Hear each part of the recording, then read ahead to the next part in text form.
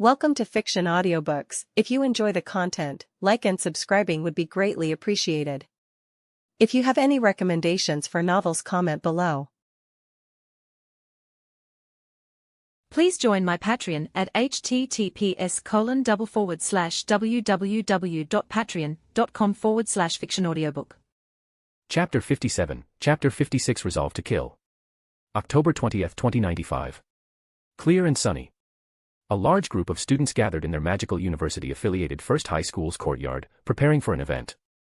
But most had their attention taken by the large, transparent, spherical glass that stood upon a ring-shaped stand and connected to wires that lead to a computer that sat on a table a few distance away. Ichihara Suzune, lead writer of First High's representative team for the annual National High School Magic Theory Thesis Competition, stood before the spherical glass. Her bodyguards, Hattori Hanzo and Kirihara Takiaki, also stood a few distance away behind her, watching her surroundings. Her calm yet piercing violet eyes were fixed upon the spherical glass, and with nervousness and determination, she raised her hand towards the tablet that stood on a light blue stand, and activated a magic sequence. Immediately, the spherical glass lit up with a thrum as it came to life. Plasma and electricity filled the interior of the sphere, crackling about as it touched each interior. Gasps of awe and shock resounded from the crowds that had gathered to watch the experiment. A few moments later, sitting on the table in front of the computer, Hirakawa Koharu turned towards Isori Kei, who was standing by her side with a tablet in his hand, and gave him a nod. Kei nodded back, and signaled Suzune to stop by raising his hand. A loud sigh escaped her lips as she lowered her hand, causing the plasma within to slowly dissipate and the thrumming stop. The room temperature plasma device operated without a hitch. That means, Phase 1 was successful. Yes. We will review the data later. Of course. With the experiment done, the crowd of students began to disperse and return to their own work. Koharu, who had been quite nervous about the experiment, also let out a sigh of relief as she leaned back to her seat. Congratulations, Hirakawa-senpai. Ah. Thank you, Tsubakihara-kun. Smiling shyly, Koharu turned towards Yuuji, who was standing behind her as her personal bodyguard, and thanked him. Her eyes shined brightly the moment his visage came into sight. Although the sun was shining brightly above her in the clear blue sky, he shined even brighter in her eyes. Koharu-senpai, hello. Ah, Aika-chan. Hello. Aika suddenly came running to her with a bright smile. And behind her were Tatsuya and Miyuki, who were walking at a more relaxed pace. Hee, I saw the experiment, it seems like a great success. Congratulations. Thank you very much. Fufu, you also look super cool while you were working on it, senpai, your serious face is really cute. Yeah. Stop that, Aika-chan. I'm not cute. Koharu averted her gaze shyly. To be called cute by such the most beautiful and cutest girl in the entire school, she was obviously happy. She might think of it as sarcasm if it came from another pretty girl, but she knew that Aika was an honest girl. They've become much closer after she requested Yuuji to be her personal bodyguard, so she had got to know her much more from the conversations Aika initiated. She was someone who'd only say things that she honestly believed in. And Koharu felt very blessed to have such a beautiful, kind, and honest junior as a friend.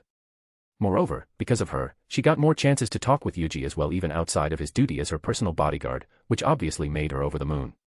No, what are you saying? You're super cute, right, Yuuji? I agree. Her face turned red in an instant. Her heart beat rapidly, thumping deafeningly in her ears, as if it was trying to jump out of her chest. She was an ordinary-looking girl. She was unlike her beautiful mother or her adorable, cute, little sister. With such beautiful girls like Aika and Miyuki constantly by his side, and many other beauties vying for his attention in this school alone, how could she even look average in his eyes? His standard for beauty must have been through the roof. But he said it. He agreed with Aika. Even though he was just trying to be kind or polite, just the fact that he said it made her extremely happy. GG's. Stop teasing me, you too. Your shy side is also very cute, senpai. Aika-chan. Fufufu. Just as Aika was having fun with Koharu, their attention was suddenly stolen by an annoying, familiar voice of a lanky, pale, tired-looking student. Hey you! What are you doing?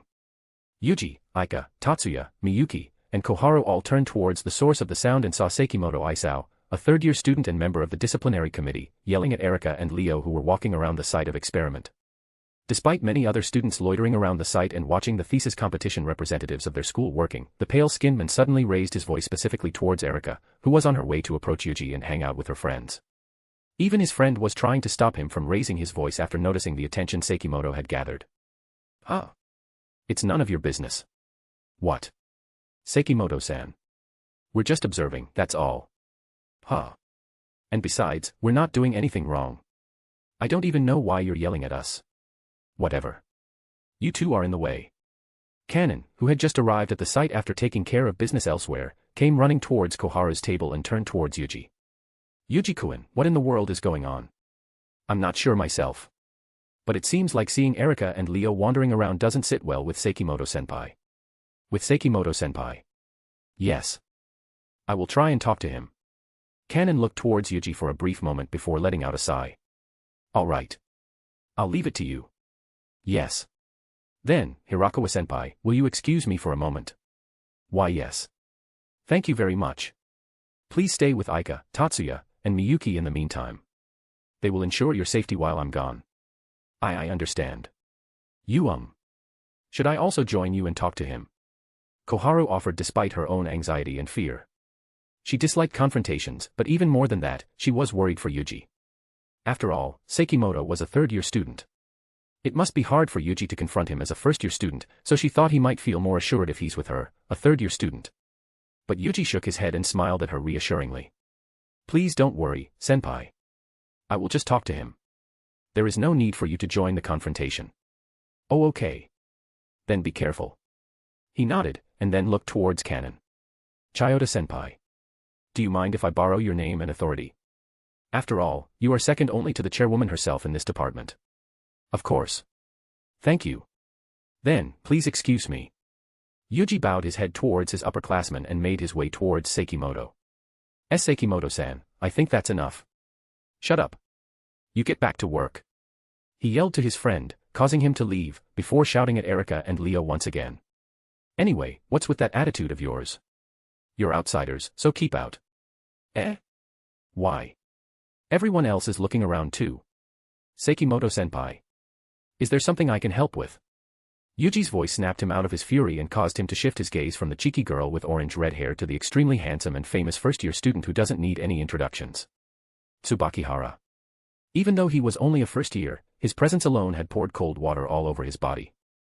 Not only his appearance, but his prowess with magic, the sparkling achievements he had obtained for himself and first high in the NSC, and his relationships with the president of the student council, the disciplinary committee, and the extracurricular activities federation which was well known to everyone in the school, he was someone even Sekimoto, a third-year student, can't just talk down to like other first-year students. Well, it's not a big deal. I was just telling these course 2 students not to wander around. Yuuji could see the sweat starting to drip from Sekimoto's forehead. He was evidently trying his best to act calmly and keep his pride as a third-year student. I see. I thank you for your willingness to keep the environment around the participants of the thesis competition and the site of the experiment safe, but in the future, there is no need for you to go out of your way and be involved with such matters, Sekimoto-senpai. Sekimoto looked at Yuuji with widened eyes, speechless and dumbfounded at his words. But I'm on the disciplinary committee. The safety and security of the participants, data, and materials that would be used for our school in the thesis competition have been arranged and assured by Chiyoda Kanon-senpai, the members Watanabe Mari-senpai and the Extracurricular Activities Federation have chosen, and volunteers, who were currently put Chiyoda-senpai's authority for this experiment.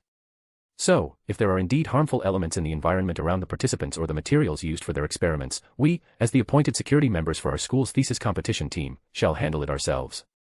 Yuuji continued, disregarding the stunned Sekimoto Isao.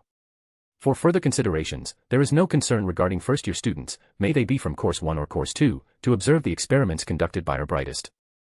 After all, by observing it, first-year students may gain inspiration and be encouraged to work harder to achieve what our representatives have done. There is no reason for me, or anyone else for that matter, to stop them from learning, and perhaps, even becoming the next representative of our school in next year's annual thesis competition. And if there are some who would cross the line, then we shall be the ones to reprimand them and explain to them without causing a scene. So please rest assured, Sekimoto-senpai. The unwillingness to back down that was born out of his uselessly high pride was showing obviously on his face. But without being able to eloquently convey this unwillingness and argue against Yuji's flawless and impregnable argument, he had no other choice but to acquiesce to his words. After all, he couldn't even complain and shift the argument to how impolite Yuuji was for talking back to him, a third-year student. He was saying everything so politely and cordially that even impressed him. I understand. Then, I'll leave the rest to you and Chiyoda. Thank you very much for your understanding, Sekimoto-senpai. Erika, Leo, you should go too, for now. You have some business to take care of, don't you? Leo tilted his head, not understanding what he meant by the latter half, but Erika smiled and nodded. All right. See you later, Yuuji. Aika, Tatsuya, Miyuki, will be going first. See you later, Erika. Aika, Tatsuya, and Miyuki returned her wave with their own, and Erika and Leon began walking away. Sekimoto watched as the two left, his face still showing contempt at them. But then, he snapped out of it once again upon hearing his voice. Sekimoto-senpai, is there anything else you wish to say? Sekimoto looked at Yuuji confusedly and saw the famous first-year student looking around with just his eyes and not moving his head. He followed his gaze and saw many students looking towards him. Only then did he realize the commotion he had just caused. **Ahem, no, I have nothing less to say. Then, I will excuse myself from now on. Continue your good job. I will. Thank you very much, senpai. NNN. Sekimoto then began walking away awkwardly at a brisk pace as students kept their gaze towards him. That guy's such a pain. He shook his head slightly and returned to where Koharu and the rest of his friends were. And when he returned, he saw Koharu and Kanon looking at him in shock, Aika smiling brilliantly, Tatsuya smiling, and Miyuki with a helpless smile. What's wrong? No. I just didn't expect you to destroy a senpai in an argument so utterly. Yuuji-kun. You're amazing. Yuuji rubbed the back of his head and laughed helplessly. Ahahaha. Well, those two are my close friends, so I was a bit upset that they're getting yelled at in public because of his pettiness. Kanon sighed and smiled helplessly. I see. Well, you did a good job anyway. Return to your duties. I'll return to K as well. Yes. X. Erika and Leo walked and exited the school together in silence. Their mood was spoiled when they were being yelled at by the lanky, pale third-year upperclassmen. But thankfully, Yuuji came to help them and slam-dunked on the guy with facts and logic. It was super satisfying, and their mood was uplifted after seeing the dumb, speechless face from that upperclassman. As they walked in silence, Erika suddenly stopped and turned towards Leo, causing him to halt in his steps. Hey, you got time after this? Leo looked at the orange-red-haired girl confusedly. I talked about you to Yuuji and Aika the other day. What did you talk about? Follow me. We'll talk on the way. You're free right now anyway, right? Sure. Erika turned around and walked off, leaving Leo wondering what she intended to talk about. He followed after her and walked on her left, glancing at her once in a while as she walked off silently. They continued to walk and soon, he realized that they're heading not towards the marketplace or a food street so they could talk over some tea or meal, but towards the residential area of the city. But before he could say anything, Erika broke the silence first. Don't you think it's too simple? What is? It's not over yet. I've told you guys about what happened the other day, right? Your own school is also one of the targets of the East. The event that happened a few days ago.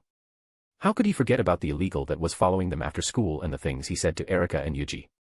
Even to this day, his words still bothered him. Although he couldn't understand what he meant, he still knew that there's an underlying threat still looming over them that might come up soon and bite them. That Sekimoto we just had an argument with. He was caught stalking Yuuji, Aika, Tatsuya, Isori K-senpai, and Chiyoda Kanon-senpai the other day. He escaped with a bike that had boosters equipped to it. What? Really? Yes. But I think he might just be a decoy for something bigger. Silence fell upon the both of them before Leo spoke up. You want me to play detective so we can smoke out the real culprit, then? Hey, as if. We can leave all the thinking to Yuuji and Tatsuya. Leo raised his eyebrows in realization before a smile appeared on his face. Then, we're the bodyguards. Well, except that we'll be counterattacking more than defending. But there's still something lacking towards that end. Something lacking. Leon looked confusedly towards Erika as she kept her eyes straight, walking through the familiar path she had walked through numerous times before. Leo, your latent skills as a foot soldier are first class. I think you've got the potential to surpass Hattori and Kirihara.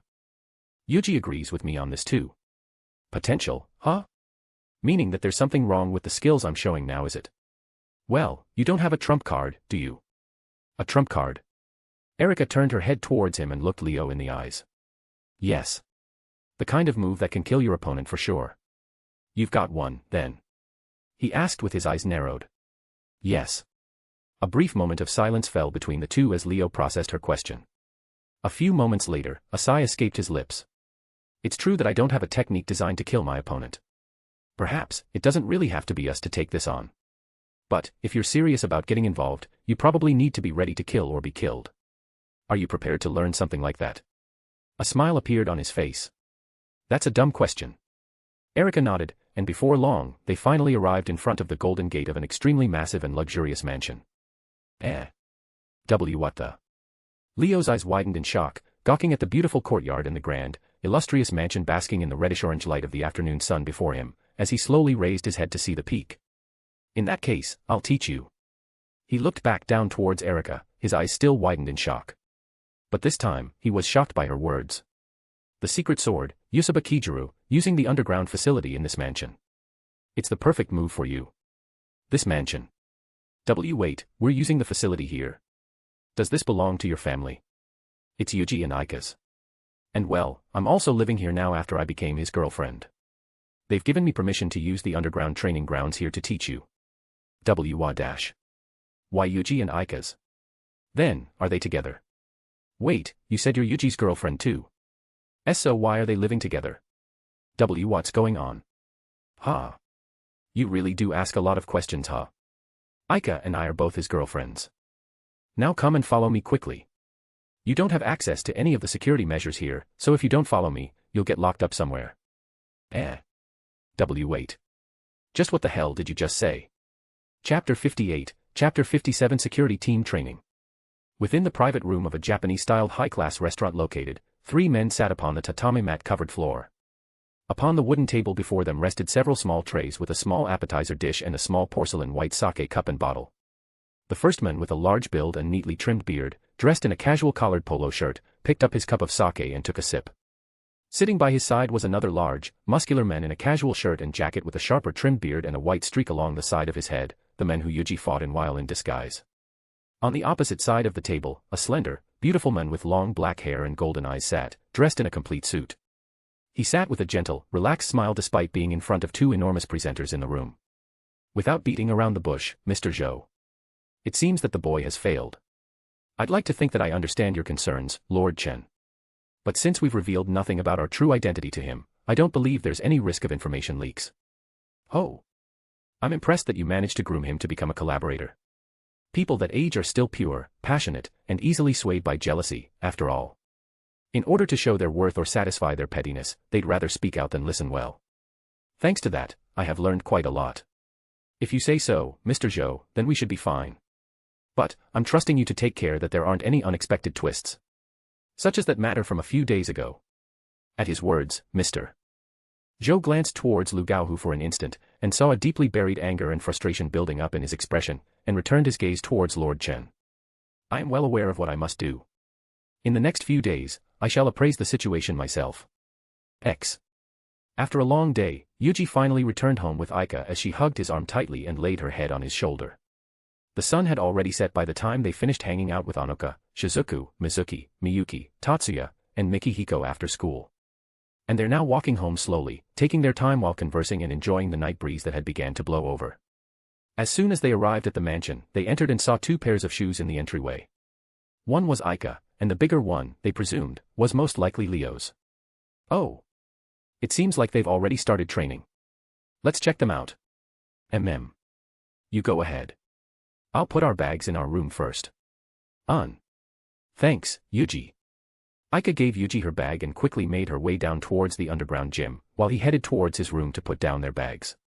Upon entering the master bedroom, he noticed Erika's bag on the couch and her school uniform neatly folded right beside it. She must have changed into her training outfit, which consisted of a white kikoji and a red hakama. Just like Aika, his bedroom had turned into all of their bedrooms.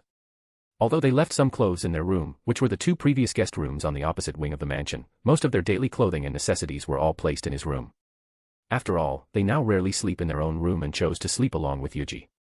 Even their makeup stuff, which wasn't that much considering Aika's no use for it and Erika's tendency to not use much of it, were all placed in his bathroom. After placing their bags, Yuuji exited his room and quickly followed Aika to the underground gym. Reaching the underground level of his mansion, he could see Aika's figure in the massive gym and training ground half of the floor through the transparent glass, already chatting with Erika. A few distance away from them, he could see Leo, dressed in a similar training outfit that Erika brought along with her from her home for him, sprawled on the ground and breathing hard. His lips curled into a smile as he approached the metallic door into the gym. Yuuji lowered himself to position his eyes right in front of the iris scanner, and once it recognized the pattern of his iris, he placed his thumb onto the fingerprint scanner. The door slid open, earning Aika and Erika's attention as he approached them. "Hey, welcome back." Yuuji grabbed around Erika's shoulder, pulled her towards himself, and pressed his lips on her head. I'm back. How's it going?" "Well, as you can see, he's exhausted. We're taking a bit of a break right now." "I see." It was actually quite surprising for Yuuji to see Leo this tired. As a magician, and especially in Leo's case, Leo has immense physical strength and stamina, much more than a normal human like Yuuji before he got his divine physique. Even in the anime, there wasn't a time where he was this exhausted. "Then, I'll check up on him for a bit, okay?" "I'll be here with Aika." Yuuji nodded, and headed to the fridge that was in between the training grounds and the gym. It was filled to the brim with liters upon liters of water in bottles and various sports drinks with a variety of flavor. Yuuji just took a large bottle of water and a regular sports drink, and approached Leo. "Yo. Seems like Erika dragged you through the ringer, huh?" "Yuuji." Leo opened his eyes to see Yuuji, the guy who had been in his mind ever since Erika revealed her relationship with him and his true self, handing him a bottle of water and sports drink. "Thanks." He grabbed both bottles, placed the mineral water bottle on the ground, and gulped down the sports drinks. And after he finished, he turned and looked towards Yuuji once again as he sat on the ground. He had mixed feelings about this. He thought he knew who Yuuji was. Although he wasn't as close with him as he was with Tatsuya, Leo still considered him his close friend after all the time they spent together. But today, a lot of things that had been revealed to him made him wonder. Is the Yuuji he knew the real him? Everyone has secrets. That much he understood. And Yuuji was free to hide his secrets. His wealth was one thing. He had expected him to be rich given how much Aika had been bragging about his wealth.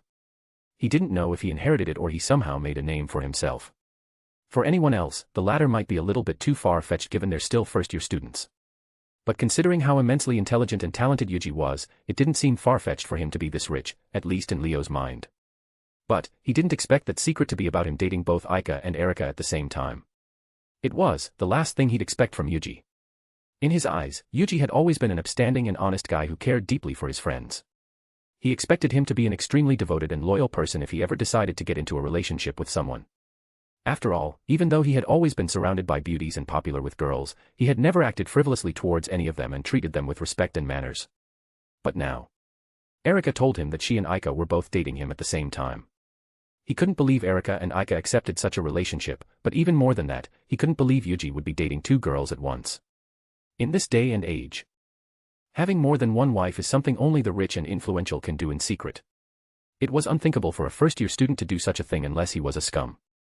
But Erika knew about Yuuji dating Aika before she entered into a relationship with him. And after listening to Aika's story, he felt truly conflicted. On one hand, it was the fact that he was two-timing, even if they both accepted it. But on the other hand, he treated them extremely well and the two didn't have any complaints about their current relationship. In fact, Erika seemed happy about the arrangement since she could be with Yuuji as well as Aika, who she had become extremely close with. Seeing his complicated expression, Yuuji smiled apologetically and lowered his head slightly.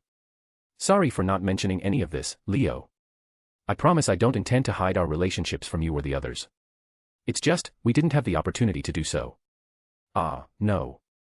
It's fine. I was just shocked." Yuuji nodded and sat down beside him. "It's a lot to take, huh?" "Of course it is. But, well, as long as you're all happy, then I'm not in the position to say anything. I'll be supporting all of you as a friend. Just treat them well." Leo turned his head and looked at Yuuji. "I've seen guys who tried to make it work with two girls, and he ended up not only hurting the girls, but also himself. From what Aika told me, you seem to have things under control, but don't forget the reason why you entered a relationship with them in the first place." A look of surprise emerged on Yuuji's face. He didn't expect to receive such a deep relationship advice from Leo. "I won't. I will treasure them forever. Thank you for understanding, Leo." He raised his fist towards him, and Leo bumped it with his own. "So, how's it going?" "It's going slowly. I'm not very used to strengthening an object without having it crease. Normally, it doesn't matter if it creases or not as long as it's hard. It's a bit different from how you usually use it. But I'm sure you can figure it out. And once you do, you'll be a force to reckon with. You have amazing potential as a combatant, Leo. Having a skill that could give you an edge in a life or death battle could be the difference between life and death. If you're determined to go down this path, then you should be ready." "I know. Thanks. I've made my own resolve. I've also heard from Aika. Things are going to get messy soon, huh? Yuuji let out a sigh and nodded. Unfortunately. They've begun using students from our own school as spies. And the thing Mizuki said before about the feeling of being watched, that must be some sort of spell placed on the entire school grounds to observe us. Huh. What a bunch of creeps. Hey, seriously. I'm guessing they'll make a move during the thesis competition. Yuuji turned and looked at Leo once again. I'd like to say no hurries, but it'd be great to have you ready and join us by then. Having you and Erika there would be a lifesaver. I'll do my best. No promise though. Hey, don't worry. I'll tell Aika to crank up the intensity of your training. Wadash. Yuuji stood up from his seat and began walking away, waving his hand at him. Don't worry. There's plenty of water and sports drinks in the gym fridge. I won't charge you for any, so go and have your fill. Aika and I will be cooking a lot more food for our dinner tonight, so don't worry. Go get destroyed. That's not the problem. Oi, wait, Yuuji. Yuuji simply chuckled and continued heading towards Aika and Erika. When he reached them, Erika turned towards him and saw Leo looking at him with scared eyes. What's going on? It's nothing. Oh, and don't hold back on training him. I'll be cooking extra for dinner tonight either way. Hey, leave it to me. Erika narrowed her eyes and looked at Leo with a smirk, causing sweat to drip down his forehead. Aika, will you help me cook dinner? Leave it to me. Thank you. Then, I'll leave you guys to it. You're free to use any of the facilities here. You know where the drinks are. And if you need anything else, just call us from the intercom. I know. Thanks. Yuuji pulled Erika into a hug once again and kissed her head. Then, we'll be off. Good luck, Leo. Don't die, Leo. X. October 22, 2095. First high school outdoors practice field. Yuuji walked through a clearing in between tree lanes that stretched far into the distance. A calm expression adorned his heavenly countenance, but his eyes were sharp, belying his still exterior. At least. That's how it looked for Mayumi, Mari, and Jumanji Katsudo, who were watching from a screen in the monitoring room for this thesis competition security volunteering members training session, as well as the trainees that were currently lying in wait for an ambush. Inside, Yuuji wondered just how he ended up in this position. Just this morning, he was getting ready to have a slow day accompanying Hirakawa Koharu and the other members of the thesis competition team, just like usual. But suddenly, the chairman of the Extracurricular Activities Federation, Jumanji Katsudo, took him and made him go against the members of the security detail for the thesis competition to train them. There was no way for him to decline.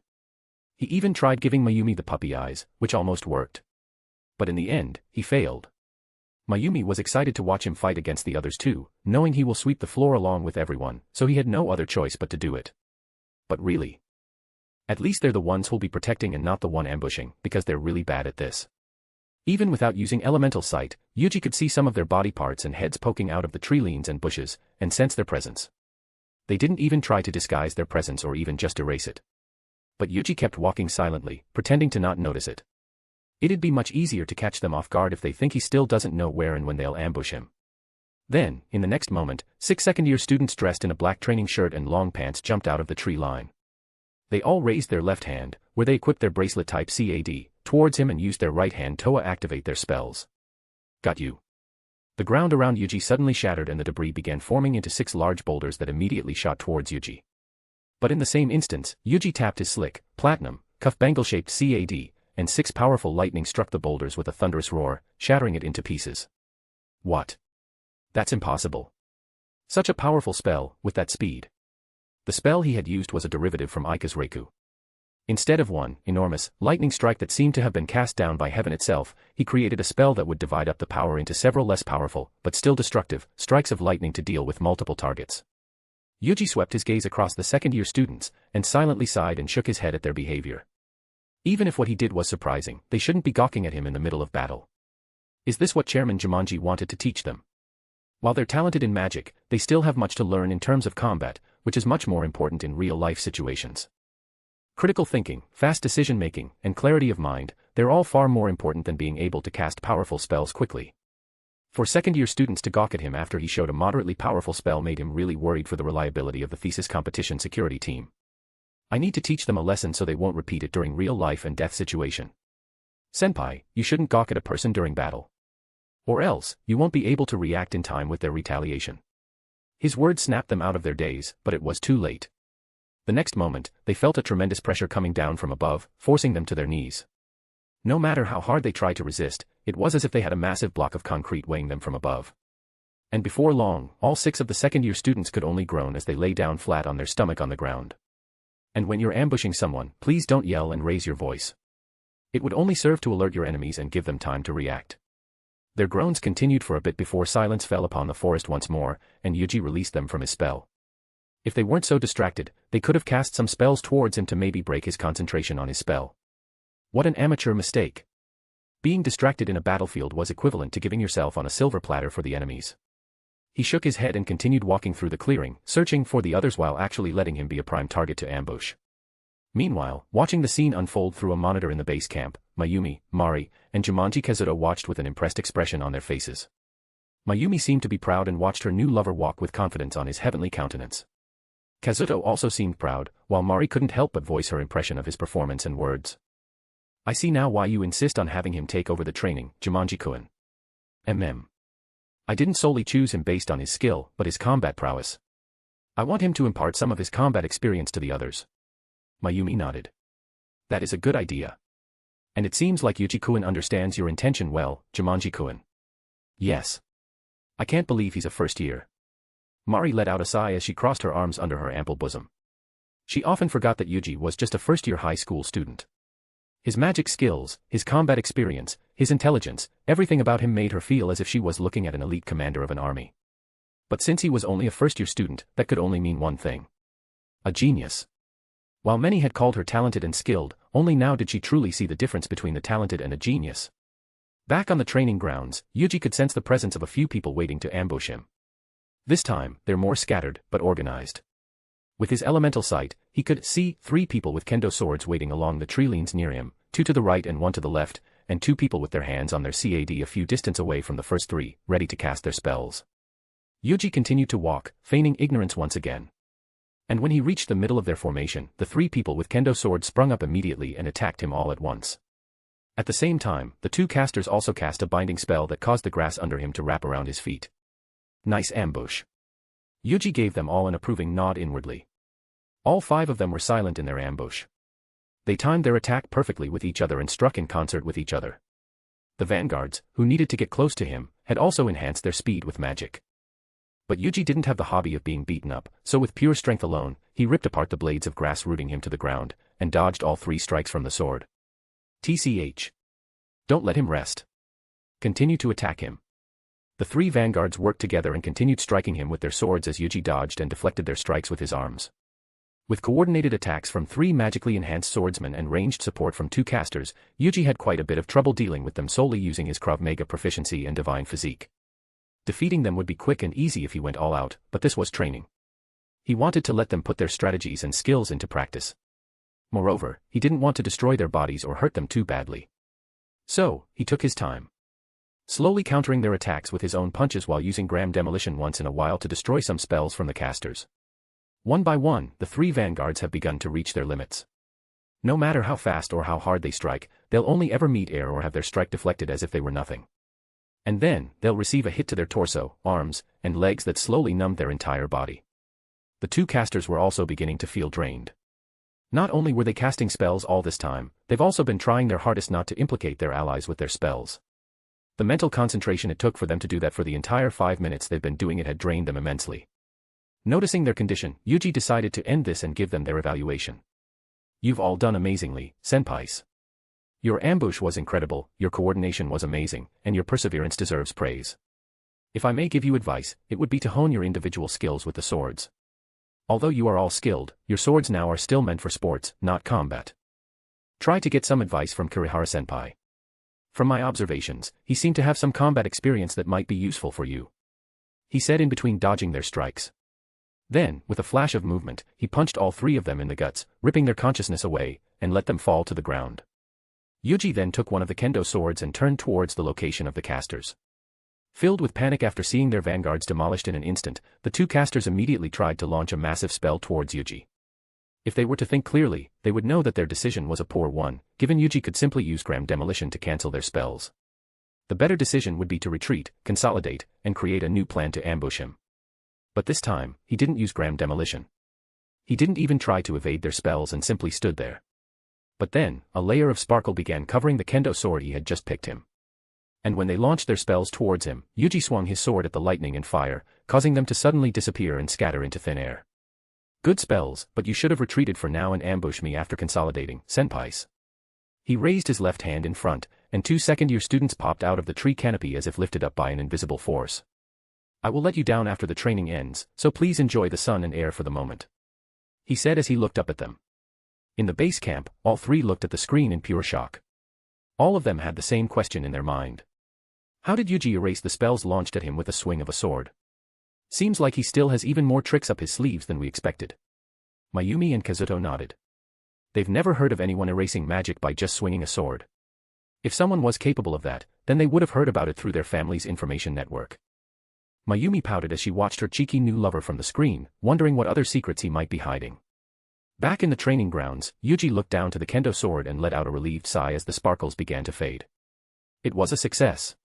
Not only did he manage to recreate the contact-type gram demolition that he had heard about in the light novel, he also managed to modify it to his will.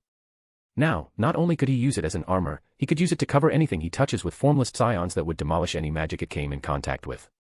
Perhaps, in the future, he could create a sword-shaped CAD for Erika that could use this type of gram demolition, allowing her to erase spells with a swing of her sword. As he wondered at the potential of his new spell, the ground beneath him suddenly shook.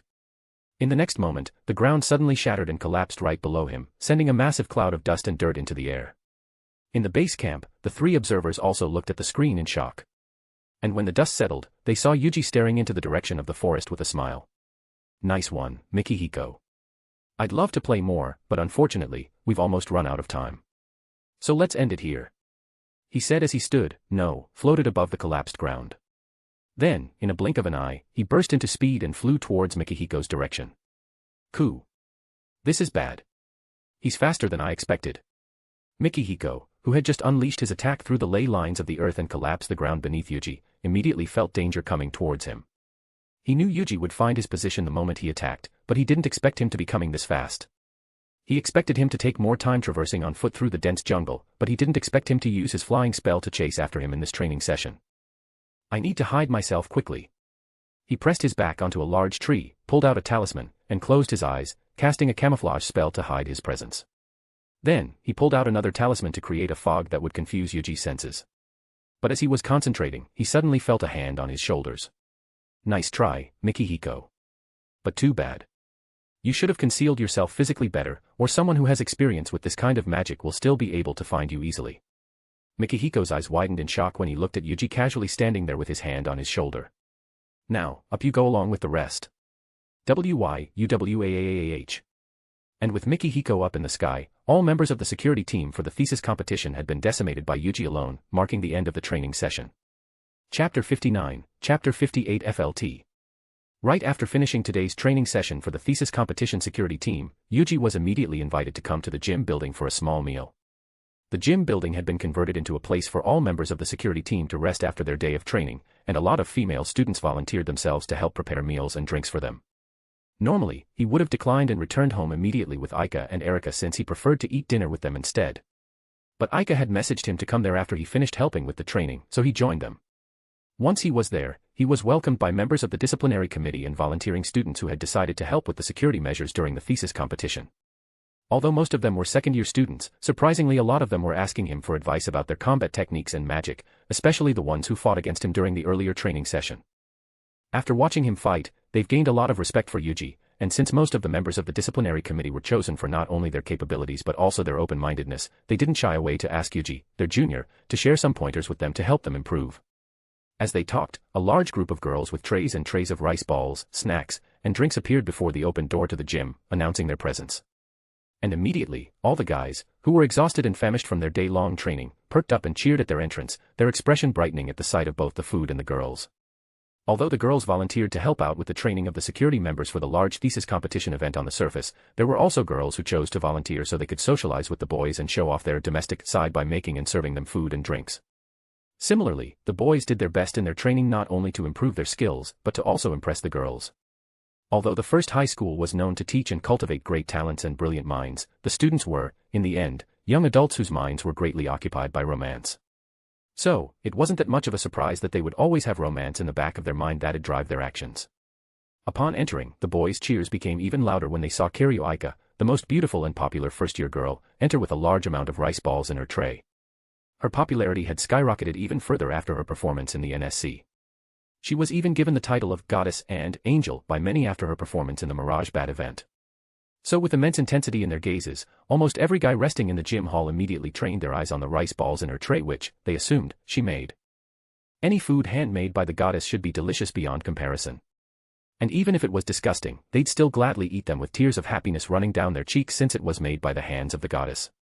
Meanwhile, Yuuji, who saw his beloved enter with a huge, brilliant smile on her face, couldn't help but become suspicious of her. While others might see it as the brilliant smile of the goddess, he recognized that smile. It was a smile she would make when she's planning something mischievous. On her side, Mizuki also entered with slightly blushing cheeks. She was looking down to the tray of rice balls she was bringing, seemingly nervous about something. Before long, Aika noticed his gaze and her smile quickly grew even brighter. Ah, there he is. Mizuki, let's go. Yeah. Aika-chan. Disregarding Mizuki's yelp, Aika grabbed Mizuki's arm and dragged her towards Yuuji while still holding the tray full of rice balls with one hand in an insane feat of balance. She disregarded every boy around her, who immediately deflated in disappointment as she walked past them, and beelined towards her one and only beloved, who was looking so hot and sexy in that jet-black training uniform. Hey Yuuji. Good work kicking butts, out there. GG good work, why Yuuji-kun. Good work, Aika, Mizuki-san. I see, so this is what you were doing. Is this why you told me to come here? A lot of things finally clicked in his mind.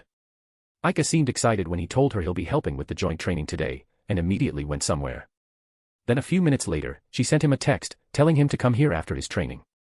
Now he knew that she wanted to surprise him by cooking for him. Mizuki and I had a fun time making these especially for you. Right, Mizuki. Yeah. Aika-chan, that's not, we're making them for everyone. Fufufu we did make some extra, but the ones we intended to make were for Yuuji, right? Didn't you say you wanted to thank him for saving you in that incident with Mikihiko? Aika-chan. Mizuki couldn't believe Aika would just blabber everything to Yuuji just like that. She hadn't even managed to calm herself from being this close to Yuuji. Although she had spent quite a bit of time hanging out with Yuuji, his presence still made her super nervous and shy. It took her a while to muster up the confidence to give the rice balls she had made to convey her gratitude for Yuuji, but now, Aika just revealed everything to him. It's too embarrassing for her. Taking her silence as confirmation, Yuuji couldn't help but look at Mizuki with surprise. He didn't expect her to take that small meddling he did so long ago to prevent her from getting hurt this seriously. He was, of course, appreciative of her efforts, but it was still surprising. I see. Thank you very much for your efforts, Mizuki-san. Although I'm not sure if that small meddling on my part deserves such gratitude from you, I truly appreciate it. Mizuki shook her head and gripped the handle of the tray harder. And no.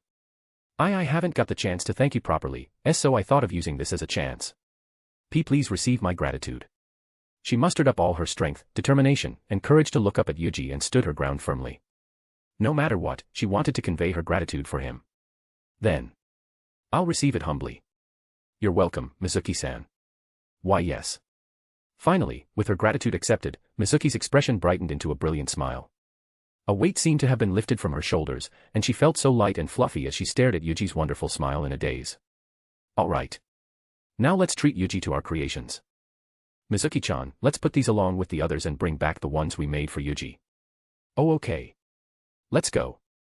Aika and Mizuki then left with their trays and returned just as quickly as they left, but this time, with a smaller tray that had 6 triangular and identical rice balls separated into 2 groups of 3.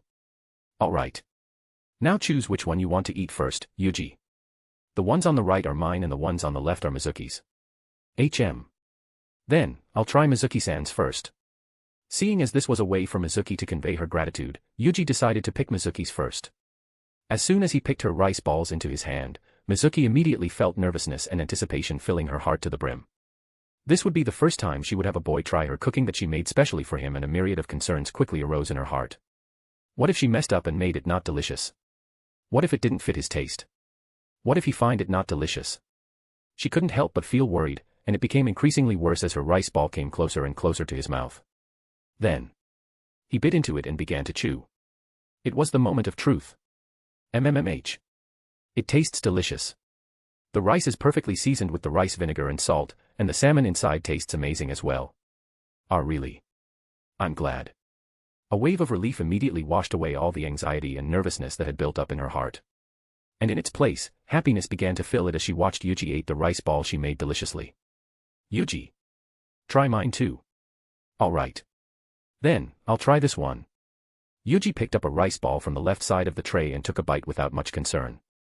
He had eaten Aika's cooking before and they tasted amazing. Although she had never cooked before, her cooking skills skyrocketed very quickly after she learned how to cook by watching cooking videos thanks to her SSR. At this point, she could even pass as a chef in a high-class restaurant if she wanted to. In fact, Yuuji had said that to her and asked if she wanted to become one, but Aika rejected the idea. She wanted to learn how to cook only so she could become a perfect wife for him. And after saying that, she began seducing him and they ended up making love to each other all night long while role-playing as newlyweds. Since he knew her skill level in cooking, Yuuji didn't think much and simply took a bite of the rice ball she made, expecting another delicacy that his future wife made for him with love. But everything seemed to shatter the moment he bit into it. Instead of the usual savory saltiness and slight vinegary taste to the rice and savory fish within, a mix of sweet, nutty, and creaminess filled his mouth. What the hell is in this? He immediately looked at Aika and saw her grinning widely with a smug expression on her heavenly countenance. Fufufu, how do you like my peanut butter and strawberry jam rice ball, Yuuji? I was thinking of innovating with my cooking and made them with a lot of love and thought. Innovating? This is the wrong direction for innovations. Why don't you just use the normal ingredients? Yuuji quickly grabbed the thermos of tea Aika brought with her and drank it to wash off the strange mix of taste in his mouth. Yeah. But that's boring, right? I wanted to spice it up. This is too much. Then how about you try the other ones? Yuuji looked at her suspiciously. What do you fill them with? This one is filled with a ball of wasabi and mayonnaise, and this one is filled with umeboshi and soy sauce. Aika. Are you trying to kill me? But I thought you can overcome anything as long as you have love. She blinked her eyes at him, leaning forward to accentuate her beautiful, long eyelashes as she pressed her luscious, pink lips with her forefinger. And with her challenging words being the nail in the coffin. He ate all of the rice balls the girls, especially, made for him. She was right. As long as he had love, Yuuji could overcome everything. And that night, she received his love all night long in the form of his seed in her womb in exchange. He even had Erika help him, making her gasp and moan in pleasure all night long from his relentless love-filled assault. The next morning. October 22, 2095. Yuuji awakened early in the morning on his bed after a long night of punishing Aika for a prank. He only slept for 2 or 3 hours, but he felt no fatigue whatsoever. In fact, he felt very refreshed since he had just emptied his balls into his beloved, who was currently still sleeping by his side. He looked down to his sides and saw Aika and Erika both snuggling up to him, using his chest as their pillow, with their arms and legs wrapped around his body. Their faces slightly illuminated by the moonlight that seeped through curtains of the tall window right in front of his bed. What a sight to wake up to. Both of his girlfriends looked like fairies, and he was cuddling with these beautiful fairies. Truly a dreamy sight to behold and experience. But unfortunately, he had to go. He had promised Tatsuya to accompany him to bring the Magatama relic to the FLT and also meet with his martial art master in his temple. So, he reluctantly tried to pry off their arms and legs slowly from his body, tucked them back into their covers, and kissed their forehead. I have to go. Mayumi will be coming today. Don't forget, okay? He whispered to the both of them. There was no response from Erika as she was still deep in sleep, but Aika responded with a groan that sounded sexier than it had to be.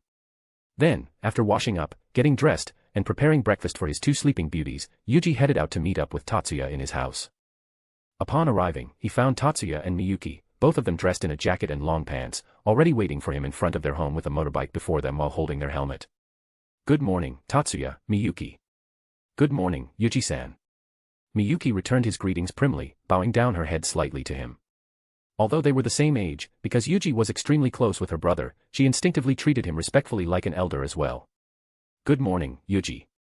We will be heading to the FLT after we visit Kokono-sensei. It'll be a little ways off.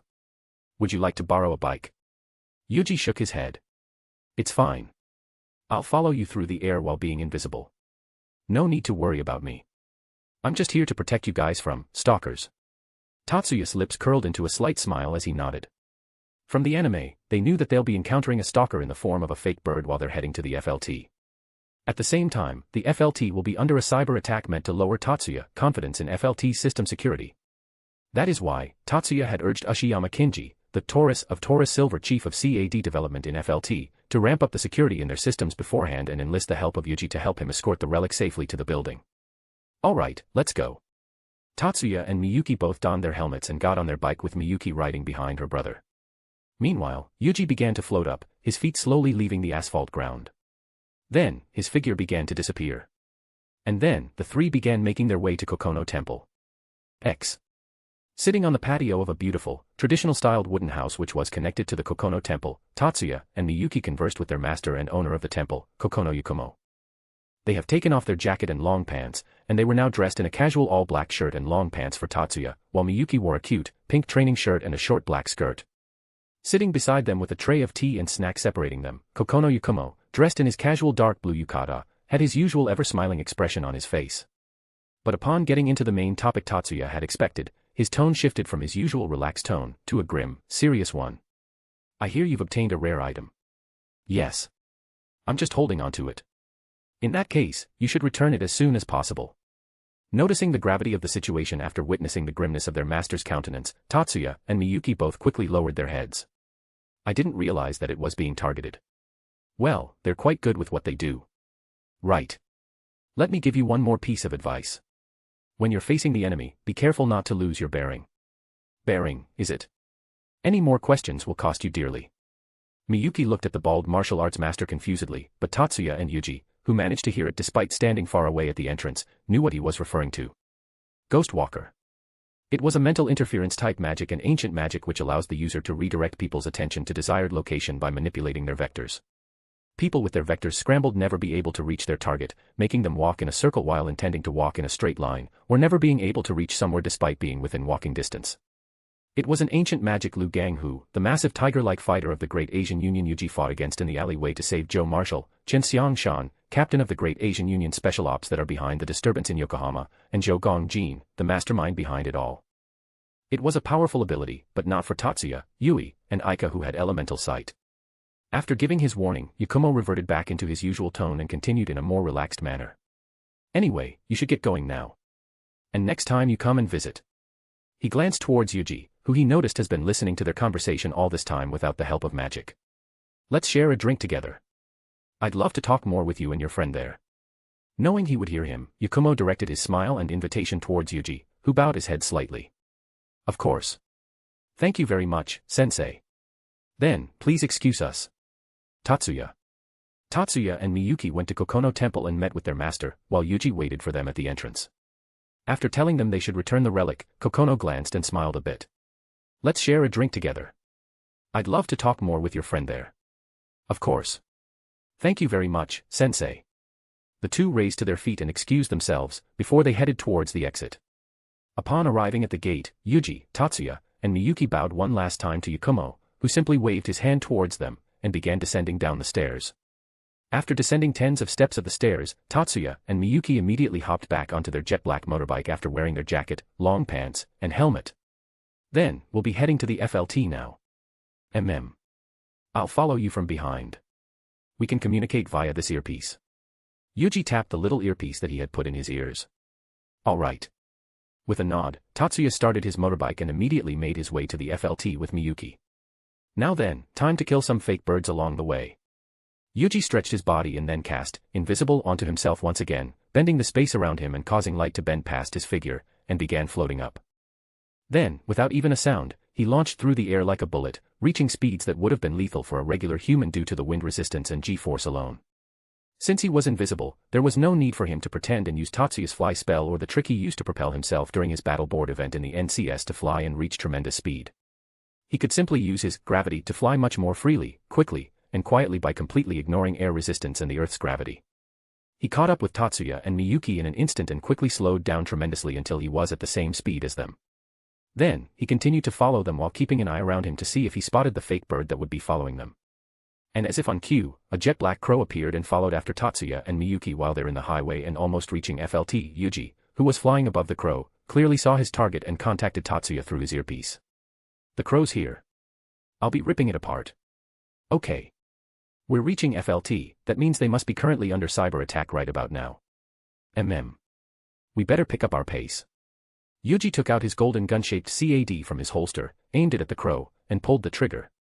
In an instant, the fake crow suddenly burst into nothingness after its each and every molecule was ripped apart violently from each other in a blink of an eye.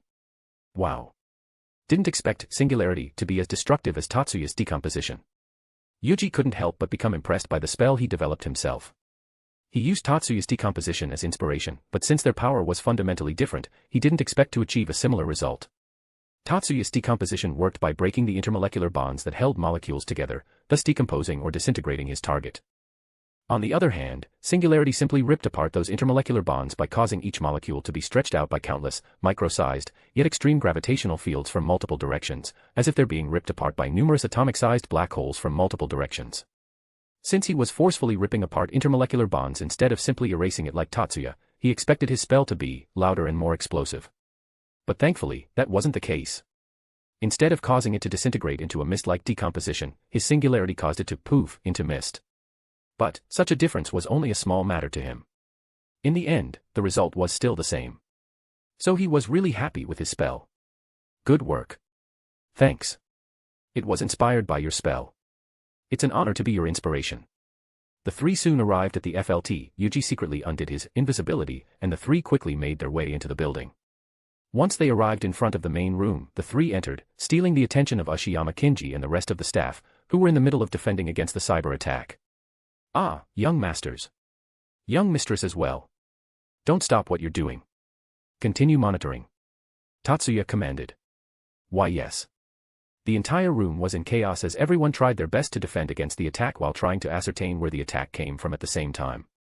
So you've been hacked as I expected. Yes. Honestly, if you and young Master Yuuji hadn't warned us about this, we would have been caught off guard. Though, something's really bugging me about this. What is it, Ashiyama-san? Yuuji asked. For such a large-scale attack, I have no clue what they're after. You mean their objective isn't clear? Perhaps they're just trying to tell us that they could attack us anytime they wanted. Maybe. Just then, a female staff member suddenly raised her voice. The unauthorized access has stopped. Don't let your guard down. We're staying on full alert for the rest of the day. Ashiyama ordered before turning his attention back towards Yuuji, Tatsuya, and Miyuki. Ha. Excuse me for that. So, what brings you here today? There's something I'd like to keep at the lab.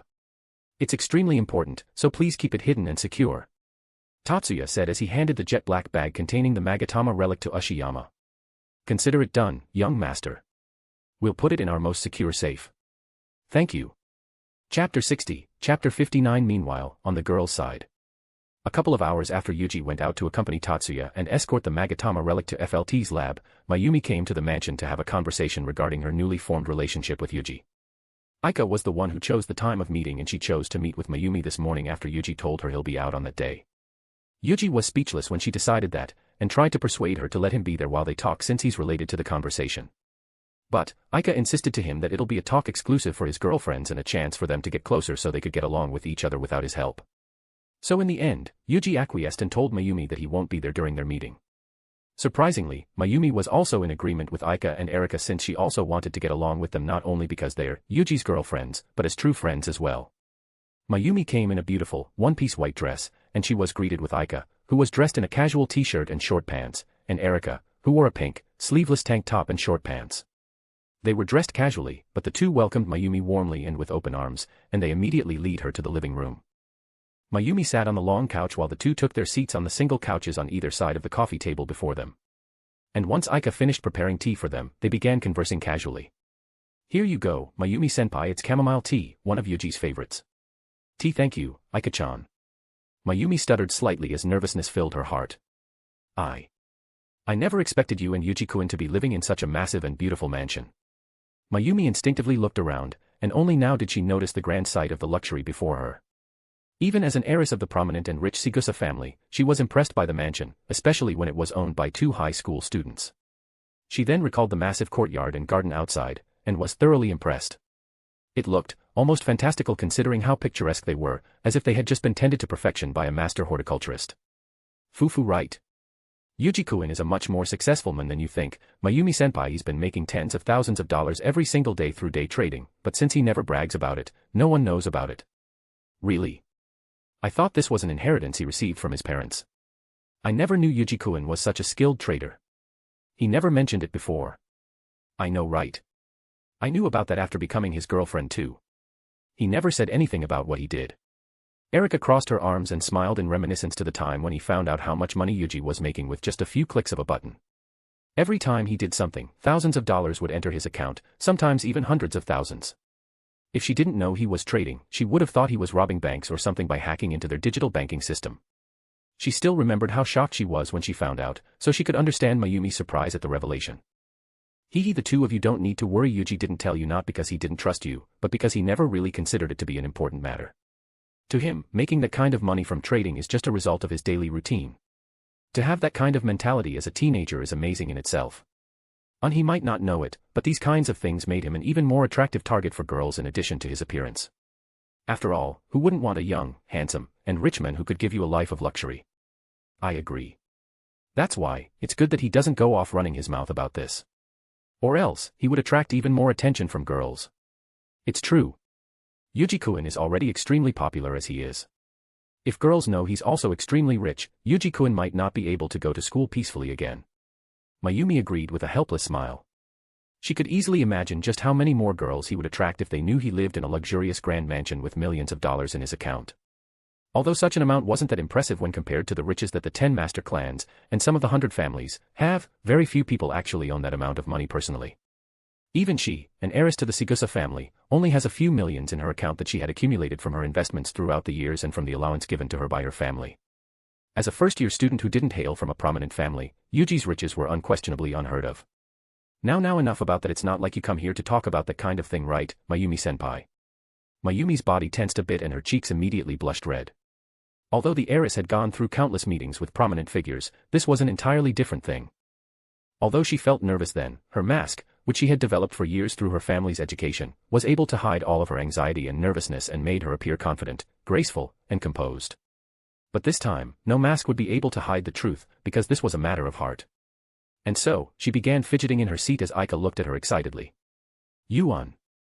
I am here today to tell you that I've begun dating Yuji. She felt as if she was saying this to his parents. But they were his girlfriends as well. So the first instinct of her was to shrink down and make herself small to brace herself from his girlfriend's angered shouts and yells for daring to steal him from them. But to her surprise, it was the complete opposite. That's great. Congratulations, Mayumi-senpai. I've been waiting for you to finally become our sister. Yeah. Aika plopped down to the seat beside her and grabbed her hands in excitement, looking at her with a brilliant smile that reflected genuine happiness. Befuddled, Mayumi looked at Aika with a shocked confusion before turning her gaze towards Erika. Ahahaha, we actually knew that you're both interested in each other, so we're just waiting for the time Yuji actually confessed to you. So congratulations, Mayumi-senpai. Ah, really? Erika then stood up from her seat and sat on Mayumi's other side. We might not have the chance to interact with each other much, but now that we're both dating Yuji, I hope we can become closer and support him together. Please take care of me, Mayumi-senpai. Why yes. Likewise, Erika-san. Fufufu then, let's show Mayumi-senpai around this mansion. That way, you can familiarize yourself with the house and you won't get lost the next time you come and visit. Aika pumped up her fist to the sky in excitement and stood up, grabbing both of Mayumi and Erika's hands to pull them up. Alright. Aika-san, please don't pull me. Oi Aika, stop pulling me too. Ignoring their plea, Aika continued to drag them towards their first destination. Then, for our first destination, the most important place in this mansion is Yuji's room. Is it fine to come in there when he's not here? Don't worry about that, Mayumi-senpai. Yuji's room has become Erika and my room too since we often sleep together. Yeah. Why you do? Of course here it is. Aika opened the door and revealed the enormous, luxurious master's bedroom of the mansion where they spend their time the most. Then, she took Mayumi inside and explored the entire room, the closet, the master's bathroom, and the personal gym behind the master's bathroom that overlooked the courtyard. Mayumi's heart was thumping loudly. This was the first time in her life ever visiting a man's bedroom that didn't belong to her father or family member. Moreover, it was her lover's. She couldn't help but feel super nervous and embarrassed. But, she still looked around with great curiosity and interest. After all, by looking around his room, she could get a glimpse of his life that she had never seen before. After they thoroughly inspected Yuji's room, Aika led Mayumi to other parts of the mansion. They went to the kitchen, see the other rooms, the swimming pool, the spa, the underground gym, training ground, lab, as well as the game room and guest rooms on the second floor. Wow. It's really big. But honestly, we rarely go anywhere other than the first and underground floor. Yeah. We never use the game room, and since we sleep on the first floor, we never use the rooms on the second floor too. I see. Anyway. Let's move on to our next order of business. Mayumi and Erika showed a confused expression as Aika exclaimed in excitement. To start deepening our bond with Mayumi-senpai and welcome her as our sister, let's go to the spa together. Yeah. Spa. It's the spa we saw before. And don't worry about the change of clothes. You can borrow mine or Erika's. Or if you want, you can also wear Yuji's shirt. And no thank you. I'll borrow your clothes.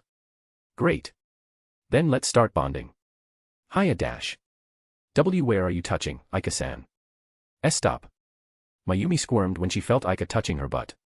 Now it's fine now that we're sisters. Really? Erika then bonked Aika's head. No it's not. Stop harassing her on her first day with us. Okay, I'm sorry, Mayumi-senpai. GG's. Faced with the bundle of joy, excitement, and lewdness herself, Mayumi had no choice but to let herself be dragged from the living room to the spa, which was located near the swimming pool. And although she was hesitant at first, the heiress quickly melted into the hot bath and enjoyed her time conversing and relaxing with her new close friends and sisters. After a long soak in the spa, the girls changed into comfortable clothes and returned to the living room. Mayumi borrowed Aika's navy blue, long-sleeved cotton pajamas and pants. It was slightly oversized for her since she was a bit more petite and shorter than Aika. But Aika and Erika convinced her that it made her look even cuter, so she decided against asking for a different one. Meanwhile, Aika and Erika wore their usual sleeveless tank tops and short pants. Sometimes, they would wear Yuji's shirts, and in Aika's case, going naked was also an option for her. But, since Mayumi was still new to this kind of relationship, she decided against walking around naked so as to not shock her too much. After brewing a nice, warm cup of tea together, they sat together on the couch in the living room and continued their chat from the spa earlier. Aika told Mayumi about the past she shared with Yuji.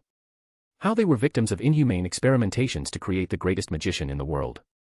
How they were rescued by the JSDF, more specifically Major Kazama.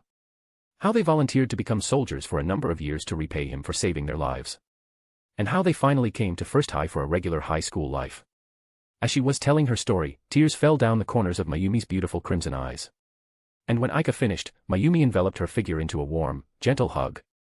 I didn't know you two went through such horrible things. I'm sorry. Aika shook her head as she returned Mayumi's hug and wrapped her arms around her petite figure. Don't be, Mayumi-senpai. Yuji and I are happy now, especially when you and Erika are here with us. So please don't cry. Yuji and I don't really like being pitted because of our past. Instead of wallowing in the past, we prefer looking forward to the brighter future. I just wanted to tell you this story so that you can know more about us. So let's not dwell in it any longer, okay? Aika separated herself from Mayumi and gave her a brilliant smile. The smile of someone who had conquered her past trauma and turned to face the light once again. A powerful smile that struck a chord in Mayumi's heart. She wiped her eyes and gave Aika a gentle, loving smile in return, just like that of a gentle older sister. I understand, Aika. Then, I will not mention this again in the future. No, and please keep the secret about Yuji and I being in the military a secret, okay? Don't tell anyone, especially the Sigusa family. Of course. I will keep it a secret. Please don't worry. Just then, the sound of a mechanical door opening resounded, grabbing all three girls' attention. It must be Yuji. Aika perked up as she rose from her seat. And confirming her words, Yuji's voice resounded from the entrance. Aika, Erika, I'm home. Yes Mayumi-senpai, let's go welcome him home together. Wait dash. Without allowing her time to prepare her heart, Aika lifted Mayumi up to her feet with a surprising amount of strength, and dragged her to the entrance with Erika following closely behind. And when they arrived at the foyer, Mayumi fell into a daze when she saw Yuji's figure. Despite having not seen him for just a couple of days, she was easily mesmerized by his appearance and smile as if it was their first time meeting all over again. Welcome home, Yuji. Hey, glad you came home before it started raining. I'm home. Yeah, I'm super glad it didn't start raining sooner or I would have definitely gotten wet. Yuji removed his shoes, placed them on the cupboard, and put on his indoor slippers before raising his head to meet Mayumi's gaze with a soft, loving smile. His eyes stayed on hers as she continued to stare at him in a daze before he began inspecting Mayumi's current wardrobe. Welcome, Mayumi. You look extremely adorable in that pajamas. Hearing his praise, Mayumi snapped out of her daze and immediately began fidgeting as her face blushed crimson red. Thank you. Welcome home, why Yuji-kun. I'm home. With one smooth movement, Yuji approached her and pulled her into a warm embrace, holding the back of her head with one hand softly as he kissed her on the top of her head. And in response to the sudden show of affection, Mayumi was frozen stiff. Her cheeks turned into ripe tomatoes as she felt Yuji's warmth, smell, and love enveloping her entire being.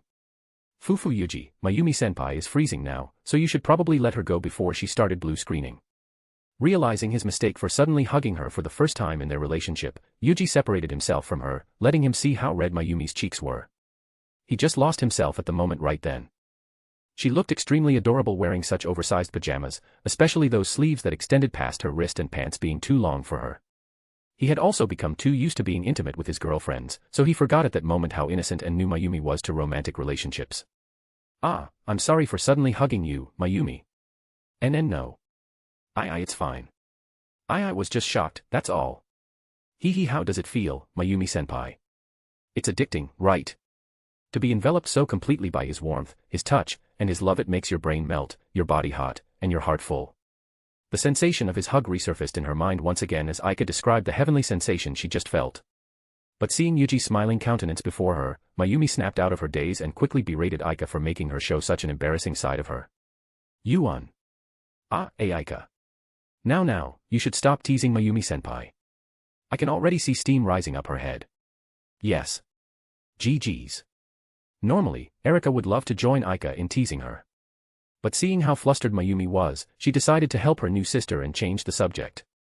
Moreover, she was also curious about the thing Yuji said he's doing with Tatsuya earlier this morning. So, how did it go? Is everything fine? Everything is fine. Tatsuya and Miyuki have returned home safely as well. They then went to the living room and sat on the couch together as Yuji began recounting everything that happened with the relic and during his visit to the FLT lab. And as she listened to his story, Mayumi's eyes slowly widened at the realization of Yuji and Tatsuya's relationship with FLT and about the holy relic. So. Tatsuya-kun is Taurus silver after all. Yes. Though technically, he is silver. The Taurus half refers to Director Ushiyama, an engineer in FLT who worked together with Tatsuya on his projects. I see. Yuji smiled apologetically to her. I'm sorry for not telling you these things, Mayumi. But. She shook her head and smiled softly. No, it's fine. I'm sure you'll tell me when the time is right. I promise. Thank you. He pulled Mayumi into his embrace and pet her hair, causing her to blush red. But this time, instead of becoming flustered from his embrace, Mayumi quickly melted into his warmth as she began inhaling his fragrant, spring-like scent. It was extremely comforting. Her body was actively yearning for him as it grew hotter and hotter. Her heart thumped loudly, and she could hear Yuji's heartbeat thumping in a similar tempo, making her even happier. But as she was enjoying his embrace, she heard a playful giggle coming from Aika. Fufufu Mayumi-senpai is so adorable, did you see how quickly she melted into Yuji's hug? In a burst of embarrassment, Mayumi quickly pushed herself off from Yuji's embrace in a fluster. I am sorry for clinging on you. And Aika-san, please don't say such a thing. But it's true, right, Yuji? Yuji giggled softly and reached his hand towards Aika's cheeks, caressing it ever so softly as she nuzzled into his hand. While it's true, you can't tease her too much, okay? Give her some time to get used to everything here. Okawae, I'm sorry, Mayumi-chan. Yuji smiled helplessly as Aika continued to tease her adorable senpai, who was glaring adorably at her with redly blushing cheeks. She was really having a lot of fun teasing Mayumi, despite her just becoming his girlfriend. But Yuji understood her sentiment. After all, although she was older than them, her reactions and expressions towards being teased always tickled his urge to tease her because they were just too adorable. But this time, he held himself back. He wanted her to get used to being with him and the girls first so she could feel more comfortable here. Anyway. What about the relic? I've heard of holy relics and the OO parts before, but I never expected you and Tatsuya-kun to be in possession of one. It fell into Tatsuya's hands, coincidentally. But they're in safe hands now, and we're currently improving the security system even further in FLT so we will be ready to defend against, and even counter-attack, their next attack. I see. That's good. If you need help, please don't hesitate to tell me. I will do my best to help without letting this information leak to my family. Thank you, Mayumi. You're very welcome, Yuji-kun. Just then, the pitter-patter sound of rainfall began resounding throughout the living room, grabbing all of their attention. Yuuji looked at the rain that slowly began to become harder and harder through the large sliding window that divided their living room with the outdoor swimming pool thoughtfully before turning his attention back at Mayumi. Mayumi, would you like to stay for the night? Oh. That's a great idea, Yuuji. Mayumi hesitated. She didn't want to overstay her welcome. But after seeing how hard it was raining, she began to have second thoughts. Will that be okay? Of course. We'd love to have you here. Right. It's raining cats and dogs, senpai. So I think it'd be better for you to stay for the night. We have plenty of rooms, and the beds are big enough for the three of us to sleep together. Mayumi looked at the two girls hesitatingly, and shyly glanced at Yuuji. If she stayed, then this would be the first time she would be staying with a man, not to mention his lover. Of course she would be extremely nervous about this. Seeing her hesitation, Yuuji smiled and grabbed her hand softly. Just stay for the night, okay? We can use this chance to talk and get closer to each other. Don't worry about anything. Okay. Then, please take care of me. Yay. Let's talk a lot, Mayumi-senpai. I still haven't finished asking you about your romantic episodes with Yuuji. Yeah. We are still continuing that. But why Yuuji-kun is here? Then, I'll go make dinner. You girls can go ahead and relax, okay? Why Yuuji-kun? That's a great idea. Now there's no running away again, senpai. GG's. You're all teasing me too much. Chapter 61, Chapter 60 Conspiracy. Opening the door to the darkened room of the Robot Research Club, Tatsuya was greeted by lights turning on in the entire room and a home helper android in the form of a cute girl with bob-cut brown hair in a maid's outfit. Welcome home. A small chuckle escaped his lips as he looked at the home helper android. Having such a cute maid that would welcome them home with such a cute, albeit still a bit flat and mechanical, voice and help them around with cleaning and tasks seemed to be the dream members of the Robot Research Club strive to accomplish. Class 1E, Shiba Tatsuya. Upon identifying himself, the cute android maid lowered her head into a bow and replied. Authentication complete. Tatsuya stepped inside and closed the door, walking past the android maid. Pixie, stand by in suspended mode. Very well.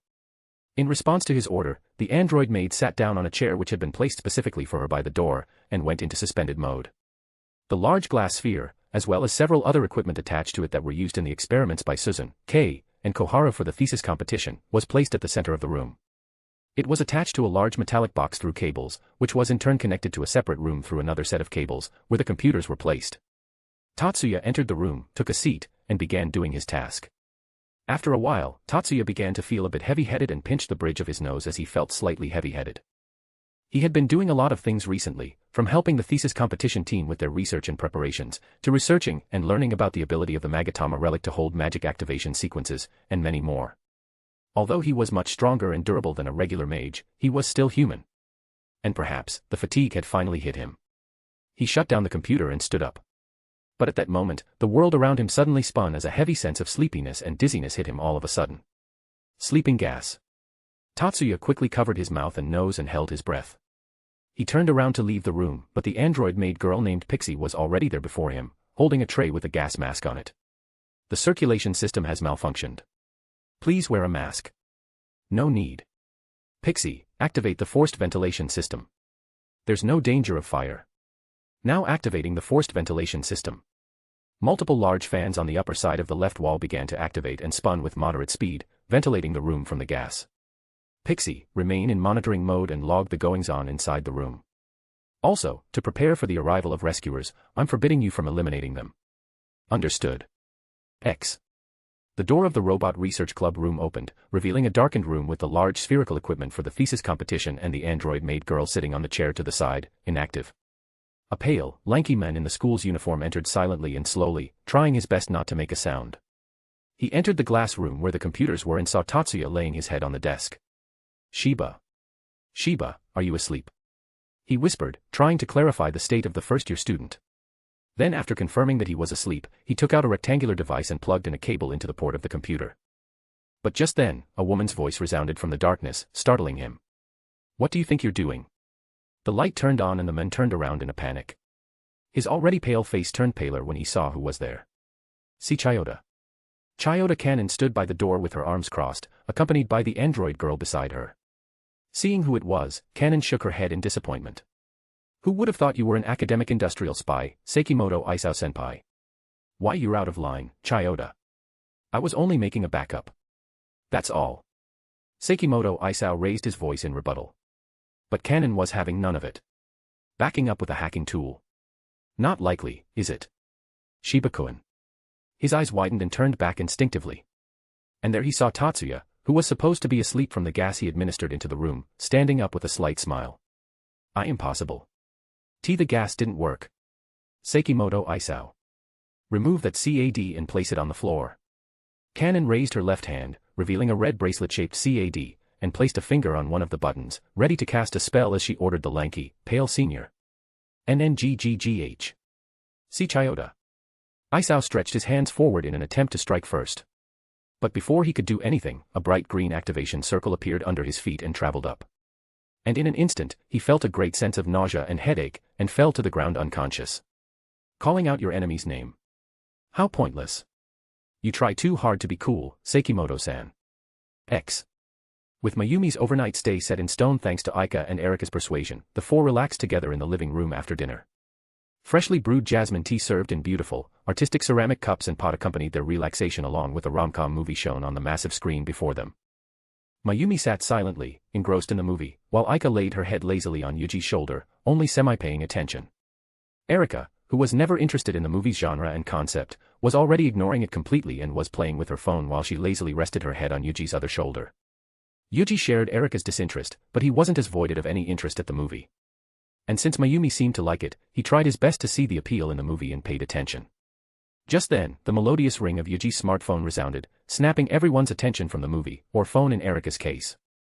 Aika and Erika stopped leaning on Yuji's shoulder and sat upright as he reached out to his phone on the table and looked at the name displayed on the screen. Ah, it's Tetsuya. I'll be back. Return soon. Sure. Oh. Mayumi looked at Yuji curiously as he walked away to take the call. I knew Yuji-kun and Tatsuya-kun were close, but I didn't expect them to call each other this late into the night.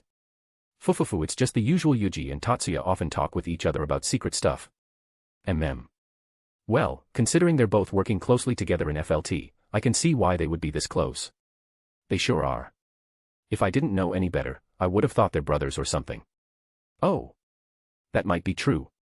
They're brother-in-arms. Brother-in-arms. Yuji opened the large sliding glass door, stepped out, closed it behind him, and walked towards the edge of the swimming pool. The night wind blew softly, bringing with it the chill that would come along with autumn.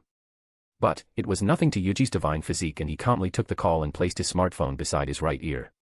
Hey, Tatsuya. What's up? Yuji. I'm sorry for bothering you at such a time. No problem. What's wrong? Sekimoto Isao-senpai has been apprehended this afternoon as an academic spy suspect. Silence fell for a few moments as Yuji recalled the event in the anime that would be happening right around this time. His relaxed smile immediately turned into a worried and solemn expression. Are you okay? Did he use poison gas instead of regular sleeping gas? I am fine. He used regular sleeping gas. Though, I'm ashamed to say I was caught off guard because I've forgotten about this event. My mind was still preoccupied with the incident related to the relic. I see. That's good. Don't worry. As long as you're okay, then everything will be fine. Have you asked for Kyoko-ne's help?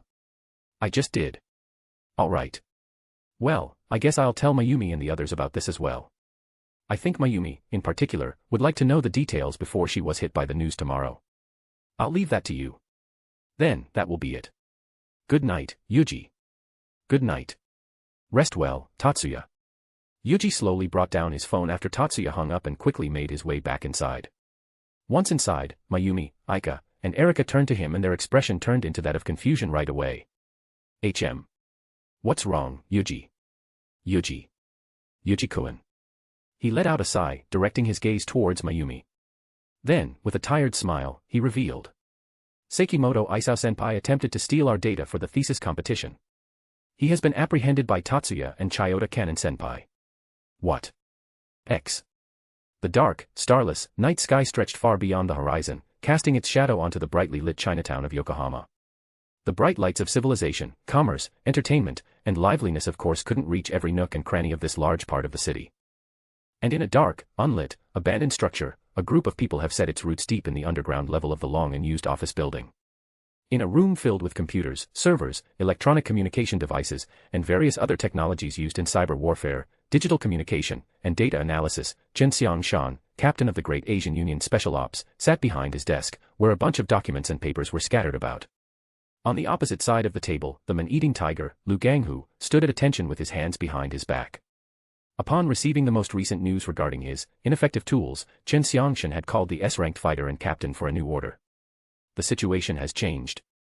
Sekimoto Isao has failed his mission and has been taken into custody.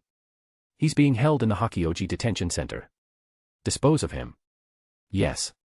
With just a single word from the men before him, Chen knew that he would accomplish his order without a doubt. Lu Gang, who was one of the top 10 close combat specialists in the world, an S-ranked individual from the Great Asian Union Special Operations Team, the sharpest blade he currently has in his hand to cut down his enemies. Failure wasn't even on his mind when he chose to assign this mission to him. That is, until they experienced an unforeseeable event in the recent past. Be careful of the men in black. If he's aware of the circumstances around the first high school, then he might predict your appearance in the detention center just like he did in that alleyway. Dispose of him if possible. If not, retreat as soon as you dispose of Sekimoto Isao. Yes. Lu Ganghu answered in a graver tone. His teeth clenched, and behind him, he also clenched his fist tightly. He shall repay the humiliating defeat tenfold and bring the men in black down beneath his foot. X. October 24, 2095. First High School Disciplinary Committee HQ, Yuuji and Tatsuya stood before Chiyoda Kannon, chief of the thesis competition security team, as she sat behind her desk. She rested her elbows on top of the table and crossed her fingers together, covering her lips. No. Please tell me the reason why.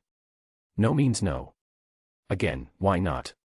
Applications to visit the detention center are made through the chairman of either the disciplinary committee or the student council, but the ultimate decision lies with the school. Being sent away packing for no reason doesn't sit well with me at all. Tatsuya argued to the dark purple-haired second-year senior. He had expected her refusal, since it happened as well in the anime, but he still needed to try and get permission to visit the detention center, where he knew Lu Ganghu would come to get rid of Sekimoto Isao. Because it will be a hassle. What makes you say that dash? Then can you say with certainty that nothing will happen? You don't seem to be aware of this, so I'm going to lay it down on you so it can be obvious. Shiba-kun, Yuji-kun, trouble loves you. No, they actually gravitate towards you. I know the two of you might have the ability to handle it, but paperwork would still come to me. So don't give me extra work when I'm already so swamped. Cannon slammed the table in a burst of outrage from the accumulated stress she had been going through the last few days with the thesis competition. But then, Mari, who had been standing around the room to hear what Yuji and Tatsuya had to say, interjected and tried to calm the agitated girl. Now, let's calm down a bit. It just so happens that Mayumi and I are going to check on Sekimoto tomorrow. There wouldn't be any problem if they were to accompany us, right? Cannon looked at the chairwoman of the disciplinary committee for a moment before the gears in her mind turned quickly, processing and considering her suggestion. Well, if they're going to be with you too. You don't have any objections either, right, Tatsuya, Yuji? Tatsuya nodded with a slight smile while Yuji gave his agreement in a more verbal manner. Of course. Thank you very much, Mari-senpai, Chiyoda-senpai. We will do our best to live up to your expectations and not cause any trouble. He then continued. In truth, I have also consulted this matter with the president. Right after Tatsuya told me about the incident yesterday, I contacted Mayumi-senpai and told her about it. I've also received her permission to come along with her visit to the detention center, and I came here to get yours. I'm sorry for troubling you, Chiyoda-senpai. Cannon didn't expect the first-year boy, popular and skilled as he was, to be this close with the student council president. She also sensed something amiss regarding the relationship between the rookie NSC ace and the president from the way he referred to the president. But, as she failed to put her finger on it, she decided to just ignore it and push it out of her mind, which was currently full of other stuff related to the thesis competition, and replied tiredly. Is that so? Well, just please don't cause any trouble for the chairwoman, the president, and me. Of course. Then, please excuse us. Yuji and Tatsuya lowered their heads and excused themselves before exiting the disciplinary committee HQ. They shared a moment of silence as their feet continued to take them away from the room they were previously in. And after a while, Tatsuya broke it with a hushed whisper. Lu Ganghu will definitely be there to get rid of Sekimoto Isao-senpai. We should be prepared for battle. Yuji nodded and replied with a similar hushed tone. We need to protect Mari-senpai and Mayumi as well. But, if possible, I don't want to fight him in a melee. We fought once before, and I'm sure he'll notice the resemblance and find out I was the one who saved that illegal and injured him last time. I don't want to paint a massive red target on my back, on Aika, on Erika, and on Mayumi. Tatsuya nodded and turned his head ever so slightly towards Yuji to glance at him. Don't worry. He won't reach us. If it gets dangerous though. Yes. I won't hesitate to use gravity too. Mayumi already knows about it. As for Mari-senpai. Well, I hope I still can give her a somewhat believable excuse. It'll be a last resort. And if it comes to it, I will help. Chapter 62, Chapter 61 Attack on the Detention Center. October 25, 2095. Afternoon. As planned, Yuji and Tatsuya headed directly to the Hakioji Special Detention Center with Mayumi and Mari after school. Mari led with Tatsuya by her side, while Mayumi walked leisurely with Yuji, following them from behind. Although Tatsuya knew about his newly formed romantic relationship with Mayumi, the couple didn't engage in any display of affection, such as hand-holding, on their way there. Mayumi was still too shy to reveal her relationship with Yuji to her friend, so Yuji respected her decision and acted like he would before becoming her boyfriend. Walking through the detention center, which functioned similarly to a prison but with a better overall cleanliness and appearance, they soon arrived in the room with a plastic plaque numbering 707. Yuji-kun, Tatsuya-kun, we're going here. Purely out of habit, Mayumi grabbed Yuji's and led the two boys into the room next to room 707.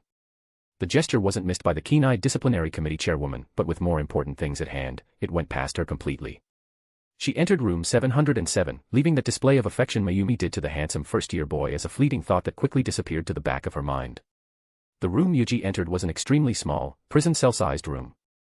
But, unlike a typical prison cell, there was no bed of any kind. Just a desk in the corner with an inbuilt computer-like device installed into it, considering there was a large screen at the center of IIT, and a large one-way glass that allowed individuals in this room to see through the room next door but not vice versa. In the other room, they saw Sekimoto Isao sitting on a white mattress that rested on a simple, steel bed. And right after, they saw Mari enter his room, shocking the lanky third-year student that had become even paler than he was previously. W. Watanabe. Intimidated and nervous, Isao grasped his right wrist, where his CAD would usually be, out of habit, only to be reminded that all of his belongings had been confiscated. The only thing he has in his possession now was his own body and the hospital robe he was wearing. W. What are you doing here? I came to hear your explanation. Even you can't use your magic here. For obvious reasons, usage of magic without permission was prohibited in the detention center. And the rule was further enforced by the use of magic jamming devices with anti-night as its core component. However. Really now. As if blown by a light breeze that shouldn't exist here inside a small room with concrete walls in the basement, Mari's short hair began to float and sway lightly. In the next moment, Isao also felt a light breeze caress his face and blew his hair. Immediately, his eyes widened in shock. He quickly covered his nose and mouth, but in his panic, inevitably sucked in some of the gas Mari concocted with her magic. A groan of pain resounded from his throat, and in the next moment, his body relaxed. His arms fell onto his lap as his eyes glazed over in a daze. Is that scent-based mind control? Tatsuya asked, immediately recognizing and coming up with a plausible guess as to what Mari just did in those few moments. Is this your first time seeing it, Tatsuya-kun? Yes. Is it your first time as well, Yuji-kun? Yes. But perhaps it's to be expected of Mari-senpai to have such fine control of her magic. Fufu, perhaps. Without having to wait long, Isao quickly spilled out every single thing with Mari's spell loosening his mouth. After copying over the data from the demo machine, I was supposed to go through Shiba's personal belongings. What were you after? The relic. Yuji's eyes narrowed at the mention of the relic, and the two beside him followed suit. But just as Mari was about to question Isao further about the relic and who ordered him, the blaring sound of a siren resounded. The three immediately exited the room and saw the emergency sign, alerting the entire detention center of an intruder, displayed in the screen on the wall. Yuji. Tatsuya-kun. Mari quickly appeared from the other room right after in a panic and looked towards the three and the screen. It's an intruder. And it seems he's after Sekimoto Isao. Tatsuya narrowed his eyes towards the end of the hall. Yuji, Mayumi, and Mari followed the direction of his gaze and saw a large, muscular man in a seemingly regular jacket and long pants, walking through the empty hallway. The heavy sound of his boots, accompanied by the loud siren, echoed through the hallway at a leisurely pace as he looked around, searching for his prey. Yuji. Whispering under her breath, Mayumi glanced at Yuji to confirm her suspicions for but a moment, not wanting to tear away her gaze from the incoming danger before her. And to her great misfortune, he nodded and stepped forward in a protective manner, confirming all her fears. Yuji had told her about his encounter with the men before them now, and his nod confirmed that it was indeed the same men. The man-eating tiger, Lu Ganghu. Lu Ganghu, although a force to be reckoned with in combat, perhaps didn't have subtlety in spades. And upon noticing their presence and seeing Yuuji and Tatsuya, a look of recognition appeared on his ferocious face. Chairwoman, prepare for combat and be careful. He is an extremely dangerous man. Mari's eyes, which had been glued on Lu Ganghu's figure, turned towards Tatsuya in shock. Endless questions filled her mind regarding their current situation, but she knew better than to ask them during such an emergency. With a nod, she stepped forward along with Tatsuya. She took out a jet-black, rectangular device, and the moment she swung it, two sharp, razor-like blades of the same length broke out from it, forming a slick, jet-black sword that tripled its original length. Lu Ganghu growled with clenched teeth, displaying his razor-sharp fangs, and moved into a stance. Then, in a display of immense speed, the man-eating tiger leaped into a hunt with both hands clenched into fists.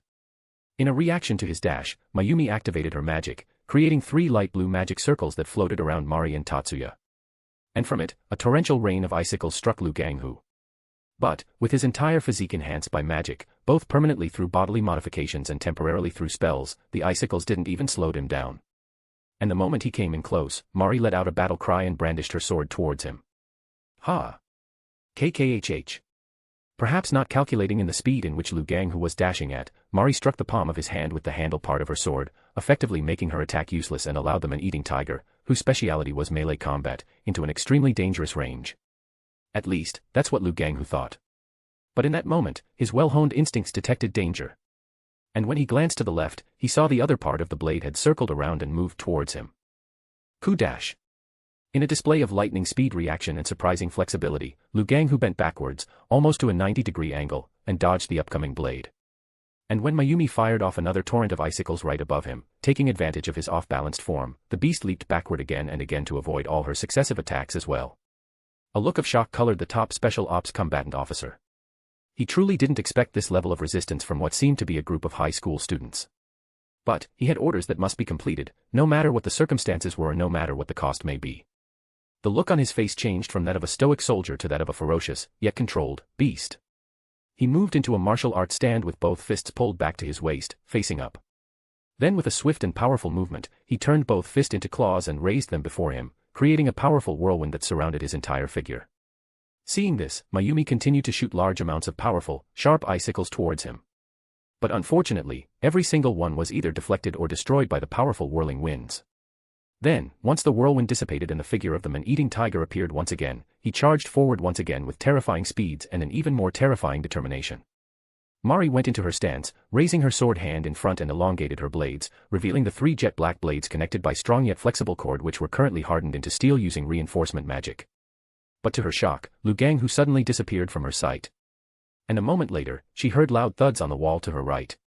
Her eyes immediately turned towards the sound, and as she feared, Lu Ganghu appeared once again and now, he had passed her and was quickly approaching Mayumi and Yuuji. Mayumi. Chairwoman. The moment she tried to go after him, Tatsuya grabbed onto her shoulder and stopped her from recklessly charging in towards the extremely powerful and deadly soldier. She turned and looked at Tatsuya in shock and anger. But upon seeing his calm expression as he gazed forward, she stopped. Slowly looking back towards Yuuji and Mayumi, her eyes widened in shock when she saw the terrifying, powerful invader dangling his feet ferociously as his entire upper body was seemingly held by an invisible force in midair. She looked down and saw Yuuji, with his left arm raised in front, gazing at the man-eating tiger with a calm, icy gaze. He lowered his hand and Lu Ganghu's body began leaning forward until he was parallel to the ground as if he was controlled by Yuuji's hand movement. Then, he lowered his arm, and the man-eating tiger slammed into the ground, instantly creating a massive spider web crack on the concrete floor beneath him. But when Mari thought it was the end of it, the ground continued to crack and the crater grew deeper and deeper as an increasing amount of pressure and weight continued pressing Lu Ganghu into the floor. Groans of pain and struggle were the only thing that could escape the clenched teeth of the Great Asian Union Special Ops soldier as his body felt like it was being crushed by a mountain. He could hear not only the crack of the floor, but also his limbs and ribs that had begun to break one by one, piercing his muscles and organs. Blood trickled down the corner of his lips. And before long, darkness enveloped his eyes as he fell unconscious. Yuuji and Tatsuya were standing before the large screen TV in Yuji's living room. On the screen, the beautiful figure of Fujibayashi Kyuko sitting in the car was displayed. We've, unfortunately, failed to capture their leader, Chen Xiangshan. However, thanks to you two and the 2 ladies capturing Lu Ganghu, we were able to take the entire mobile espionage unit into custody, so I'd call that an overall win. Thank you. We should be the one saying that, Kyuko-ne. Thank you for helping us investigate this matter. Fufu, I didn't know I raised you to be such a sweet talker. Kyuko giggled in amusement, covering her lips with her fingers, as she smiled brightly like a loving sister. On paper, perhaps. But quite a few manufacturers like Izumo Electronics and Tsukumo Magic had fallen victim to them, you know. Ah, so that's why their stocks dropped tremendously. Yuuji mused in realization. He didn't know what the Great Asian Union invaders did to those two companies, but he did short sell a lot of their stocks and got quite the profit from it. He thought it was just a coincidence and his investment proficiency simply made him cash in on it, but it seemed like it was connected to the problems he had been facing. Oh, did you? Then you should treat me to yakiniku once in a while. Don't forget your big sister, okay? Ahaha. Okay. By the way, about the relic, where did the leak originate? Tatsuya asked, and a sigh escaped her lips as her expression quickly changed to being dejected. I'm embarrassed to say, but the Army's accounting data was leaked. So every single magic research facility that had received payment from the Army was targeted. I see. Thank you for going out of your way to contact us. You're welcome. Have fun at the contest in 2 days. Thank you, Kyuko-ne. Tell Miyuki and Aika I said hi. The call ended and the two sat back down on the couch together. Tatsuya closed his eyes and leaned back to the incredibly soft sofa, exhaling deeply as he relaxed his mind and body. Tired. More so worried. Although we know what will happen in the competition. No, because we know what will happen then, I can't help but think about it consistently. Now I feel a bit ashamed for not thinking about it as much as you. A small smile appeared on Tatsuya's face. Don't be. I'm sure your mind is fully occupied by your lovers. You have a tall task ahead of you. Caring for one girl so completely is difficult enough. Not to mention 3, and in the future, even more considering your appearance and tendencies. Are you teasing me? Of course not. Yuuji turned his head and looked at Tatsuya, who was relaxing with his eyes closed while smiling, suspiciously. There was an urge in his heart to deny it, but he knew Tatsuya was right. He had been trying his best to make them the happiest they could be and protect them. Even though he knew full well they could protect themselves, he didn't want them to be in the slightest bit of danger if he could help it. That's why he had been busying himself by working hard to earn money for a future where they could do anything they want without a worry in the world. Not only Aika, Erika, and Mayumi, but also for Mira, Yuna, Nina, his Aunt Aika, and perhaps, more in the future. As Tatsuya said, considering his tendencies, appearance, and fetish, he's more than likely to get into a relationship with even more girls in the future. So he needed to learn how to care for his lovers properly and divide up his time and attention as equally as possible. Fast. Well. I can't deny it. And there's so many things I need to learn so I can give them the love, care, attention, and time they deserve. Although I might not be of help in this department, I will still offer it. If you need any help or someone to talk to, I'll be there for you.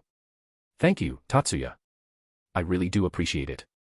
Tatsuya nodded slightly, his lips still curled into a smile. Then, Yuuji joined him and relaxed his body by leaning back completely on the couch. How about you? How is your relationship with Miyuki?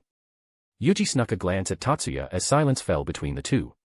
There wasn't any apparent change to Tatsuya at first, but Yuuji noticed the disappearance of the slight smile that he had before on his lips. It is well. At his reply, a frown appeared on Yuuji. You may not understand the sentiment because of your constitution.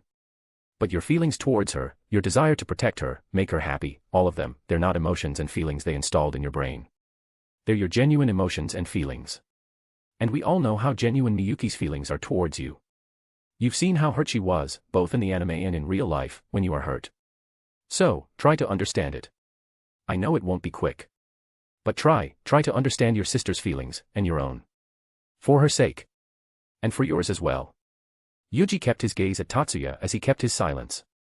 We are comrades who met coincidentally through the chat group and came to trust each other after seeing our respective stories. But after spending time with you, I've come to consider you an extremely close friend of mine, Tatsuya. One that I could entrust my life to. And I don't want to see such a precious friend of mine suffer. I want you to be happy. And I know that your happiness lies with Miyuki. Once you accept her feelings and relearn how to love, I'm sure you will find your well-deserved happiness along with your beloved. Yuuji. He turned his head towards Yuuji and opened his eyes to look at the men he had come to trust and treasure. And listening to his words, a million thoughts crossed his mind as he looked down to his right hand that he raised in front of his face. I'll try. Thank you. Yuuji. Yuji's lips curled into a relieved smile as a small sigh escaped from it. You are welcomed. And just like what you offered me before, let me offer the same to you in return. Feel free to talk to me if you want any advice. Though if it's related to Miyuki, perhaps Aika or the girls would be better. After all, I'm still learning how to care for the ones I love as well. I will take you up on that offer. Tatsuya nodded, and offered up a fist to Yuji, which he bumped with a grin. All right. Now, as our first step in becoming a better man for our beloved ladies, let's go out and treat them to dinner. That is a good idea. It's just in time for dinner as well. Great. What are you thinking? Yakiniku. Sushi. Let's ask them. We will be treating them, after all. Haha, good thinking. Yuji stood up from his seat and raised his arms high into the air, stretching his body. All right. Let's go tell them. They must be in my room. Yes. Chapter 63, Chapter 62 Premonition coming through. October 29, 2095 AD. 12:15 a.m. Within a private room of a luxurious Chinese restaurant in Yokohama's China City, two men sat on opposite sides of the polished wooden table, sitting on a comfortable floor chair with immensely soft cushions. On the low table, a tray with a crystal chalice of powdered gold and whiskey kept inside a volumetric flask-shaped maroon bottle sat at the center of the table in between the two while they had a shot glass within arm's reach. However, Chen Xiangshan hadn't poured himself a glass of the alcohol served.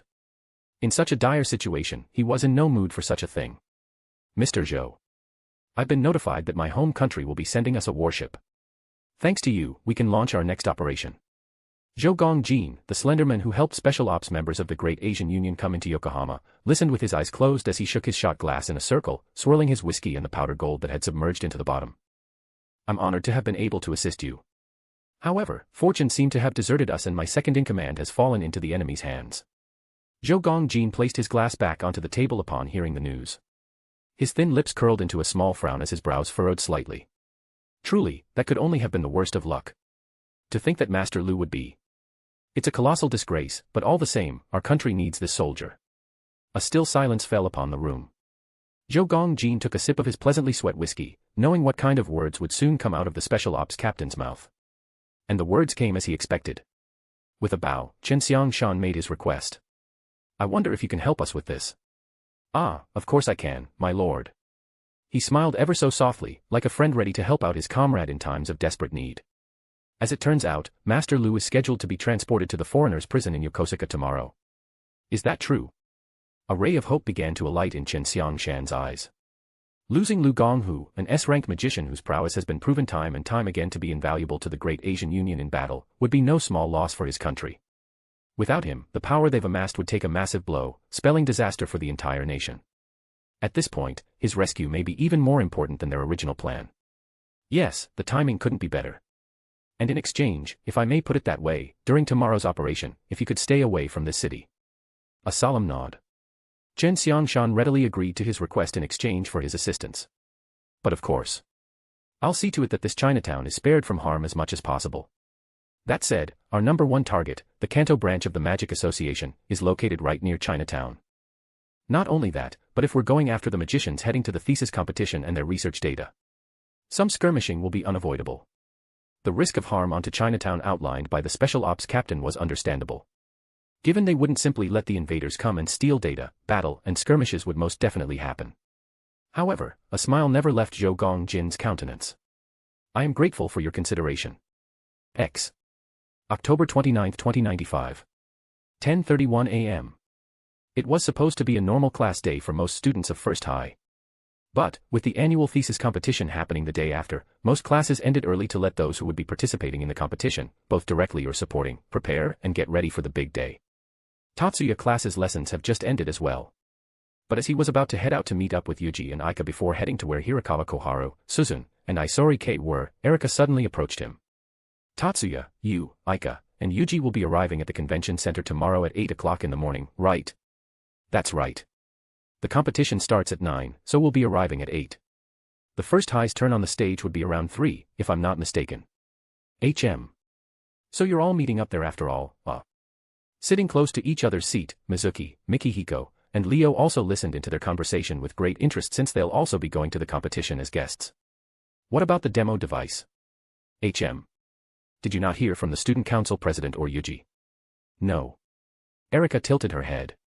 She tried recalling all the things they talked about in the last few days when Mayumi came to stay overnight in their mansion, but all she could remember were Yuji's sweet whispers and Aika's encouragement to attack him with her femininity. Even Mayumi wasn't spared by their teasing. The student council hired a transport company. And I heard from Ichihara-senpai that Yuuji is also helping with its acquisition. Why do you ask? Oh, well. It's just. Then, Leo suddenly inserted himself into the conversation. Hey, regarding the guard detail for the demo device and stuff. Could you let us help out, too? A look of confusion briefly appeared on Tatsuya's expression. But they were soon replaced by an expression of realization. Do you want to show off the results of your special training? Ah. How did you know? Yuuji had shared stories about how Erika has been beating you into shape, literally. Gah. Ahaha. Erika laughed weakly.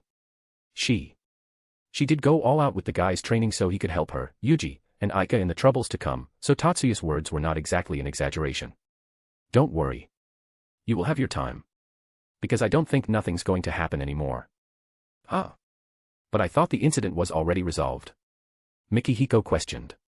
In his knowledge, the academic spy culprit, Sekimoto Isao, has been apprehended, and the unknown soldier who came to the detention center to, most likely, get rid of a potential leak in the form of a third-year high school boy has also been defeated by Yuuji, Mayumi, Mari, and Tatsuya.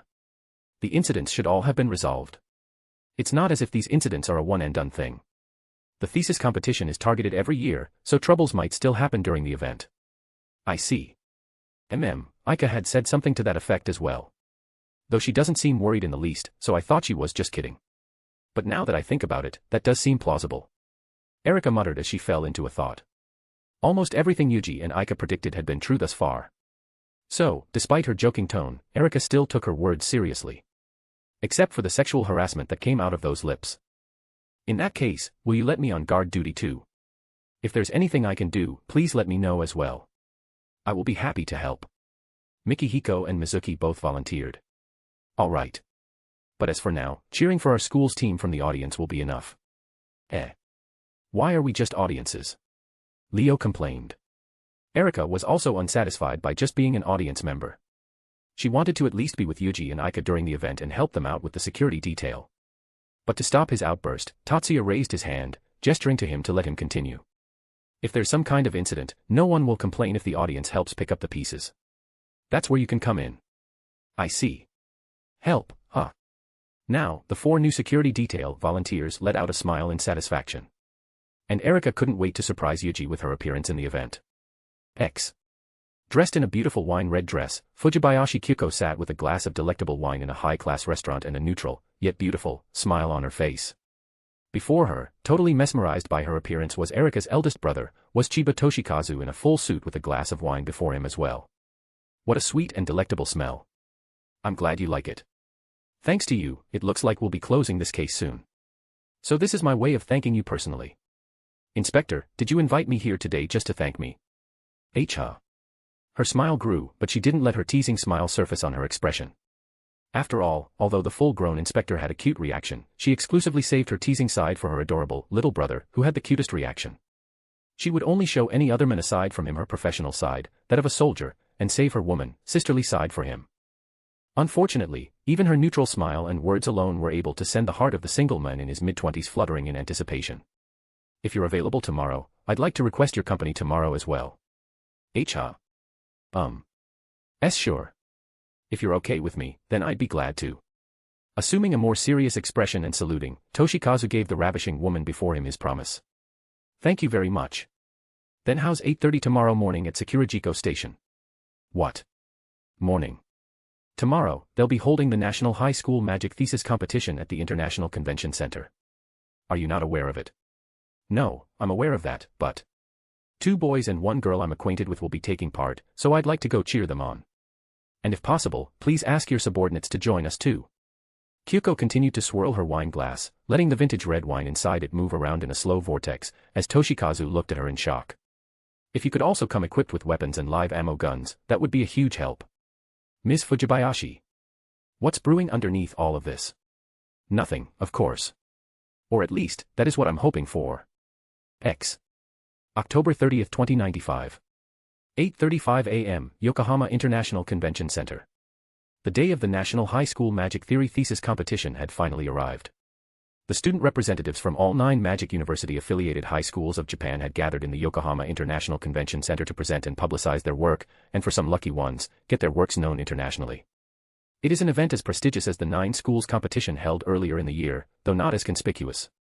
While the NSC requires 52 students from each school to participate as their representative, the thesis competition only requires 3. It is also the literary complement to the NSC's practical contest of magic. Thus, for those who aim to be a magic engineer, this event was considered even more important than the NSC.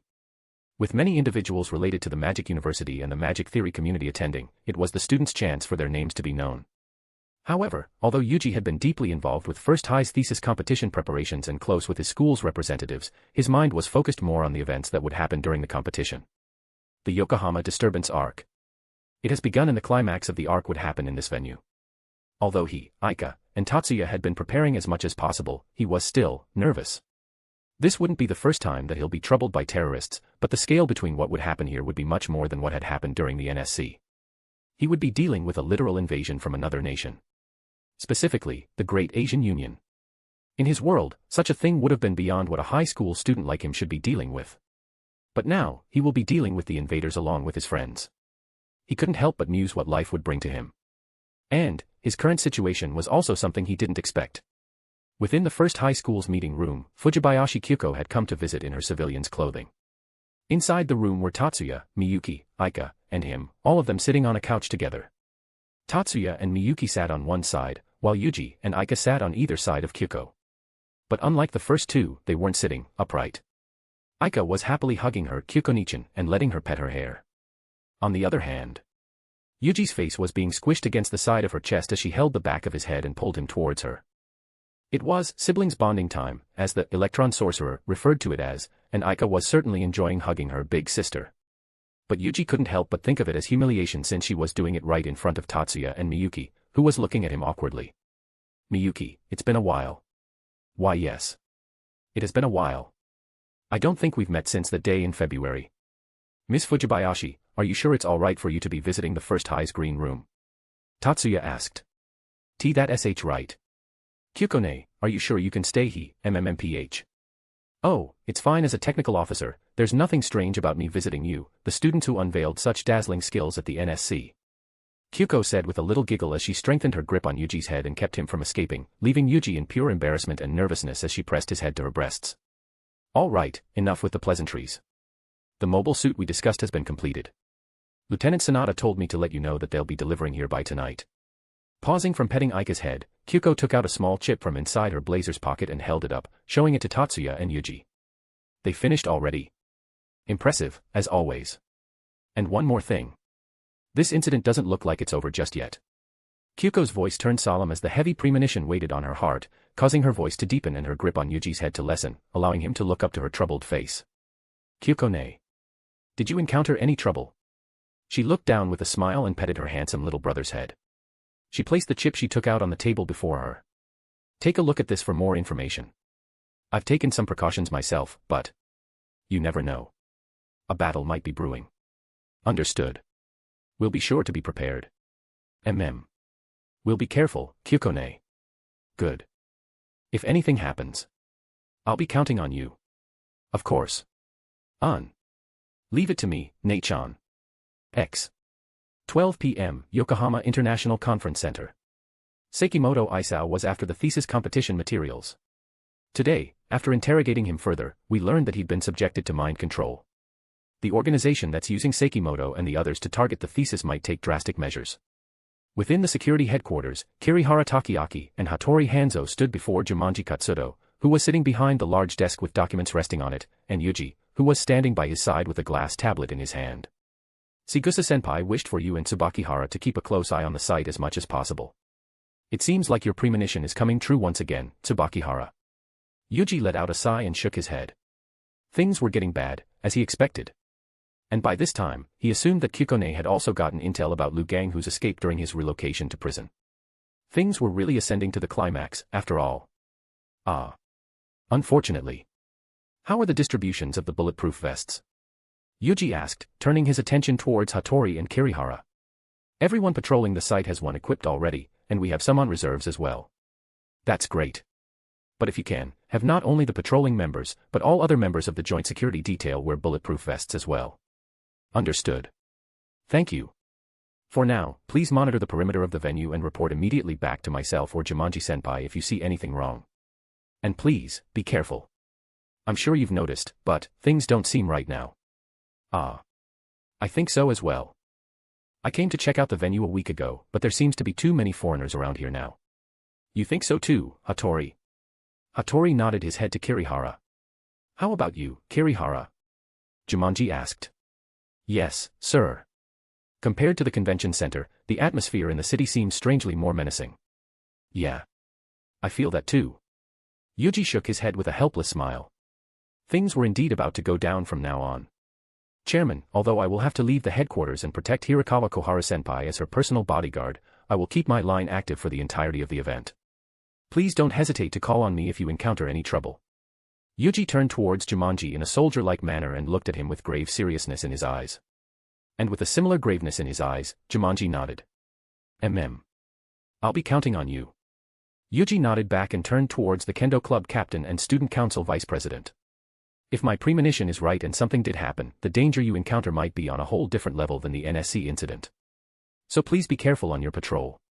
All right. You too. If they're going to attack the thesis competition for data, you, who will be protecting our school's representatives, might be in the most danger. That's right. You take care of yourself. I will. Good luck. Chapter 64, Chapter 63 Terrorist Strike. 3:20 p.m. Yokohama International Conference Center Hall. As the distance closes between them, the electric repulsive pulses increase geometrically. Wearing noise-canceling headphones, Susan explained her team's designs fluently with the spotlight shining upon her, Isori K, and the large device which consisted of two massive steel columns suspended horizontally in mid-air by four steel beams connected by a steel plank that was lowered by chains onto the stage. A wire from a rectangular device placed on top of the steel plank was connected into both large steel columns, letting electrical energy flow through both steel beams. As Susan paused her explanations, Kay raised his arm and activated a spell that lifted the left steel column up and towards him. Then, he released it, causing the steel column to fall and hit the other, creating a pendulum-like effect where both steel columns keep hitting each other back and forth due to being pushed by the force from the fall of the other. When objects possessing strong Coulomb forces of like charges draw closer, the repulsive interaction increases, making it impossible for them to collide. However, Susan pressed a button on her tablet, and suddenly, both steel columns slammed onto each other, causing a thunderous clang that reverberated throughout the entire hall. Everyone, including Aika, Erika, Mayumi, Tatsuya, Miyuki, and the others who were watching from the audience's seat couldn't help but cover their ears from the thunderous noise just like everyone around them, even though Aika and Tatsuya knew what was coming. But after the sound dissipated, everyone looked back at the stage and saw that both steel columns no longer hit each other. They were both swinging in opposite directions, but when they were about to slam into each other, a force repelled them from one another. It is possible to reduce the electric repulsive force through magic. Susan tapped another button in her tablet, displaying a simulation of Coulomb's force occurrence that they've made to the audience and the visualized effect of the Coulomb's force control spell that they've developed. This year, we have succeeded in developing a magic sequence that will reduce the apparent Coulomb force within a restricted area to 1/100,000. The light dimmed, and the steel columns machine was lifted up. In its place, another device rose from beneath the stage, lifted up by a stage elevator. This time, it was a tall, rectangular-shaped machine where a glass cylinder sat at the center with a piston within it. On top of it was a horizontally coiled pipe inside a glass container that led into the glass cylinder below it. Without an external impetus, a nuclear reaction will immediately come to a standstill. Our school's gravity control-type nuclear reactor takes advantage of this effect. Once the reaction stops, it cools the hydrogen gas through a vibration-type spell to a level that the container can withstand. Kay placed his hand onto his tablet, activating a spell, which in turn activates the nuclear reactor. The motor below began to move, causing the piston inside the cylinder to move up and down at increasing speeds. At this time, it allocates the heat it has collected to gravity control and Coulomb control energy. Through gravity control type magic, the pistons continue to rise due to internal energy, and the hydrogen gas, now cooled to optimum levels, is sent to the heat sink tank. At this time, a highly ranked magician is required to keep this experimental device operating, but with improved efficiency in energy retrieval and by using release-type magic as a substitution, we are confident that a gravity control-type thermonuclear reactor requiring a magician only for the initial activation can be actualized. A rousing round of applause reverberated throughout the entire hall as First High finished their presentation. Behind the curtains, supporting them from behind the stage, Hirakawa Kohara let out a sigh of relief as the presentation ended. And behind her, Yuuji applauded along with the audience. Good work, Hirakawa-senpai. Ah. Thank you, Yuuji-kun. Ha. I was so nervous. I'm amazed at how confidently Susan-san and Kei-san could present it in front of so many people. I'm sure you will give an amazing presentation as well if you were in their place, Ichirakawa-senpai. After all, I've listened to you explaining the principles behind the experiment multiple times before. Koharu turned towards Yuuji in a fluster and pouted her cheeks. GG's, I was just excited to tell you about our project. Ahahaha. I know. I was just teasing you. Goodness. But I'm serious about the previous point. I'm sure you will be able to explain it as amazingly as Ichihara-senpai. While I don't think so, I'm still grateful. Thank you. You're welcome. Just then, a familiar, young voice of a boy broke the cozy atmosphere between the two. That was an amazing presentation. Yuuji and Koharu turned towards the voice and saw the famous, black-haired first-year student of the third high school, nicknamed Cardinal George, Kichijuji Shinkuru, approaching them with a smile. Abandoning the challenge of a sustained nuclear reaction, and going for the actualization of an intermittent nuclear reaction through loop casting was an inspired idea. Truly, I applaud you and your team's brilliance, Hirakawa Koharu. Thank you. It's an honor. Yuuji and Koharu tidied up the desk and moved over to let Shinkuru set up for his presentation, which would be in a few minutes. And as he set up his laptop, Shinkuru continued. Gravity control type magic is used in flying type magic as well. It's a conventional application of the spell. The Coulomb control type spell is a variation on the molecular binding counter spell, isn't it? He turned around. But instead of Koharu, his eyes landed on Yuuji. As the one who was the engineer of Kiryu Aika, the first contestant in the NSC to use flying magic, Shinkuru had strong beliefs that the mastermind behind such fine and ingenious use of the spell was the man before him. And seeing Koharu's surprise only served to strengthen his beliefs. But Yuuji kept his neutral smile and answered calmly. If you are implying that I am the one behind the thought, then you are mistaken. After all, I am just a bodyguard of the mastermind you are talking about.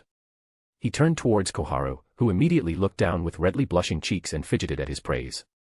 Although it was true that he was the one who kept bouncing off ideas with Koharu, Kei, and Susan while they're working together, he was by no means the mastermind.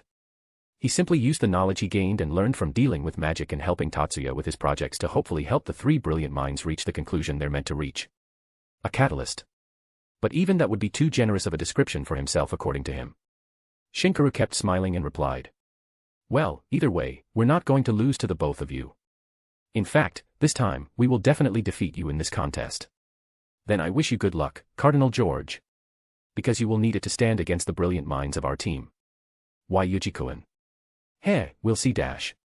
Just then, a massive sound of explosion accompanied by a massive earthquake shook the entire hall. What's going on? Koharu fell into Yuji's embrace as the shaking knocked her off her feet, while Shinkuru held onto the table before him as he looked around. But instead of an answer, another ground shaking came to him instead. Then another one. And another. Yuuji immediately went out towards the stage and alight from it, landing right in front of the stage before the first row of seats along with Koharu, Susan, and Kei. Aika and Tatsuya, who knew beforehand of the events that would happen, immediately run towards Yuuji to convene. While Erika, Mayumi, and Miyuki, who were told about the possible problem that were most likely to happen, also followed after the two. Yuuji. Yeah. It's beginning. Susan looked between Tatsuya and Yuuji with widened eyes before she focused her gaze on the latter. Why Yuuji-kun? What do you mean dash? Ichihara-senpai. Please forgive me, but will you join up with Mayumi and Mari-senpai? Things may become hectic and extremely dangerous in a few moments.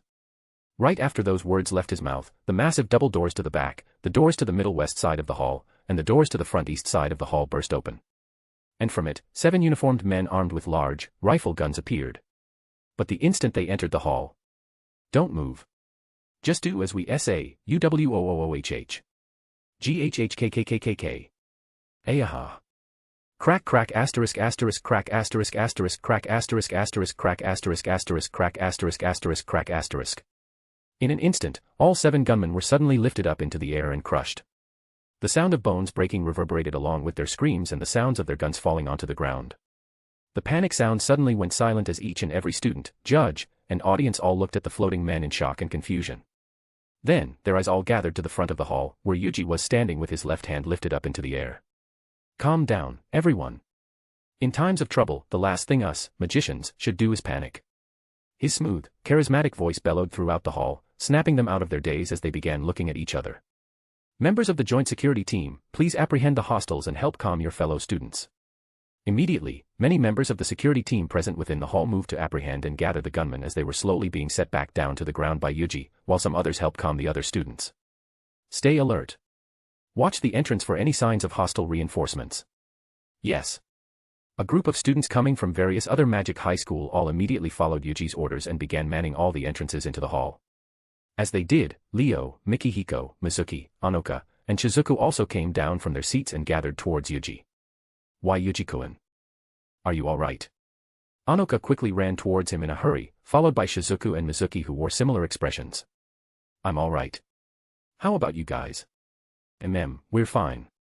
But what are we going to do now? Leo looked at him and glanced towards the entrance by the right side of the stage. The magicians on guard duty are still battling the intruders at the front entrance. We will need to get rid of them before we could even think of evacuating these many people out of here.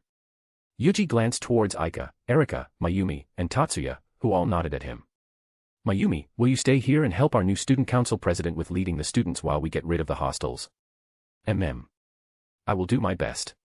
Please stay safe. Yuuji nodded, his lips curled into a soft, loving smile, before he turned towards Suzune, Kei, and Koharu. Please stay with Mayumi and the rest of the students. We will be helping the security team outside to fight the hostilities. The last thing we should do is bring our brightest minds, who might be their target, with us. I understand. Please be safe.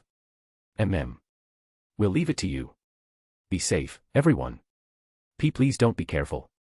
We will. With that, Yuuji exited the hall along with Aika, Erika, Tatsuya, Miyuki, Mizuki, Anoka, Shizuku, Leo, and Mikihiko and headed towards the front entrance of the Yokohama International Conference Center. Sounds of explosions, gunfire, concrete breaking, and battles were still prevalent on their way. And when they reached the main hall entrance, the group hid themselves behind the wall while Yuuji peeked from the corner to assess the situation. Leo walked confidently towards the front of the group, but before he went out of cover, Tatsuya grabbed the back of his collar to drag him back, causing him to fall onto the ground. The enemy is using anti-magician high-speed bullets. You will be filled with holes before you could even reach them. Ahahaha. You're merciless, Tatsuya. Mikihiko laughed helplessly before Erika continued his words. But thanks to that, he's been spared from becoming Swiss cheese.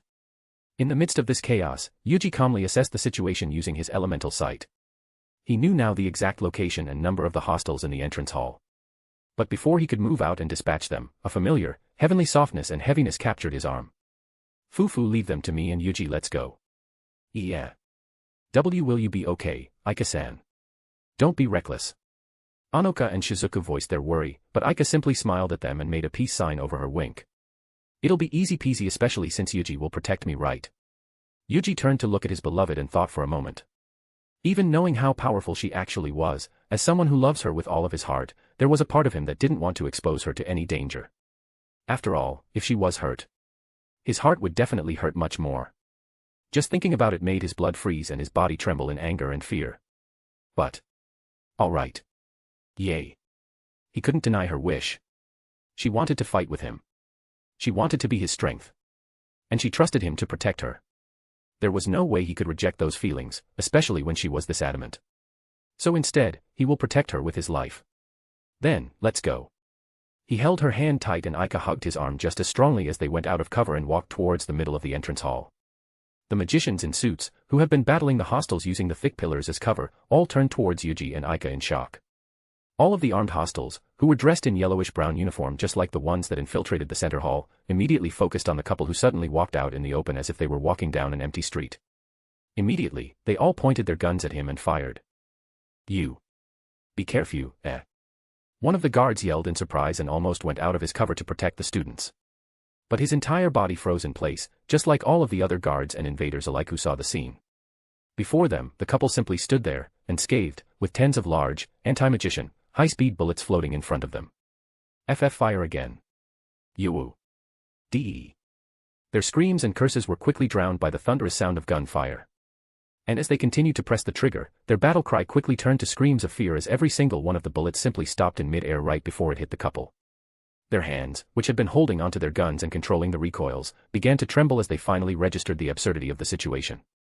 And even when their gun stopped spitting its heavy bullets, their fingers still hold onto the trigger in hopes that something that could hit the high school couple would come out and save them. But no matter how much they pressed the trigger, only the clicking sound of their empty magazine resounded. As they froze in fear, the girl with goddess-like beauty then raised her hand forward. Crackling lightning began to manifest around the couple as their hair began to blow from the non-existent wind. And in the next moment, a single word that would signal their destined defeat escaped her luscious pink lips. Reiku. In a blink of an eye, multiple lightning struck each and every single one of the invaders with a thunderous roar. The ground shattered from the impact and massive shockwaves shattered the glass windows in a powerful blast. And when the dust settled, all hostiles laid unconscious on the ground with plumes of smoke rising from their badly burnt body. Yay! Magical girl Aika's great victory. Aika twirled energetically on one foot. Her skirt fluttered, lifting up slightly to reveal a bit more of her smooth, thick thighs, and her long, glossy hair fanned out beautifully in the wind before she slammed her other feet back down and made a peace sign over her wink while her other hand rested on her hip. And as she did, colorful twinkling stars seemed to explode from behind her. Erika, Tatsuya, Miyuki, and the rest all stared at her speechlessly. Both at her impressive display of might and the last bit that totally ruined her amazing image. On the other hand, Yuuji simply sighed helplessly and petted her head. He was already more than used to her shenanigans. Yes, what a wonderful magical girl you are. Fufu of course. Giggling with a bright smile, Aika nuzzled her head to his hand before hugging his arm again when he stopped petting her. So, what's the plan now? Leo asked. We need more intel. I've anticipated something bigger to be going on, but without proper intel, we'll simply be blindly making our way through a maze full of bullets and death traps.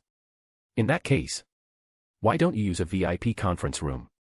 That's where they hold meetings for politicians and economic groups, so you should be able to access all kinds of information. Shizuku spoke up. As a daughter of an affluent family's head, she has experienced coming to various high-profile places exclusive to only the most influential and rich. And knowing how influential and powerful the Kitayama household was, it was no wonder that she had visited such a place before. That's amazing. I can't believe you know about a room like that. My father brought me along here once. I know the security and access code as well. Yuuji smiled and nodded appreciatively to her. That'd be amazing. Thank you, Shizuku. Despite her still maintaining a stoic expression, a blush quickly became apparent on her cheeks from his praise. And with that, they all head to the VIP conference room with Shizuku in the lead. Once they arrived at the massive, luxurious conference room, Shizuku quickly made her way to the control panel to access the features in this room. With her knowledge of the security and access code, she was able to quickly gain full control of the system and displayed the entire map of Yokohama onto the large main screen in front of the room. Then, several X marks appeared on various locations in the city, signifying the presence of hostile groups in those locations. A full-on assault on Yokohama. Brother. Yuuji glanced towards the couple of brother and sister as Miyuki stared at her brother worriedly. Knowing what was happening and the high possibility that her brother's identity as a soldier would be revealed to their friends, ending his normal daily life in high school. But, even understanding that through but a look of her sister's worried expression, Tatsuya simply smiled and petted her head softly. The situation's quite dire. If we loiter around here too long, we'll probably be captured by the enemy. But even if we tried to escape, there's no viable transportation. So should we evacuate to the shelter? Mikihiko suggested. That would probably be the most realistic option. Yuuji nodded in agreement. Then, let's go to the shelter through the path above ground. Above ground. But wouldn't that be more dangerous? Fufu, you're right but wrong at the same time, Mizuki-chan. Huh? What do you mean? Aika winked and pointed at one of the X marks that's located right above the underground path. It's not a direct path to the shelter, so the chance of encountering hostile forces is bigger. And it's better to encounter them above ground, where we have more space to fight on than in a narrow underground tunnel. Oh, I see. Aika's right. But before that, there's something we must do first. Yuuji glanced towards Tatsuya, who understood his intention and nodded at him. What are you going to do? Leo asked. I want to destroy the demo machine so they won't fall into the wrong hands. They then quickly made their way to the main conference hall backstage where their devices were stored.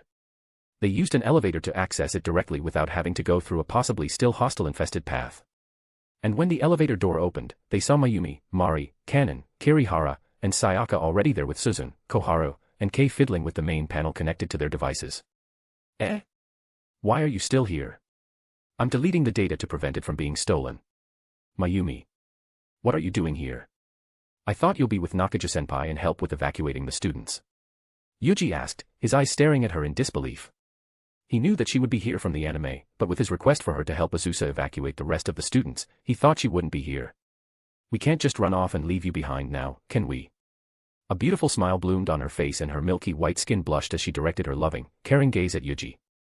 No matter how strong she knew he was, or if Aika and Erika were there with him, there's no way she'd simply leave him alone in such a situation. Her smile and words stunned Yuuji as he stood there frozen, his gaze never leaving Mayumi's. But before he could fully relish in the love she showed him, a familiar, baritone voice snapped him out of his daze. Tsubakihara. Sigusa. I thought you'd gone on ahead and evacuated. Jumanji Kazuto, along with Hattori Hanzo and Sawaki Midori, approached them with strict, steeled faces. We're deleting the data. Does it take that many to do that? Nakaho-san has taken the other students to the underground tunnel. You should get going as WEL-. Jumanji-senpai. Please send reinforcements to Nakaho-senpai's location. All three of them, as well as Mayumi, Mari, and the others all turned to Yuuji in shock when he suddenly raised his voice in a panic. Is there something wrong? Midori asked, his face immediately showed a heightened alertness just like Hanzo and Kazuto. The underground tunnel isn't a direct route. With hostiles having infiltrated the conference hall and present along the locations near the sea, they might encounter hostiles on their way to the shelter. And in such a narrow path, they might be forced to fight against hostiles with all of the students behind them. Their eyes immediately widened and Kazuto immediately issued an order. Sawaki, Hattori, go after Nakaja now. Yes, sir. The two immediately head off before Jumanji turns his attention back on both groups. I'll patrol the area once more to make sure there are no more stragglers. You should quickly make your way to safety as well. Kirihara. Yes. Upon his name being called, Kirihara immediately went after the Extracurricular Activities Federation chairman as he left the two groups behind. And with nothing else to do but to accomplish the only thing they came to do in the backstage, Yuuji and Tatsuya helped Suzun, Kei, and Kohara with deleting the data of their research from the storages in the device here. Chapter 65, Happy Announcement. With the halting of my two other stories, Grandeur Fantasia and the Tomboy Prince was reincarnated as a villainess in an Otome game. I have a bit more time in the week to write more for. Welcome to the Multiverse Group Chat. McG. So starting next week, on May 21st, I'll be uploading 2 chapters a week. One on the usual Sunday, and another one on Friday. I hope you will come to enjoy. Welcome to the Multiverse Group Chat, even more now with 2 chapters per week. Chapter 66, Chapter 64 Unleashed. Upon deleting all data related to their thesis from the data storages and devices they brought for the competition, Yuuji and Mayumi led everyone to the first high school's green room to begin planning for their next move. Now then, about our next move. Only one enemy ship has invaded the harbor. The area around the shore is more or less under enemy control, though they seem to have suffered quite the casualties as well thanks to the heightened security around that area. Ground transportation has been mostly paralyzed as well, perhaps due to the guerrillas. Mayumi explained the gravity of the situation to everyone in the room. It was bad, but not as bad as it would have been if Yuuji, Aika, and Tatsuya hadn't alerted their comrades in the military about the possible attack in Yokohama. If they didn't, then Mayumi couldn't even begin to imagine what sort of situation they could be in. What could they be after? Kei asked. The fact that they specifically came here means there's something they want in Yokohama. And although there's also one in Kyoto. The Magic Association branch office. Or to be more precise, their main database. Mayumi nodded to Yuji's answer. Yes. All the crucial and confidential data about our country's magical technology is being centrally managed in Kyoto and Yokohama. So it would make sense for them to come here if they wish to steal our country's magical technology. When will the rescue ship arrive? Mari crossed her arms as she kept her gaze focused on the map of Yokohama displayed on the screen. It should be arriving in another 10 minutes. But it doesn't look like it has the capacity for this number of people. Regarding Nakaho-san and the others who are headed for the shelters through the underground passage, it seems that Tsubakihara's concerns were unfortunately correct. However, since the enemy force was small, they should be able to drive them away soon, according to Hattori. Suzun reported, having just received the message from Hattori from her phone. A sigh of relief escaped their lips before Mari turned towards everyone. You've heard of our situation. Unfortunately, we won't have the chance to get on the ship. At this point, we'll have to head to the shelter ourselves even if it's somewhat risky. Tatsuya. I'll leave this one to you. If I do it, I can't guarantee the driver's life. All right. Brother. Hearing their exchange of words, everyone turned to look at Yuuji and Tatsuya, who suddenly moved around towards the wall behind them. Then, with one swift movement, Tatsuya whipped out his silver Taurus and aimed straight ahead into the wall. Be brother. T. Tatsuya-kun. Mayumi quickly tried to activate her CAD and cast a spell that would allow her to see through walls to find out why Tatsuya suddenly raised his gun. And then she saw it. A massive truck racing right into the building. But before it could even reach the stairs to the entrance, the entire thing suddenly turned to dust, leaving behind the driver that fell and hit the stairs from the sudden disappearance of his vehicle. Her eyes widened in shock. She had heard of his abilities from Yuuji before, but she didn't think it was to this extent. Then suddenly, a familiar voice snapped her out of her daze. "I'm sorry to have kept you waiting." Entering the room was a beautiful jet black-haired woman, dressed in the militaristic green uniform of the JSDF. Kyuko-san. Long time no see, Mayumi-san. Everyone stood frozen in their position as they stared at the JSDF officer who suddenly walked into the room. Then, following right behind her, a middle-aged man, similarly dressed in the green military uniform, entered with a solemn expression. Without even having to look at the emblem sewn into the collar of his shirt, his sheer presence and air alone told them that he was a high-ranking military officer. "Special officers, information control has been temporarily disabled." Yuuji, Aika, and Tatsuya nodded to Kyuko's words and immediately saluted their commanding officer, Major Kazama Harunobu. Just then, Jumanji and Kirihara, who was being led to the first high's green room by Captain Sanada that they met in the entrance, also arrived to see Yuuji, Aika, and Tatsuya saluting Kazama. "I am Major Kazama Harunobu of the JSDF." Recognizing the name and face, Jumanji immediately introduced himself as well. "So you are that Major Kazama?" "I am the acting Master Clan Conference representative for the Jumanji clan, Jumanji Katsudo." Kazama nodded at the Jumanji clan representative before shifting his gaze back at the special officers, who were standing at attention. "Fujibayashi, give him the rundown on the current situations." "Yes, sir." Kyuko quickly accessed the terminal and entered a security key to gain more access into the system. And when she was done, symbols signifying the JSDF forces and the hostile forces location in the map appeared. "Currently, our forces stationed at Hodogaya are battling the invaders. We also have one battalion from Tsurumi and Fujisawa each rushing to this site. The Kanto branch of the Magic Association has taken a defensive position on its own. Good job. Now, special officers. In light of these special circumstances, our battalion, which had been on its way to Hodogaya on a separate mission, has been ordered to add our support to the defense. In accordance with the JSDF Special Assignment Regulations, I'm hereby ordering you to mobilize as well." Gasps filled the room as their classmates and friends finally understood the reason why the JSDF suddenly came and shared this information with them. Aside from Erika, Mayumi, and Miyuki, who knew of their involvement with the military, every single one of them looked at the three in shock and disbelief. The JSDF requests that these special officers' rank remains confidential. Please be aware that this is based on the JSDF secrecy protection law. I hope you understand. Heavy silence filled the room as they slowly processed the revelation in their minds. But before they could even finish processing, another officer came from the back door and addressed the three. "Officers, we have the mobile suit you designed ready for you in our trailer. Let's hurry." "Captain Sanada." "Understood," Yuuji said as they all nodded. "My squad and I will be providing protection for the rest of you. So please rest assured." Tatsuya then turned towards his sisters and friends. "I'm sorry. You heard them. Go with the upperclassmen and evacuate to the shelter." He swept his gaze across Leo, Mizuki, Mikihiko, Onoka, and Shizuku, who were most definitely still reeling in from the shock. But just as he was about to walk away, a hand caught his shoulder. "Tatsuya." Before that, Yuuji stopped him and directed his gaze towards Miyuki. And as he followed the direction of his friend's gaze, Tatsuya's eyes widened when Miyuki approached him shyly. Her cheeks were dusted with pink as she raised her hands and caressed her beloved brother's face. He slowly closed his eyes, enjoying the warm sensation of his little sister's soft, loving touch, and kneeled down before her in a ceremonious manner.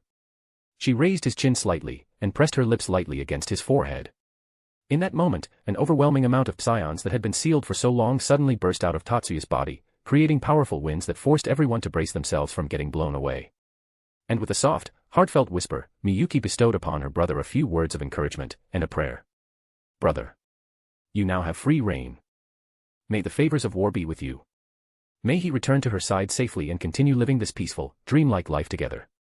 Thank you. Then I will be off." As the winds caused by the unleashing of Tatsuya's power disappear, Kyuko made her way towards Yuuji and Aika as well, approaching them with a smile. "Yuuji, Aika-chan. You should do it as well." "Kyuko-ne."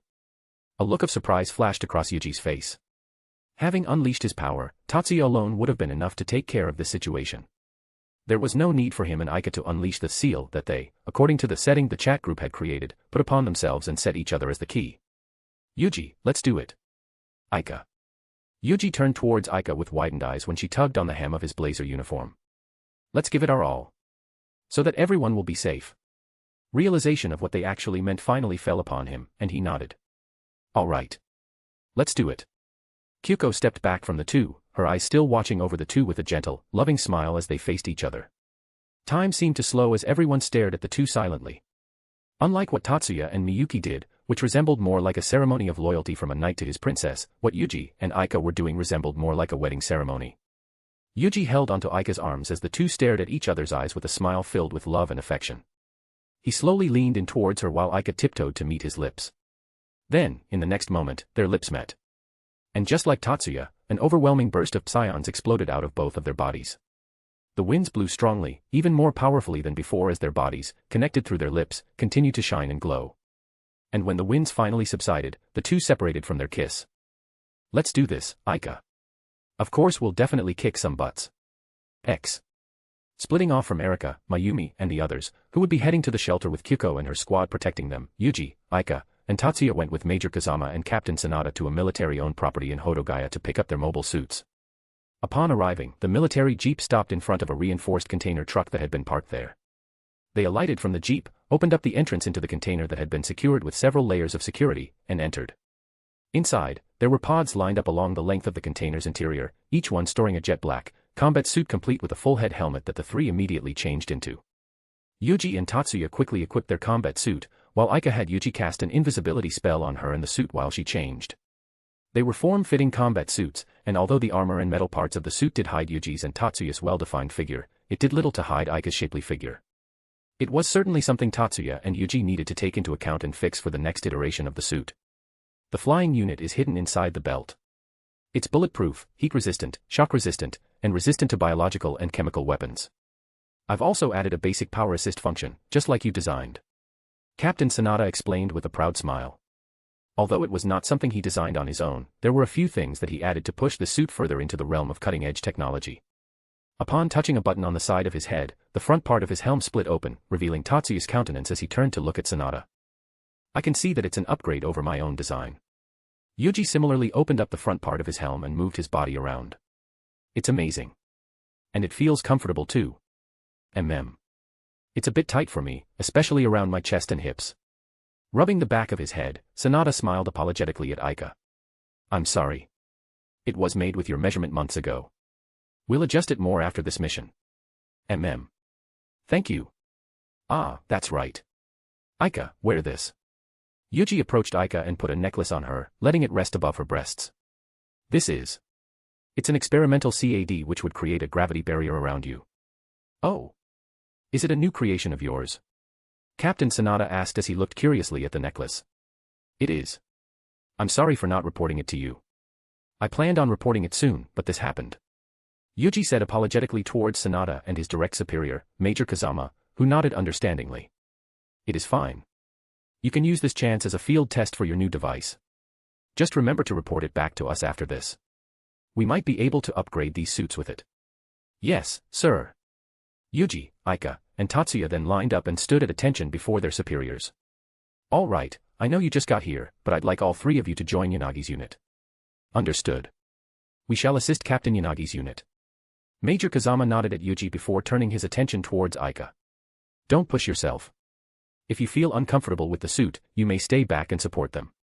Your blessings alone would be enough. Yes. I understand, Major. With that, the three activated the flying unit in their belt and took off into the sky. And moments after, they immediately caught sight of an unmanned drone right in front of them. Tatsuya, I'll leave this to you. Ah.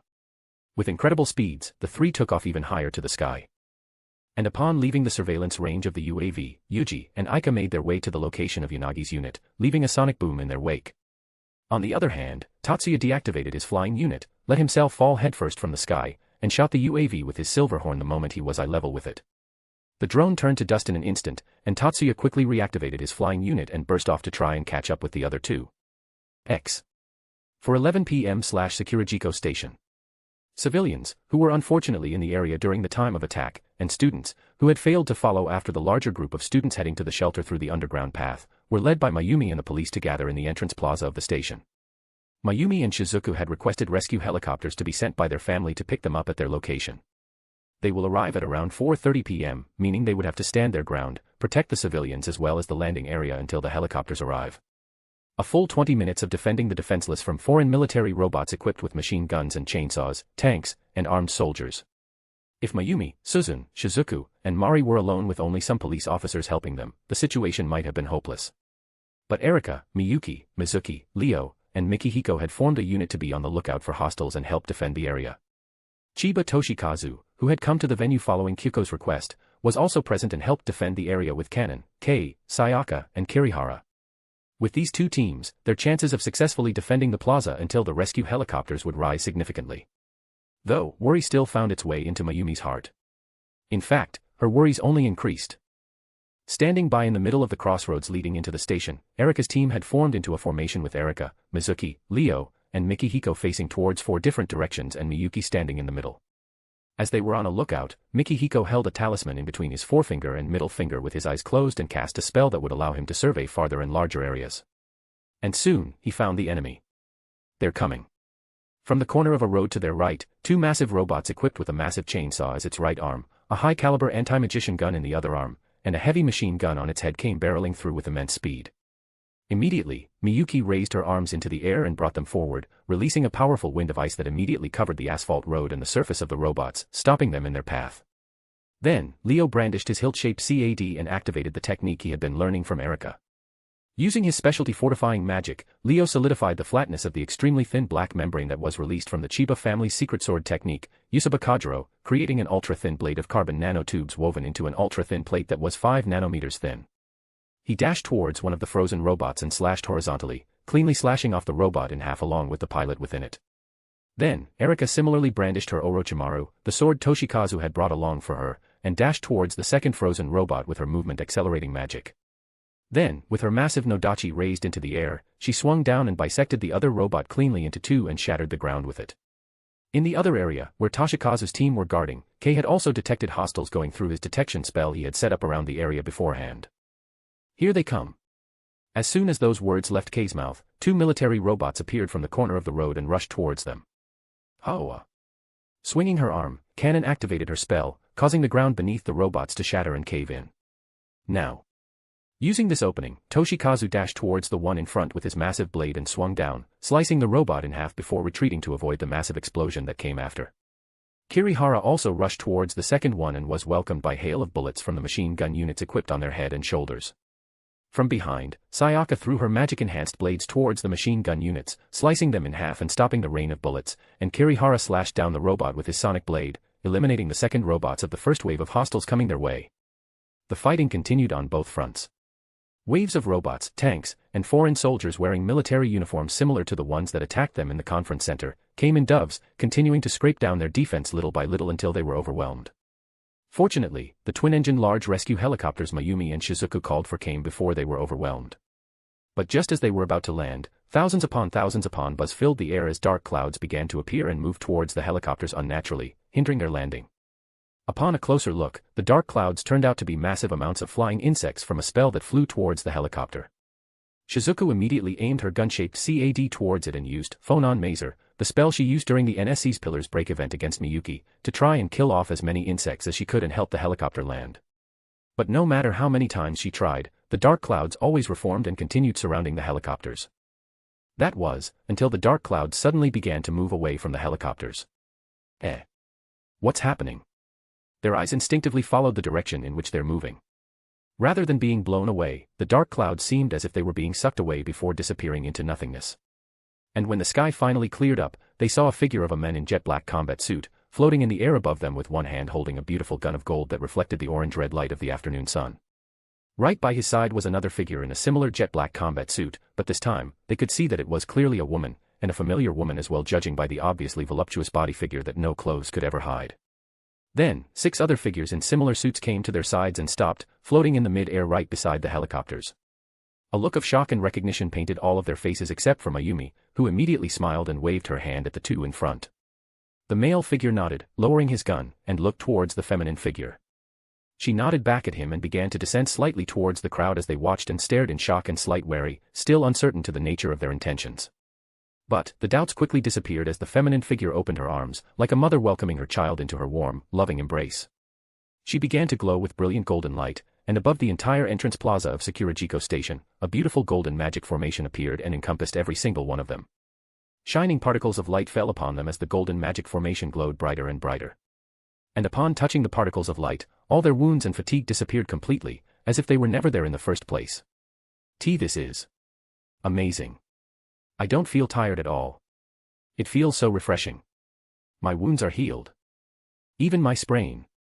This is a miracle.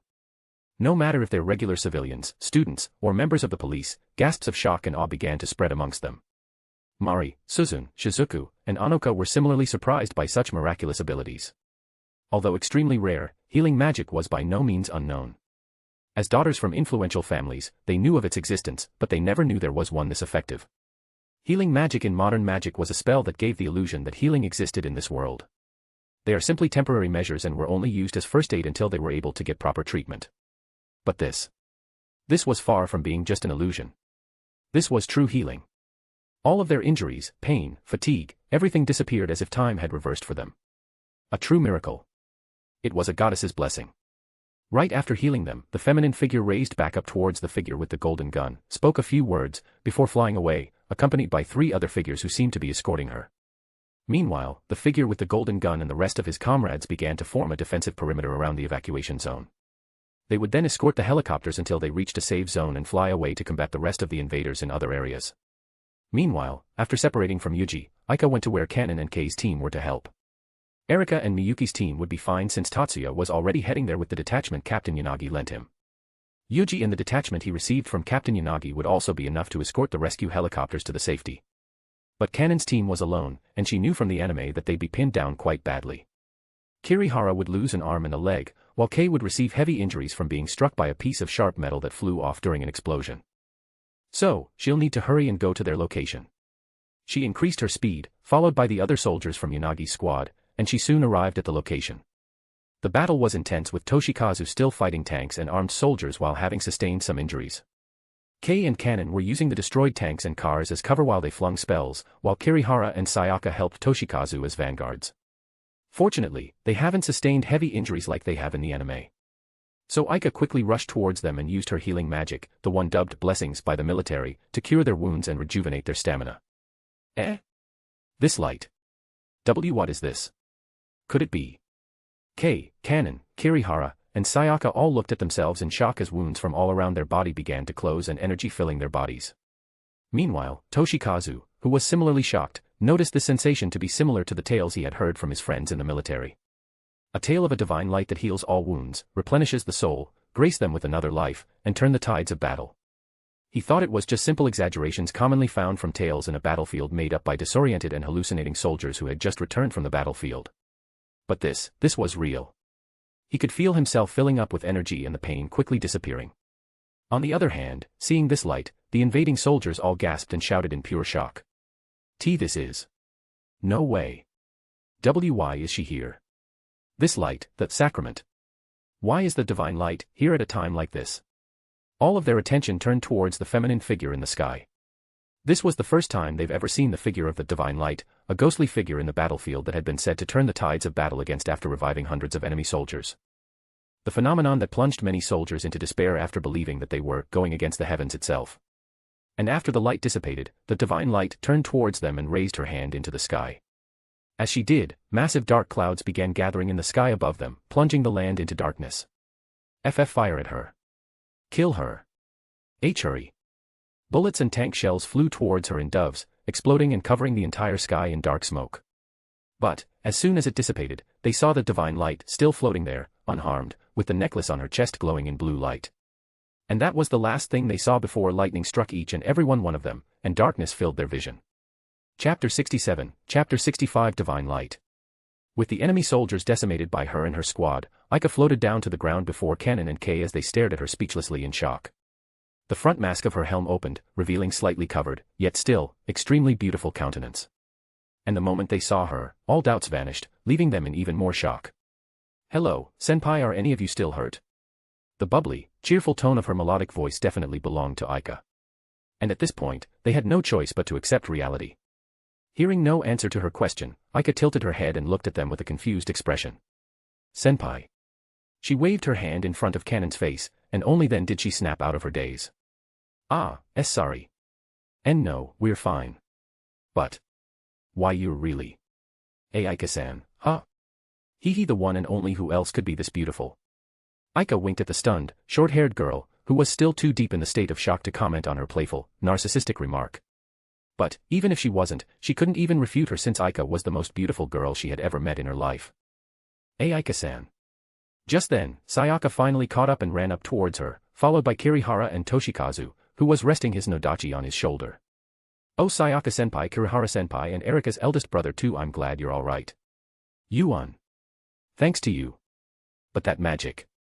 Sayaka nodded her head gratefully for having saved them when they were almost overwhelmed by the enemy. She knew every magician has their secrets and to pry into it would be extremely inconsiderate. But her curiosity and disbelief still won over her considerate nature and gratefulness, leading her to mention in mutterings the miraculous spell that saved them. Hearing her words, Aika winked and placed her forefinger in front of her luscious pink lips in a shushing gesture. Fufu neat isn't it, but keep it a secret, okay, senpai, if you don't.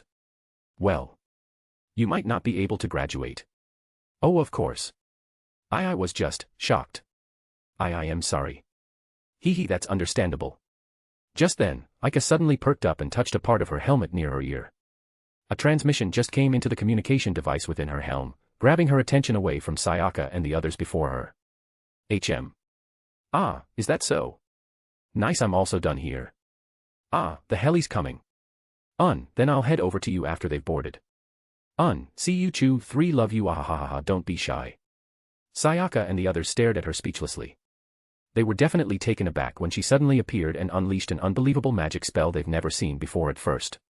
But now, after seeing how sweet and bubbly she talked with, presumably, Yuuji, they were reminded that the woman before them was still the bubbly and cheerful first-year student they know.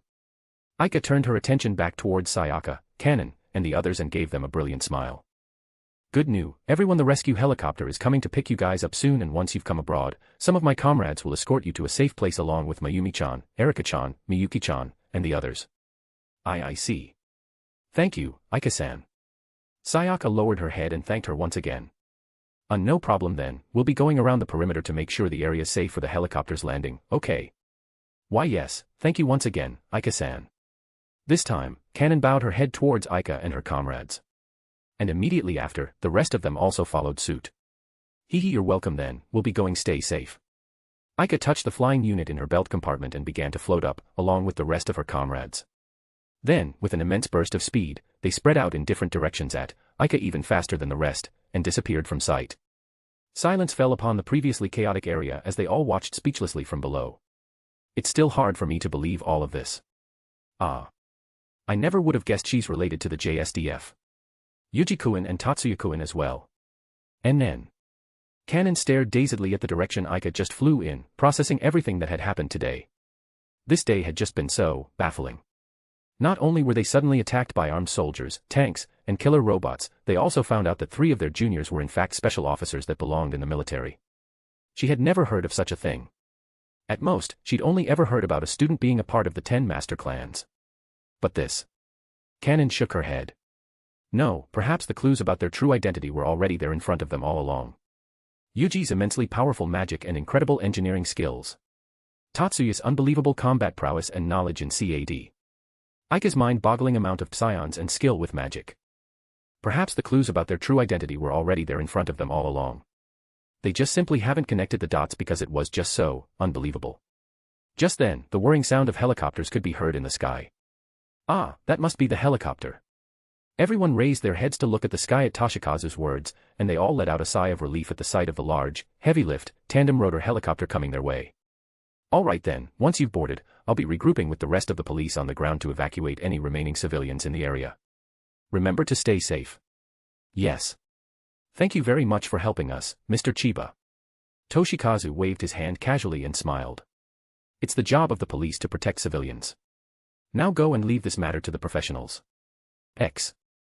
Upon boarding the rescue helicopter, Toshikazu regrouped with his subordinates from the police department, while Kanon, Kei, and the others met up with Mayumi, Erika, Miyuki, Mari, and the rest inside the helicopter. Chiyoda-san, everyone, I'm glad you're all okay. Kanon nodded tiredly, her lips curling with a worn-out smile. Yes. Thanks to Aika-san, who came just in time before we were about to be overwhelmed. So you've seen her magic too, huh? Kanon and the others all nodded to Mari's words, and Mari and the others finally understood that their exhausted appearance wasn't solely from the battle they fought, but from the shock they received as well. Mayumi let out a helpless smile. It was only natural for them to react this way. I see. Then please take a seat and rest. Although your stamina might have been recovered thanks to Aika's magic, your mind must still be exhausted from the battle. Yes. Thank you very much, Shigusa-senpai. X. 1718, Yokohama. With the orange-red hue of the afternoon sun shining upon them, 4 lightweight tanks equipped with heavy machine guns and 2 military robots marched down the streets of the Bay Hills Tower area, heading towards Yokohama's downtown district where the battle was raging as reinforcements. The resistance they met during their assault was apparently much more fierce than they first expected. Although it was a surprise attack, the defenses were much more prepared to welcome them than one would expect from a sudden assault. It seems that a special force of the Japanese self-defense military had somehow appeared much faster than expected. Almost no information about the special force was known since all companies that encountered them had been decimated before they could relay any sort of information. All they knew was that this special force was capable of using extremely powerful magic that could destroy tanks and combat robots in seconds. Thus, although they were marching through an empty street, they were still on high alert. Upon turning the corner, the street was still quiet, bearing the sounds of their machines, tank tracks, and their robots as they moved down the streets. Several soldiers, who popped the upper half of their body out of the tank and surveyed the surroundings, also hadn't seen any signs of enemy soldiers in the vicinity. But just then, a silhouette appeared on the surface of the tank a soldier was riding on. He blinked, unsure of what it was. But several more began appearing, and only then did he realize they weren't silhouettes. They were shadows. The soldier looked up and saw figures in jet-black combat suits flying in the air, equipped with high-caliber assault rifles and anti-tank weaponry. And 3 in particular attracted his attention. To the left was a figure holding 2 light blue, gun-shaped CADs in both hands. To the right was an extremely voluptuous figure of a woman clad in the same, jet-black combat suit, with a necklace shining brightly on her breasts. And at the center, a man with a golden gun CAD aimed towards them. Light flashed from the gun, and it was the last thing the soldier saw before every molecule in his body, his comrade's body, and the tank he was in was ripped apart violently into mist. Enemy attack. Above. Above. They're in the skies. Fiery. The sudden disappearance of a whole tank woke all of the soldiers out of their daze and turned their attention up to the sky. Immediately, all tanks and combat robots opened fire with their machine guns and shot the figures in the sky. But no matter how many bullets flew their way, not a single one managed to reach them. Every single bullet shot stopped a few meters before them in midair, and stayed there. However, no one stopped firing their machine guns as they prayed and begged any of the gods that would hear them for a bullet, at least one single bullet to reach their enemies. Their prayers were not answered, and when the man with the golden gun waved his left hand to the side, all the figures suddenly fan out and encircled them from above. Chaos ensued. But only for the ones on the ground. Yuuji, Aika, Tatsuya, and the rest of their comrades were calmly subjugating the invaders from the skies. Yuuji kept his gravity barrier that surrounded the enemy forces like a dome active, disallowing any physical attacks to reach him and his comrades and preventing their escape, while using his magic to crunch down one of the robots into a ball of scrap metal and mush. Tatsuya calmly aimed at the other robot and pulled his trigger, immediately misting it into thin air without a sound. And with Aika using her magic to heal any injuries and recover their stamina, he didn't need to fly around and use his restore magic on anyone. In just a few moments, only one tank remained. And the soldiers within couldn't help but freeze in fear as they looked up into the sky with widened eyes. Mahesvara. Even Sahasranama. And the divine light. None of them could believe what they're seeing. How lucky would they have to be to encounter all 3 nightmares at once? Mahesvara. The god of destruction known for erasing his enemies out of existence. The divine light, known for the light she emitted that brings even the dead back to life. And Sahasranama, 1,000 names. A title that belonged to the preserver god, Vishnu, known to transform and send his avatars to the world to preserve and restore the righteous order of the universe when it's threatened. With how many nicknames, epithets, and titles the Great Asian Union has given him, Sahasranama was the only appropriate title to describe the many names he has and his invincibility. The 3 named soldiers of the Great Asian Union were forbidden from mentioning as they were nightmares best left untouched. Now, the nightmare had appeared before them, and with it, brought upon utter destruction and death. Disbelief, helplessness, and regret were the last thing they felt before a flash of light shone upon them, followed by eternal darkness. X. 1722 o'clock. Docked in Yamashita Pier, the main pier that supported the Yokohama dock since the immense economic growth nearly a century ago, the Great Asian Alliance anchored their ship within a camouflaged landing ship deck. Disguised as a cargo ship, the small ship was equipped mostly with surveillance and intelligence-gathering devices with only minimal weapons, as it served as the command center of the invading forces in Yokohama. Although limited in equipment and technology that they could bring along for this covert, surprise invasion, they were still capable of sending commands and receiving reports, coordinating all of their forces that they had set loose in the streets of Yokohama, targeting the Yokohama Branch Magic Association. It was a successful surprise attack. At least, until they realized that their enemies were much more prepared than expected. Still, they were able to push the line forward and infiltrate the streets leading towards the Magic Association. But reports about their forces being annihilated started coming in. At first, they came once in a while. But soon, they became much more often. Wiped out. Why yes, based on the reports we received, it seems that they were wiped out in a powerful assault by an aerial unit using flying-type magic. Coup. Bastards. The commander clenched his hands into fists. How frustrating. This should have been a one-sided assault after they successfully catch the defending forces by surprise. How could this kind of thing happen? In addition, we have an unconfirmed report that... What is it? He slammed his table, rattling the computer, documents, and pens on his desk. Just what kind of report did they receive? Was it some pathetic scream or call for help? In our communications with the mobile unit, we picked up the word Mahesvara. Mahesvara. That demon of Okinawa. Another staff officer, who recognized the name, couldn't help but blurt that out, and the commander plopped down to his seat. His hands still clenched in frustration. It's just a sick joke. The name that was akin to imaginary monsters used to scare children like the boogeyman. Even now, he still couldn't believe a magician with that kind of power existed. Truly, a sick joke simply meant to keep military officers on their toes. But that's not all. What is it?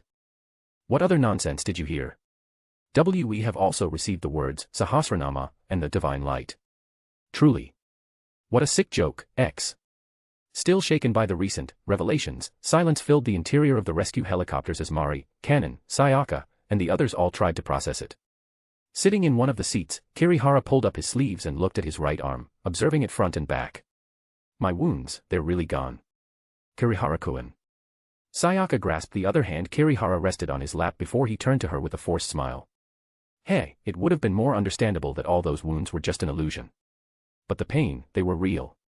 He leaned back to his seat and plopped his arm down to his side helplessly. Never knew that kind of healing magic actually existed. I agree. It was truly a miracle. Kay nodded in agreement as he looked at his hand dazedly. A miracle. There was no other way to put it. At least in his eyes, the light that shone upon him, healed his wounds, and renewed his strength was nothing short of a miracle. Chiba. What kind of spell did Aika cast just now? Was it truly healing magic? Mari turned and looked at the two girls for answers. Out of everyone, these two, who were closest to Aika, must know at least something. And Miyuki, who knew less than Erika about Aika, turned to the short, orange-red-haired girl who was sitting silently with her arms crossed and eyes closed. Silence fell once more as everyone turned their eyes towards Erika, before she opened her eyes. It wasn't healing magic. Well, I guess it technically is, but not at the same time. What do you mean? The name of the spell Aika cast is heal, at least, that's what she calls it. I've also heard it being referred to as a blessing or miracle. With it, she could make a full copy of the IDOS of a person up to 24 hours before sustaining injuries, and she could do it to multiple people at the same time. This is overwritten onto the current IDOS as a magic sequence, essentially returning the person into the state before they suffered the injury. What? That means, she could return numerous people suffering from lethal injuries in one go. Yes. As long as they're not dead, she could heal any sort of injuries and return them back to their prime. And she could do it without any drawbacks aside from the normal symptoms you'd suffer from magic exhaustion. This is amazing, right? But apparently, she wasn't satisfied with it and improved that spell so it could also recover stamina by supplementing it with her own psion. Erika shook her head tiredly with a helpless smile. She was proud of his fellow sister, yes. But after saying it out loud, she realized the absurdity of her words once again. That's incredible. As long as it was sustained within 24 hours, any critical injury can be restored as if it never happened, right? Kanon perked up, trying to lift up the atmosphere. That's right. The demand for such a skill would know no bounds. Think about it, he could save thousands, even tens of thousands of lives. In exchange for her freedom. Erika's venom-filled voice stopped Kay in the middle of his words. His eyes widened in shock when he saw the glare Erika directed towards him as if he was her sworn enemy. You don't know how much she had gone through to attain such godlike power. Do you think she was born with it? Silence fell once again as Erika clenched her fist. What Yuuji and Aika experienced. Even for such godlike power, nothing would be worth it if they had to suffer from such torturous experience. All they wanted was freedom. They never wanted this kind of power. And now that they have it, they still chose to use it to defend us. Do you still want to demand even more from them? Chapter 68, Chapter 66 Fall of the Man-Eating Tiger. A white, inconspicuous, truck marched down the street towards the Yokohama branch's Magic Association building. Within was a special force, picked from the already thinning numbers of the Great Asian Union's forces sent to Japan for this mission, Liu Ganghu, and Chen Xiangshan, two core members of the special force leading this attack on one of Japan's Magic Association branch. Chen Xiangshan stood with a worried expression, his gaze directed towards his fellow captain and main fighting force of this little squad set to infiltrate their main objective. Liu Ganghu, a large, muscular, bulk of a man, the S-rank magician of the Great Asian Union Special Forces, sat there in his white, black, and gold battle outfit with his arms resting on his knees. Bandages peeked out of the seams of his armor, a glimpse of the many bandages that covered most of his still heavily injured body.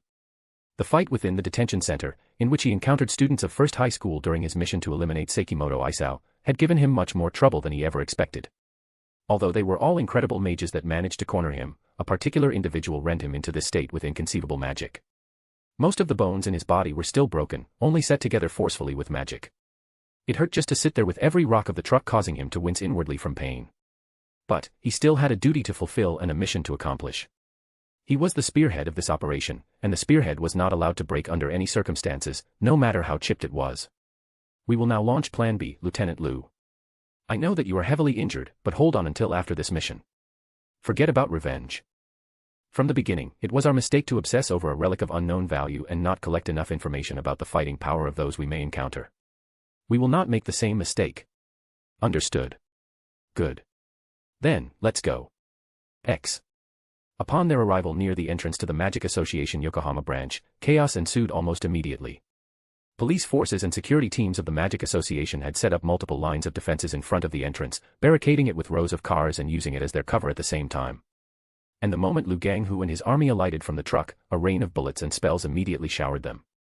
However, with his steel qigong, a magic technique that involves the use of qigong to apply a high-density layer of psion on the skin and reinforcing it, Liu Ganghu was able to march forward along with his army behind him, tanking the bullets and attacks as his army made their counterattack from behind him. Then, once he was in range, Liu Ganghu dashed into the center of their defense and used everything he had to wreck the multiple rows of cars with a single blow of his fist enhanced by his coiled silk force spell. The ancient magic technique that used the entire nervous system to create a spiraling force at the point of impact created a powerful whirlwind that blew away the heavy barricade along with the defending forces. A few cars burst into flames. Most, utterly wrecked as if they were hit by a speeding truck. And using this opening, his army gained momentum and continued to push their line forward, firing at the enemy flanks, who were caught off guard by their line of defense suddenly being broken that quickly.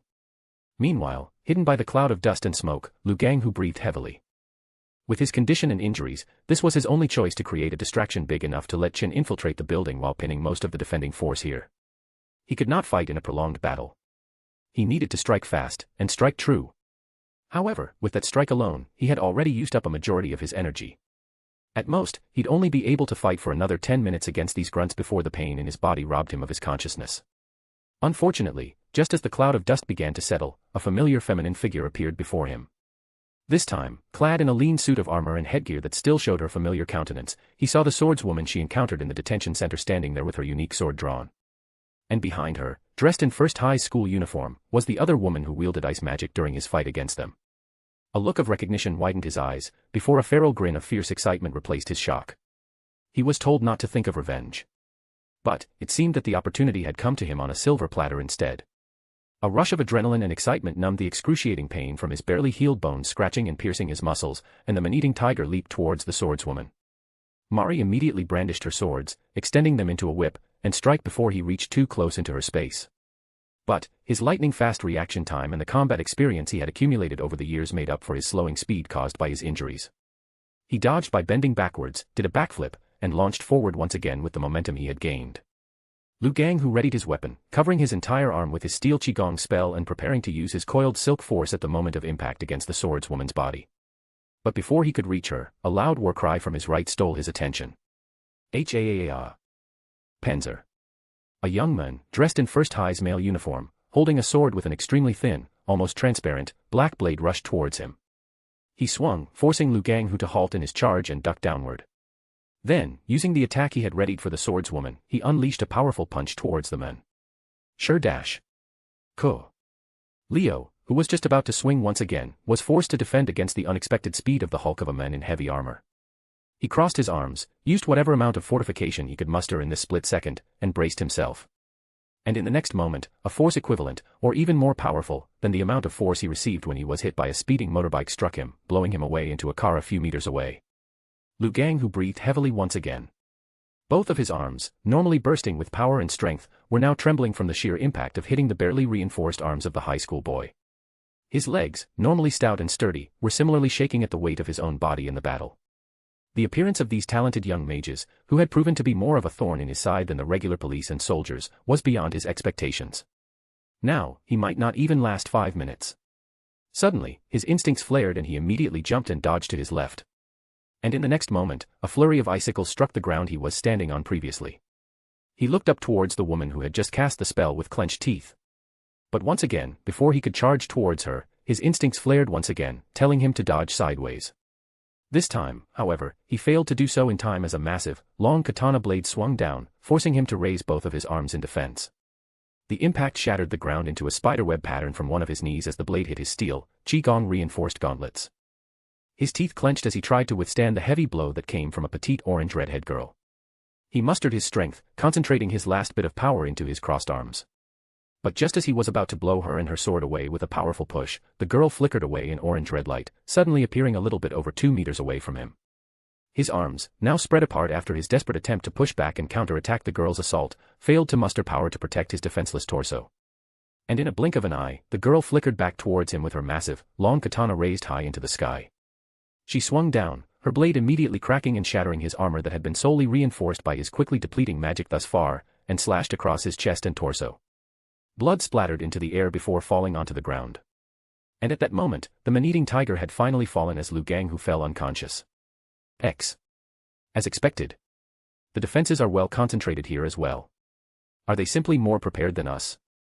Are we just unlucky? Or do they somehow read our plans? Questions filled the mind of Chen Xiangshan as he silently walked in the empty corridors of the Magic Association building. With the distraction caused by Lu Ganghu and his army at the entrance, most of the defenses within had been relocated to the front. Thus, Chen could easily evade and hide his presence from the remaining sentries using his Ghost Walker ability.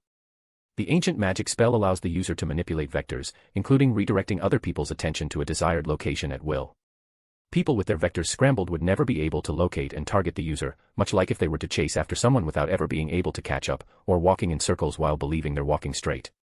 With this ability, he was able to walk casually into the Magic Association building without anyone ever finding him or even looking at him. Chen finally arrived before a mahogany double door with the words, Magic Association Main Office, carved into a polished wooden sign above it. He took out a device from his pocket and pressed it against the authentication device on the side of the door. The alarm and security system were triggered and red lights began to fill the corridor he was in. But the door opened, allowing him to reach the main goal of his mission.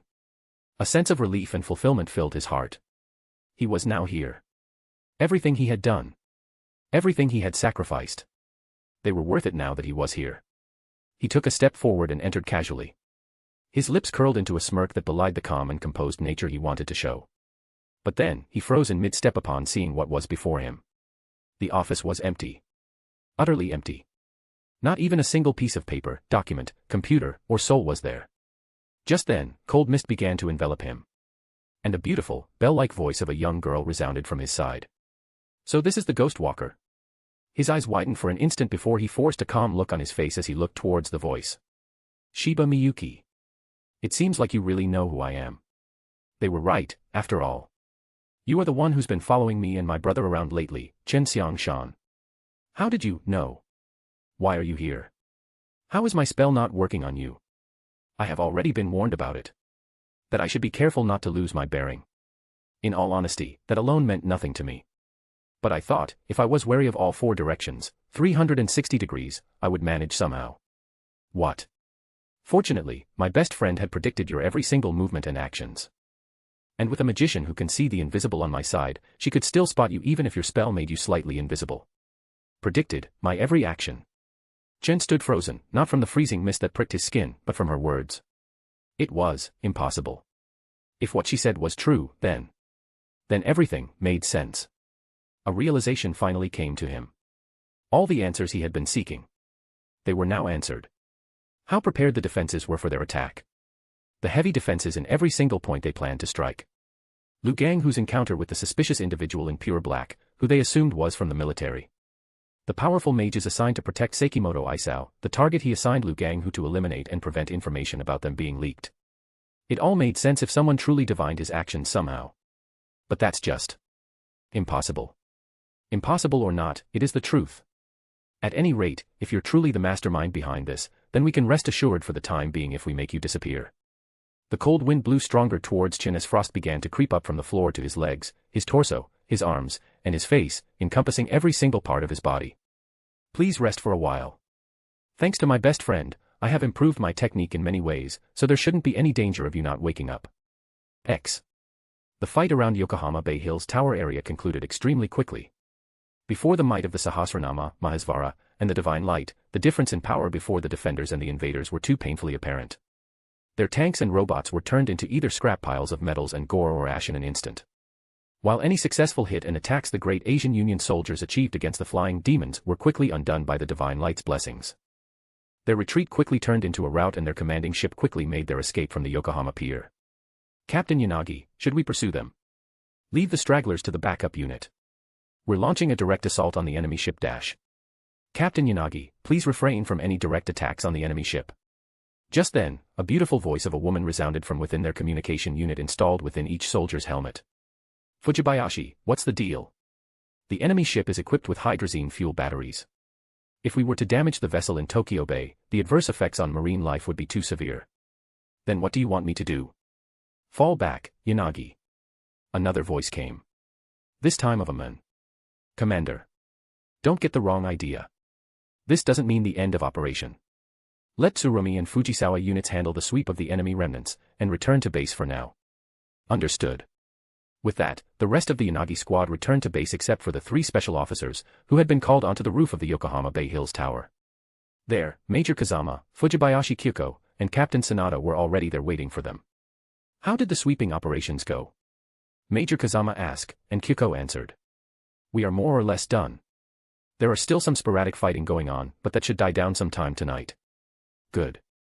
About the evacuation shelter that got buried underneath Sakurajiko Station, a temporary tunnel is scheduled to open up by tomorrow. Sanada reported.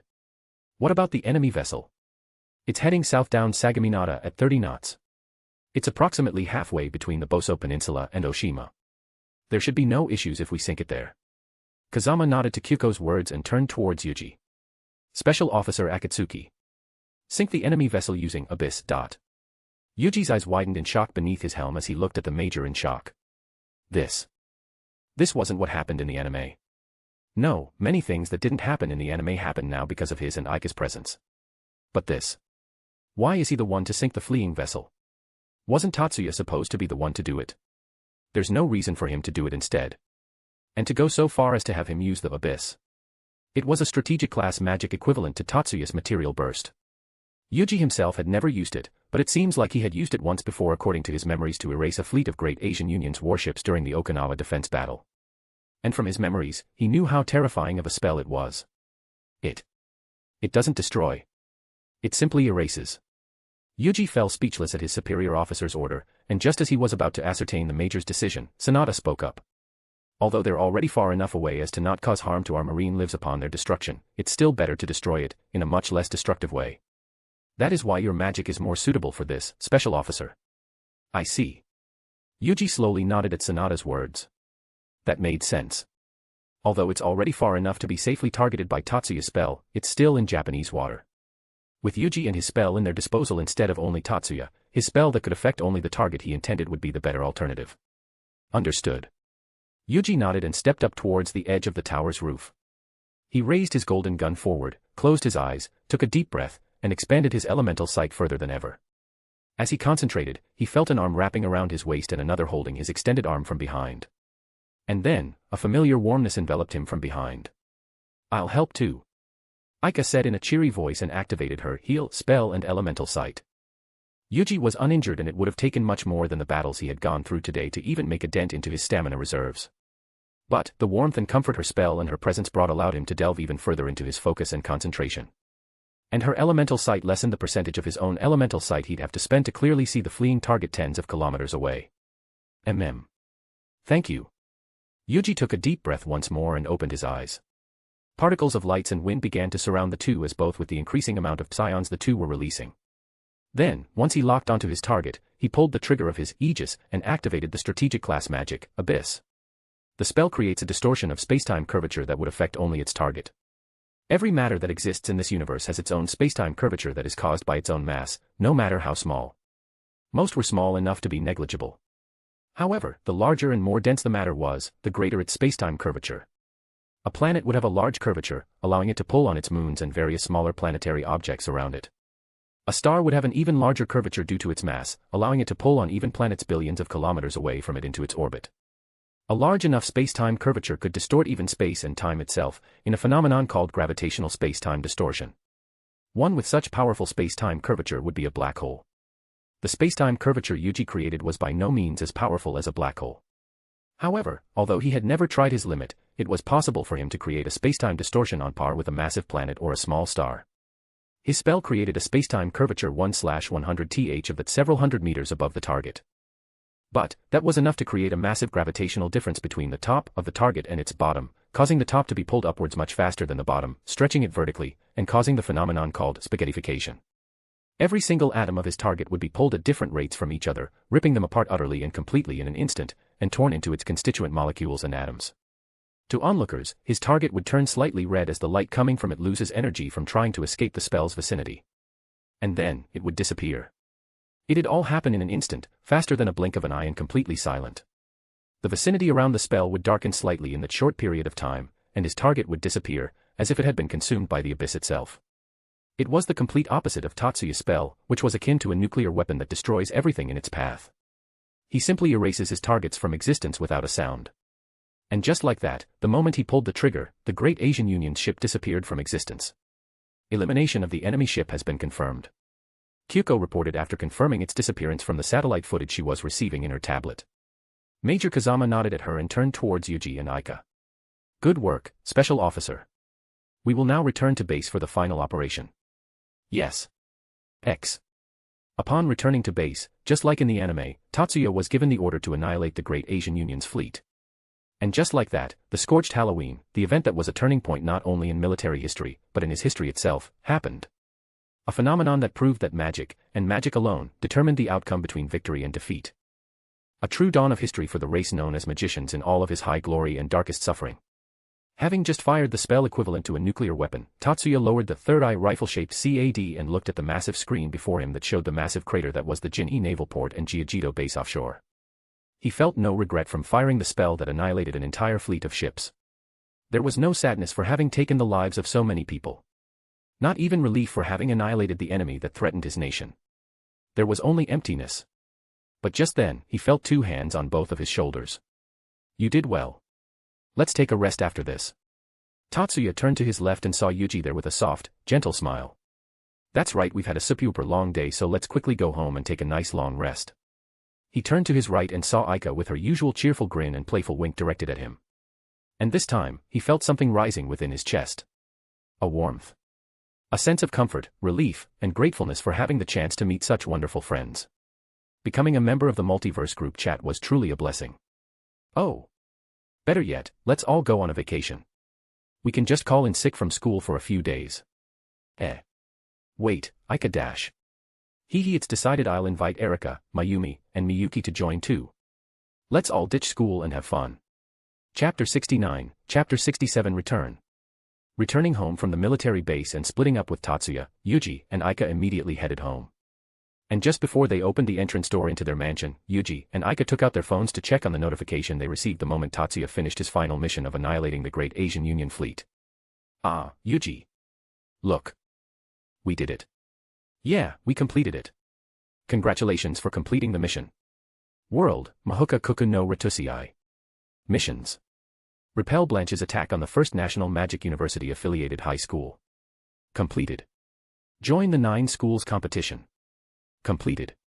Become the champion of the 9 schools competition. Completed. Eliminate all members of the No-Head Dragon Japan Branch's Board of Directors. Completed. Defend Yokohama from foreign invaders. Completed. For completing all 5 missions, you have been awarded 5,000 group chat points and a free 10+1 extra gacha ticket. The power you have received during this mission will also be permanently available to you when you return. Your rewards will be given upon your return. You can choose to return whenever you wish within 7 days of the mission's completion. If you have not returned by then, the group chat will return you back to your home world automatically. Good work. Please await your next mission. Oh, we got 5,000 points from this. And a 10+1x free gacha ticket. Yeah. With this, I'll be able to buy the supercomputer and make a communication app to talk with Mayumi, Erika, and Miyuki. Oh, and we still could stay for 7 days here before we have to return. This is great. Yuuji nodded with a smile. When you suggested it, I was a bit hesitant because I don't know when we'll be returned to our home world.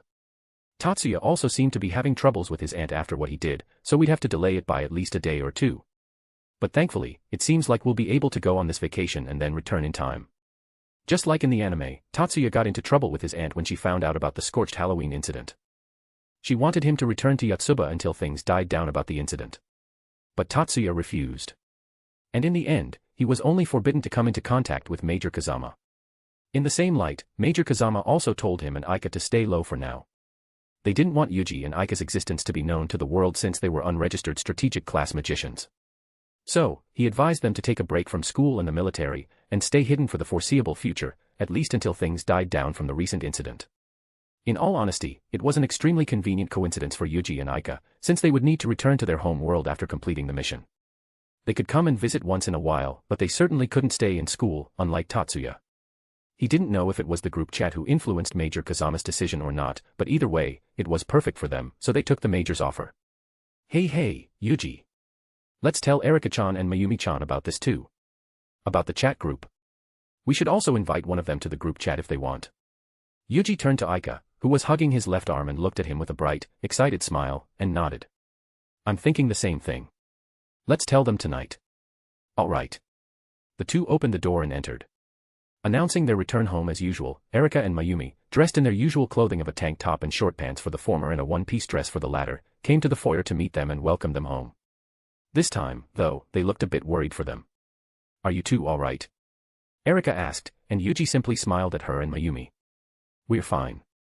Don't worry. We've seen the news. Was that you, Yuuji-kun? The annihilation of an entire fleet in a blink of an eye. That level of destruction, equivalent to that of a nuclear explosion. There were only 2 people Mayumi knew that could have done it. Yuuji and Tatsuya. And while it may sound selfish, she didn't want it to be Yuuji. She didn't want him, her beloved, to carry the burden of decimating and killing such a large number of people. And to her relief, Yuuji shook his head. No. It was Tatsuya. I see. Although it was still shocking for her, Mayumi let out a small sigh of relief and hugged Yuuji. You worried me. Both of you are. She let go of him for a bit and held Aika's hand, looking at her with a helpless smile. I'm sorry for worrying you, Mayumi-chan. But we're fine. Everything's over now. Though, there's something we wish to tell you. Mayumi tilted her head, confused, as she listened to Aika. Erika was similarly confused. But a moment later, a realization came to her. Is it about the secret? The other secret you were still hiding from us? Mayumi turned to Erika in shock, turned her gaze back at Yuuji, and saw him nod with a smile. Yes. It's time for us to tell you everything about us. After taking a shower and eating the dinner Yuuji made, the 4 went to the master bedroom and sat on Yuuji's bed. Well. At the very least, Yuuji, Erika, and Mayumi did. Poof it's Yuuji's smell. Ha. What are you, a grade schooler? Yuuji shook his head tiredly as he watched Aika jump onto the bed and bury her face in his head pillow. From either of his sides, Erika and Mayumi also watched her with helpless smiles before they all climbed up the bed, crawled to the center, and took a seat. But it's fun, and where in the world could you find a grade schooler this sexy? Alright, come now. We're going to have a serious talk, right? Yes.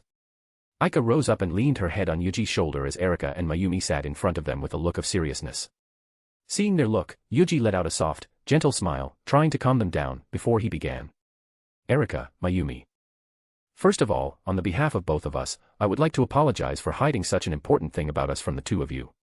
I'm sorry. Yuuji lowered his head, and Aika let her usual cheerful demeanor drop and smiled apologetically towards them as well. Yuuji-kun. Aika-chan.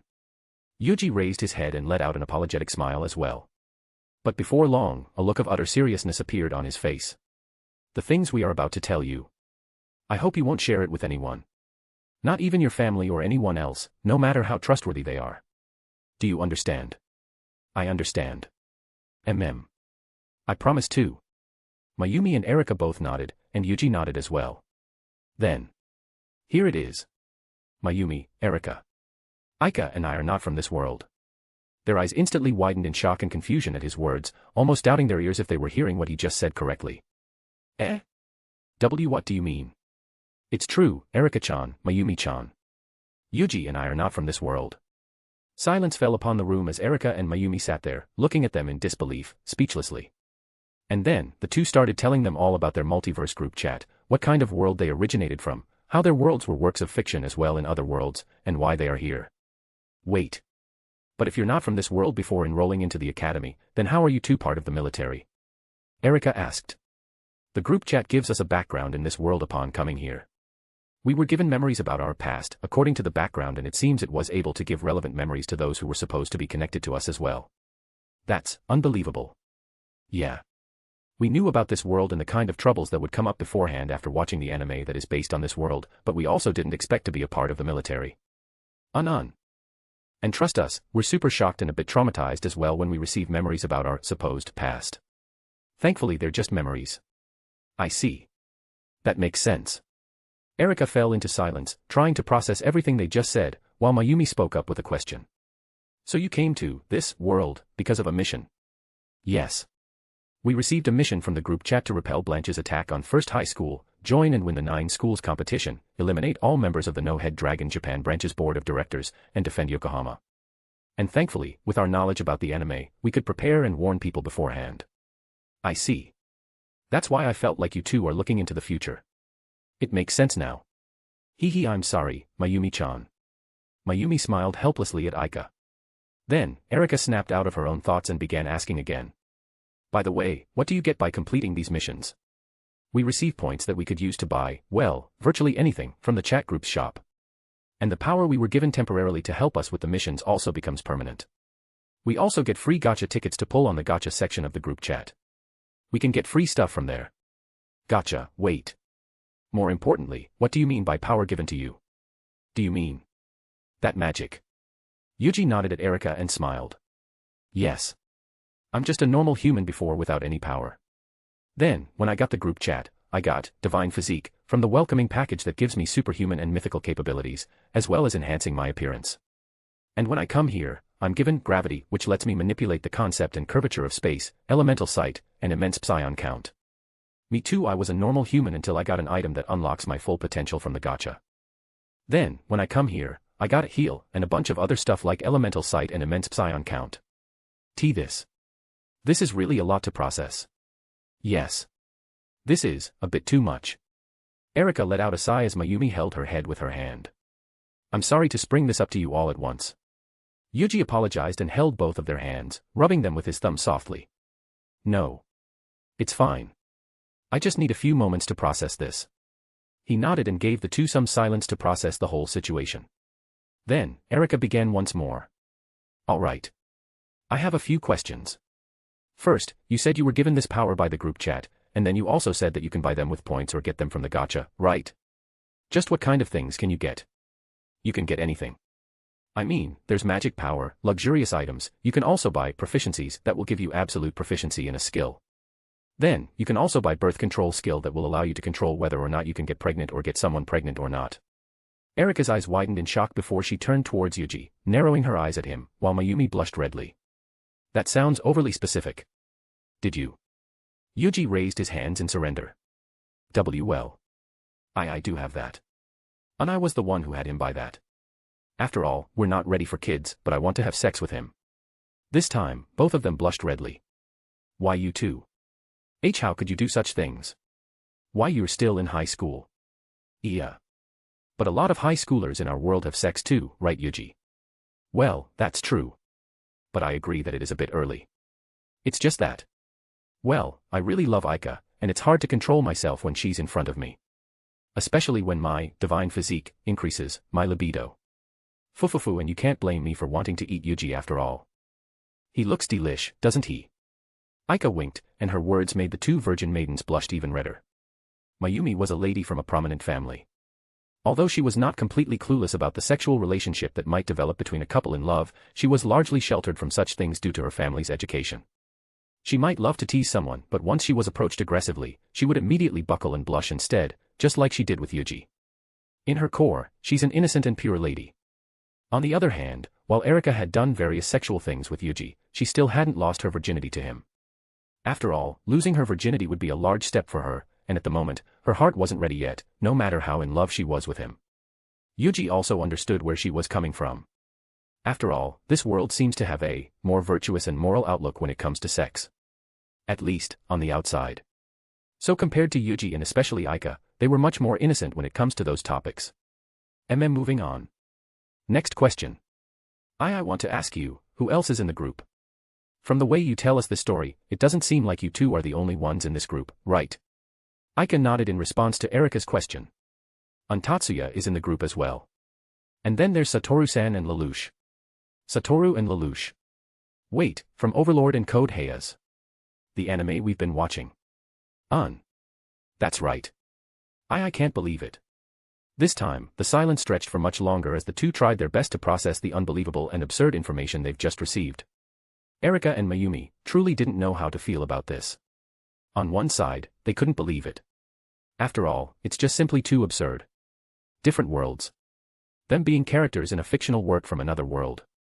They all sound impossible. But on the other side, they can't deny it either. Not after the mounting evidence that Yuuji and Aika had presented to them. And in the end, all they could do was accept it as the truth. Actually, there's one more thing I'd like to ask. What is it? Yuuji looked at Aika, nodded at each other, and turned back towards the two, who were now looking at him questioningly, once again. I'd like to invite one of you to our group. Invite us? You mean, one of us could join the chat group and go to other worlds too? Yes. When we get a mission, there's a possibility that you may go to another world to complete those missions. You will also get rewards and all the benefits of joining the group, like using the Gacha feature and buying things from the shop. That does sound interesting. Erika muttered as she began imagining going to other worlds, doing missions there, and then getting interesting items or power from her rewards. It would certainly be super interesting to do what Aika and Yuuji are doing right now. It does sound interesting, but in all honesty, I'm not quite interested in fighting. Mayumi smiled wryly. She's already busy enough with her role as the heiress of the Sigusa family. She doesn't really want to worry about other things, such as going on a different world and doing things that might be dangerous for her. As long as we can still communicate with each other, or have you two return to this world once in a while, it will be enough for me. Yuuji nodded and smiled, holding her hand stronger. Don't worry. I'm working on a communication app that would work across worlds. And I will also come and visit this world once in a while. I promise. I'll also come and visit. That's great. How about you, Erika-san? Yeah. Me. Erika pointed at herself, her cheeks blushing in embarrassment as if she was caught being excited like a child over something. What about Tatsuya? He's also in your group, right? What does he think? Wouldn't he want to invite Miyuki into the group? Yuuji shook his head. No. Tatsuya doesn't want to invite Miyuki and expose her to danger in worlds he might know nothing about. And he doesn't have anyone he trusts with this kind of information as well, so he left the decision to us. That makes sense. Erika began to fidget. She was really excited and interested to join the group, but she was hesitant. Such a great opportunity. She really wanted, but at the same time, she wonders if she's worthy for it. Fufufu Erika-chan, don't be shy, we know you want to join, just accept it already. Well. Can I? Erika looked up shyly at Yuuji and Aika, and the two smiled brightly. Of course. Welcome to the Multiverse Chat group, Erika. Hee. Thanks. Great. Now that the talk is over, let's start planning for our trip. Erika and Mayumi tilted their heads in unison. Trip? Thus, with Mayumi helping them make up an excuse to the school for missing an entire week of class, Yuuji, Aika, Erika, Tatsuya, Miyuki, and her went on a week-long trip to Gunma Prefecture, which was known as having a few of the best hot spring resorts in Japan, to enjoy the steaming hot baths. And after they finished enjoying their relaxation trip, Yuuji and Aika returned to their home world. Yuuji slowly opened his eyes and found himself exactly where he was a few months ago. Or at least, a few months ago according to him. In his original world, no time would have passed while he was doing his missions in Tatsuya's world. He was still in his bed in the dead of night with the soft moonlight coming in from his bedside windows. If he remembered correctly, he had just finished talking with Mira. Yuuji took a look at his phone and saw the date. It was still the same date as when he left for the mission. Just then, he saw a message notification in the chat group and quickly checked it out. Kiryu Aika, guys, we're back. And we got a new friend. Suzuki Satoru, You're back already. You just went like not even a second ago. Lelouch Lampy Rouge, HM. So time really doesn't only stop in your world, but ours too while you're on a mission. Shiba Tatsuya, it seems so. Shiba Tatsuya, anyway, our new friend is still exploring the group chat. She'll introduce herself in a moment. Shiba Tatsuya, in the meantime, there is something I wish to tell the group. Suzuki Satoru, what is it, Tatsuya-kun? Shiba Tatsuya, I've told my sister about the group chat. I hope you don't mind. Lelouch Lampy Rouge, I see. I don't mind. I've expected you to inform your sister about this sooner or later. Just remind her not to tell it to anyone else. Suzuki Satoru, I don't mind either. Shiba Tatsuya, of course. Thank you for understanding. Seeing the opportunity after reading the messages in the group chat, Yuuji decided to join in the conversation. Tsubakihara Yuuji, hello everyone. I'm back. I'm sorry for having just sent a message after this long. I was reading the messages, and there is also something I wish to ask you. Suzuki Satoru, welcome back, Yuuji-kun. What is it that you wish to ask? Lelouch Lampy Rouge, are you also going to tell your family about the group? Yuuji smiled helplessly upon reading Lelouch's message. Tsubakihara Yuuji, as expected of you. You're completely right. Will you mind? Lelouch Lampy Rouge, just like with Tatsuya, I don't mind as long as they will keep it a secret. Suzuki Satoru, me too. Just tell them not to tell anyone for their own safety. Tsubakihara Yuuji, of course. Thank you very much. Red-haired tomboy swordsman, hey, everyone. I'm sorry for having just greeted you now. I was caught up in exploring the app. Red-haired tomboy swordsman, my name's Chiba Erika. Well, you guys must have already known me if you've seen the anime my world is apparently based on. Red-haired tomboy swordsman, wait a minute. Why is my name like this? Suzuki Satoru, it's nice to meet you as well, Chiba Erika-san.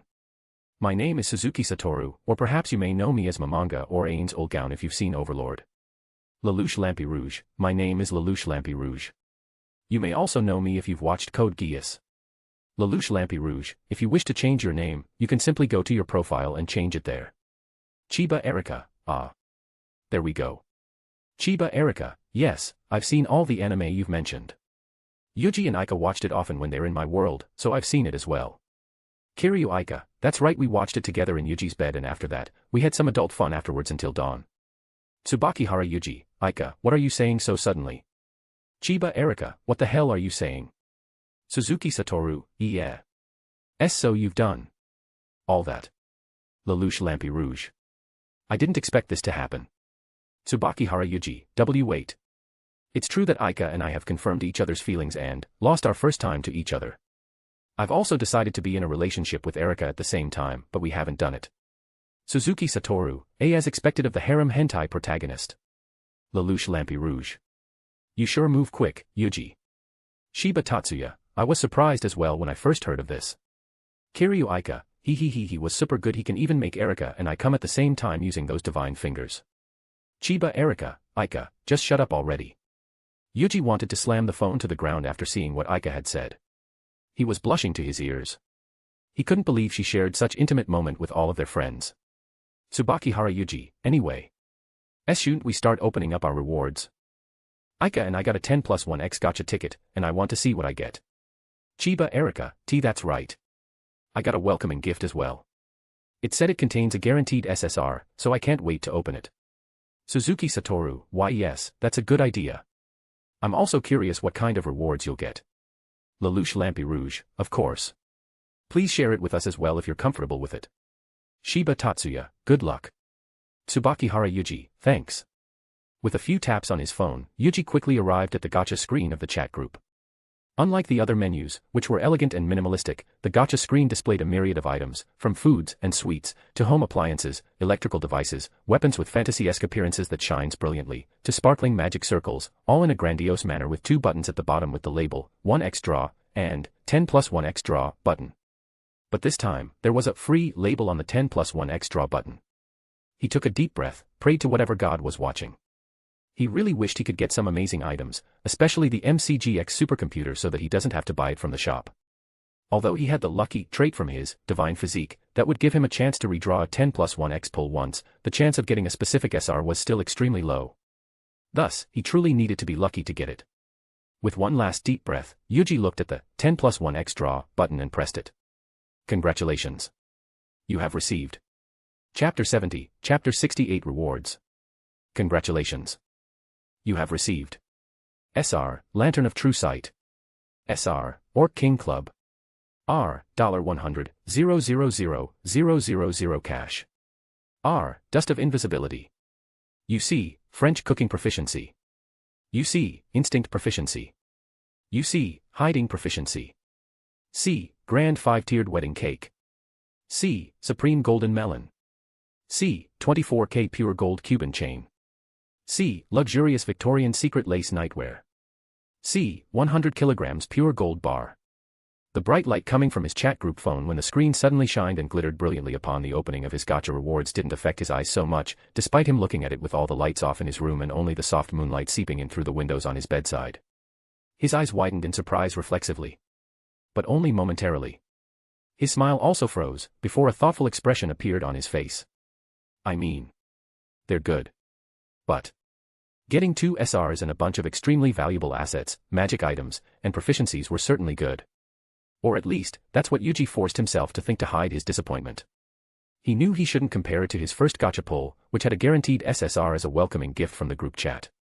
But with nothing else to compare it to, he couldn't help but become disappointed in the underwhelming result of his gacha pull this time.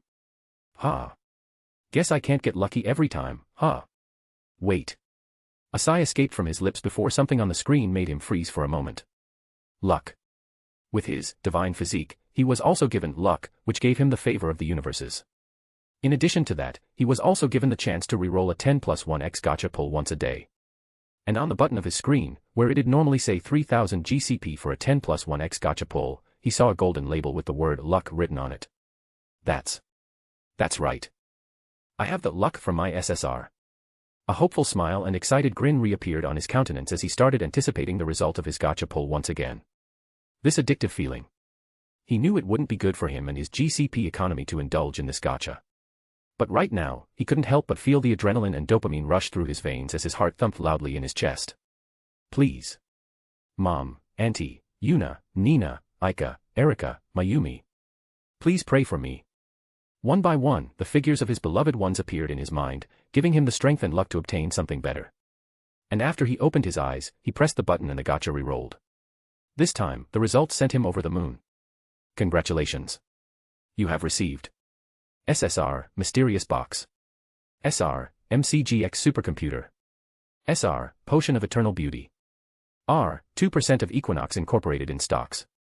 UC, War Proficiency. UC, Insight Proficiency. UC, Acting Proficiency. UC, Leadership Proficiency. UC, Swordsmanship Proficiency. C, Senbenzakura Luxury Okinawa Hotel, Spa, and Resort. C, Grade 4 Home Security System. C, 10x Uberi King Melon. Alright. A burst of excitement launched Yuuji from his bed and onto the floor on his feet as he looked at his phone in pure excitement. I can't believe it. This is amazing. Yuuji covered his mouth with his hand, trying to hold himself back from shouting out loud in the middle of the night. But his eyes were still stuck on his phone, and his whole body was trembling. He didn't only get lucky. It was a miracle. To get 2 SRs that he was aiming for in addition to an SSR that he had such a low chance of getting was nothing short of a miracle. Moreover, the proficiencies he got were all incredibly useful for both his daily life and missions. War, Insight, and Leadership Proficiency essentially made him an incredible strategist and commander in a battle. Acting will also help him in his daily life situation, and Swordsmanship Proficiency simply gave him mastery of a weapon that would help him in battles. And even the rare, uncommon, and commons, these are much better than the ones I got before. A 2% share of Equinox Inc. If this was really a parallel to the company he recalled from his previous life, then this would be incredibly valuable. Equinox Inc. is the world's digital infrastructure company. It offers co-location, space, power, cooling, and security for its customers' data centers, and has become one of the world's leaders in interconnecting industry-leading organizations, including finance, manufacturing, retail, transportation, government, healthcare, and education. This was the company that controls the majority of the internet and data centers of the world. Yuuji received 2% share of Equinox Inc., which equals to around 1.8 million stocks. And with an annual dividend of around $12 for each one, he will now be receiving more than $22 million every year from this alone. And in addition to the wealth he got from having a percentage of shares from iApple, he could shower his family with anything they wish for. His dream wasn't a dream anymore. It was finally in sight. He also got a luxurious hotel, spa, and resort, which he would definitely visit with his family. A grade 4 home security system, which was the best security system in the world, more than likely overkill for a regular home like his, and 10 of the most luxurious melons in Japan, which he would most likely serve to welcome the daughter of his mother's friend tomorrow. But enough about the SRs, rare, uncommons, and commons. It's time for the SSR. He had seen all kinds of SSR while he was idly browsing through the MCG shop. But this was the first time he had ever seen a mysterious box. He tried to look at the description, but it simply said, a mysterious box with an otherworld wonder. If it was meant to rouse someone's curiosity, then it certainly succeeded, and not only curiosity. Yuuji couldn't help but feel a bit complicated about this box. On one hand, he was certainly happy and grateful for having received an SSR. But on the other, he couldn't be certain what kind of thing this mysterious box would give him until he opened it. It might be better than other SSRs he had seen before, but it could also be worse. And not being able to know until he opened it made him more and more nervous about the result. No. No matter what, I'll be grateful for having already gotten an SSR. He took a deep breath. And with a huff to amp himself up, he went to open the mysterious box. That is, until a message interrupted him all of a sudden. Kiryu Aika, guys. Look. Look at this. I got something interesting. Suzuki Satoru, oh. What did you get, Aika-san? Kiryu Aika, I got this. SR, Great Sage. Thought acceleration, raises thought processing speed by 1,000 times. Analytical appraisal, the ability to analyze and appraise a target. Parallel operation, the ability to detach thoughts and analysis of phenomena. Detached thoughts are also under the effects of thought acceleration. Chant annulment, when using magic, the chant is no longer necessary. All of creation, the ability to comprehend any non-concealed phenomenon in this world.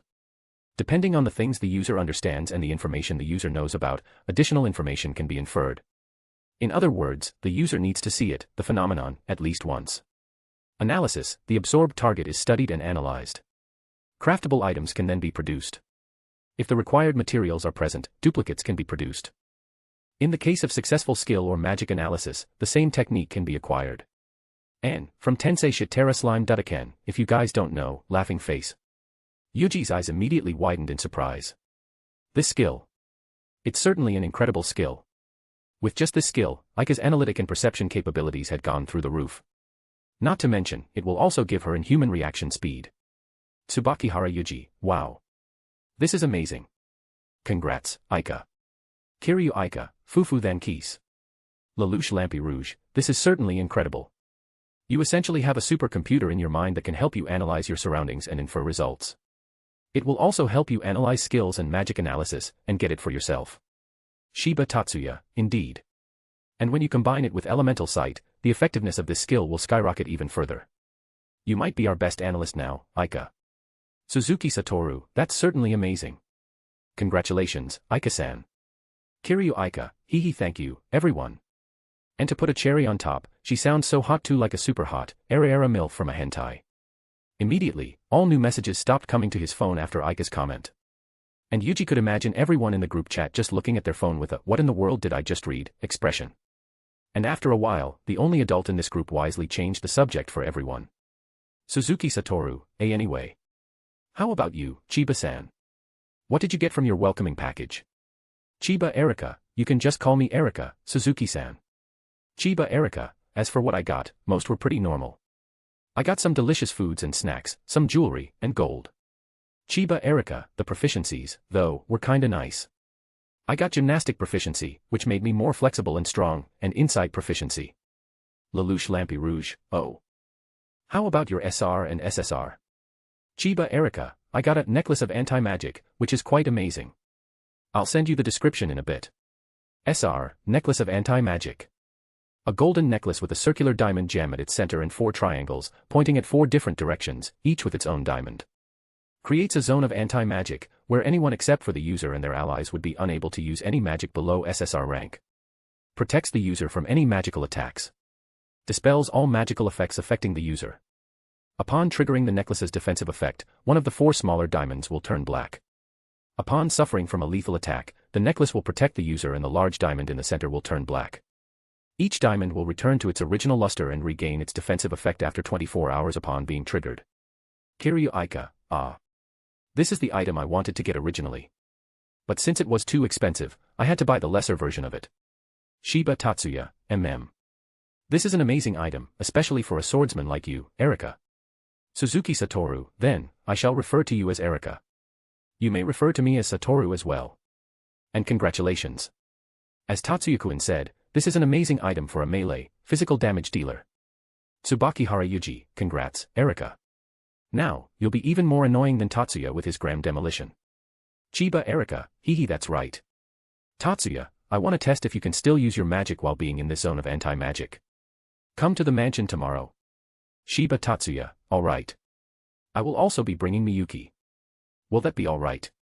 Chiba Erika, of course. Suzuki Satoru, how about your SSR, Erika-san? Chiba Erika, ah, that's right. Chiba Erika, this is the SSR I got. It's amazing. SSR, Shura, True Primordial Oni. Immense strength, agility, resilience, and stamina. Super speed regeneration. Magic enlightened. Immense mana pool. Immense magical strength. Immense magical compatibility. Magic resistance. Hell Flame Mastery. Mastery over the crimson-black flames of hell. Hell Flame. Cannot be extinguished. Burns everything, even magic, below SSR rank to ashes. Shadow Movement Mastery.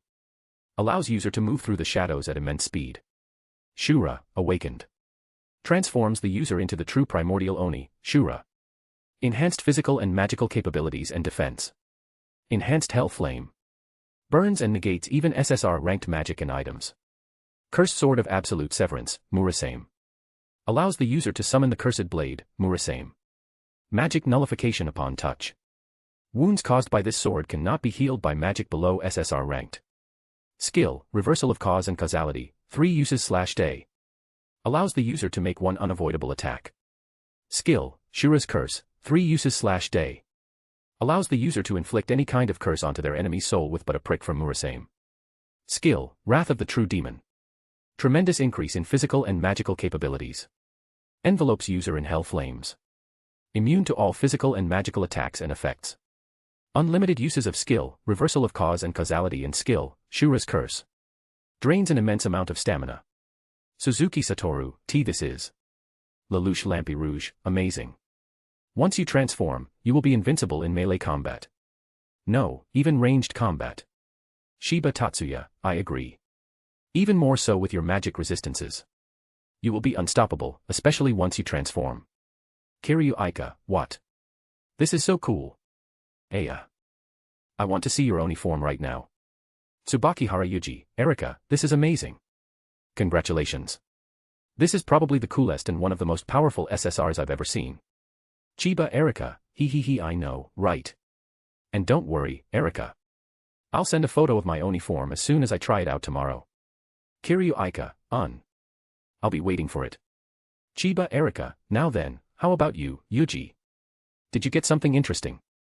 Tsubakihara Yuuji, Actually, I was also surprised at how lucky I got.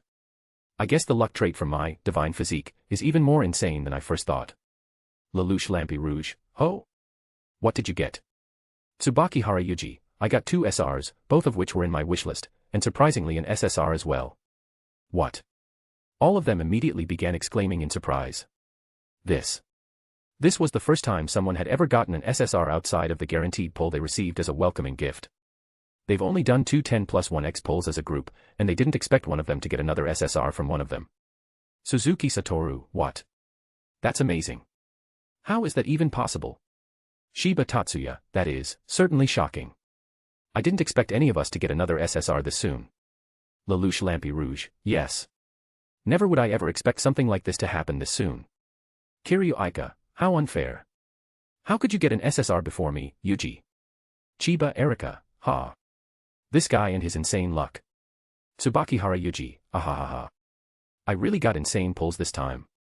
I got the MCGX supercomputer that I needed to finally develop the messaging app between worlds, and potion of eternal beauty that I wanted to give to my mother. Shiba Tatsuya, your luck is truly out of this world. Congratulations, Yuuji. Then, one by one, Lelouch, Aika, Erika, and Satoru also congratulated Yuuji after they got over their shock.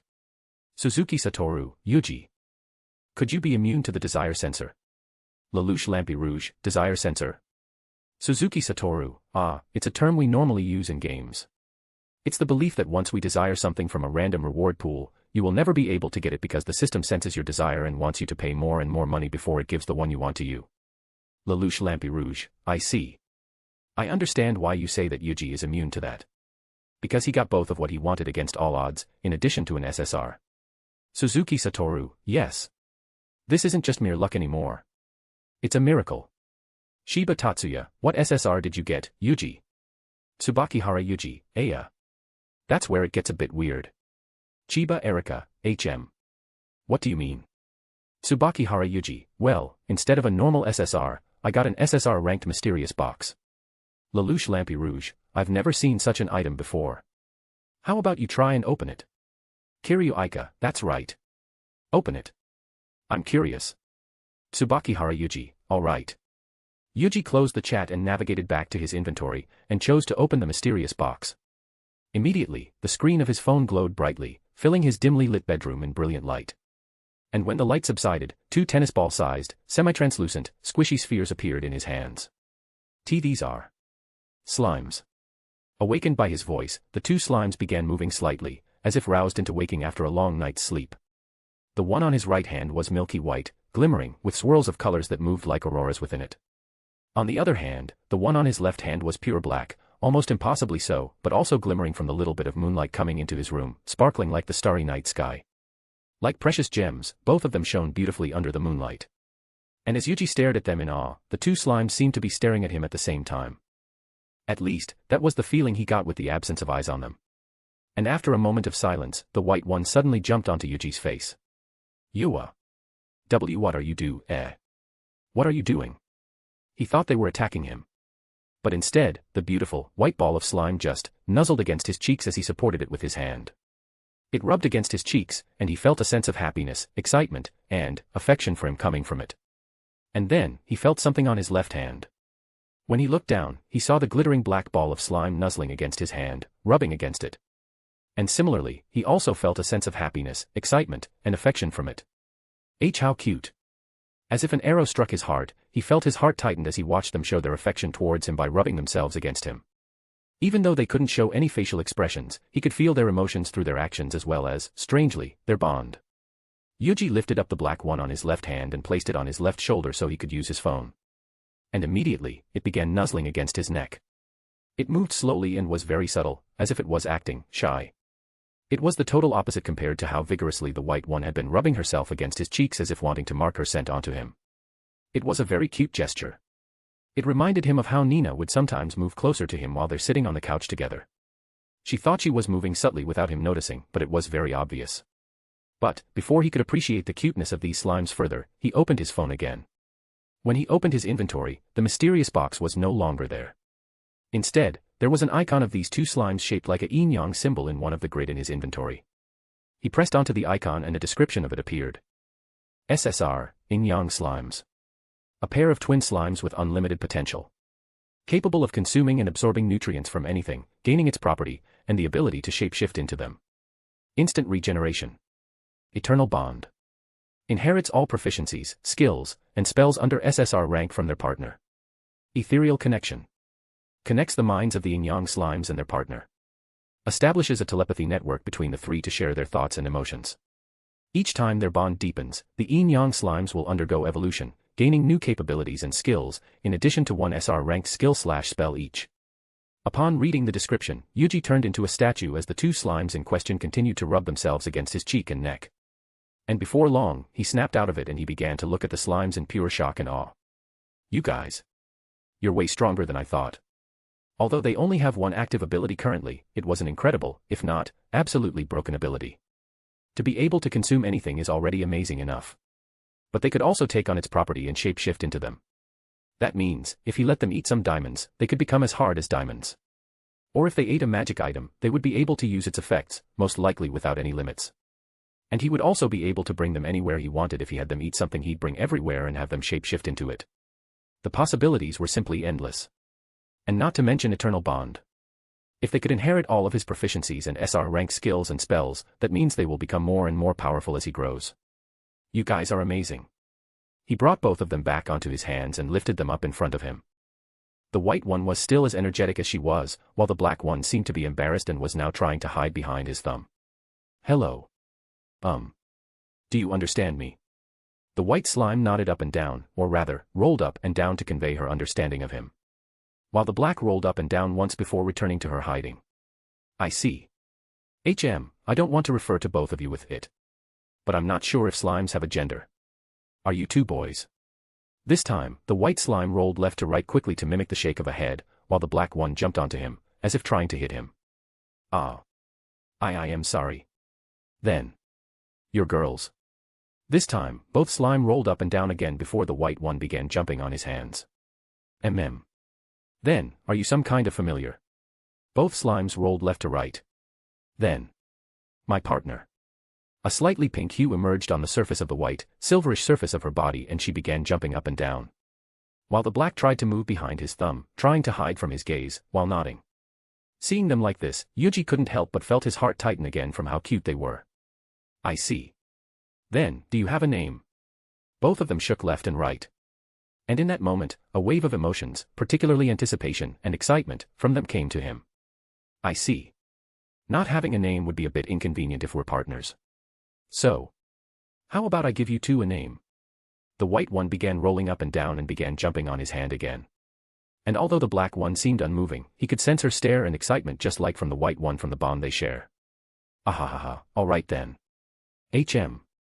Yuuji began to think of a nice and cute name for both of them. Calling them Yin and Yang would be too easy, and they didn't fit someone as cute as them. So, rather than that kind of name, he wanted to give them human names. How about Alice and Arya? Alice means noble, exalted, one protected by God, truthful, loving, and gentle in various languages. While Arya means lioness, honorable, and noble. I think they'd suit both of you. What do you think? Both slimes turned, seemingly looking at each other for a moment. And then, before long, the white slime, now Alice, began jumping up and down in pure happiness and leaped onto his neck again and began nuzzling against him. On the other hand, the black slime, now Arya, also began nuzzling even more to his hand, rolling around quicker than ever. Ahahaha. I'm glad you two like it. Then, please take care of me from now on, Alice, Arya. Alice began nuzzling harder to his neck, eliciting even more chuckles from Yuuji as he brought Arya closer to his face too, rubbing his cheeks against her soft, squishy surface. Ahahaha, I can feel the love and affection you have for me. I feel so happy to be with the both of you two. Let's get along well, okay? He began teasing her while petting the two of them with the top with his fingers, causing Alice to turn slightly pink again while Arya just stuck herself to his cheeks, not wanting to meet gazes with him out of embarrassment. Hee, you're both so cute. After teasing the two adorable slimes and petting both of them with his fingers, he opened his phone once again and returned to the chat to explain everything. Suzuki Satoru, You got two slimes from the SSR. Tsubakihara Yuuji, They're called yin-yang slimes. The white one I decided to name Alice, while the black one I decided to name Arya. And it seems she has the potential to become very powerful and a reliable member. Lelouch Lampi Rouge, What do you mean? He then described their capabilities and potential. Chiba Erika, that's incredible. Suzuki Satoru, yeah. That's super amazing. They're just like the world item, world savior, that starts out weak, but becomes more and more powerful in time. Shiba Tatsuya, their potential is unlimited, as you said as well. Lelouch Lampi Rouge, and as your bond with them grows, they'll receive new skills and powers. And judging by their current abilities, they certainly have the potential to become very powerful as you've said. Kiryu Aika, Yuuji, you're too lucky. Share your luck with me too. Tsubakihara Yuuji, they really are. And they're super cute to boot. They're now on my shoulders, nuzzling themselves to my neck. I'll send you a pic. After a while, a picture of Yuji's selfie with a white and black slime on either side of his shoulders nuzzling and rubbing themselves to his neck came to the group. Kiryu Aika, they're so cool. What are these cute things? I just want to squish them up. Chiba Erika, yeah, they're so cute. Yuji, you better bring them with you when you return here. Suzuki Satoru, they're like jewels. They're beautiful. Lelouch Lampi Rouge, I agree. And to think these little things have so much potential. Shiba Tatsuya, congratulations, Yuji. You're truly lucky to have them. Tsubakihara Yuuji, hee thank you, Tatsuya. You're right, I'm very lucky to have them. I'm glad the SSR I got was them. After a bit of chatting and talking about their rewards, Yuji then brought up the subject he wanted to talk about with his friends. Tsubakihara Yuuji, everyone, there's something I wish to ask you. Tsubakihara Yuuji, I wish to tell my mother, my twin sisters, and my aunt about the group chat. They're my family, and I can't lie to them about this anymore, especially considering how much this will change me. Would that be okay with everyone? A few moments passed. It was only a few moments, not longer than any other while he waited for his friends to reply during a normal conversation. But this time, it felt longer. And finally, a message came. Lelouch Lampi Rouge, I am personally fine with it. As long as they are able to keep it a secret for their own safety, and you are able to protect them, I believe there will be no problem. Shiba Tatsuya, agreed. I have also told my little sister about it. We simply have to make sure they're safe and tell them not to spread this information to anyone else. Suzuki Satoru, yes. As long as they can keep this a secret, I am fine with it as well. After all, it must be difficult for you to hide such a big thing from the family you're so close with, right Yuji? Chiba Erika, agreed. Go ahead and tell them. Kiryu Aika, hee and you know my answer, go and tell them now. A smile appeared on his lips as he read their messages. Tsubakihara Yuuji, all right. Thank you very much, everyone. Your words give me encouragement. I will go ahead and tell them now. After receiving good wishes from them, Yuji locked his phone, took the two slimes on his shoulders, and placed them on his bed as he stood up. You two, stay here for a moment, okay? I'll be going to talk to my mother for a while. The two slimes nodded, and before he could say anything else, both of them immediately made their way to Yuji's pillow and stayed on it, rubbing themselves against it. So cute. Spending a moment to appreciate Alice and Aria's cuteness, Yuji then headed out of his room and made his way to Myra's room. He took a deep breath, trying his best to calm down his rapidly beating heart. It may have only been a few minutes since he separated from his mother to sleep in this world. But to him, it has been months since he last saw her. And the anticipation, excitement, nervousness, and longing he had accumulated were now overflowing inside of him. But, after taking another deep breath, he raised his hand towards the door, and knocked. Mother. It's me. There is something I wish to tell you. May I come in? His heart beat rapidly once more. Those deep breaths didn't work at all. His body began to tremble from all the nervousness of the topic they're about to discuss and anticipation of meeting her once again after such a long time. But then, the familiar, ever so beautiful and melodic voice of his mother that resounded from within blew all of them away. Yuji-kun. Of course. Come in. Fallen into a daze by her voice, the voice he had missed so badly, Yuji's body automatically pushed open the door. At that moment, time seemed to stop. His heart skipped a beat and his body froze, mesmerized, upon seeing the beautiful figure of his mother, flushed, dressed in a beautiful, revealing, nightgown as her figure was basked in the moonlight. Yuji-kun. And thus, like a sailor lured in by the siren's voice, Yuji entered the room and closed the door behind him.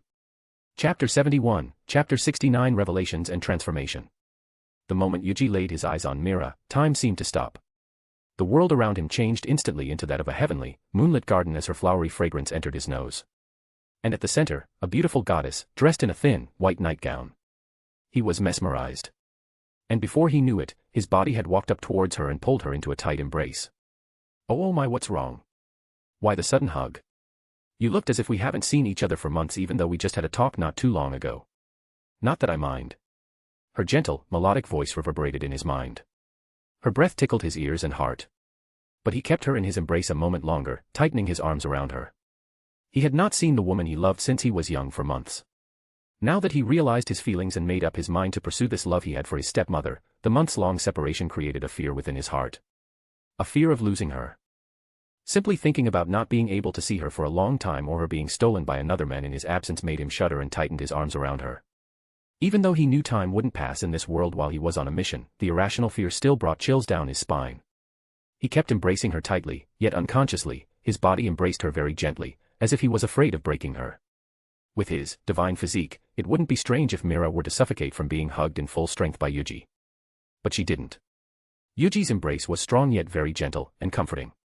And as she was being embraced, Mira's heart couldn't help but thump rapidly.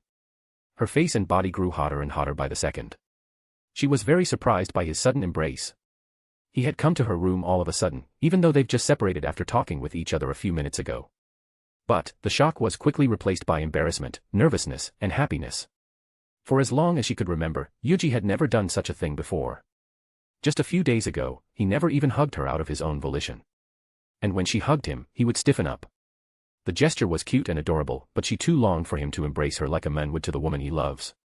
But ever since his appearance changed, she found out that his appearance wasn't the only thing that had changed. He had changed on the inside as well. He was more proactive in showing his love for her. While he would stiffen and run away from the slight teasing she did to him in the past, he would now stay firm and flirt back with her. And at this moment, her dream of being embraced by him had come true. He had wrapped his strong arms around her, embracing her so tightly yet ever so gently at the same time, as if afraid of losing his most precious person in the world. And before she knew it, she had melted into his embrace. She leaned onto his broad, hard chest, nuzzling her nose and taking a deep breath of his scent, and wrapped her arms around him. Silence filled Mira's moonlit bedroom. But for them, their ears were filled by the loud, thumping sound of their heartbeat. Mira fell into a daze as she enjoyed the warmth and comfort his embrace gave her. But a bit more than a few, moments later, she snapped out of her daze. Yuuji-kun. What's wrong? Although she enjoyed this, worry began to fill her heart. She didn't know why Yuuji would suddenly come to her room and embrace her as if she hadn't seen her for months. They've just finished their conversation about Yuji's talent in investment and stock trading and returned to their respective rooms to rest.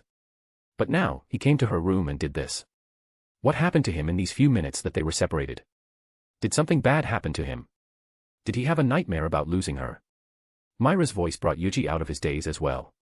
Yuuji had expected that he would embrace Mira for a few moments since he hadn't seen her in months. But the moment he saw her beautiful figure once again, he found out that he had gravely underestimated his longing for her. And before he knew it, that few moments turned into minutes. It was only when Mira spoke again did he snap out of his daze. I'm sorry for surprising you. It's just. Yuuji slowly let go of Mira and took a step back. They didn't completely separate as he was still holding her arms, not ready to let go of her, and she was still doing the same, not wanting to lose his warmth and touch. But they were now far enough to see each other's faces. Thanks to his keen vision and the moonlight that seeped through the curtains illuminating Mira's bedroom, it was enough for him to see every single detail of her beautiful face. There was a look of confusion on it, but in addition to the slight blush on her cheeks, it only made her look cuter. And the dangerous combination of cuteness and mature beauty only served to rouse his love for her even more. If it was him before he went to the Mahoka world, he would have been too mesmerized and became incoherent. He might even lose all reason and attack his beloved mother due to the immense amount of libido that came with his divine physique. But now, he was mature and experienced enough to at least hold back his horniness and focus on his primary objective of coming here. There is something I need to tell you. Mom. The look of seriousness and the tone of his voice surprised Mira for a moment. He didn't come here just to hug her after all. I see. I wonder what it could be. Please feel free to tell me, Yuuji-kun. Her lips curled into a soft, gentle smile and she patted his arms, comforting him. Judging by his expression and the tone of his voice, it must be incredibly important and pretty difficult for him to tell her. So she tried her best to be as comforting and welcoming as possible. But, to her surprise, he suddenly took out his phone. The incredibly modern and advanced phone that she didn't know how he got. And then, he showed her a screen. On it was a group chat room with several messages. And when she saw the names, she somehow felt like she had seen a few of them from somewhere. Mom, this is the Multiverse Group Chat. Everyone that is in this group are from different worlds which might be a work of fiction in our world. Yuuji then began explaining to her about the chat group. Who the members were and where she might have heard them from. The amazing powers, skills, and things that transcended the world available to them. And how this group connected people from different worlds and different universes together. But as he explained it, Mira's shock slowly turned into doubt. Are you serious, Yuuji? Are you sure they're not simply people on the internet role-playing as these characters? Yuuji smiled softly. He had expected this kind of reaction in response to him telling Mira about the chat group. He shook his head to her question. They are real, Mom. I can guarantee it. After all, up until a few minutes ago, I was in Tatsuya's world. The world of Mahoka Kuku no Ritusei, the anime Yuna, Nina, and I watched in the past. He then began telling her about the mission. How it allowed them to go to another world to complete missions in exchange for rewards. How he went to Tatsuya's world, met Aika, Erika, and Mayumi, who became his girlfriends. And how he got incredible rewards upon his return. As he was explaining them, Mira began to pout when Yuuji began telling her about Aika, who was actually the super beautiful cosplaying girl in the photo he showed her, Erika, and Mayumi. He looked so in love and happy when he talked about them. And she became even more shocked when he told them he had lost his first time with Aika. She had accepted the inevitability of him having a harem, since she knew he would devour her twin daughters, her little sister, and herself. Even if he didn't, she would be the one to push him to do just that. But she didn't expect him to already lose his first time and established a harem himself. She wanted to be his first, teach him how to please a woman, and then have him devour her little sister and her daughters afterward, so she couldn't help but feel a bit disappointed. Her jealousy, however, quickly disappeared when Yuuji began telling her about the magic he had used in that world. If what you said is true, then you can use magic. Yuuji nodded and decided to use his space curvature manipulation magic to prove that everything he said was true. Without even lifting a finger, both Yuuji and Mira suddenly floated up into the air, just a few centimeters off the ground. Kaya. What's happening? In her shock, Mira quickly wrapped her arms around Yuuji. Her heart skipped a beat when she suddenly lost footing on the ground and began floating. While Yuji's heart skipped a beat as well, but because Mira suddenly pressed her two massive, heavenly mounts that are barely covered by the thin silk of her lingerie onto his chest. He quickly calmed down and wrapped his arms around her again, patting her back softly. Calm down, Mom. It's fine. I'm the one making us float. This is one of the magic I got from going there. Is this real? Am I not dreaming? It's real. I know it's hard to believe, but it's real. My change in appearance is also because of this. I got an extremely rare prize as a welcoming gift when I first entered. It's called Divine Physique. Yuuji then explained the details of Divine Physique, and Mira finally understood the reason behind his sudden change in appearance and aura. I see, then, could your investment skills also come from there? And the diamond jewelry? Yuuji nodded. Yes. I got a lot of skills and things from the gacha, and upon returning here, I got another 10+1x gacha draw which gave me even more things. He tapped his phone screen a few times and showed her the inventory page, where all of his items and rewards were stored. And as Mira looked at the contents one by one, she couldn't help but gasp. This is amazing. I'm sorry, I'm still having a hard time believing it. But after all the proof you showed me, it's hard to deny it too. It's okay. I understand. It is a lot to process. So what about I give you something that would make it easier for you to understand? Yuuji pressed something on his screen, and in the next moment, a beautiful, crystal vial in the shape of a heart with a heart-shaped lid on the top appeared in his hand. This is called the Potion of Eternal Beauty. It is one of the items I got as a reward after finishing my mission in Tatsuya's world. As the name suggested, it is an item that rejuvenates and makes you eternally beautiful. I think it would be easier for you to believe it if you experience this yourself. Mira looked at the heart-shaped vial for a moment in silence. She still held a little bit of doubt in her heart. Not because she didn't trust Yuji's words, but because of the sheer absurdity of them. But it was indeed hard to deny when she's floating in the air. She listened to Yuji's explanation of the item before her, and she couldn't help but be surprised. If what he said is true, then this would be a dream come true for any woman in the world. To be eternally beautiful, who wouldn't want such a thing? But then, she realized something. Did Yuuji offer this to her because she's not beautiful? You're already extremely beautiful, Mom. Even without this, you are already the most beautiful woman in the world to me. But I got this from the gacha, and I have no one else to give this to aside from you, Nina, Yuna, or Aunt Aika. Aika was already extremely beautiful. And in the future, she might become even more beautiful when she gets other items from the gacha or from the shop. The same with Erika. So, she had no one else to give it to aside from Mira, and Inya, Yuna, his Aunt Aika, or Mayumi. And since he had planned on giving his mom first, he did just that. Hearing Yuji's words, the question she hadn't even uttered was answered. Her heart also fluttered when she heard how beautiful she was to Yuuji.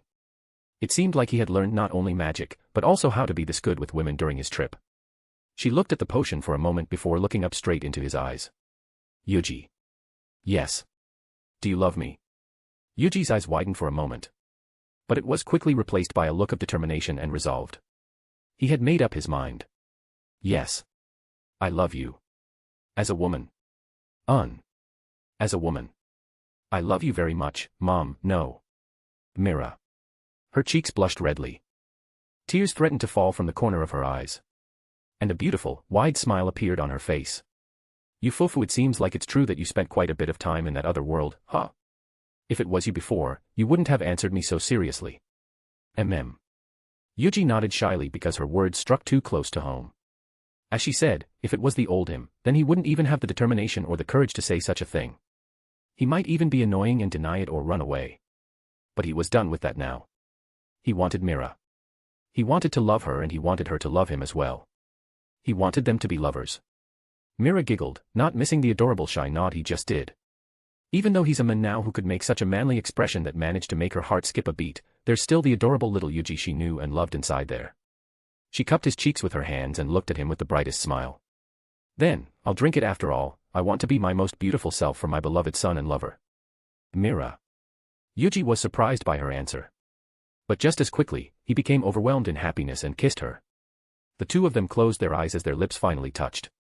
They finally shared their first kiss, and never had she ever expected that it would be under the moonlight while they're floating in the air. It was a magical moment. Almost to the point that Mira doubted the reality of the situation. But his warmth, his touch, and his kiss. They were all real.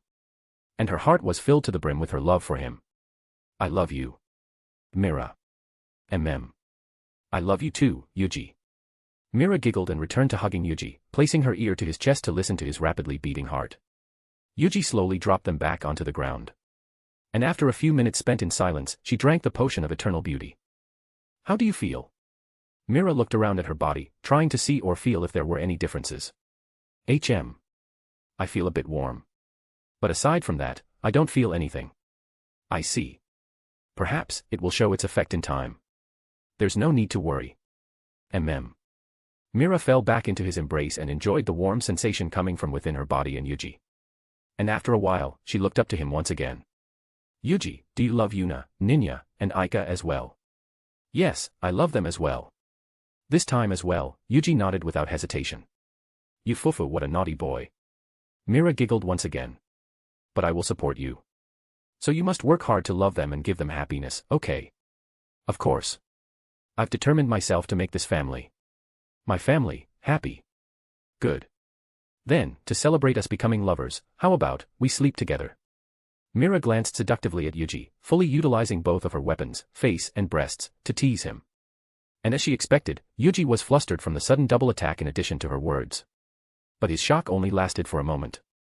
And instead of becoming nervous and embarrassed, a look of determination and anticipation appeared on his face. And that's not all. He now looked like a hungry predator, ready to eat her whole. Seeing this manly expression, Mira immediately felt her womb tightened and her body growing hotter. An urge to feel how it would be to be eaten by her stepson filled her heart. But she quickly reined in her arousal and stopped teasing him. Wait. Let's just sleep for tonight, okay? I want to do it with you as well, but we need to wake up early tomorrow. Victoria will be coming, so we need to prepare a welcome for her. She quickly explained as her face reddened in embarrassment. And also, I think it'd be better if we tell everyone else first about this before we do it, okay? All right. Yuuji smiled and nodded in agreement. He would be lying if he wasn't a bit disappointed, but he knew it would be the right thing to do towards Yuna, Nina, and Aika. So, he tried his best to keep it from showing on his expression. Unfortunately, as the Sun-Kan who had been paying attention to every little detail of Yuuji ever since he was little that she saw through him and saw the disappointment in his eyes. She couldn't help but giggle at how cute he was and happy that he yearned for her just as much as she yearned for him. Don't be disappointed, baby. We can't do it now, but... Mira let go of his arms, turned around and walked to her bed. She then lifted up her blanket, laid down, and patted the space beside her. My bed is open for you. How about we spend the night cuddling? I would love that. He entered her bed, and for the rest of the night, they spent their first night together with cuddles and kisses. Yuuji slowly awakened as the soft light of the morning sun seeping through the seams of the curtains hit his face. And upon waking up, the first thing he felt was the warmth enveloping him, the softness, and the weight. He immediately recalled last night's events. And without even having to open his eyes, he knew what it was and immediately tightened his arms around her. Hearing the familiar, beautiful, melodic moan, his lips curled into a smile. He then lowered his head and kissed the top of her head. And just then, he noticed something. She smells amazing. What? Mira had always smelled amazing to him. It wasn't only because of her shampoo and soap that made her smell nice, but because of her natural body scent as well. But no matter how clean and well kept someone was, they would still have the natural odor of a human, especially upon waking up if they didn't have divine physique, like Yuuji, or the full body potential unlock, like Aika. But now, after smelling Myra's scent, all he could smell was the scent of a field of flowers. He focused on his senses more to make sure, and he wasn't wrong. In fact, he could smell her fragrant scent even better. And now that he thought about it, her body also seemed a bit different. The two heavenly mounts pressed on his chest felt softer and bigger than last night. Her waist had also gotten slightly smaller and more firm. And her hips had widened. Yuuji finally opened his eyes, and when he looked at the face of his sleeping mother, his heart skipped a beat. She's even more beautiful than before. Her beautiful light brown hair had become more full and glossy. All the slight imperfections in the shape of her face had disappeared, making her already beautiful face even more mesmerizing. Her eyes, her nose, her pink, luscious lips. They've all become slightly more pronounced to the perfect degree, enhancing her beauty to an otherworldly level. She was on par, if not, even more beautiful than Aika now thanks to her mature charm. His gaze then naturally went down, and just like what he felt before, her chest had become even bigger than before. And her hips were rounded and more pronounced than before. Simply looking at her now could arouse any man in existence. And Yuuji was no exception, especially with the increased libido thanks to his divine physique. His dragon rod, as Aika lovingly referred to it as, was already at its peak erect condition, ready to make love and impregnate the woman before him. But Yuuji remembered their conversation yesterday and quickly tried his best to distract himself. It was then that he realized some dark liquid on Myra's nightgown. What is this stuff? Yuuji took a closer look. There was a few jet black dark liquid sticking on his mother's skin and nightgown. And upon closer look, Yuuji finally realized what it was. It was the same dark liquid that he expelled when he first gained his divine physique. They were the body's impurities, and Mira must have also expelled them after the potion of eternal beauty's effect took place. Though there were significantly less than what Yuuji expelled.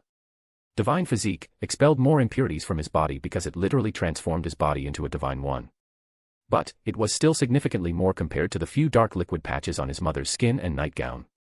If that's not the entire reason, then it must be because Mira only needed to expel a few impurities from her body to become the most beautiful woman in the world because she was already that beautiful in the first place. It might sound far-fetched, but Yuuji wholeheartedly believed that the second reason was the truth. Mira, wake up. MMMNNHHH. Mira groaned and slowly opened her eyes. The moment she saw Yuuji, her eyes opened wide for a moment, before a beautiful, teasing smile appeared on her face as she tightened her hug around him. Good morning, dear. Good morning, Mira. Yuuji smiled and gave her a soft, gentle kiss, which she welcomed with open arms. Then, after enjoying a few minutes of kissing that included a little bit of tongue, Yuuji separated and began patting her head. Mira, you need to go and wash up. The potion you drank yesterday had taken effect, and you've become even more beautiful than before. But, you've also expelled some impurities from your body that you need to clean up. Mira looked down, and pulled at her cleavage was a small puddle of dark liquid. She also noticed some dark liquid on her nightgown and some parts of her skin. It worked. It really worked. You should go to the bathroom and take a look at yourself after washing up. I'm sure you'll be surprised. Myra's eyes began to sparkle, just like an excited child would, and immediately went to the bathroom to wash up. Yuuji watched her go with a smile. He then went back to his room to check on the twin slimes he just got. They seemed to still be sleeping on his pillow, so he only petted both of them lightly, and went out of his room to not disturb them. He waited for Mira in front of the bathroom. And after half an hour, she finally opened the door with only a towel wrapped around her sinful body. It's real. It's really, real. Mira stood there, still in shock. She had actually finished washing up 20 minutes before. But she kept staring at the mirror in disbelief after seeing her new appearance. My face has become even more beautiful. My skin is super smooth, smoother than ever. My breasts don't sage in the least even though they've become even bigger. My stomach is even slimmer than it was when I was in high school. And my butt also became bigger and softer. And my hair, my legs. Everything. Yuuji smiled softly and stepped forward to his beloved mother, and pulled her into his embrace. Congratulations, Mira. From this point on, this beauty you have will be for eternity. Yuuji. Mira pressed her face against his chest and wrapped her arms around him as well, hugging him as strongly as she could. She had achieved the dream any woman would have only dreamed of. And it's all because of him, her son. And her beloved. Yufufu. Yufufu. A confused expression appeared on Yuji's face when she heard her suddenly giggling. And then, he felt her arms loosening around him, and he looked down to see what's going on. In that moment, his entire body froze as he saw the most beautiful sight in the world that would carve itself into his mind for all eternity. You fufu, aren't you happy too, my dear? Now you have the most beautiful woman in the world as your wife. Yuuji could only nod dumbly as he was mesmerized by her smile. Chapter 72, Chapter 74 in Beauty. After sharing a hot, loving kiss with her beloved, Mira went back to her room and put on some clothes, before returning back out to Yuuji. He wanted her to meet someone and told her to come to his room after she changed out of her towel. When he said it, Mira had several guesses as to who he wanted her to meet. The first three that came to mind would be his girlfriends, that he got into a relationship with while he was in the other world. If they're not, then it might be the members of the group chat. Either way, she was quite excited to be introduced to them. It would be a very interesting experience to meet with people from another world, and one that's apparently extremely similar to the work of fiction in this world. Having changed into a long-sleeved pink sweater and a short, light green skirt, Mira knocked on the door to his room. Yuuji. May I come in? Of course. Come in. She opened the door, entered, and froze the moment her eyes landed of him. Why Yuuji, what are those? Sitting on the bed, Yuuji was holding up two, tennis ball-sized, balls of slime with a bright smile on his face. The slimes were sparkly and beautiful, surprisingly so. It was the first time she had ever seen such sparkly slimes. Even those toy slimes filled with glitter was still less sparkly than the ones on his hand. But, what shocked her the most was the fact that they're moving. They're the ones I wanted to introduce to you. Yuuji smiled softly, stood up, and walked towards her. He raised his hands, propping up the slimes towards her so she could see them more closely. And now that she could see them clearly, she wasn't hallucinating after all. They were, really moving. TVs. Wait. Are they alive? Yes, they are. Very much so. What are they? Ah, they're called yin-yang slimes. Yuuji then told her about what they are, their capabilities, and their names. And the whole time, the white one, who Yuuji called Alice, was jumping up and down, as if she was excited. While the jet black one with sparkles was resting calmly on his hand. Alice and Arya. Wait, they're girls. Yuuji nodded and looked at the two slimes as if they're the cutest things in the world. Yes, they are. I asked them before, and they intensely denied being boys. You can understand them. I do. We have some sort of connection that allows us to understand each other. But, they're also super smart, so I think they'll understand you as well. Mira turned to look at the two beautiful, sparkling, and twinkling little slimes and began to approach with her hand. She felt warmth at the tip of her fingers the moment it touched them. And they were, squishy and soft, as she expected. Alice immediately nuzzled her hand with her body. The beautiful swirls of colors within her moved beautifully like an aurora. On the other hand, Arya simply nuzzled back when she petted her. She was much calmer than Alice, but the stars or sparkles within her became slightly brighter when Mira touched her. Her eyes widened for a moment, before a wide smile appeared. You fufu, they're so cute. She began petting them more and Alice began jumping up and down, and nuzzled even more to her hand, super happy from her compliment. While Arya tried to hide herself in embarrassment, further tugging at Yuuji and Mira's heartstrings. Hello, girls, my name is Tsubakihara Mira. Yuuji's stepmother and lover, it's nice to meet you. Mira introduced herself, and to her surprise, the two slimes seemed to roll back and forth, bowing towards her.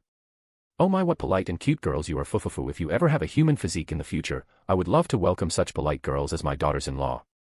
The pink hue from the faint myriad of colors swirling within Alice's white body became more prominent before she began jumping up and down even more, leaping onto Mira's neck and nuzzling against her. On the other hand, the twinkling stars all over Arya's body also began to increase in number and brightness, before she hid herself in Mira's hand. If she were human, she would have been covering her redly blushing face into her own hands from sheer embarrassment. Mira squealed, overloaded by the sheer cuteness of these two slimes. They're so cute, Yuuji, make sure to take care of them, okay? If you need help, you can ask me as well. Yuuji nodded without hesitation. Of course. Don't worry. In fact, I plan on bringing them with me to school as well since I don't want to leave them alone here.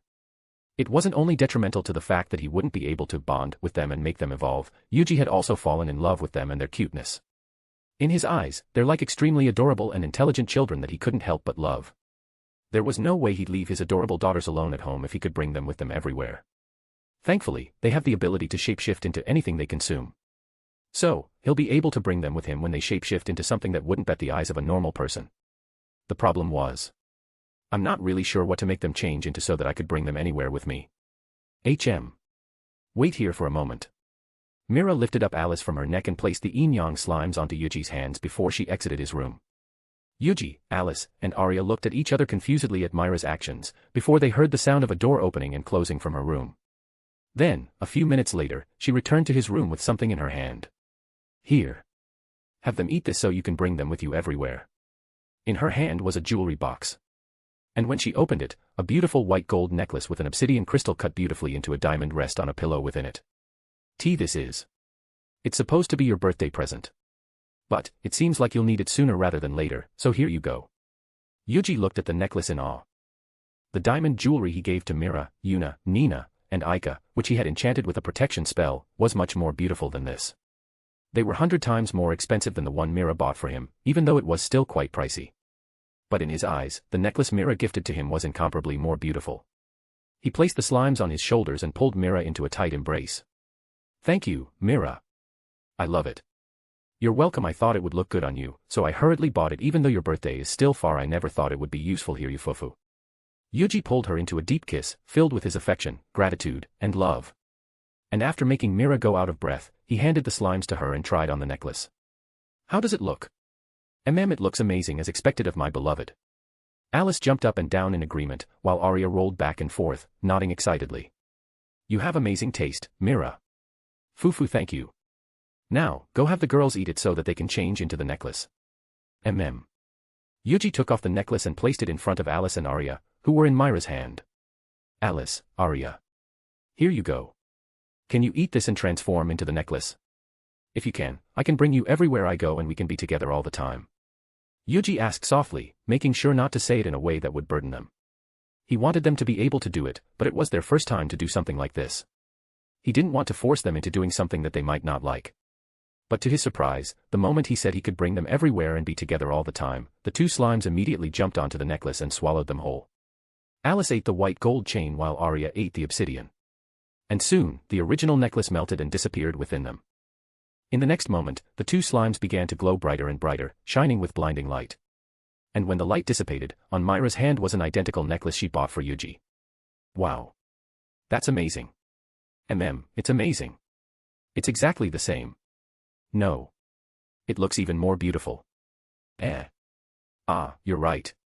The luster of the white gold chain and sparkle of the obsidian crystal had certainly become more prominent and beautiful than before. It must be because of the two slimes. The chain suddenly moved up and down again, just like how Alice would when she was happy. While the obsidian crystal began to sparkle even more. It's amazing. Here you go, Yuuji. Yuuji took the necklace from Myra's hand and placed it around his neck.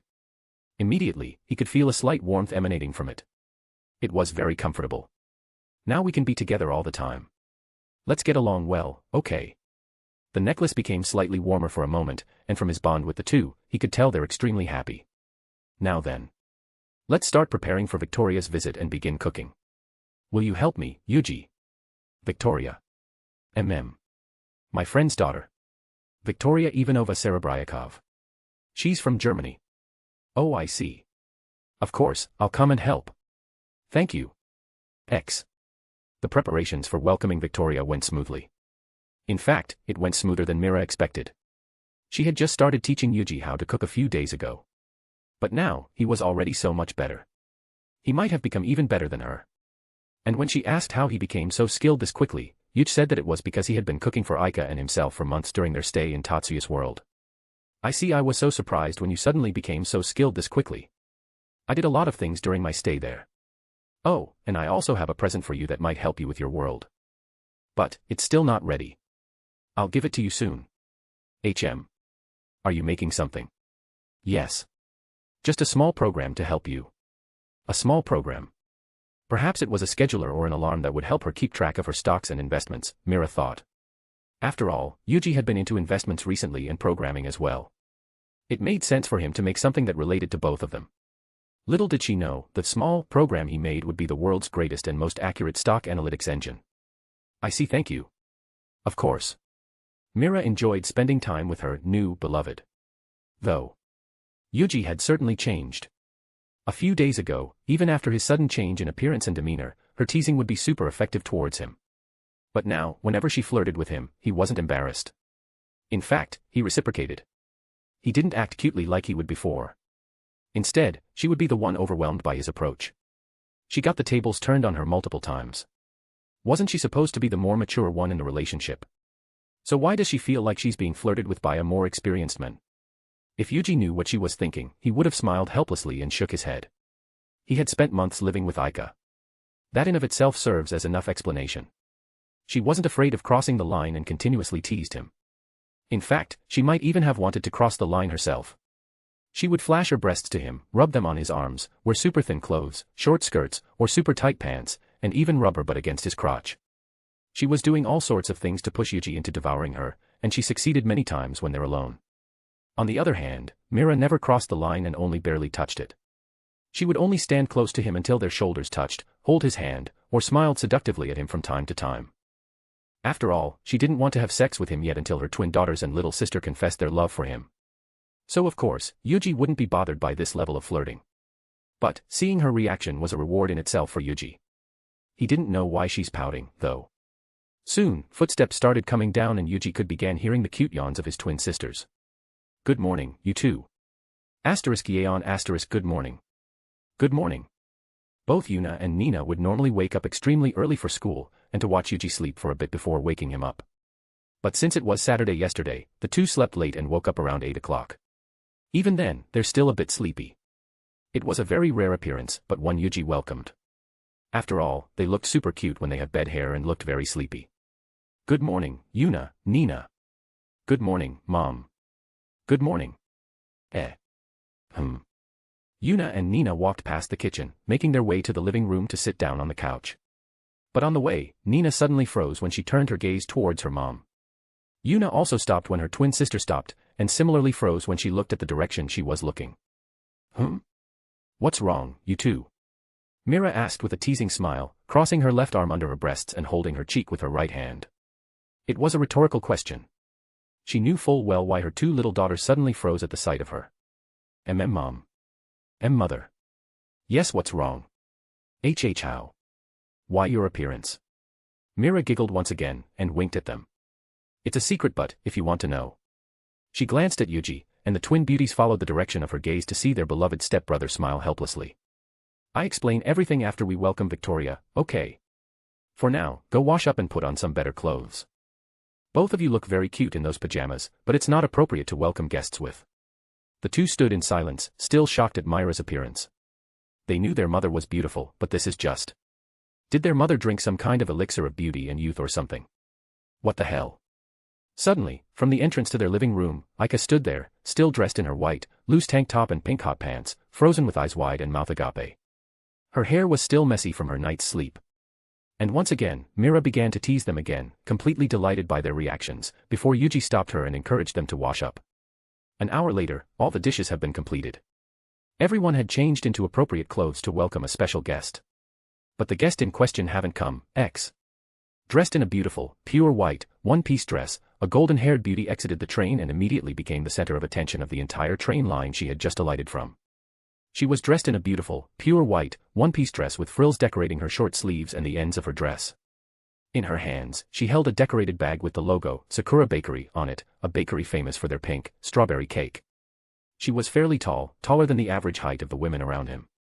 In addition, she had lithe arms, long, slender legs, and an exquisite figure, a proportion worthy to be a top model. It was the first thing that gained her the attention of everyone she walked past. But, her beauty, her large, sky-blue eyes, and milky white, almost translucent, skin, were the ones that made them freeze and look in awe. A foreign beauty. The type of beauty they'd rarely see, and a top-level one at that. Many, both men and women, were completely entranced by her appearance. Some even began guessing if there would be a filming for a foreign movie around here. However, she, herself, wasn't aware of becoming the center of attention. She was busy speaking with her mother on the phone in her mother tongue. In German. Yes, Mom. I just got off the train. Yes, I'm sure it's the right one. I'm sure. Geez, Mom. Well. I did got off at the previous station by mistake, so I'm a bit late. I am sorry, okay. I know I'm clumsy. Don't compare me to Tanya or Mary. They're little geniuses. Okay, I'll be careful. Yes, I've bought a cake for them to thank them. And I'll greet them politely. Talk to you later, Mom. I love you. A sigh escaped her light pink lips as she continued to walk, following the directions given to her by the GPS in her phone. She had gotten the address from her mother's friend, Mira. She had even briefly talked with her before. At that time, she was still not that skilled in Japanese. But thankfully, as expected of her mother's friend, Mira could speak English and German fluently. It was incredible. She felt so relieved to have at least one person who she could speak to easily in this country, at least until she could get on a conversational level in Japanese. "Oh hey, beautiful sister. How are you?" The golden-haired beauty, Victoria Ivanova Serebryakov, flinched and turned towards the young man who suddenly approached her and talked to her in broken English. He was dressed in loose, baggy clothes, chains, piercings, and leather jackets. And from his lascivious smile, she could tell that they're up to no good. Victoria sighed inwardly. She didn't expect to encounter this kind of man in such a peaceful and polite country like Japan. "I should just speak German and keep going. Sorry, I'm not interested." "Excuse me." Wow. Hold on there. Wee, that was sexy. What was that? English. She narrowed her eyes when the man suddenly blocked her path and licked his lips disgustingly. Hey, don't be in such a hurry. How about I guide you? You don't know the places here, right? I'll bring you to the best places. Victoria ignored the man and tried to walk past him. But suddenly, the man caught her wrist and held it tightly. "Hey, where you going? Are you deaf? Did you not hear what I woa?" Out of instinct, Victoria threw the man over her, slamming him onto the ground. As the daughter of a soldier, she had been raised with German jiu-jitsu, a martial art related to the traditional Japanese jiu-jitsu that was developed in Germany since the 1960s. It incorporated techniques from jiu-jitsu, judo, karate, and various other traditional and modern martial arts. She was exceptionally talented at it, just like her two young sisters. And although she was less proficient, technique-wise, her body was gifted with immense strength, flexibility, and reaction speed, allowing her to fight even against her mother's subordinate on equal grounds. That's why she wasn't afraid of confronting that kind of man. But the moment she slammed the man on the ground, she realized something that made her body shake. As she just assaulted someone, a Japanese person, as a foreigner. Will her student visa be retracted? The man groaned and slowly got up. And his eyes were bloodshot. "You bitch. How dare you do this to me?" The man raised his fist and launched a punch at her. It was incredibly slow. But not wanting to attack him again and risk getting charged for assault, Victoria clenched her teeth and prepared to dodge. But all of a sudden, a hand caught the man's fist from behind, and a smooth, manly voice resounded. "You better stop. I've got everything on recording. I'll show it to the police, and you'll be charged for assault against tourists." Arf. What the hell? The man pulled his arm, trying to break free from his clutches. But he couldn't. No matter how hard he tried, he could break free. Let me go. "You bastard dash." Dash. He turned around and stood frozen upon seeing the man holding his arm. He was immensely handsome, but what made him freeze wasn't his appearance. It was his gaze. The moment he saw him, he felt immense pressure suddenly pressing onto his entire body. Care to repeat that? His chest felt tight, forcing him to gasp for air. Every word he uttered made his legs tremble in fear. Something told him to run. Run away as fast and as far away as he could. Like the instinct of a prey when faced by a predator.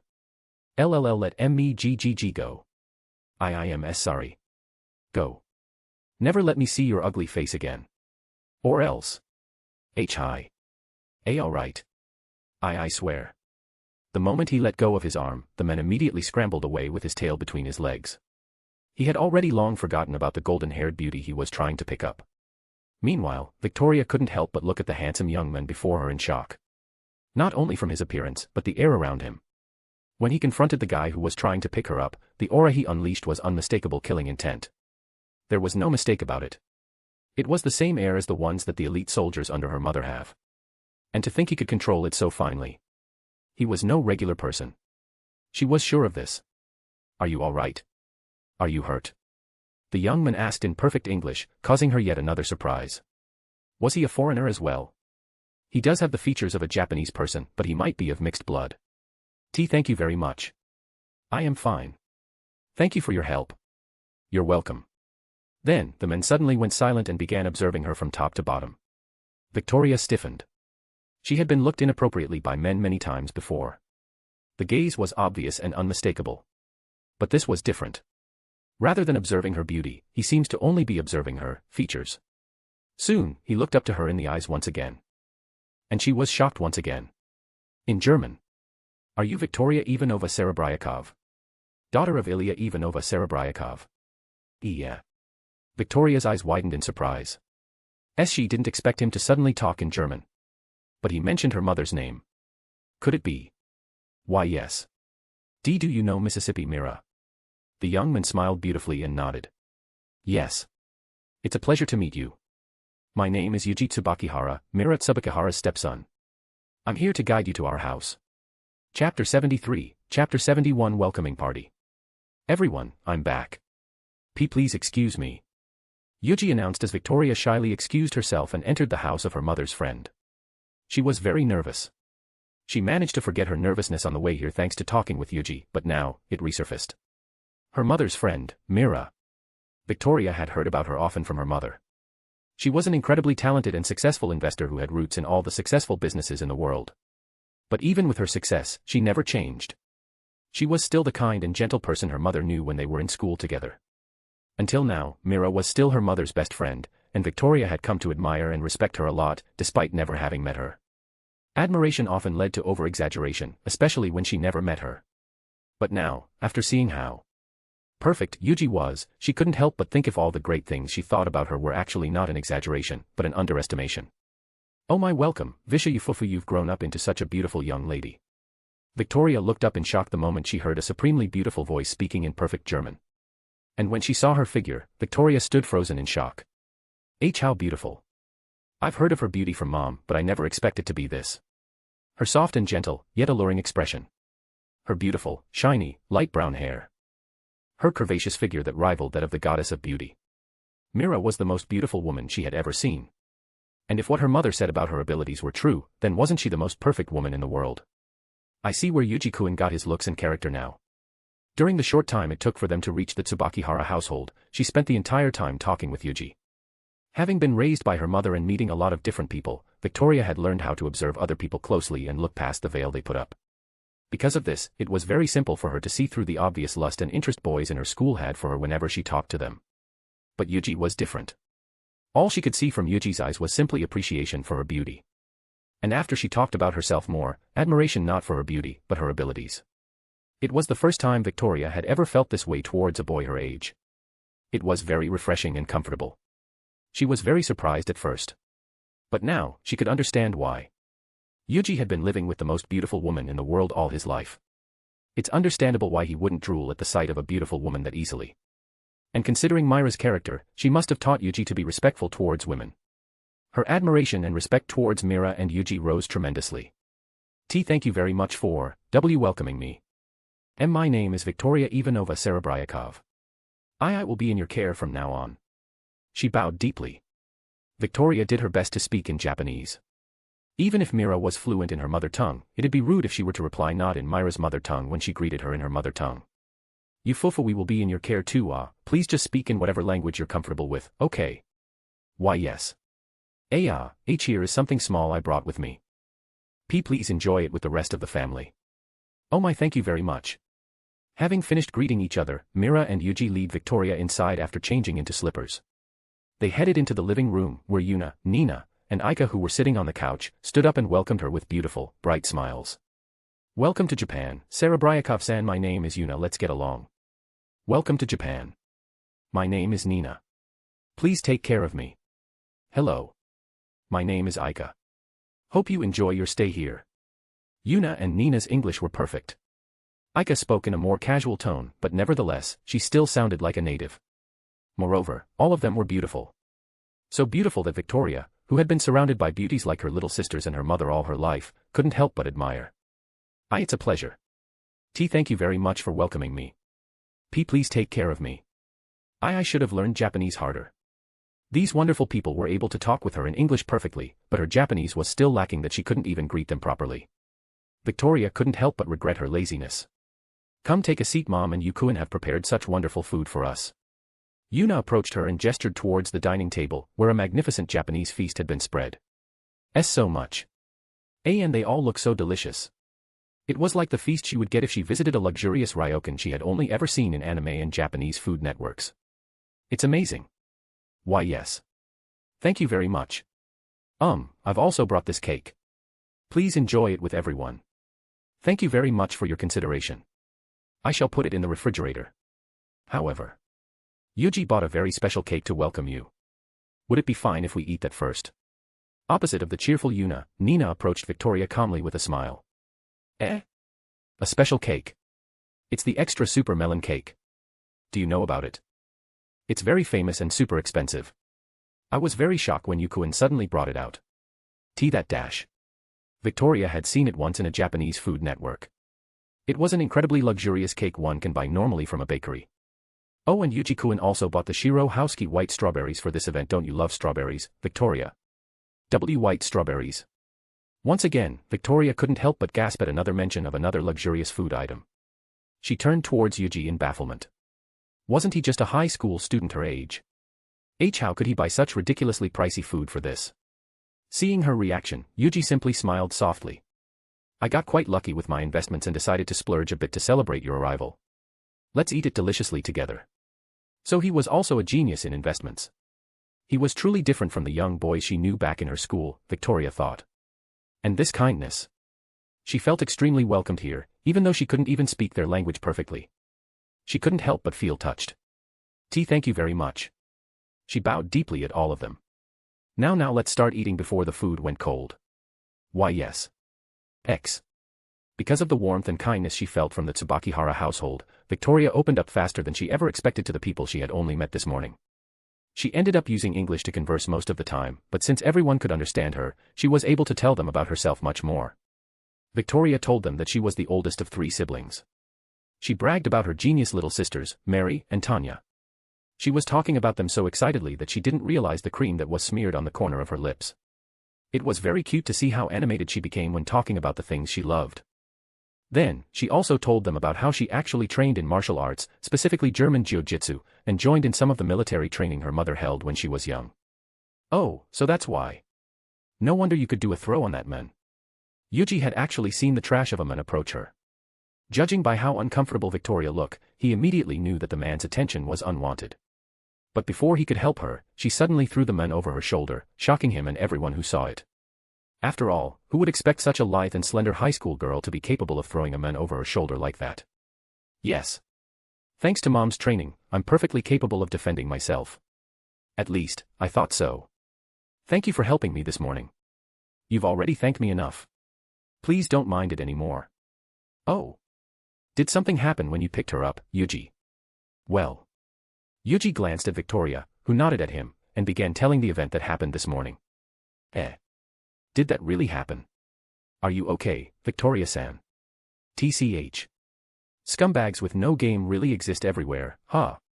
Victoria-chan. Yuna, who was sitting on Victoria's left, immediately moved her chair closer and held her hand. Nina and Mira, who were sitting opposite of Yuna, looked at her with concern. While Aika, who sat on Myra's left, clicked her fingers and frowned deeply. Every single one of them was an absolute beauty. Thus, they've experienced being approached by unsavory men plenty of times before. Being approached by someone they dislike, especially so forcefully, was something everyone would dislike. But having experienced it firsthand plenty of times, they were able to relate to Victoria's plight much more. Victoria-chan is so cute, I'm ashamed I failed to see such a thing happening. I'm very sorry. And good job on helping her, Yuji-kun. It's fine, Mira-san. Please. There's no need to apologize. Though, I'm sure she could have handled it herself. Yuji smiled and glanced to his side towards Victoria. You must be afraid that you'll end up getting into trouble and be forced to move back to German if you make a scene, right? Why yes. Victoria glanced away shyly after being seen through by Yuji. Moreover, she couldn't understand why her heart was suddenly beating so quickly. She never experienced such a thing before while talking with any other guys. It was very perplexing. Victoria had experienced training and living with young male soldiers while she was training in the military with her mother. She met them frequently, and many had confessed their love for her. Male students from her school also loved her, and some of the most popular and handsome male students in her school had also confessed to her several times before.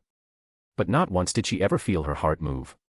The males who confessed to her were just like any other friend, comrade, or acquaintance to her. Yuji's appearance was certainly above any man she had ever seen before. But his appearance wasn't what made her heart beat fast. She enjoyed talking to him during their walk back to his home. So much so that she felt like she had been friends with him for a long time. She felt very comfortable with him. And when he saw through her just now, she felt so vulnerable and shy. This wasn't the first time it had happened. Her mom and her sisters often told her that she wore her heart on her sleeves. She never minded it before, but why did she feel so embarrassed now? There's a high chance this kind of thing would happen again once you enter school tomorrow. Aika put her elbows on the table and rested her cheek on her hand as she looked at Victoria. And everyone agreed. Although there were already a lot of beauties in Yuuji's school, the fact that she was a foreign transfer student in addition to being such a beauty, she'd definitely get a ton of attention, especially from the boys. Don't worry. Nina-chan, Yukuin, and I will always be with her. Nina and Yuuji both nodded at Yuna's confident declaration. Even if Victoria wasn't the daughter of their mother's friend, now that they've become close, he would still take care of her in school. But it will be a bit difficult if she's not in the same class as us. There were several first-year classes. Yuuji was in Class 1A, while the twins were in Class 1B. There's also Class 1C, which was the third first-year class. So if Victoria were to be assigned to 1C, all they could do was be with her during breaks and when they return home. You fufu, don't worry, I've asked the principal to put Victoria in Class 1A so she could have Yuuji protect her. All of them looked at Mira in shock. Since when? Since Ilya told me you're coming here and enrolling to that school, don't worry, I've arranged everything.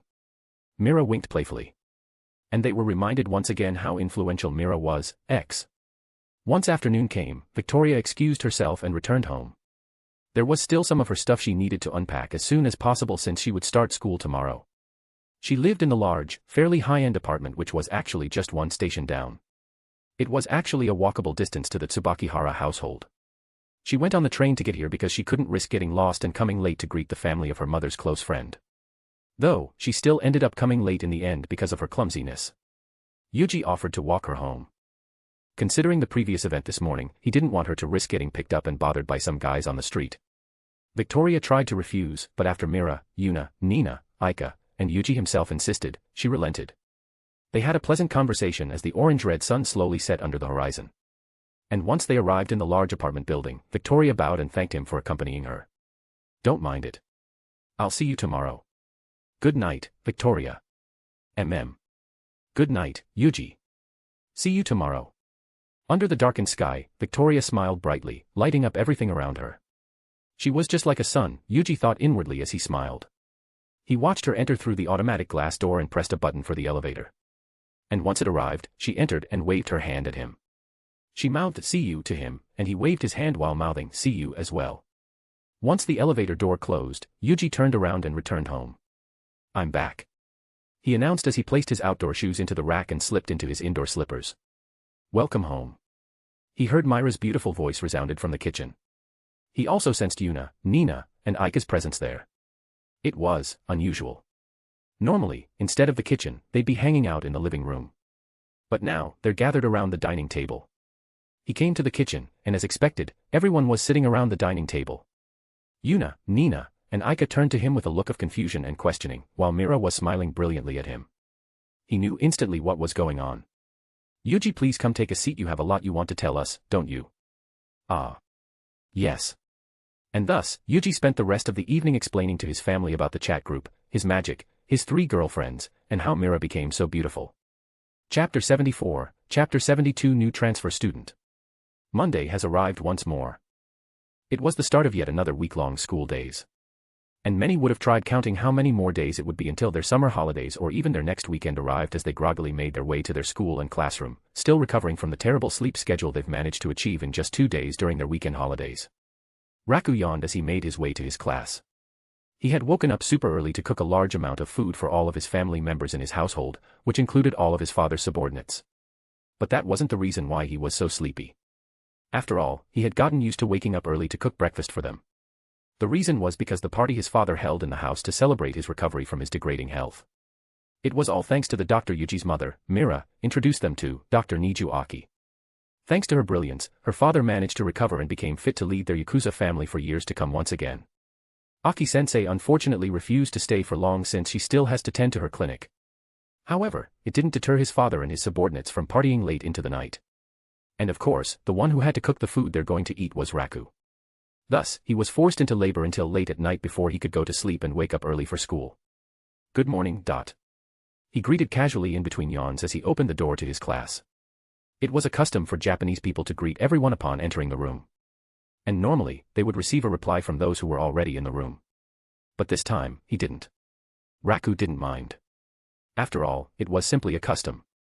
And those who greeted him back would normally only be his friends who were particularly close with him, like Yuuji, Shu, Ai, Yatsuba, and Kaitoge, who he was supposed to be dating. If the goddess of luck was smiling upon him that day, then perhaps even Onodera would also greet him with a cute and gentle, "Good morning, Ichijuku-kun." But that was an occasion that rarely happened because she would normally be talking with Ruri or going to feed the rabbits the school kept. This time, however, he sensed something different about the atmosphere in the class. It was the first day of the school week. The atmosphere wouldn't have this kind of excitement and anticipation. It would have been the total opposite. "Oh, Raku. Come here." Shu waved his hand excitedly at him as Raku made his way to his table. He noticed that Yuuji, who was sitting behind him, still hadn't arrived, while the stoic beauty Ai was silently reading a book in her seat, which was on Yuji's right, uninterested by the excitement in the room. He put his bag down, took a seat, and looked towards Shu, who had sitten facing him and resting his crossed arms on the backrest of his chair. Hey, have you heard about the exciting news?" Shu said with an excited smile. "Exciting news?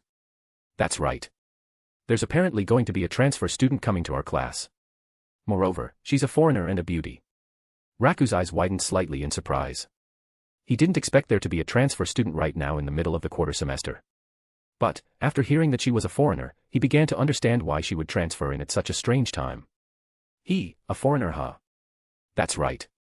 I can't wait to see her. If the rumors were right, then we'll be welcoming yet another foreign princess to our class. I'm sure the boys in the other classes are super jealous right now. Raku laughed dryly as his eyes unintentionally shifted towards the foreign princess in their class right now. Foreign princess. More like foreign tyrant. He could still feel the aftermath of her unreasonableness, literally. He could still remember the pain he had to endure from all the beatings and abuse he suffered from the blonde-haired gorilla that he was supposed to be dating. Is she from America too? I don't think so. I'm not 100% sure, but I think I've heard rumors that she's from Germany. Germany? That's certainly rare. Although Japanese viewed Germans quite favorably, they rarely meet any Germans in Japan. After all, they were geographically far away. Even as tourists, very few Germans actually came to Japan, much less becoming a transfer student in a Japanese school. He can understand now why the class was full of anticipation and excitement. Though, the boys were most probably excited because she was rumored to be a beauty. Just then, the chattering noise within the class suddenly turned into gasps, shrieks, and excited greetings from the girls. And even without having to look up and see, they knew who just came into the class. It was the telltale sign of their friend's arrival. Yo. Good morning. As they expected, Yuuji had arrived and was greeting him and Shu with a hand raised and a small smile. The impact of his appearance and his smile caused even Raku and Shu, who were interested in girls, to helplessly fall into a daze for a moment. Oh, good morning. Good morning, Yuuji. Hey, did you hear about the news? Yuuji went to his table, placed down his bag, and greeted his neighbor and good friend, Nanisaki Ai. Good morning, Ai. Good morning. Her face blushed slightly, a detail he now noticed thanks to his sharp senses despite her trying to hide it behind the book she was reading. He appreciated her cuteness before turning towards his friends. What news are you talking about? Yuuji didn't realize the difference in atmosphere as Raku did. After all, every time he entered his class, many girls immediately became excited and greeted him enthusiastically. It didn't matter if it was a Monday or a Friday. It was the same thing even in his sister's class. And because he had been experiencing such treatment in Tatsuya's world as well, he had long forgotten how he was treated before his appearance changed. Apparently, there's going to be a transfer student coming to our class. And she's a foreign beauty to boot. Oh, that. I already know about it. Shu and Raku both froze at the same time as they looked at Yuuji with widened eyes. Ai, who had been secretly listening to their conversation the moment Yuuji came, also flinched and began trying to listen more. How do you know? Because I know her. Not only Shu and Raku, but Ai, who had been listening secretly, also reacted in shock and looked at him with widened eyes. How do you know her? Ai tried to keep her calm, but her nervousness was still apparent through her shaking voice. She's the daughter of my mother's close friend from Germany. She came to our home and ate lunch together with our family yesterday. I see. Is that so? Shu's eyes narrowed as a mischievous smile appeared on his face. It was a face Yuuji knew very well. The face Shu would make when he found out something interesting. So. How was she? Is she cute? Hey, come on, give a bro some info. Shu came to Yuuji's side and began nudging him. Ha. You'll see her soon. But she is a beauty. Oh, coming from you, who's surrounded by beauties 24/7, she must be the real deal. She became very excited, and Raku and AI were also surprised at Yuji's words. Just as she said, if Yuji said she's a beauty, then the transfer student must be an incredible beauty. On the other hand, Yuji couldn't help but look at Shu weirdly. It's true that he lived with the most beautiful women in the world. But there were also plenty of beauties in this class as well. AI, Kaitoge, Onodera, and Yotsuba, they were all beauties.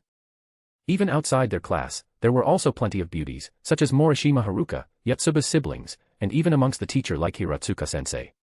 These two were also constantly being surrounded by beauties, so Yuji couldn't understand why they would act like this. Well, you can look forward to it. She's a very nice girl. Although she just learnt Japanese, she's already on a conversational level, so you can talk to her. Yuji then turned towards AI, who still seemed shocked. If you can, please get along with her. It's her first time coming to Japan and she came here alone.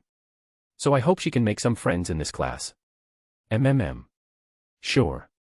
I don't mind. Since she could speak Japanese, I think I can befriend her. Thanks. Yuji let out a sigh of relief inwardly, and secretly glanced towards Kaitoge, who was chatting with her friends. He also hoped that Kaitoge would get along with Victoria too since she could speak English fluently. Alright, get back to your seats. It's homeroom time. Just then, the beautiful teacher Yuji thought of before, Hiratsuka-sensei entered the class and immediately settled the class down back to their seats. But then, to his confusion, Yuji noticed her glancing towards him with narrowed eyes for a moment. Why did Hiratsuka-sensei just glared at me? I didn't do anything wrong, right? Meanwhile, Hiratsuka sighed deeply in her mind. I can't believe he had already put his hands on the transfer student before she even came to school. She shook her head as she recalled Victoria talking about how well she was treated by Yuji yesterday with a bright smile. It was obviously the smile of a maiden in love. As you all might have heard, we'll be welcoming a transfer student into our class. She had just arrived here from Germany a few days ago and couldn't join us from the start of the school year due to some problems with her visa. But please welcome her all the same. She could also speak Japanese quite well, so don't hesitate to befriend her. Understand? Yes, sensei. Hiratsuka nodded in satisfaction. Good. Then please enter, Sarabriakov-san. Yes. Please excuse me. A beautiful, soft, melodic voice resounded from behind the entrance door to their class. Even from her voice alone, they could all tell the extraordinary beauty she must have. Their imaginations went rampart from her voice. But when the door opened, their eyes all widened and their jaws dropped. Victoria shyly made her way towards the podium while holding her bag in front of her waist, wrote her name on the board in katakana, and bowed deeply towards the class. It's a pleasure to meet everyone.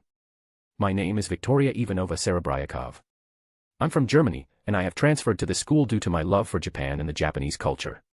Please feel free to call me by my given name. And please excuse my bad Japanese. I will work hard on it and improve as much as possible. Thank you very much. Silence filled the entire class after the beautiful transfer student introduced herself in Japanese with a charming accent. It was grammatically perfect, and if it wasn't for the slight accent she had, she could easily be mistaken as a native Japanese from her words alone. But that wasn't the only thing that stunned them. Her appearance was far beyond anything they'd imagined. Moreover, she has such a gentle and soft mannerism, which made her seem elegant and kind-hearted. In other words, she went beyond everyone's expectations. Yoo-hoo. She's so beautiful. So cute. Victoria-chan, I love you. Do you have a boyfriend? Your Japanese is so good.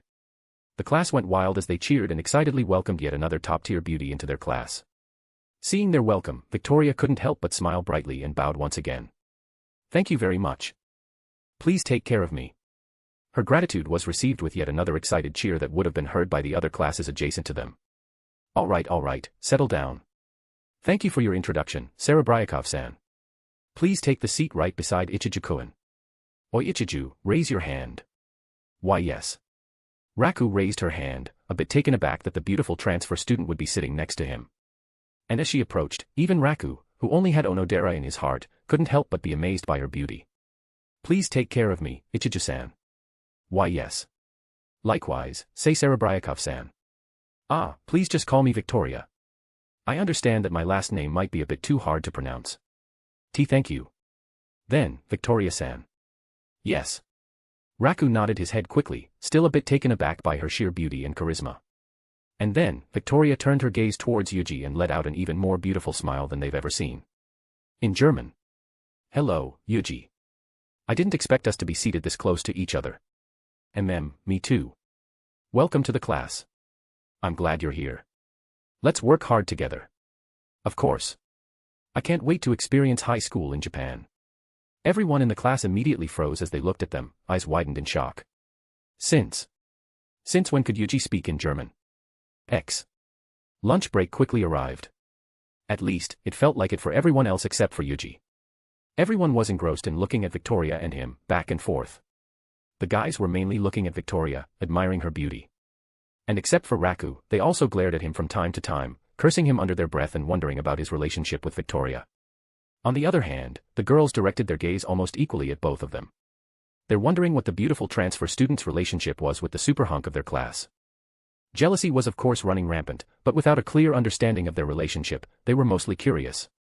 Victoria was mostly ignorant about these gazes as she was fully focused on the lessons. But they weighed greatly on Yuuji, who wasn't ignorant of it. Or rather, it was impossible not to notice. After all, AI, Yotsuba, and Kaitoji were all intensely looking at him. Even if he didn't have enhanced senses and was a blockhead, he'd still notice it. They hurt. They really do. Yuuji tried his best to ignore it. But then, his name was called by Shizuka-sensei. Oi, Tsubakihara. I've heard that you're close with her, right? You can also speak English fluently and apparently German as well. So you go guide her around the school during lunch. Got it. Shizuka looked at him with a tired expression and perhaps, a bit of an annoyance as well, whether or not she realized it. After all, that guy kept attracting these innocent girls' attention with that devilish face. She treated them so nicely, but he never seemed to do the same to her. She couldn't help but feel irritated watching it. Why yes. I understand, Hiratsuka-sensei. Actually, my sisters also planned on introducing her to the school after we ate lunch together. Her eyes widened for a moment, and a smile finally appeared on her face as she relaxed slightly. Good. Then, I won't have to worry. I don't think you'll have the guts to seduce her in front of your sisters, after all. I won't do that. What are you saying to your students, sensei? Yes. Then, dismissed. You guys can go have your lunch now. Rise. Bow. Thank you very much, sensei. The students all raised and bowed as Shizuka casually left the classroom with hands in her coat pocket, leaving Yuuji even more drained than before. He then turned towards Victoria and spoke to her in German. Let's go meet up with Yuna and Nina, Victoria. We can wait for them outside of their class. Let's go. Victoria rose from her seat in excitement. She couldn't wait to go to the cafeteria, taste Japanese school's food, and explore a Japanese school. Yuuji nodded and turned towards Raku, Sho, and AI. Then, we'll be going first. Are you guys going to the cafeteria as well? Yes. I will be. Well, yes. I didn't have time to make my own packed lunch today. Why yes. Me too. Then let's go together. Victoria suggested. Her eyes sparkling and beaming with excitement. This would be her first lunch with her new friends. Yahoo! Let's go. I want to come as well. Me too. Suddenly, Yotsuba and Kaitoji arrived right before them with eyes brimming with determination. Yuuji was quite surprised by their enthusiasm. They must have been very interested in Victoria after all. Then let's go together. The group then exited the class and headed towards Class 1B, the class next to them where Yuna and Nina were. Yukuin, Victoria. Everyone's here too. Yuna waved excitedly while Nina nodded towards them with a small smile, and the girls greeted them in return. They'll be joining us for lunch. Will that be okay? Of course. The more the merrier. Let's go quickly. Otherwise we won't have a table. The girls quickly made their way to the cafeteria as Yuuji followed them from behind along with Shu and Raku. With Yuna and Nina becoming the intermediary between Victoria and the rest of the girls, they were able to chat smoothly along the way and quickly got along. Upon reaching the cafeteria, they quickly became the center of attention, as usual. After all, it was the first time they could see the rumored beauty foreign transfer student. And Yuna, Nina, Kaitoji, and Yotsuba were well-known beauties in their school. AI also had her small group of fans due to how cute she was and the talent she showed in the swimming club. And of course, Yuuji was flashy no matter where he goes. A lot of people, who saw them walking to the cafeteria, followed them. So, the cafeteria quickly became crowded. But fortunately, Shu and Raku were able to reserve a place for them while they ordered their meal after Yuuji took their order. So, they managed to get a table and ate their meal in the cafeteria. How was your day, Visha? It was very nice. I'm still having a bit of difficulty following the history lesson and reading the textbooks, but Yuuji and everyone are helping me a lot. That's great. If you need any help, don't hesitate to ask us, okay? You can ask for our help anytime. Thank you, Yuna, Nina. You can ask me for help as well. I'm pretty fluent in Japanese, so I can help you translate the stuff you don't understand. Thank you, Kurisaki-san. Just call me Kaitoge. I'm not good in English, but please don't hesitate to ask for my help as well. I will do my best. Thank you, Nanasaki-san. A sense of relief filled his heart as he watched the girls chat silently. Although he had only met her yesterday, he was able to instantly tell Victoria's true nature with his insight proficiency. She was an honest and innocent girl who's genuinely kind-hearted and friendly. That is why he felt very happy that she could be close friends with Yuna and Nina. Spring has finally arrived for us, gents. To think we'd be able to appreciate such beautiful flowers from up close. You. Don't do anything weird, okay? That's right. If you dare do anything weird to my sisters and their friends, I'll seriously kill you socially. Of course I won't. I'll simply be appreciating it. Even I will be scared of the king's punishment, after all. Yuuji scrunched his eyebrows and looked at Shu with a frown. Now you're saying nonsense. What's with king? Oh, it's what the girls call you now, king of Bonyari, Tsubakihara Yuuji. Ha. Please stop with that. It's cringe for me. Ahaha. After finishing their lunch, Yuuji, Yuna, and Nina brought Victoria around to see the facilities in the school, while Shu, Raku, Kaitoge, Yatsuba, and AI returned to their class. They went to the courtyard, the gym building, the swimming pool, introduced her to the clubs in the school, and finally, they reached the nurse's office/infirmary, which was at the end of the hall on the first floor, right beside the main staircase. It was their last destination before returning to their class. Shizuka-chan sensei, please excuse us. It's Tsubakihara Yuna. May we enter? Yuna knocked on the door to the nurse's office and introduced herself. She and her twin sister had become acquainted with the nurse after they helped her carry some stuff to the infirmary. Since then, they've become close enough to exchange a few words whenever they'd meet each other in the hallway. That's why, Yuna expected her to welcome them in after she introduced herself. But strangely, there were no answers. Is she out? Yuuji shook his head. He could hear slight shufflings and thumps in the room. It was very slight and difficult to hear normally, but he was able to notice it with his keen senses. Sensei, we'll be entering. Please excuse us. Yuna decided to slide open the door, and when they entered, Yuuji and Victoria froze mid-step as their eyes widened in shock. Standing on a stool, a beautiful, extremely voluptuous golden-haired woman in a doctor's coat, a laced white shirt that looked too tight around her massive chest, and a knee-length, tight, pencil skirt was struggling to reach a bottle of alcohol she put on the top shelf of a cupboard. Sensei. Keikaya. Sensei dash.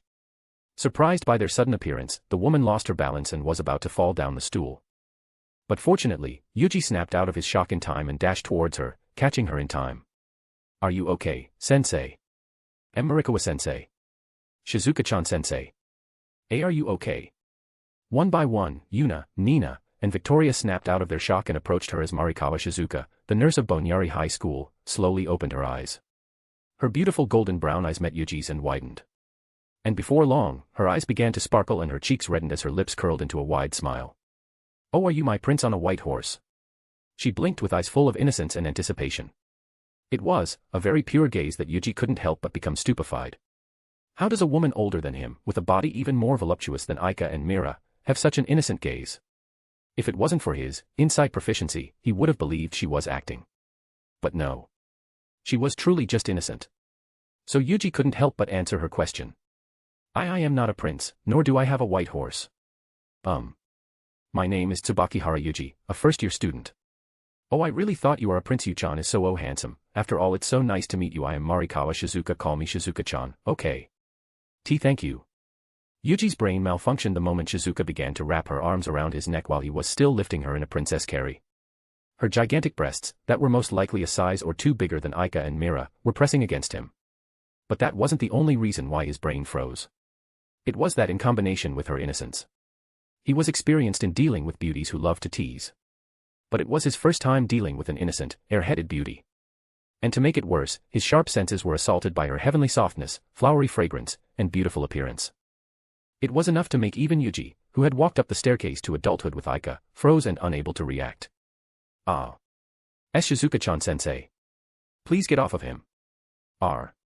Ah, hello Yuna-chan. Oh, Nina-chan is here too, and who is this girl? She is a transfer student from Germany. Her name is Victoria Ivanova Serebryakov. Wait, that's not the point here right now. Please get away from Yuuji, Shizuka-sensei. But I like being carried by him. He's such a strong boy and his chest is very hard.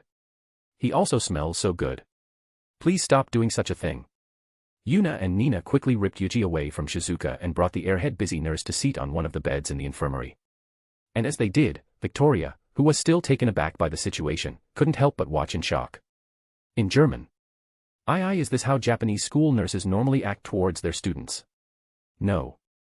I think she has a problem in particular. Yuuji shook his head and let out a deep sigh. He was also shocked by the sudden, shocking turns of events. But before he could fully recover from his surprise, a message came to his smartphone, and he once again fell into a state of shock.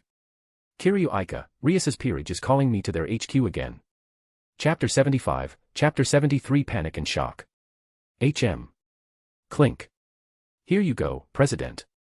Ah, thank you, Aquino. The sound of the ceramic plate hitting against her mahogany wood desk brought Rias out of her daze. Before she knew it, there was a steaming cup of Darjeeling tea her queen had prepared before her. She hadn't even realized Aquino's approach until she placed it down on her desk. Ha! A deep sigh escaped her lips after taking a sip of her tea. You seem tired. How about resting for a while? Rias shook her head to Aquino's thoughtful suggestion. I can't. I need to keep a watch on her. I need to catch a glimpse of her ability and the group of people she's associated with. Rias had spent her entire afternoon watching Aika through her familiar.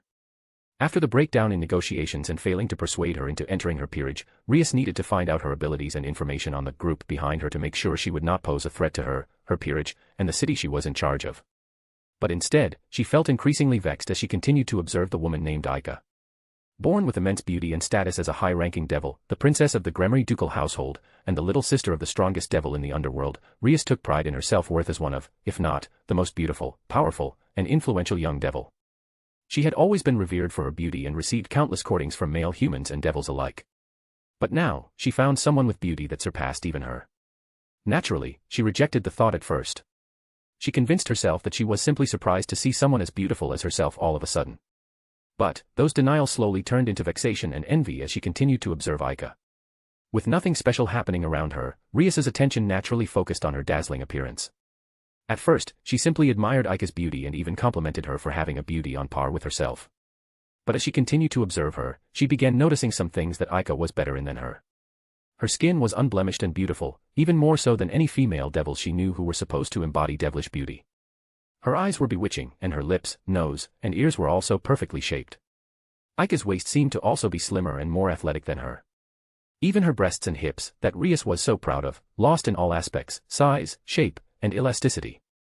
It was as if she was created to be the embodiment of absolute beauty.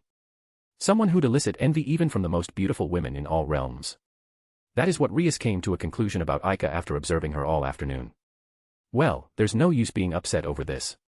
Since she declined my invitation to become a half-devil, her beauty will soon disappear with age.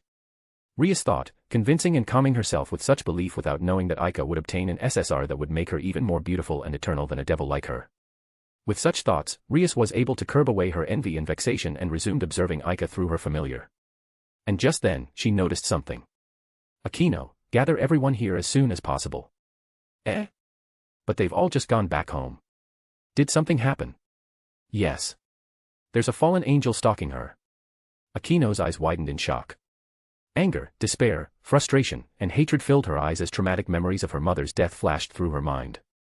But she quickly calmed herself and did as Rias ordered. Understood.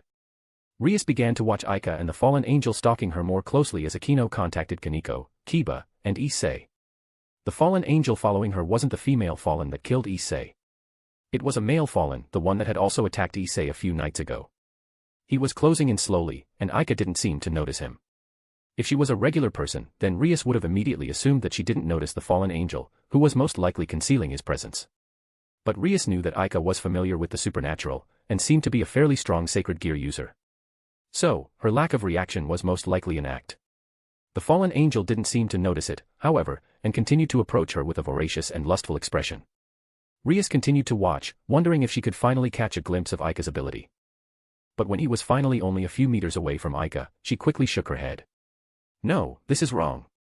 No matter how envious she was of her or how much she wanted to know about her skills, Rias couldn't simply watch as a student of her school was attacked by a fallen angel. She needed to go now. Akino. We're going now. Did they attack her? They're about to. Akino quickly conjured up a magic circle as Rias quickly made her way to her queen's side while still watching Aika through her familiar's vision. But all of a sudden, her connection with her familiar was cut and the teleportation magic circle shattered. What's going on? Press, could they perhaps erected a barrier? Rias bit her thumbnail in frustration and shook her head. No. My connection with my family didn't cut off even when he had already erected a barrier. And that kind of barrier wouldn't be powerful enough to cancel your teleportation. That's true. Then, what should we do? Just then, the door slammed open and Kiba, Kaneko, and an exhausted Issei came barging in. President. Is it an emergency? Kiba asked with urgency. Kiryu Aika is being targeted by a fallen. Akino's teleportation magic failed and my connection with my familiar is cut off. Rias clenched her teeth as numerous questions filled her mind. Just what happened? Who did it? And how was Aika's situation right now? We need to go there by foot. Hurry. Yes. Yeah. By foot. But I just ran, please wait for me. Rias led her peerage to the road she last saw Aika in, running as fast as they could with Issei lagging behind. Naturally, the figures of the two of three greatest beauties of Kuo, the blonde-haired prince, and the adorable mascot of Kuo, and one of the infamous perverted trio running through the school grounds attracted a lot of attention. But such a thing didn't matter to them at the moment. They could simply erase the students' memories about this later on if it proved to be a problem for them. Right now, their main priority is to arrive at the scene and, if they're not too late, save Aika from danger. They quickly arrived at the scene, and every single one of them stopped and froze in place. There's no battle. No. There was a battle, as evident from the devastated road, impact marks, and destroyed asphalt. Bloody black raven feathers, blood splatters, and obvious signs of battle were numerous. But there was no body. And to their surprise, all the blood here belonged not to a human as they expected, but a fallen. What? What's going on? Rias slowly took a step forward, followed by the rest of her peerage, as she looked around baffled. Press, that. Rias turned her gaze towards the direction Akino pointed at, and saw an especially massive crater with more blood seeped within its cracks than anywhere else. They all approached it and saw even more black feathers in it. Could it be? Did Aika-san do all of this? Akino muttered in disbelief. Such destruction. I don't feel much magic from her this morning. And considering her physical prowess, she must have surpassed the realm of normal humans by far physically. Rias reasoned. Yeah. That Kiryu Aika did this. Considering she threw me before I even knew it, I think it's a fair assumption. Kaneko nodded to Kiba's words as Issei still looked at the scene in disbelief. He still couldn't imagine how such a lithe and frail-looking beauty like Kiryu Aika could create such devastation. Akino, please call Aika-san again tomorrow. We'll need some answers. Yes, President. Aika-chan, be careful, you are currently being watched by two devils. The alluring, melodic voice of a mature woman resounded within Aika's mind. Unlike the original, Great Sage, who sounded more robotic and younger, Aika had made it so that she sounded more mature and sexy to her preference. It was a way for her to fulfill her desire to have an older sister as an only child. Ah. I can sense it too, Great Sage. They must have noticed my confrontation with that fallen, With her keen senses in addition to the absolutely broken skill she got from Tatsuya's world, elemental sight, Aika could clearly sense Rias and Akino watching her from the old school building the moment she entered the school premise even without her Great Sage's help. She pretended to ignore them and continued making her way inside the school. It was a bit unnerving, but at least, the ones watching her were beautiful girls. You Fufa, they're extremely shocked right now because you are emitting such immense magic power. Immense magic power? That's right, the reward you received from completing your mission, specifically your immense psion count, has been turned into immense magic power. I see. Well, I would have liked to conceal it, but it can't be helped now. Don't worry, I've concealed 70% of your magic power. Really? Thank you, Nei-san. Aika let out a sigh of relief inwardly. She didn't want to emit her full magic power since they might consider it an active threat. It would be a different case if Rias, Sona, and the devils in this school were blatantly showing their hostility towards her. But since they have enough tact to hide their magic power while peeking on someone, they should have no intention of being hostile towards her. No, Yufufu, they are not concealing their magic. Aika's eyes widened ever so slightly, trying her best to appear normal while keeping her surprise internal. Eh? Seriously? Aren't they supposed to be high-ranking devils? Hey, Sage Neeson, are you sure you're right? Geez, how could you doubt me? Have I ever been wrong? Well. No, but. Nei-san, are they trying to be hostile to me? No. I sense no hostility coming from them. Then why? Ah, is it because they've never trained seriously? Aika recalled in the anime that Rias's peerage never went through rigorous training. They were simply living life like regular humans, aside from their occasional contract fulfillment duties. Other than that, they've never truly tried to improve themselves in such a dangerous world. I guess it's because she believes no one would touch her with Lucifer as her brother. She sighed inwardly. Now that she had grown and experienced more stuff related to the supernatural, the crimson-haired princess of destruction now looked more like a spoiled princess. Why wasn't she training her best if she really hated the engagement her father set with the Phoenix family? Why was she wasting time being a student and casually trying to find a talent that would come to this remote school? It was as if she's betting everything on finding a diamond in the rough that could help her. If it wasn't for plot armor, then she might very well be looking for her wedding dress now. Aika thought it might be pretty nice to have her as her future sister in Yuji's harem. But now. She didn't want Yuji to have to deal with a spoiled princess who can only be a damsel in distress. Nei-san, what do you think of Akino? If you meant it as her being a candidate to become Yuji-kun's future wife, then I believe she is better than Rias. Yeah, I think so too. Unlike Rias, Akino had more drive to become stronger. The reason why she's not training as much as she could was because Rias was holding her back. Moreover, she also couldn't utilize her full strength due to her hatred towards her father. Once that hatred is resolved and she's free from her shackles, then she could easily become a powerhouse in the supernatural world. Also, isn't she a shrine maiden? Yufufu, it would be fun to role-play with her being a shrine maiden. Era Yufufu, you're such a naughty girl, Aika-chan. Aika giggled inwardly. There's no use worrying over them since they'll call her again to talk about her encounter with the Fallen yesterday, so she simply made her way to her class. Classes passed by quickly. With the help of Great Sage, her academic capabilities have skyrocketed to the top.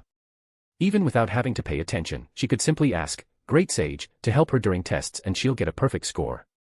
So, instead of paying attention to class, she browsed the chat group store to see what kind of interesting stuff was there to pass time. Soon, lunch break came, and as she expected, Akino came to her class to call her again. Aika-san, may I have a bit of your time after school? Yuyuu. Akino-senpai is here again. How lucky. Seeing two sexy beauties at the same time gives me energy to go through the rest of the day. Two of the three trio perverts immediately made a scene with their remarks. While the one other member of their trio couldn't help but feel nervous since she knew what the president wanted to talk about with her. He could still remember the bloody scene from yesterday, and even until now, he couldn't believe that Kiryu Aika caused it. May I know the reason? I'm sorry to say this, but my decision hasn't changed since the last time we talked. Aika feigned ignorance, which Akino was well aware of. But even then, Akino still kept a friendly smile. I understand. But the president wishes to talk to you about another matter. So will you please come by to our club room after school? I understand. Thank you very much then, I will look forward to this afternoon. Yes. See you soon, senpai. Akino left after giving Aika a beautiful, wide smile, and Aika immediately contacted Yuji to tell him what's going on as she made her way to the cafeteria with her friends. Ah. Oi Aika, how can you message your boyfriend while you're with us? Are you trying to make us jealous? Kate complained with a pout. Here she was fantasizing about her boyfriend and using the selfies Aika gave her as her side dish for her nightly exercise, while Aika could have her all to herself whenever she wants. How could she flaunt her boyfriend while they're here? I just wanted to tell him that I'll probably go home late today. Yeah. Are you living with him? Murayama exclaimed in shock. They're still in high school, so how could she already move in with her boyfriend? But then, she recalled that her boyfriend was also rich. So could it be that he had already bought a house for them to live together? No, I'm not. I just had a promise with him this afternoon. But since I'm called by Gremory-senpai and Himejima-senpai, then we'll have to postpone it until tonight. Tonight. What are you going to do? A myriad of dirty thoughts flashed across their minds. After all, if they were his girlfriend, then they would definitely spend every second of their free time with him to be lovey-dovey and do dirty things with each other. And seeing their reactions, Aika couldn't help but smile teasingly and winked. That's a secret. The two kendo girls froze as their faces turned red in an instant. Well, I'll just be chatting with Yuji all night, but they can fantasize about me being railed by him too. She giggled inwardly and continued to make her way to the cafeteria, leaving the two frozen until they caught up with her. They're both silent now, fantasizing about the kind of things Aika would be doing with her boyfriend tonight. And while they did that, Aika sent a message to Yuuji. Kiryu Aika, hey, Yuuji. What are you doing? Tsubakihara Yuuji, HM. I'm at home now. I just finished talking to my family about the chat group. Kiryu Aika, oh. How did they take it? Tsubakihara Yuuji, they were shocked, for sure. But they have no choice but to believe it since I gave Mira the potion of eternal beauty. She became even more beautiful overnight, so they had no choice but to believe. Kiryu Aika, oh really, send me a pic. I want to see what my future mother-in-law/sister looks like. Tsubakihara Yuuji, I'll send it to you later. Anyway, what's up? Considering the time. You should be in school now, right? Kiryu Aika, It's lunch right now. And Akino-senpai just came to talk to me. Tsubakihara Yuuji, Akino. So they're calling for you now, huh? Kiryu Aika, they must have noticed that I beat that fallen guy up yesterday. Also. I think they also sense the immense magic power I'm emitting. Tsubakihara Yuuji, that's right. We got an immense psion count as a reward from the mission. It must have been converted into an immense magic power in your world. Tsubakihara Yuuji, are you okay? Will you be fine? If you don't think you will, or if you sense danger, then escape immediately by going to Tatsuya's world and call me. I'll meet you there. Aika let out a smile as she read his message. And unbeknownst to her, the two kendo girls by her side were watching with pure jealousy and envy. Kiryu Aika, thank you. Tsubakihara Yuuji, for now, do you want to talk about this with the group and get their opinion? Now that you've shown your capabilities to them, they'll want more answer from you. Kiryu Aika, yes. I'd love that. Let's move to group chat. Aika then explained her current situation, including the attack from the fallen angel, to the group. Chiba Erika, Did you really encounter a fallen angel? Like, the one from the myths? Kiryu Aika, Fallen, devils, and angels exist in my world, as well as various other mythical creatures. Though, they mostly live hidden from regular humans. Chiba Erika, that's pretty interesting. Kiryu Aika, you should go watch High School DxD from the file Yuuji shared here. It's an anime about my world. Chiba Erika, alright, will do. Lelouch Lampy Rouge, if I'm not mistaken, that Rias girl has a familiar, am I right? Considering her personality, I believe she must be spying on you with her familiar to try and catch a glimpse of your abilities and perhaps even extract some information about us, the group you mentioned to her. Kiryu Aika, Really? Damn. I didn't notice at all. Tsubakihara Yuuji, that's before you have elemental sight and still new to magic, after all. And when you activate your necklace that you enchanted with the anti-magic zone spell, her connection with her familiar must have been cut off. Lelouch Lampy Rouge, indeed. Then she either waited for her connection with her familiar to be back or went to the site of the attack in person. Kiryu Aika, wait, but couldn't she teleport? If she wanted to see the fight, she could just teleport, right? Lelouch Lampy Rouge, HM. If she did try to teleport, then the fact that she didn't appear before you might prove that the effects of your necklace hinders teleportations as well. If so, then this would be useful information to know. Chiba Erika, wow. There's teleportation magic too. That's crazy. Kiryu Aika, I see. If it's true, then it is certainly very useful to know. Erika-chan, your necklace might be able to do that too since it's basically an upgraded version of mine. Chiba Erika, I'd love to test it, but there's no way to do it in this world. There's no teleportation magic, after all. Kiryu Aika, you can try it when you come to my world later on. Chiba Erika, I'll do so. Aika then continued the main topic of conversation. Kiryu Aika, then, what do you think you guys should do? Sage Nizan thankfully concealed 70% of the magic I'm emitting, but I still showed them that I have magic power that I didn't have just the day before. Tsubakihara Yuuji, Sage Nizan. Lelouch Lampy Rouge, pretend you did everything on purpose. Aika's eyes widened when she saw Lelouch's message. Chapter 76, Chapter 74 Second Meeting. Aika entered the candlelit room of the Occult Research Club in the old school building once again. She was led to sit down on the couch and served a steaming cup of tea brewed by the vice president of the club. But unlike her previous visit, there was apparent tension and nervousness in the room. Issei, Kiba, and Kaneko, who were sitting on the couch at the opposite side of the coffee table, were looking at her with a mix of nervousness and caution. Similarly, Rias, who was seated behind her large mahogany desk, and Akino, who stood by her side, were also watching Aika closely. Those two appeared calm and composed, but having watched the anime and knowing their true personality, Aika knew they were anything but that. Even if she hadn't seen or read High School DxD, she could easily notice that they were slightly sweating and very tense. On the other hand, Aika was completely calm. Thanks to the advice she got from her friends and her beloved Yuuji, she knew she had the upper hand. She had the information they wanted, and she could easily frame it to the way that would be advantageous to her. Aika let out a satisfied sigh after taking a sip of her tea and turned towards Rias with a smile. Akino-senpai mentioned there's something you wish to talk about. May I know what it is, Rias-senpai? I believe you know what I wish to talk about. Rias narrowed her emerald eyes. They were unlike the ones that reflected absolute confidence and pride Aika saw during their first meeting. This time, they were filled with hesitation, nervousness, and wariness. Aika felt a bit bad for making her feel this way. In truth, she didn't have any enmity towards Rias or the rest of her peerage. Of course, she disliked Rias's lazy side. But apart from that, she was a genuinely caring person.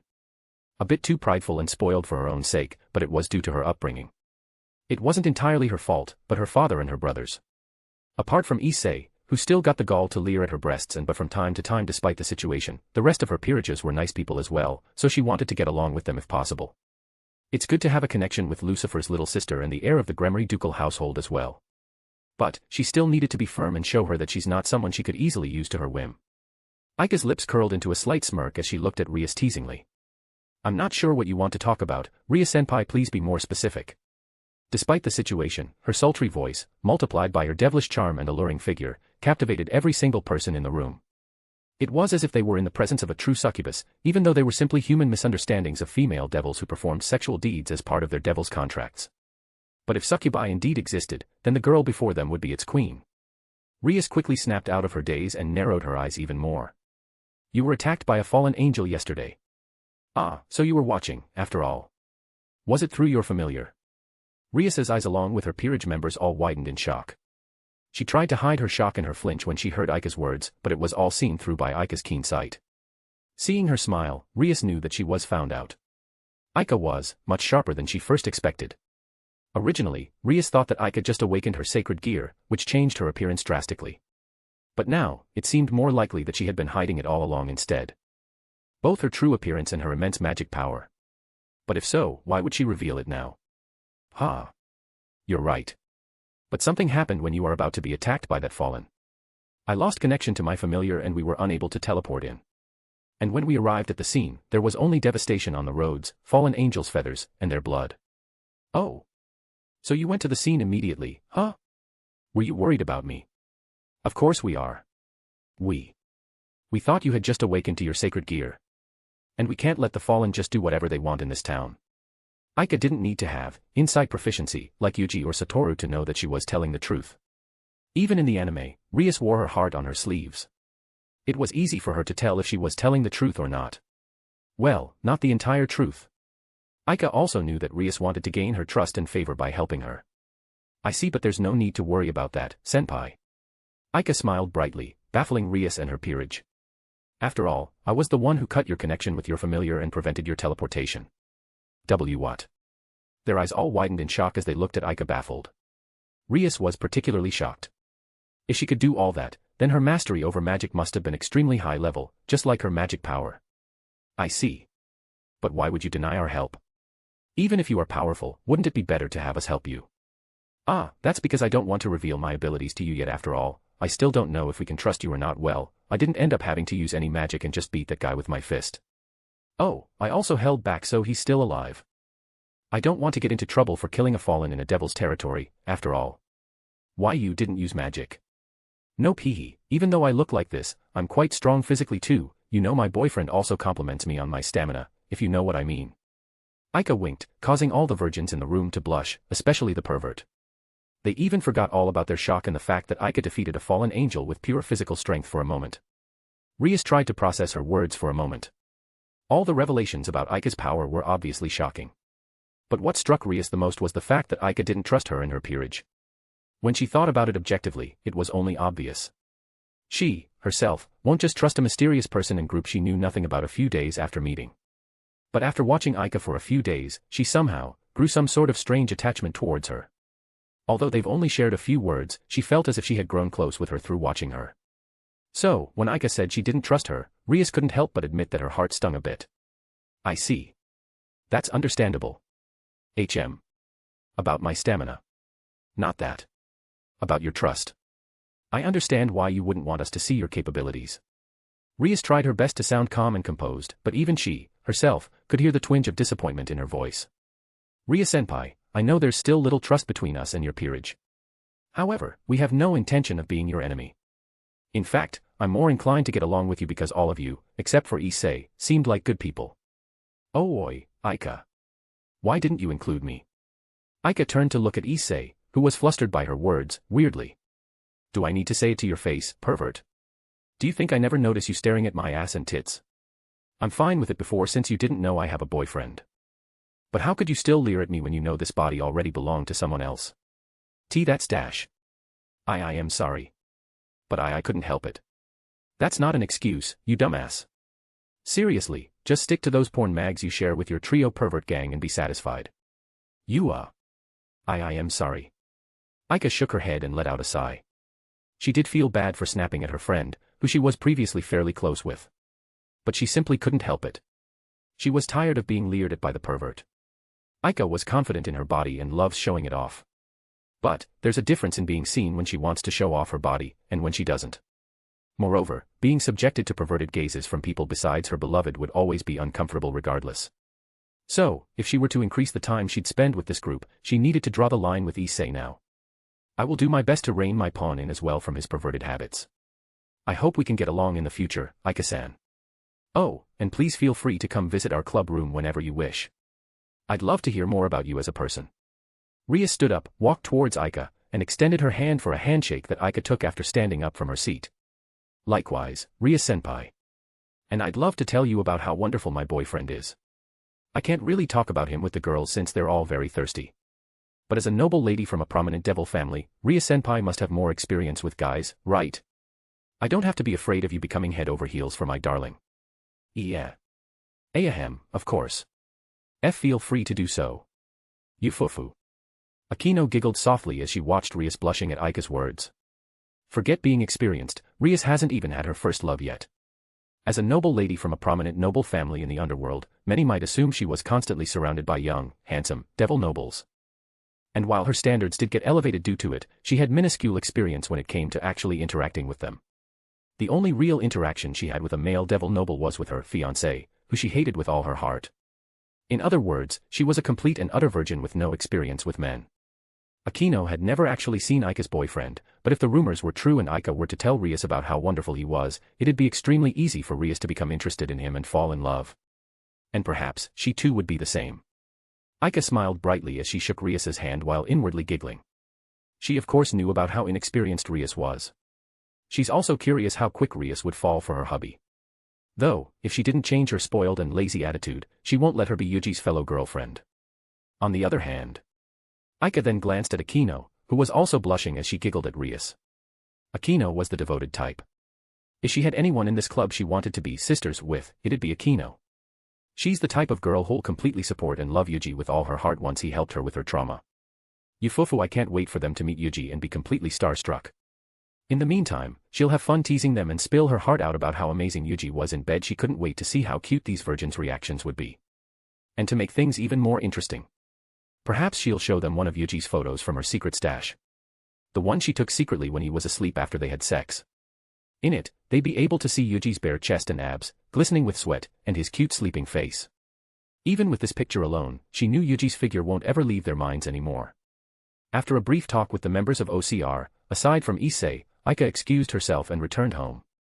This time, there were no familiar or stalkers following her, so she could walk home relaxedly. Basked in the orange-red light of the afternoon sun, she walked through the familiar alleyway. It was where she was attacked and subsequently destroyed by the perverted fallen angel. And her mind unintentionally returned to the discussion she had with Rias and her peerage. Everything she said during her talk with them was all the result of Lelouch and Yuji's advice. By pretending that she knew everything, Rias and the others would most likely overestimate Aika's actual knowledge about her spying and power. During the attack, Aika didn't have any magic within her. The only thing she had in terms of combat prowess was her body, that had surpassed human limits, and Aikido proficiency. It was only until she went on the mission in Tatsuya's world did she gain immense supernatural power. But, Rias and the others didn't know of this. And, it'd be strange if she were to simply gain such immense magic power overnight without any reason. So, Lelouch and Yuji decided to make it seem like Aika had only been hiding her powers from them. The result was as such. Rias and the others won't be hostile towards her, and because Aika showed her willingness to befriend them as long as they could be trusted, they would be more inclined to befriend her and try their best to help Aika and gain her trust. And now, Aika was completely on the side of receiving only the benefits in their relationship without having to do anything. Fufu, I'm so glad I can be friends with a genius like Lelouch and Yuuji. Aika was in a super good mood today that she might reward Lelouch with a thank you message and Yuuji with a special selfie of her in a skimpy school's uniform. Fufu, let's take a bunch of them. Yuuji must be super horny since we can't have sex. She knew that Yuuji and Myra's relationship hadn't reached that stage yet. Although he had told his family about the group chat, things like this required time or a trigger to happen. And it seemed like Yuuji and Mira decided to just let it happen naturally. So, in the meantime, as a good girlfriend, she has to give him side dishes that he can masturbate to and alleviate some of his horniness. She had told Erika to do the same, but it seemed like her side dishes were very tame, so she had to give him the spicier ones. I wonder how much I should tease him today. Night in the Tsubakihara household. After giving Mira a long, passionate, good night's kiss, Yuuji returned to his room. He laid down on his bed with Alice and Arya, who immediately nuzzled to either sides of his neck, and looked through his phone. He was already in a good mood after sharing a romantic moment with Mira. Although it hadn't led to sex, Mira had been becoming more and more open to his advances. And soon, they'll be able to become one and show their love to each other in the most passionate way. And right after, Aika just messaged him, telling him that everything went well with Rias Gremory and her peerage. It was amazing news. Now, he wouldn't need to be worried that they might try to harm Aika while he still had no way to go to her world. He was ready to have a good night's sleep after exchanging a few loving words with his beloved girlfriend. But then, this mischievous girlfriend of his did something naughty. As a reward, Aika sent him explicit sexual messages that described how wet she was to show how much she missed and yearned for him. She even gave him proof in the form of a selfie of her masturbating in her white uniform shirt that had been rendered semi-transparent from water she splashed herself with, and pink panties that she had moved to the side. And with her two lithe fingers, she spread open her drenched, hungry pussy, giving him a clear look into her naughty hole, as she referred to it as, that he had stuck his penis into countless times when they were together. A tall tent was immediately erected from his pants. Since his departure from Tatsuya's world, Yuuji had been trying his hardest to suppress his immense libido. And instead of helping him regulate his body, his divine physique, SSR made it even worse. With so many beautiful girls around him, he was afraid he would simply pounce on them the moment he lost control. Yuuji expected Aika to help him distract himself from his horniness, at least until they have the time to travel to Tatsuya's world together and unleash their pent-up libido. But instead, this was the kind of thing she did. Taunting him with her delicious-looking pussy. This little. Let's see how you like the taste of your own medicine. Yuuji carefully slid down his pants, trying his best to awaken the two innocent slimes currently sleeping nuzzled in his neck. He began to rub the length of his fully erect girth as he used the selfie Aika just sent him to fuel his masturbation. And when a bit of precum flowed out of his tip, he took a picture and sent it to Aika. Tsubakihara Yuuji, you made me like this. Take responsibility. A few minutes passed, and another message and a picture came from Aika. This time, it was a selfie of herself with her mouth opened and tongue lolled out as a thick drop of saliva threatened to fall down the tip of her tongue. Kiryu Aika, can't wait for you to plunge that thick cock inside my throat. I miss the taste of your cum. Coo. His hand began moving faster and faster as his sexting continued. And after releasing his pent-up libido and sending pictures of the aftermath to Aika as his final revenge, he felt slightly refreshed. He cleaned himself up and slept with a lighter heart. Unbeknownst to him, the two slimes had woken up in the middle of his session. They saw everything and learned a couple of new stuff that they would use to please their beloved master in the future. With deep sighs and heavy steps, Ichiju Raku, son and heir to the Ichiju clan, made his way to the school with an exhausted expression on his face once again. It wasn't due to a party that he was forced to cook for the day before, but it was still related to his family. Last night, after having a discussion with Kaitoji's father, his father told him to bring Kaitoji on a date out of nowhere. He was of course surprised and attempted to refuse it. After all, the girl he was in love with wasn't Kaitoji, but Onodera Kosaki. And that girl also hasn't even a crumb of interest in him. It would be too much for him to go on a date with the gorilla woman. What if Kosaki saw him going on a date with Kaitoji? It would be a disaster. Unfortunately, he couldn't refuse. They needed to go on a date to erase the Ichiju clan members and the Beehive Mafia gang members' doubts on their relationship. Else, war between the two underworld organizations would be unavoidable. Thus, with his fate sealed, Raku went to school in defeat. Upon arriving at his class, he unintentionally looked towards Kaitoji, and saw her sitting on her desk wearing a similar exhausted expression on her face. With that kind of news, even she couldn't continue to act. It was hard enough for her to act like she was dating Raku in front of her real crush. And now, they had to go on a date. It was the worst. Raku walked past Kaitoja's desk without a word. But he stopped in his tracks when she quietly called him out. Oi, Beansprout. I hate doing this. So you choose the time and place to meet up. You think I like it either? I don't care. Now go away. I don't want to see your face more than necessary. She waved her hand in a shooing motion, causing Raku's face to twist in annoyance before leaving. He sat down on his chair with a heavy sigh and placed his bag on his desk. He still couldn't believe that he'll have to spend his first ever date with a girl he didn't even like. What's wrong? A smooth, melodic voice of a man resounded from behind him. And when he turned, he saw Yuuji sitting on his desk with his phone in hand. Judging by his tapping fingers, he seemed to be texting someone. Everything is wrong. Yuuji looked up to see Raku's exhausted expression. And having been Raku's friend for more than a decade now, he knew that there were only a few things that could make him have this kind of expression. He looked around and noticed Kaitoja with a downhearted expression as well. From that alone, it was enough for him to connect the dots. Is it about your fake relationship? Yuuji whispered in a lower tone. With Sha talking with his other friends a few distance away, Nanosaki AI still doing her morning practice with her swimming club, and Victoria talking with Onodera about Japanese sweets, there was no one around them. Still, he lowered his voice so no one would hear about it. My old man told me to go on a date with her. Oh, I see. Well, that makes sense. So, what's wrong? That is what's wrong. I didn't want my first date to be with her. Raku looked down in defeat before glancing towards Onodera's figure on the opposite side of her room. It was an expression of longing. An expression familiar to Yuuji, who had worn the same expression for years as he kept his feelings for his stepmother, stepsisters, and step-aunt a secret. I see. Yuuji put down his phone and began to think for a moment. It doesn't necessarily have to be just the two of you, right? Huh. Raku turned towards Yuuji with a confused look. A date was supposed to be between a couple, right? Or could it be? Did he have multiple girlfriends and took them to dates together? No. It couldn't be. Yuuji never told him that he had a girlfriend. And his sisters also never said anything about this. If he had, then his Brokan sisters would have raised hell. What are you saying? Well, a date is supposed to be between two people. But for your case, you just have to show it to your and Kaitoja's people that you're getting along, right? I guess. But what's the difference? The difference is that you can just bring another couple and pretend it's a double date. Yuuji shrugged casually and returned to fiddling with his phone. He was browsing through his gallery before to pick out which picture of Aika, Erika, and Mayumi he wanted to change his wallpaper into today. But suddenly, Raku slammed on his desk with and raised his voice in excitement. That's it. You're such a genius, Yuuji. Oi, lower your voice. Ah. Raku froze and looked around to see several of his classmates, including Onodera, looking at his direction. He rubbed his head with an awkward laugh and turned towards Yuuji once again. Sorry. I got too excited. Thank you for helping me out, Yuuji. I'll tell you the time and place for our meetup later. I'm going. A clear expression of reluctance appeared on his handsome countenance. Honestly, rather than doing this during his precious weekend, he'd rather spend it at home or helping her aunt's cafe. His aunt, Aika, had been asking when he'd be able to go work there again since a lot of her regulars had been asking for him. And even if he didn't go there, he could spend his weekend flirting with Mira at home or hang out with the twins. Please. There's no one but you that I can ask.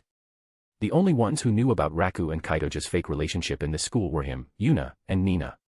So, the only one who could help Raku was indeed only him.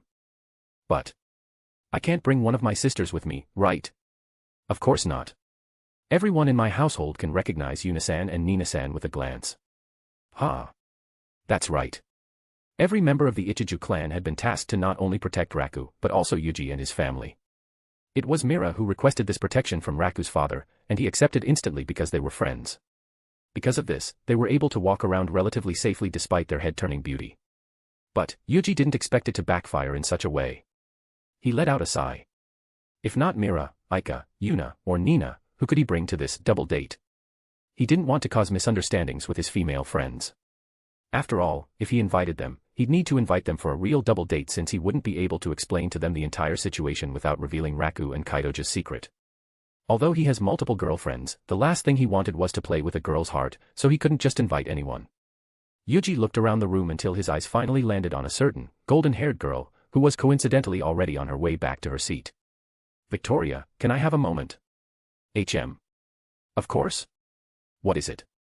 Yuuji spoke in German, and she replied in kind. Would you like to go on an outing with me this weekend? We can go around the city, and I can introduce you to some interesting places here. Raku and Kaitoji will be coming as well. Eh? Really? That would be nice. I would love to. Great. Then, it's decided. I'll tell you the details later on, okay? Yes. He nodded and turned back towards Raku, who was looking at him with wide eyes and slackened jaw. What? You don't mind, right? It'll be a great chance for me to introduce her to the places in this city. It's two birds with one stone. Why yes. I don't mind. I'm just amazed at how easily you invited a girl to a date. A date. It's just an outing between friends to accompany a couple on a date. I guess so. Thus, the double date was decided. Chapter 77, Chapter 75 Double Date. Dressed in a checkered blue, white, and black collared shirt over a black t-shirt and long, black jeans, Raku stood in front of the train station while fiddling with his phone. His promised lock necklace dangled down his neck as he looked around once in a while to see if his companions had arrived. It was the day he had been dreading. The day of his date with Kaitoji. He couldn't even begin to explain how much he had been dreading going on a date with such a violent and unreasonable girl. If he had a choice, then he'd rather go on a date with Onodera instead, or not at all. Unfortunately, he didn't have a say since it was ordered by his father to make sure this fake relationship wasn't found out by the rest of the Shuei clan members. After all, this fake relationship between him and Kaitoji was the only thing that's preventing all-out war between the Shuei Yakuza clan and Beehive Mafia gang. Kaitoji was similarly dreading it, apparent from the short, concise message she sent to Raku to decide on the time and place of their meeting. But, she didn't have a choice in this either. So, both of them had to bite the bullet so that no real bullets would kill members of their family's clans. Thankfully, Yuuji helped him alleviate the situation a bit by turning this date into a double date. He'll be joining along with Victoria on the pretext that he'll be introducing her to the various places in the city, and act as a couple in this fake double date. With the two of them with him, Raku could finally feel a bit of relief.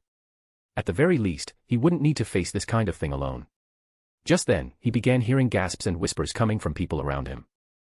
He looked up from his phone and saw many of the females looking in one direction with wide eyes and redly blushing cheeks as they covered their gaping mouths, while the males all had a look of shock on their faces. It was a familiar sight that had now become synonymous to a premonition of his arrival. And as Raku expected, he saw Yuji's figure at the center of everyone's attention and awe. Dressed in a gray, collared shirt and navy blue jeans with an obsidian diamond necklace that rested right below his bare collarbones, Yuji's mere presence turned heads and stole hearts as he walked towards him. He was dressed in nothing especially eye-catching, but he looked as if he had just walked out of a fashion magazine for male top models. His chiseled, slim, yet muscular body figure and stunning countenance were the ones that enhanced his fashion instead of the other way around. Even as a guy, Raku couldn't help but look at him in awe with his mouth agape. "Hey, did you wait long?" Yuuji waved his hand in a casual greeting. He had arrived around 15 minutes early from the promised time, expecting that Raku wouldn't arrive yet given how much he had been dreading it. So he was quite surprised to see him already here. If he knew he would come early, he would have stopped working on his multiverse messaging app earlier and gotten here sooner to accompany him. No, I just got here. I see. Victoria will be here soon. How about Kaitoji? I don't know. She might be here soon too, I guess. Yuuji looked at him weirdly, slightly surprised. Aren't you in contact with her? Of course. She sent me the time and place for our meetup. Beyond that? No. Why would we? A sigh escaped Yuji's lips as he shook his head. And in a slight and inconspicuous movement, Yuuji leaned in towards Raku for a whisper. Ryu and the Shuei clan guys are already here hiding around us. You should act like you're really dating her. They're already here. Where? The date hadn't even started yet. Raku glanced around in a panic. He had been saying all this stuff because he believed they'd only come once they begin their date. He didn't know they'd be here already. He acted as if he didn't care about Kaitoji while talking with Yuuji. What if they notice? He tried to find even a glimpse of Ryu and his father's subordinates, but even after finding out that they're here, he couldn't find anyone from his clan. You should act better. At least look like you care. I'll do my best to assist you. Alright. Thanks. Raku took a deep breath and calmed himself, steeling his heart and hardening his resolve to do this for his family. A few minutes later, Kaitoji arrived with her ponytail tied by her beloved red ribbon fluttering in the breeze. She wore a cute white top with loose frills around her shoulders and a blue ribbon on her chest, a blue skirt, and a red handbag with a long strap hung over her shoulders. And the moment she saw Yuuji, she froze mid-step and was mesmerized for a moment. Wow. He looks so cool. A loud thump reverberated in her chest, which quickly became louder and more frequent with every passing moment. But as she was appreciating his figure, her bubble was popped by the beansprout's voice. Why yo. Good morning. Her eyes narrowed as she shot a glare at him. But when she saw his face, she noticed his forced smile and twitching lips. What's wrong with this beansprout? His face looks even weirder than usual. Such thoughts crossed her mind. But in the next instant, she remembered that Claude and several other members of the Beehive gang had also come to watch this date unfold. Crap. I need to act like I like him. Her lips curled into a forced smile and she raised her voice slightly. Gee, good morning, darling. I'm sorry for making you wait. Kaitoji wanted to barf as she internally cringed at her own voice and action. And while she was cringing, Yuuji nudged Raku and whispered. Compliment her outfit. Immediately, Raku tried his best to come up with compliments to give her. Why you look very good, today. Why your outfit is very cute. Thanks. Why you look good too. Raku stammered while he complimented her with a forced smile, and Kaitoji returned the compliment with twitching lips. Seeing these two act like this, Yuuji couldn't help but sigh and shake his head inwardly. I'd rather show Victoria around with Mira, Aika, Yuna, and Nina. Deciding to break the awkward atmosphere, Yuuji intervened with these two awkward people and greeted Kaitoji. Good morning, Kaitoji. You dressed up very nicely. Are you excited for this date? Good morning, Yuuji. Why yes, I am. Thank you so much. Ahahaha. A pink blush emerged on Kaitoji's pale white cheeks, and this time, her voice was even higher than when she replied to Raku. She averted her gaze down, occasionally glancing at Yuuji, as she fidgeted with her hands and feet. Are your parents doing well? I've heard that your father is doing quite well for himself in Japan, but Hana-san is as busy as ever. Yuan. Papa is doing well for himself. But Mama is busy. It's just the usual though. I see. Yuuji frowned slightly when he heard a twinge of sadness leaking out from the tone of her voice as Kaitoji failed to mask her true feelings. Kaitoji's mother, Kirisaki Hana, was a world-renowned business consultant and one of Mira's close friends. They'd been very close since they were young, and although their path began to diverge when Hana chose to focus on her career while Mira chose to focus on her family, they still maintained close contact with each other. Or at least, as much contact as they could considering Hana's packed schedule. Yuuji also remembered meeting her a few times in the past. Although it was only a few times and only for a few moments, she treated him very kindly every time they met and he already considered her his aunt. But, as perfect as she seemed, she was not without fault. She had always been a very driven woman, but she was an especially stubborn one. Yuuji had always admired her as a businesswoman comparable to even Mira, the person he admired the most in the world. But after seeing how much she neglected Kaitoji and her family, he couldn't help but feel a bit disappointed. Unlike his stepmother who wholeheartedly took care of their family in exchange for pursuing her career, Hana chose to take her career into the sky and left her family. It was inevitable. After all, there's only so many hours in the day. Even so, Yuuji still couldn't agree with her decision. Looking at Kaitoji's lonely expression, Yuuji began to think if he could somehow help Hana with her situation. Perhaps I should make an AI that could help with Hana-san's work. With the MCGX supercomputer and his programming proficiency, there's almost no software, no matter how fantastical it was, that he couldn't make. He had made a software that could predict the stock market with more than 90% accuracy and almost completed a software that would allow him to chat with people from different worlds. A simple AI that could help a world-renowned business consultant shouldn't be that hard, right? I should consult Mira about this. And maybe Mayumi as well once I completed the multiverse messaging app. In that moment, the system architecture for what would be known as the greatest business consultant AI began to form in his mind. But just then, his thoughts were halted when she noticed Victoria's arrival as she was making her way towards them. I'm sorry for making you wait. Dressed beautifully in a frilly, light yellow, one-piece dress that matched her golden hair while holding a light blue purse in her hand, Victoria appeared in a slight jog. It was still 5 minutes before the promised meeting time, but she felt bad for making the three wait. Yuuji smiled softly and immediately greeted her. Good morning, Victoria. Good morning, Yuuji. I'm sorry for being late. You're not late. We all just got here. Don't worry about it. Yuuji shook his head and handed her a handkerchief. Danki. With blushing cheeks, Victoria shyly took the handkerchief and lightly wiped the sweat off her forehead. You look beautiful, Victoria. Your light yellow one-piece suits your beautiful golden hair very well. Victoria bloomed with a bright smile at his compliment. Thank you, Yuuji. You look very handsome as well. Thank you. I'm glad that I at least don't look like a bum beside you. Ahahaha, what are you saying, Yuuji? You never look like a bum. The two exchanged giggles before Victoria turned towards Raku and Kaitoji, who were watching them with lightly blushing cheeks, and bowed her head. Good morning, Kurosaki-san, Ichiju-san. I'm sorry for making you wait. And no. You didn't make us wait, Sarabriakov-san. That's right. Ah, and please just call me Kaitoji. You can also speak in English with me if you feel more comfortable with it. Thank you, Ichiju-san. And I will do so from now on, Kaitoji. Thank you for your suggestion, but I want to improve my Japanese, so I'll try my best to speak Japanese as much as possible. Only if I can't convey it in Japanese will I speak in English, okay? That's fine. I'll help you out as well. Thank you. Watching the girls' interaction with each other, Yuuji let out a sigh of relief inwardly. Although it wouldn't look too much like a date, at least with Victoria here, Kaitoji and Raku won't be interacting too much and risk revealing how much they hate each other to their families. But perhaps he'd need to create chances for these two to interact with each other and make them seem like an actual couple to convince their families. If they don't interact with each other at all, there might be a chance that the Shuei clan and Beehive gang not count this as a date and a simple outing with friends. Well then, let's not dally much longer and head to our first destination.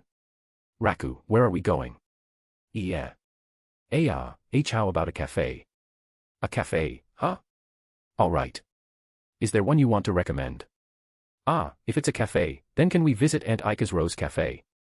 I wanted to try it. Victoria asked excitedly. Of course. Is that okay, Raku, Kaitoji? Sure. I'd love to try it as well. Then, let's go. With that, the two couples made their way to Aika's Rose Cafe, one of the most popular cafes in the city. As usual, the cafe was filled with plenty of customers. But even then, it still maintained its serene and cozy atmosphere despite the number of people. And upon arriving, almost everyone within the cafe, staff and customers included, perked up when they saw Yuuji. It's Yuuji-kun. It's Yuuji-san. How lucky. I was depressed when I found out he's not working today, but thankfully he still came. Yuuji. I miss you. When are you going to help us out again? Yuuji-senpai. You still haven't taught me how to use the milk foamer. Did you forget your promise? The female customers and staff he had worked with while working in his aunt's cafe part-time all greeted him in excitement. Meanwhile, the male staff. Who are those girls? They couldn't be his girlfriend, right? Last time when he was working, he's also talking with beauties. This junior really needs a beating, huh? Are you trying to show off? Yuuji couldn't help but shake his head at his seniors. Though at the same time, he couldn't help but pity them. After all, many of them came to work in this cafe hoping they could interact with beautiful customers or get close with the beautiful female staff, including Aika. But instead, they became pack mules and laborers. And even when they got a chance to serve as a waiter, Yuuji's popularity shrouded them in eternal darkness. Of course, Yuuji actually got along well with them. Just that their envy and jealousy seeped through the crack once in a while. Oi. Stop cursing my nephew and get back to work. Hi. Yes, ma'am. Just then, Aika appeared and bonked all three male staff on the head with a tray before turning towards Yuuji and his friends. Hey. It's been a while, Kaitoji-chan, Raku-kun. And welcome to my cafe, Victoria-chan. It's your first time here, right? It's been a while, Aika-san. It's good to see you again. It has been a while. Yes. I've been very curious about your cafe ever since you told me about it, so I suggested coming here first. I see. Well, you guys can take any seat that's open. I'll have a talk with Yuuji first. Yes. Raku, Kaitoji, and Victoria went ahead and searched for an open table. And once they left, Aika put her elbow on the counter and rested her cheek on her hand. So this is the double date you're talking about, huh? Quite the peculiar group. Yuuji smiled helplessly and nodded. Yes. You know about Raku and Kaitoji's situation, and how they got along like water and oil. So, yeah. Yeah, I know. It's a headache, all right. But it can't be helped. You do a good job helping them, all right. I don't want the area around my cafe to be turned into a battlefield. Of course. I'll do my best. Also. Aika went silent for a bit as her cheeks blushed. Come and help me out more often. It's so damn busy because of you. So take responsibility. Yuuji's eyes widened in surprise upon seeing his step-aunt's adorableness. Despite Aika trying her best to mask her true desire, Yuuji saw through it in an instant. She's such a tsundere. Yuuji narrowed his eyes and smiled teasingly. I guess if it's because my beautiful step-aunt wants to spend more time with me, then it can't be helped. Who wants to spend more time with you, idiot? Eh? You don't. Then, there's no reason for me to come here. That's not, stop teasing me, you brat. Ahahaha. See you later, auntie. Yuuji easily dodged Aika's grapple and made his way to the table his friends were at. When he arrived, he saw Kaitoji and Victoria reading the menu with sparkling eyes while Raku struggled to read the French and English names, even though there's the katakana for them. So. Have you decided? There's so many I want to try. But I don't think I'd be able to finish it. Me too. Don't worry. As long as it's not too much, Raku and I can finish them for you. Right, Raku. Yeah. Yuan. Really? Thank you, Yuuji. Thanks. Then, I'll take you up on your offer. Raku seemed worried for his life, but Yuuji was quite calm. After all, with his divine physique, SSR, he could eat any amount of food and his body would stay at its optimum condition. And although he always ate a normal amount, he could eat a lot more and turn the excess into energy and magic. He was, in Yuna and Myra's words, the perfect trash can since they could just let him eat all of their leftovers they couldn't finish. As Kaitoji and Victoria discussed what they're going to order, Yuuji glanced around the cafe and noticed quite a lot of Beehive and Shuei clan members snooping around and watching the inside of the cafe. Ryu as well as Claude were also watching them closely, and Yuuji felt Claude's gaze on him more often than he expected. It seemed like he noticed his difference compared to when they last met, which was when he was very young. Well, as long as they don't cause problems, then he wouldn't mind them keeping a surveillance. After all, this was their primary objective for this double date. If they return home convinced of Raku and Kaitoji's relationship, then it's a success. But if they choose to cause problems, then he'll take action to stop them, even if they were to use bullets and katanas. After finishing their meals, Yuuji and Raku paid for the girls and they made their way to their next destination. The girls were both super satisfied and happy after being able to taste every single cake and pastry they're interested in. While Raku was having a bit of trouble walking from being too full. They really didn't hold back. They really ordered everything they wanted and shoved the ones they couldn't finish to us. But how is Yuuji still looking fine? He ate way more than me. Did he secretly throw them away somewhere? No, Raku clearly saw him eating them. But he still looks fine. How was that possible? So. Where are we going next, Yuuji? Victoria asked in excitement. How about the arcade? Japan's arcades are known for their interesting variety of games. Oh, yes. I've heard and seen about it from the internet. They looked much more interesting than the ones in Germany. Let's go. Raku, Kaitoji, are you fine with that? Let's go. I'm also interested in going to one. Sure. Alright, then let's go. They made their way to the arcade, attracting gazes and attention as they walked through the popular entertainment street. And once they arrived at the arcade, they were welcomed by tens of crane game machines on the first floor of the arcade, filled with various plush toys, figurines, merchandise from anime or games, and even instant food and snacks. It was as if they entered another world. Colorful, flashy lights, peppy game music, and mechanical sounds of cranes moving filled the entire first floor. And the girls' attention were immediately attracted to the various plushies of animals and characters from anime and games. This is amazing. Yuuji, there's so many cute things here. There really is. How about you try it out, Victoria? Yuuji and Victoria immediately entered the building with Raku and Kaitoji following after them. Victoria walked around in awe, her eyes sparkling brightly, while Yuuji went to the exchanging machine to turn his bills into 100 yen coins to be used in the crane game.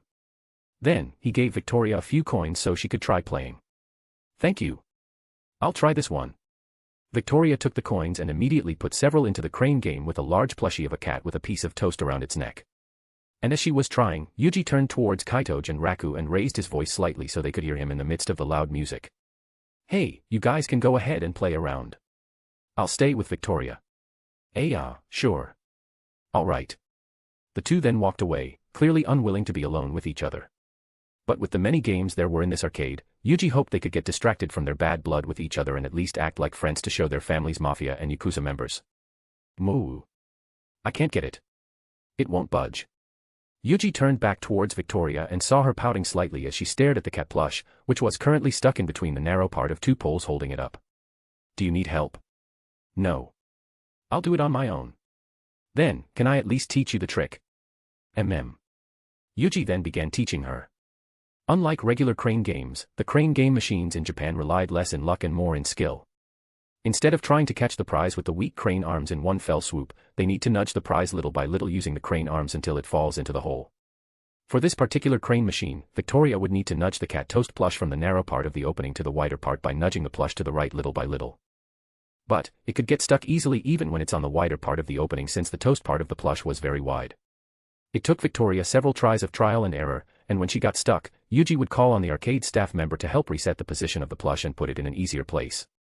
And after a few tries, the cat toast plush finally fell into the hole. I finally got it. Congratulations. You're getting the hang of it near the end, there. It's all thanks to you. I'll pay you back for all the coins I used. Yuuji waved his hand dismissively. Don't worry about it. Is there anything else that caught your interest? I can help you catch some if you want. Really? Then. Victoria walked up to a crane game machine and pointed at it shyly. This. I really loved watching this anime when I was young. Yuuji looked at the crane game machine she was pointing at and couldn't help but widen his eyes. It was a crane game with the figure of Genshiro from Fist of the South Star as the prize. A small giggle escaped Yuji's lips. I didn't expect you to like Fist of the South Star. We're not even born yet when this anime came out.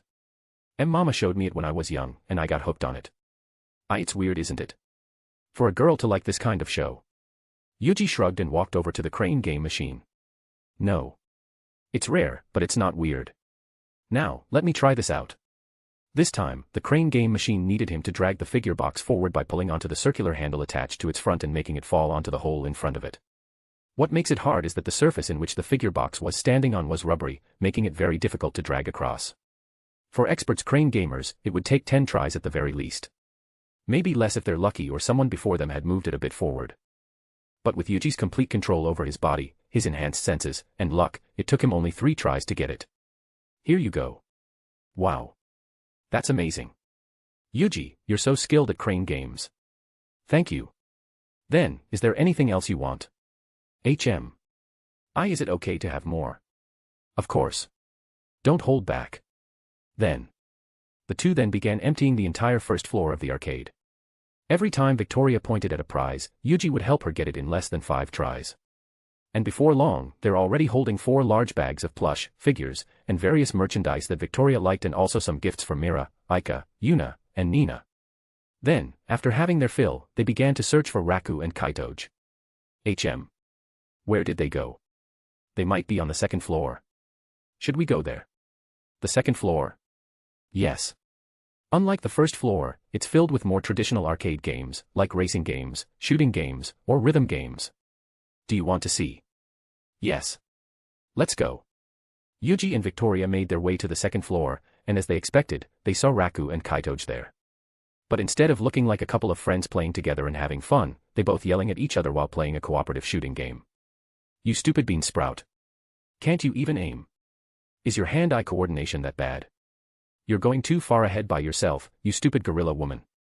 And shoot the grenades. We die multiple times because you only shoot the boss instead of the grenades. If the boss dies, then we won't have to bother shooting grenades. You should shoot the boss with me. That's not how this game works. Yuuji and Victoria could only stare dumbfoundedly at them. Are they really a couple? Do they even get along? It's complicated. The two exchanged their sentiments in German. Yuuji let out a sigh.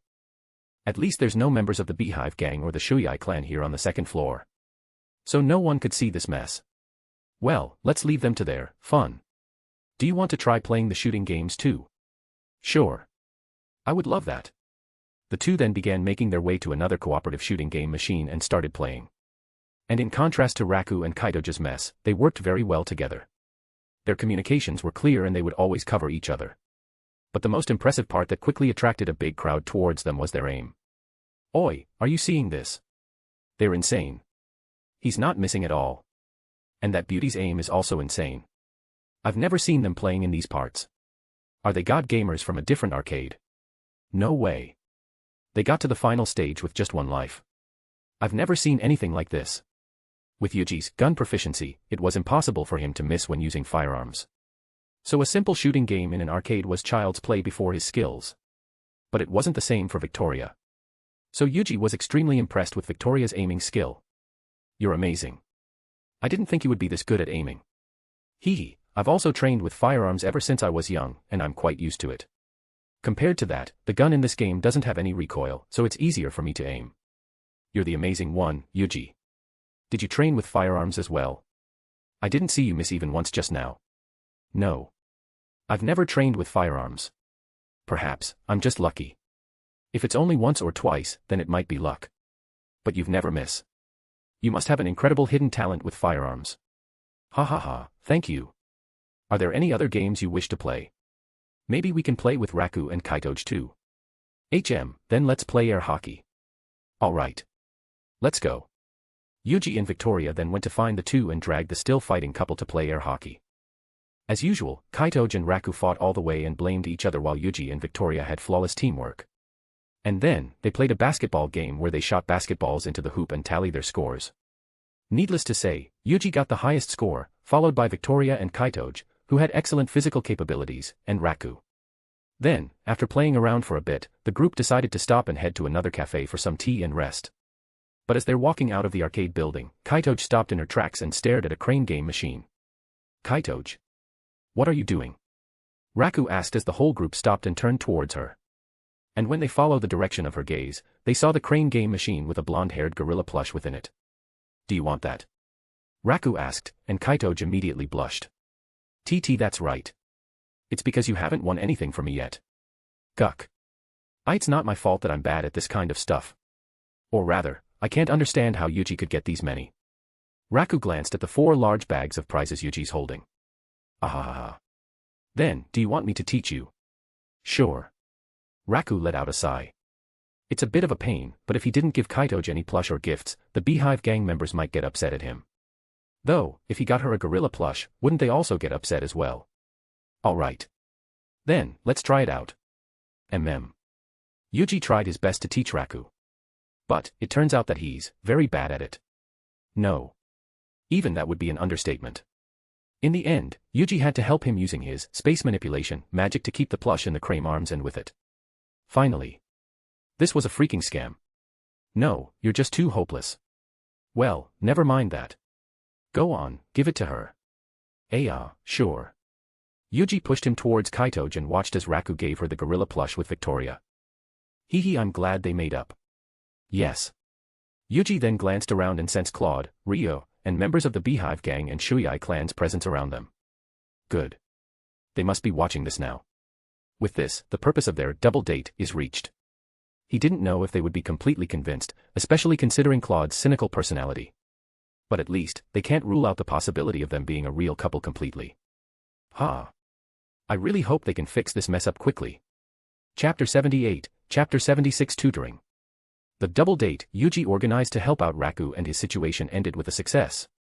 Raku sent a text to Yuuji the night after they finished the double date, telling him that both the Shuei clan and Beehive gang members were all convinced of Raku and Kaitoge's relationship, and thanking him for his help. It was a relief. Though, given they're not truly in a relationship, this double date was just a stopgap measure, a tape to fix a leaking pipe. If they want to solve this problem, then they'd need to go to the source, resolve the relationship between the Shuei Yakuza clan and the Beehive Mafia gang. Honestly, the heads of both underground organizations weren't on bad terms. Or rather, they're quite friendly with each other. In the first place, they're the ones who suggested Raku and Kaitoge to date each other and calm the straining relationship between their two organizations. And Yuuji personally knew this to be true since Mira was in a friendly relationship with the two as well. He believed that both Issei and Adelt were both working towards mending the straining relationship between their two organizations, so Raku and Kaitoge would need to hold on to their fake relationship until then. Yukuin. I heard about how much fun you had yesterday. Visha had been talking about it to us non-stop. Oh, really? I'm glad she had fun. Moo. It's not fair. I want to go on a date with you too. Yuna suddenly wrapped her arms around Yuji's arm and inflated her cheeks as she looked up to him with dissatisfaction. She was filled with jealousy and envy after Victoria told her all the fun she had with Yuji during their outing yesterday. A simple plush wouldn't be enough to erase her envy of her, no matter how cute it was. Yuna is correct. It's not fair. From his left side, Nina also grabbed onto the hem of his uniform and looked up to him with narrowed eyes, pouting her lips. All right. I'll bring both of you for an outing soon. Let's bring Mom and Aunt Aika too, okay? That sounds nice. But I wanted it to be a date. Alright. Then, I'll try to find the time to take each of you out one by one, okay? It's a promise, okay? Good. You've promised, Yuuji. Yes. Yuuji let out a sigh and smiled helplessly at the two. No matter how powerful he had become, it seemed like these two twin sisters of his still had him around their fingers. The three siblings continued to make their way to their class, gathering attention from both genders as usual as they did. When suddenly, Yuuji noticed a tall, muscular male student walking towards their direction, going through the crowd of students in the hallway. He was approaching with purpose in his step and determination in his eyes. There have been cases in the past in which male students approached him and his sisters this way in the past to confess their love for one of his beautiful sisters. So Yuuji instinctively moved forward and stood in front of his sisters protectively in case they're the more aggressive admirer of his sisters. But this time, his eyes were locked on Yuuji. And when he came close, he suddenly grabbed Yuji's shoulders and looked at him in the eyes. Tsubakihara-kun. Will you please help our basketball team? Huh. He froze, and his sisters and everyone within the hallway also froze and turned their gazes towards the third-year male student who suddenly raised his voice towards the charming king of Bonyari. Hearing his words, Yuuji felt a bit relieved that it wasn't the other thing he was thinking about. But he was still surprised. What do you mean by that, senpai? Please excuse me for getting ahead of myself. The tall male student let go of Yuuji's shoulders and cleared his throat. My name is Yanagi Kenjiro, a third-year student and captain of Bonyari's basketball team. I've heard from Ishikawa Suzuki about your skills in basketball. I've also seen videos of your game against him that one of his friends took. Yuuji's eyes widened slightly at his words. He didn't expect Ishikawa Suzuki to talk about him in a positive light, given their history. Also, he didn't know that there's video of the game. Wasn't phones prohibited during class? Did someone secretly bring their phone and record it? We will be having a training match against Kijo High School that will happen in a week. They are a very strong team, and one of their members was a part of the Generation of Miracles. Although we know we are much weaker than they are, we are determined to train hard and not shame ourselves and our school during the match. But unfortunately, one of our players got injured from an accident during practice yesterday. He was our ace and our only power forward. And there's no one on our bench that could even come close to replacing him. So I'm here to make a request. He lowered his head in a slight bow, showing Yuuji his sincerity and desperation. Please help us and play with us in the training match against Kaijo High. I know it is unreasonable for me to request such a thing from someone who's not even in the basketball club, but you are the only one who could help us. Please. Yuuji was hesitant. He was very busy with his own projects. He wanted to complete the multiverse messaging app as soon as possible so Mayumi, Mira, Yuna, Nina, and Aika could talk with members of the group chat. And he's also busy with his stock trading as well as his promise to teach Yotsuba and her sisters. If he accepts Kenjiro's request, then that means he'd need to come for practice as well so they could build some kind of teamwork before the match. Honestly, it was too much of a hassle. But, wow. Yukuin, are you going to play basketball? You suck at it in middle school, but I've heard that you're suddenly very good. I want to see it. I've also heard rumors about your skills in basketball. I would love to see it as well. Yes. No matter what, he was still in his sister's hands. Or rather, isn't he always at the mercy of the women in his life? This was also the case whenever he's with Aika, Erika, and Mayumi. The only ever time he would get the upper hand would be on the bed. Faced with Kenjiro's hopeful eyes and the twins' excited gazes, Yuuji let out a sigh. I understand. I will accept your request. However, I can't guarantee that I will come for practice every day because I am fairly busy. It is fine. You just need to come a few times so our kids can adapt to your playstyle and learn from you a bit. Thank you very much. I will repay this favor next time. Yes. You're welcome. Then, I will look forward to working with you, Yanagi-senpai. Likewise.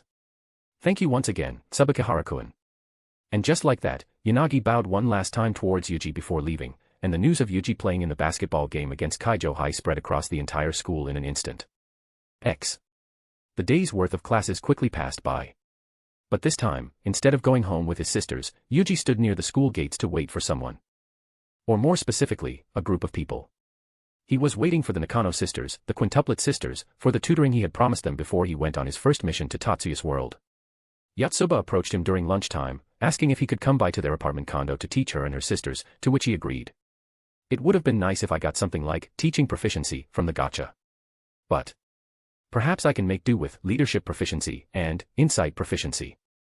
Though not quite the same, insight proficiency would give him the ability to see through his students' feelings and mindset, which would allow him to guide them in the right manner. While leadership proficiency might help him discipline these groups of girls so they could focus on the task. At least, he hoped it would. The rest, he could just simply explain to them the subject and try to answer their questions as clearly as possible. Hopefully, it would be enough for them to at least improve, just like Yotsuba did recently. Yuji-kun. I'm sorry for making you wait. Soon, the familiar, cheerful voice of Yotsuba resounded, capturing his attention. He saw her running towards him with a bright, sunflower-like smile, with her 4 sisters following behind. Hello, Yuji, sorry for keeping you waiting. Ichika smiled brightly and winked at him, acting cutely in hopes to tease him. She definitely knew that she had the beauty that would make doing such cutesy action not look strange or cringe on her. Meanwhile, the other sisters also greeted him, but more silently. Well, at least Miku and Itsuki. They both nodded at him, acknowledging his existence and his willingness to take time out of his day to help them. But Nino seemed to still be apprehensive about his motive for helping them. Perhaps, she's still thinking that he's only doing this southwest he could get close to Yotsuba or her other sisters. Well, I don't care what she thinks. As long as she studies seriously. In the end, he's doing this for Yotsuba as her friend. He didn't care what her sisters thought of him. I haven't waited long. Oh. What a perfect answer, you must have said that multiple times to several girls you've brought on a date, haven't you? No. I'm just replying to you like a normal, polite, human being, Ichika-san. Now, let's go quickly so we can start our lessons as soon as possible. I also have things I need to do once I return home. Let's go. Follow me, Yuji-kun. With Yotsuba in the lead, Yuji and the rest of the quintuplets made their way to the Nakano residence, which was a condominium apartment at the most upscale apartment building in the city. If it was before he went on his first mission, Yuji would have been awed by such a luxurious and tall apartment building. But, he had seen what true luxury and grand looked like in the form of the mansion he and Aika owned. So such a sight didn't shock him. They entered the apartment building and went on the elevator. And once they reached a certain floor, they went out of the elevator and headed to their apartment unit. Welcome to our home, Yuji-kun. Please excuse my intrusion. Yuji looked around briefly, and he had to say, it was quite the nice apartment condominium. It was extremely spacious with more than 5 bedrooms, a large living and dining room, a wide and spacious fully kitted kitchen, and a massive glass window overlooking the city they lived in. But as he was admiring the place, he snapped out of it when he saw the girls all beginning to make themselves at home and relax as if he wasn't there. I see now where the problem is. They're not just bad at studying. They're bad at even starting to study. Aside from Yotsuba, who was already sitting in front of the large, glass coffee table and taking out her notebooks and writing utensils, all the other girls were simply lounging around the couches or grabbing snacks from the kitchen. Even the TV was already on even though no one was watching. And the gravity of the situation dawned upon Yuji at that moment. This will be a long day, clap. A loud, crisp clap resounded throughout the living room, turning the girls' attention towards Yuji. Ichika, Miku, and Yotsuba looked at him confusedly, wondering why he'd suddenly clap so loudly. While Nino and Itsuki frowned, glaring at him for being too loud and surprising them. But Yuji ignored the second and fifth sister and looked at all of them strictly. Let's start our study session for today. Since this is my first time teaching everyone here except for Yotsuba, I don't know what you know and don't know about the subjects. So, let's start simply by doing homeworks. If there's something you don't understand, I'll try my best to help you with it. Is that fine with everyone? Sure. Alright. Yes. Okay. Good. Then, you can start. Yuji nodded in satisfaction as they all began to make their way towards the coffee table and take out their homeworks. All of them except for Yotsuba seemed lazy and unmotivated, but this was a start. At least. That's what he thought. Just a few minutes after they've placed their homeworks onto the table, many of them got distracted. Ichika had moved back to her couch, laying on it, and began playing with her phone. Nino similarly began to play with her phone, though she was still sitting on the coffee table near her sisters. While Itsuki was already eating snacks she grabbed from the kitchen earlier. Only Miku and Yotsuba were still trying to do their homework, but they're struggling. Miku was having a more difficult time with her homework while Yotsuba was able to make quite a bit of progress, albeit slowly, thanks to his notes. I'll start with them first. He walked behind Miku and Yotsuba and leaned forward. Do you have any questions? Hiya dash. Both of them turned towards Yuji in shock, their faces blushing redly, as they both covered their ears. GG's. Why you scared me, Yuji-kun. I'm sorry for snapping you out of your focus. But I notice you're having a bit of a problem. Do you need my help? Can you explain this part? All right. It was a science subject, which was one of Yotsuba's weakest subjects. So Yuuji tried explaining it to her slowly and patiently until she could understand the core of the subject. So, do you understand? Wow. Why yes, I do. You're amazing, Yuuji. I can't even understand it when the teacher explained it. Thank you so much. You're welcome. Now try and solve this question, okay? And if you can't understand something, try searching it on the notes you copied from me. You will remember how to answer it better next time if you answer it yourself, instead of me giving you the answer. I'll do my best. Good. Then, Miku-san. Which one are you having trouble with? He turned towards the pearl pink-haired beauty with headphones around her neck and saw her looking at him with a look of surprise. Her pink lips were even slightly parted in sheer surprise that he couldn't understand. What's wrong? Her cheeks immediately blushed the moment she snapped out of her daze. She quickly averted her gaze away from him and pointed down at her notebook, specifically the math question she was struggling with. And nothing. Just this question. Can you help me with this? Of course. This is a quadratic equation problem, and it can easily be solved using either factorization or the quadratic formula. But, it is also the part which a lot of people have a hard time with. A lot of people just try to memorize it, but that will make it more difficult for you in the long run. So, I'll explain it to you so you won't have to memorize it, okay? First dash. Step by step, Yuuji began entangling the convoluted and tangled mass of the subject, explaining to her the reason behind every step he took, and how it could lead to the answer she was searching for. Her eyes grew wider and wider with every realization she got from his explanation. And soon, the tangled mass of the previously impossible subject became clear in her mind. Do you understand? This is the first time I could understand a math equation this clearly. And I could even solve this question on my own. Thank you very much, Tsubakihara-san. Yuuji smiled in relief and nodded. No problem. Now, try the next question, okay? It's a bit harder than the previous one, but don't let it fool you. It's all the same principle and you can solve it using the same steps. Immediately, Mika began trying to solve the next question. And this time, with a brighter and optimistic expression. An expression she never wore before when solving a math question. Yuuji then turned towards Nino, who was playing with his phone, and approached her. Nino-san. Stop playing with your phone and concentrate. She dropped her phone in shock and quickly turned towards Yuuji, who was leaning forward towards her. Why are you this close to me? What were you doing? Her look of shock was quickly replaced by a look of embarrassment and anger as she glared at Yuuji with redly blushing cheeks. This is sexual harassment, you know. How could you just whisper to my ear like that? Yuji's eyes narrowed in annoyance, causing the beautiful girl with butterfly hairpins to flinch for a moment. Stop yelling stupid things. I didn't whisper in your ear. You were focused on your phone instead of your homework that you got shocked when I called out to you. You know that I'm here to help you, right? Why are you yelling at me when you're the one slacking off while I'm trying to save you from getting a failing grade? NNGGHH. She shrunk down and averted her gaze in shame. There was still defiance in her eyes, but at the very least, she seemed to understand her fault. Seeing her this way, Yuuji let out a sigh and softened the tone of his voice. Now, where are you having a hard time? Save your pride for when you actually got a passing mark and tell me. I'll help you until you can solve them easily. Let me see. This time, it was the Japanese comprehension problem. She was struggling with the question that was asking her to explain which and how the events that happened in the protagonist's life led him to fight to the death, knowing it would end with his demise, instead of committing seppuku like the other samurais had and maintain his honor.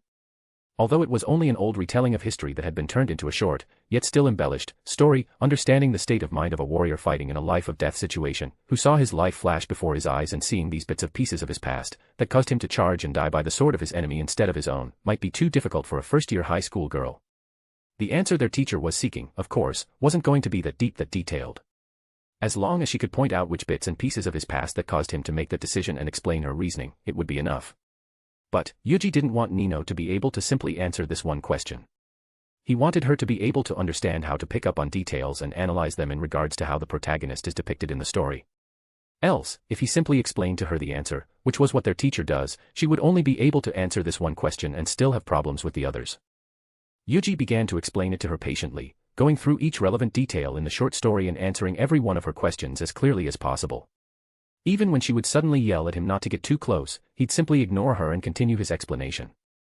And soon, she was able to write a well-written, concise, and detailed answer for the question. Good job. You did it. Now, do you understand how to dissect a short story? Good. Now if there's something else you want to ask me, just ask, okay? I'm here for you. All right. She blushed and averted her gaze shyly. Although it has decreased, there was still a slight defiance stubbornly clinging onto her in her eyes. Yuuji didn't know why she would still act like this, but he knew her one-sided strained relationship with him won't be resolved in a night. So, he just left her to her own and went to Itsuki, who was munching on some cookies. Somehow, she noticed him approaching her and froze mid-bite when she saw his narrowed gaze. What? You might get fat if you eat too much of those things, you know.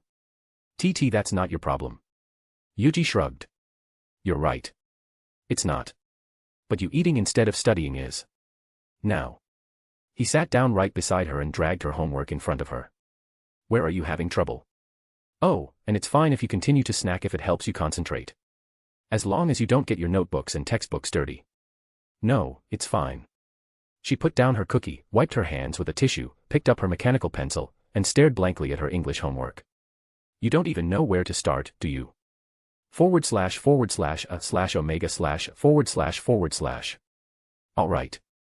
Slowly, Yuuji helped her understand the meaning behind each English word and taught her a bit of the basic grammar she'd need to understand to create an actual comprehensive sentence.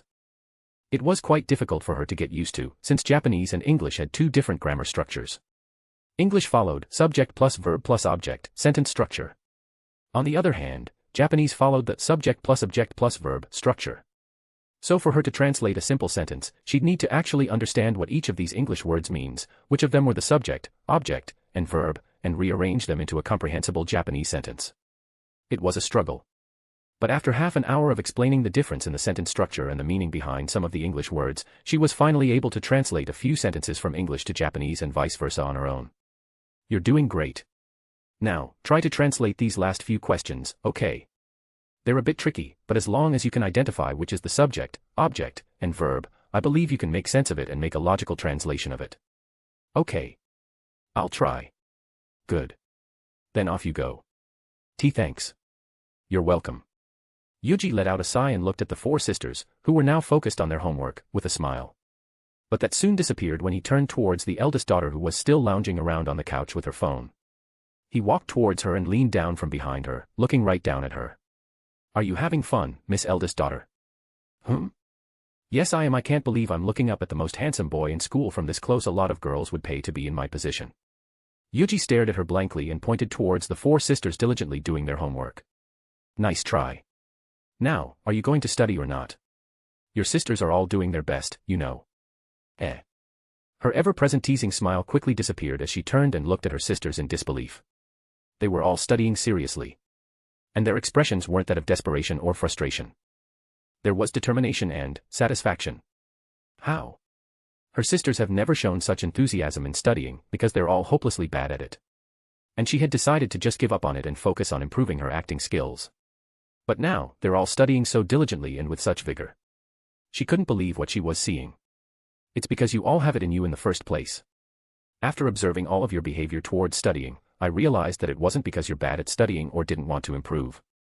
You just have a different pace in learning and understanding things that teachers in our school didn't accommodate for. Yuuji shrugged and continued. It's actually quite a common thing.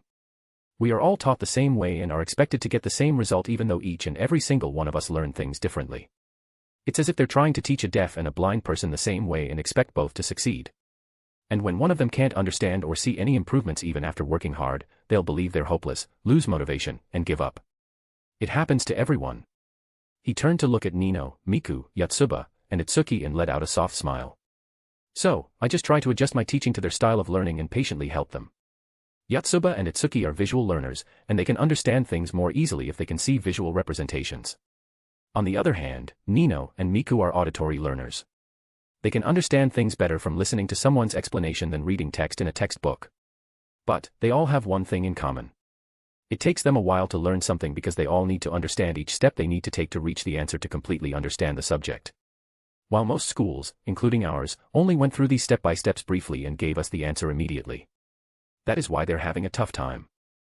So, all I need to do is explain to them these steps slowly until they understand, and you can see the results yourself. They all understood the subject and are now capable of answering questions in their homework. With each question they manage to solve, they gain confidence. And when they're stuck, they know they don't have to bang their heads to try and solve them themselves with me here. So they're more inclined to try and do their best instead of giving up immediately. Yuuji returned his gaze towards Ichika, who was still looking at her sisters in surprise. So, do you want to try it? She turned to look at Yuuji in amazement. And a glimmer of hope shined within her eyes. Maybe I can put my hopes in him.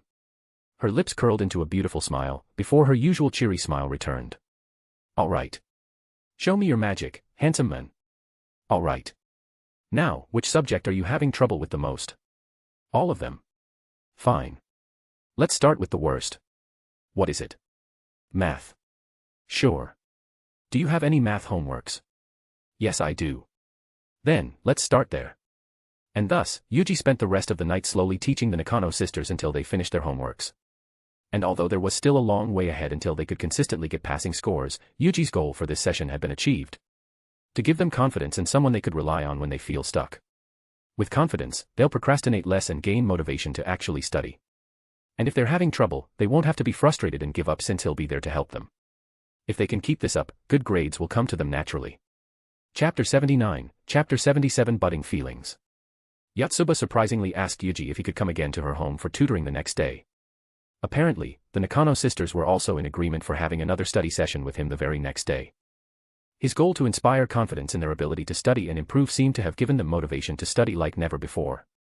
So, Yuuji readily agreed to her request and stoked the flames once again before it extinguished. The Nakano sisters were now studying more seriously than yesterday. Ichika was, still flirting with him from time to time, but all of them had become even more enthusiastic in asking him questions and asking him to teach and explain to them things they didn't understand. And as a reward, Yuuji made them dinner using the ingredients they had in their home as a reward of some kind for their hard work. The girls all ate with gusto and thanked him for everything he did for them. And when it came the time for him to go, Yotsuba enthusiastically offered to walk him out of their apartment condo building. Thank you very much for today, Yuuji-kun. You even made us such a delicious dinner. Yuuji smiled softly at the uncharacteristically shy and timid Yotsuba as she bowed primly towards him. I've received your and your sister's gratitude plenty of times, Yotsuba. It's fine. I'm also happy to see you girls studying so enthusiastically today. It's because you're so good at teaching it feels like I'm learning much more from you than all the time I've spent in school up until now. She pumped her fist up with energy, this time acting more cheerfully as she usually does, before she became timid and shy once more. I know I've conveyed my gratitude to you. But please let me convey it to you one more time. WH-. Yuuji looked at her in confusion, when suddenly, the soft, warm, fragrant body of the cheerful beauty pressed onto him. Her arms were wrapped around his chest, embracing him as strongly as she could as she buried her redly blushing face in his chest in an attempt to hide it. Why Yotsuba-. Don't say anything. Please. I am embarrassed enough as it is. So. Just shush. Yuuji stayed in place and waited patiently until Yotsuba was satisfied. If it was him before he got into a relationship with Aika, he would have spent these few minutes frozen and unable to comprehend the situation. But now. He understood all too well. The meaning behind her actions. Yotsuba was a very good friend to him. She was beautiful, cheerful, uplifting, honest, and extremely kind. For the longest time, he considered her a close friend. And perhaps, to her, he was the same. But after the recent changes in his appearance and personality, they both realized changes in their own feelings that would change their relationship as a whole. May it be intentionally or unintentionally, Yotsuba has given him a peek into her true feelings for him by hugging him like this. And in all honesty, Yuuji also held a special feeling for her in his heart. The urge to return her embrace filled his mind for a moment. But in the end, he didn't. His desire to love multiple women and be in a relationship with them. While already deemed legal, and in some parts of Japan, even encouraged by the government, people still needed time to adjust to it and accept the notion of what such a policy would mean for relationships between men and women going forward. And Yuuji didn't know if Yotsuba would accept his relationship with Mira, or Yuna, Nina, and Aika that he would definitely pursue in the near future. So, he couldn't return her embrace, in fear of giving her false hope. Yotsuba didn't seem to notice it, and when she let him go, she lowered her head in embarrassment. I'll be going back now. Thanks again for teaching us. See you tomorrow. She bowed in a hurry and immediately ran back into her apartment and entered the elevator, leaving Yuuji stunned in front of the building, alone. Ha! He held up a hand, pressed it to his chest, and felt his heart thumping faster than normal. No matter how experienced he was in dating and engaging in various sexual activities with his girlfriends, there was no way for him to stay calm after such a thing. As if sensing his shock, the necklace he wore around his neck began to move. The chains rattled slightly as it jumped up and down along with the obsidian jewel, as if trying to calm him down. Arya, Alice. Thank you. I've calmed down now. The necklace moved in response, before they rested on his neck unmoving once again. Yuuji looked up to the apartment condo building for a moment, his eyes gazing up at the floor in which the Nakano sisters live, and made a promise. A promise to respond to the feeling of the innocent sunflower. X.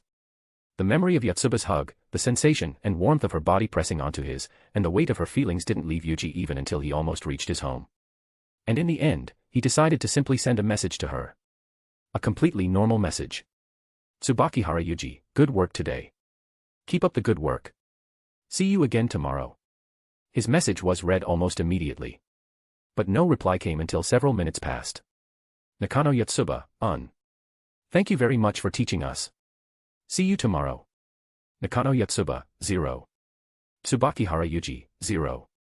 His lips curled into a smile as he read the message. For now. This would be enough. Yuuji reached his home and was immediately welcomed by Mira, who came out to the foyer to welcome him home.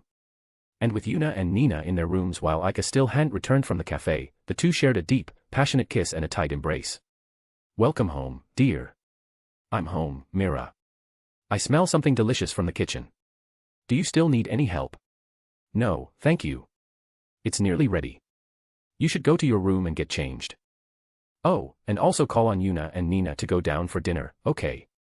Mira caressed his cheeks softly with her lithe fingers, tracing his otherworldly countenance ever so softly and lovingly. All right. Is Aunt Aika coming home late tonight? No. I've just received a text from her that she's coming home right now. I see. Then, I'll go to my room first. All right, off you go. Yuuji gave her one lasting peck, and left for his room. He changed into a more comfortable clothing as Alice and Arya returned to their original form and made themselves at home on his head and shoulder, and called Yuna and Nina for dinner. The three went down together and sat in the dining room. And once Aika returned, they ate dinner together. Alice and Arya were also given their share of food, a kid-size meal that Mira specially prepared for them. And though they could get their sustenance from Yuji's nigh-endless magic, they still enjoyed it greatly and gave their mother a peck on either cheek. After finishing dinner, Yuuji returned to his room along with the slimes and sat down on his desk. He then selected the MCGX supercomputer from his inventory and pressed Use. In an instant, a black, beautiful, and intricately designed earring appeared, clipped to his left ear. Then from it, holographic screens and a keyboard, which he could completely control with his mind and gesture alone, appeared before him in midair. They appeared to be floating, but it wouldn't be an apt way to describe their behavior. They were weightless projections of light, not an object with mass floating in midair. But at the same time, every time Yuuji touched the keypad to his keyboard or the screen, he could feel some sort of repulsion, giving him the sensation of actually touching a glass object. This was the form of the MCGX supercomputer he luckily obtained from the Gacha, which he had been using ever since to complete Myra's stock market analytics software as well as work on the multiverse messaging app. The stock market analytics software shocked and dumbfounded Mira for quite a while. And even after using it and seeing the $100,000 profit in her bank account she received after believing in the software and making an extremely reckless, short-term investment, she still couldn't believe how accurate she was. And with the success of his first project, he immediately began working on the multiverse messaging app. And now, it is nearly completed. His fingers moved at blinding speed, forming lines after lines of code and progressing his project at inhuman speed. Meanwhile, the cheery white slime with traces of rainbow within her, Alice, rested on his head, lazily rolling around. While Arya, the black, starry slime sat on his shoulder and stared at the screens, seemingly focused on watching and learning. Hours passed, and before he knew it, it was past midnight. But it was done. The days he spent working on it until past midnight had finally been rewarded. I finally did it. A wave of relief and happiness surged within his heart. This was one of the most difficult projects he had tried doing, and the other was making an impossibly accurate stock market analyzing tool for Mira. To create an app that could send messages through different worlds and universes. While the MCGX supercomputer was capable of handling most of its intricacies and impossible processes, he still needed to be able to comprehend the quantum entanglement theories and apply it to his program. And thus, he needed to learn of it first, asked Tatsuya for his advice, and took a bit longer than he expected at first. But now, he could finally give it to Mayumi and talk to her. Let's share it with the group right away. He hopped on the group chat, sent the app, and at everyone. Tsubakihara Yuuji, everyone.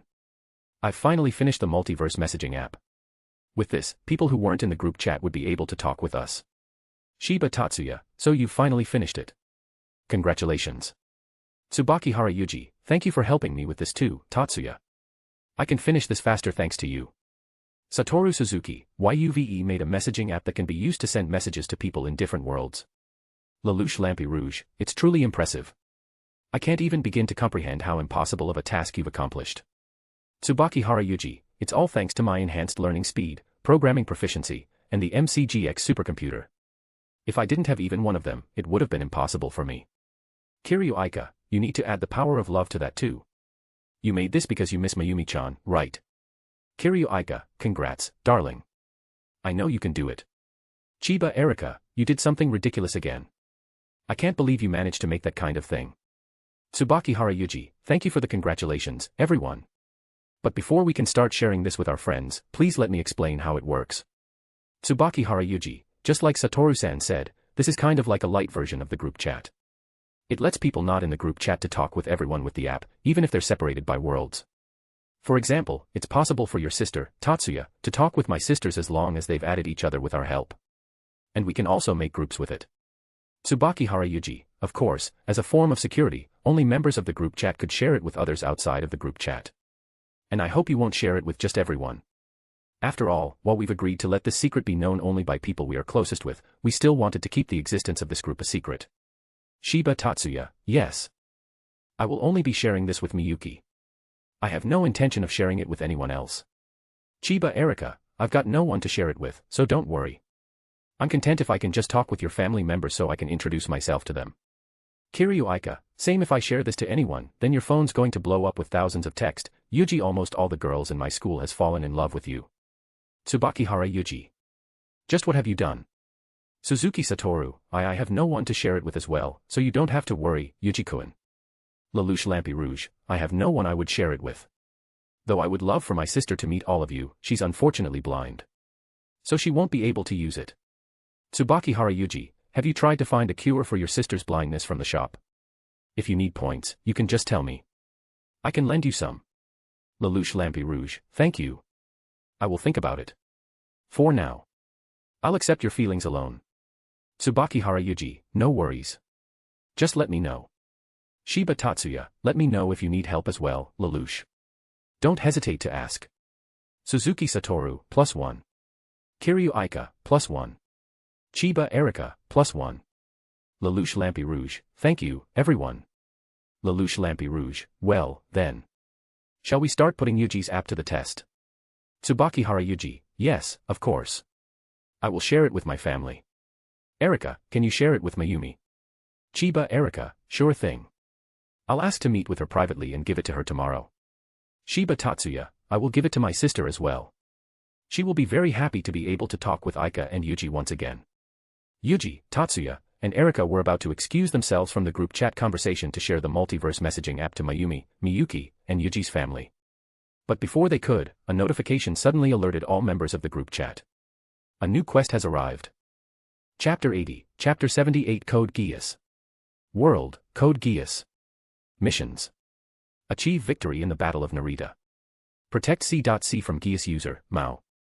Protect the life of the Brighton Yen Princess, Euphemia Britannia. Defeat the Brighton Yen Nightmare, Lancelot and its pilot, Kuroji Suzaku using the Nightmare frame from the Multiverse Chat group. Defeat the Purists faction in battle. Liberate Japan from the current oppressive Brighton Yen government. Number of participants. Supporting items. Geass. Nightmare frame. Headquarters. Enrollment in the Ashford Academy. Identifications and background history. Residence. Starting money, equivalent to 60% of the owner's current wealth. Failure conditions. Lost in the Battle of Narita. Mao manages to capture CC death of Euphemia Britannia. Defeated by Lancelot and its pilot, Kuroji Suzaku, 3 times. Defeated by the Purist faction in battle. Current oppressive Brighton Yen government stays in Japan for more than 1 year after the start of the mission. Rewards upon completion. All supporting items will be permanently available to participants upon successful completion of the quest. Full control over Geass. 10+1 pull ticket from the Gacha. Group chat points equal to 1000x the number of missions completed. Penalties upon failure. All supporting items will be removed from participants upon failure to complete the missions. Group chat points equal to 1000x the number of missions failed will be deducted from participants.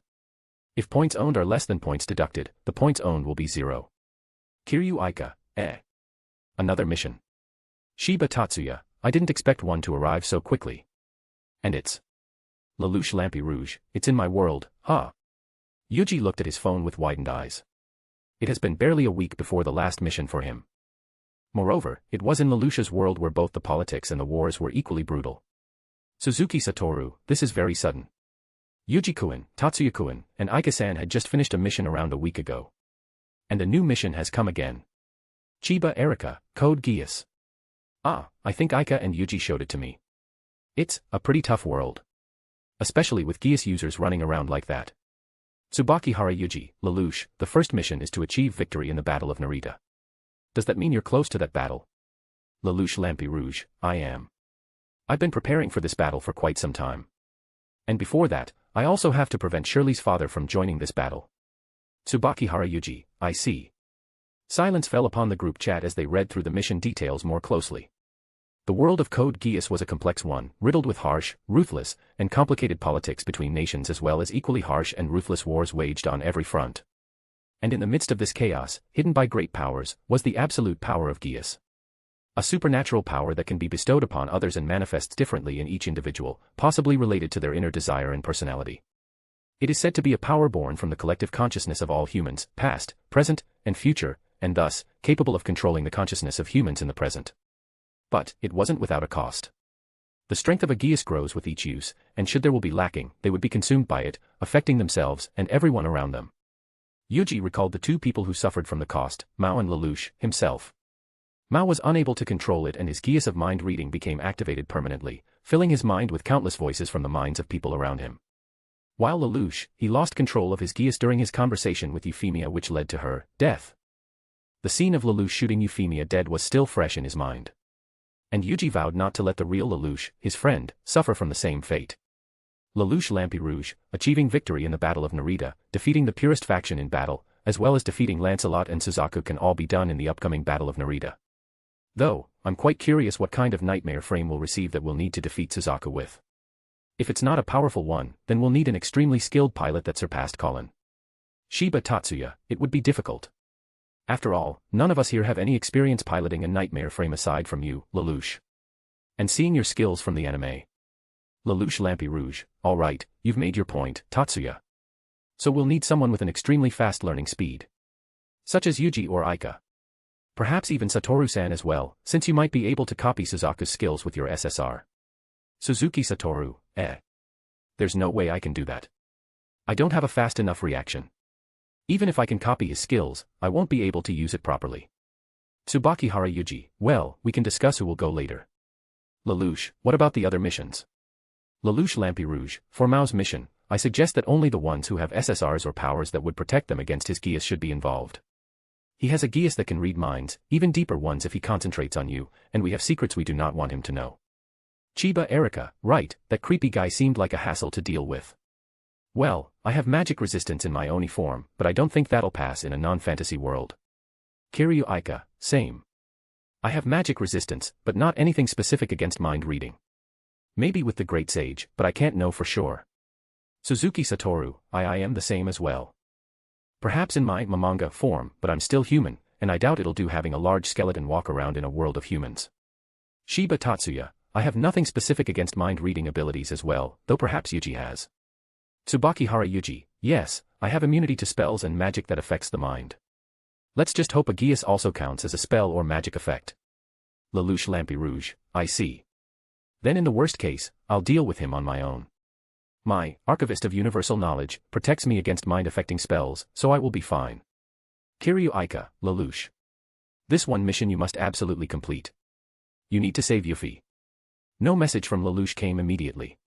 And it was only after a few moments that it came. Lelouch Lampi Rouge, I know.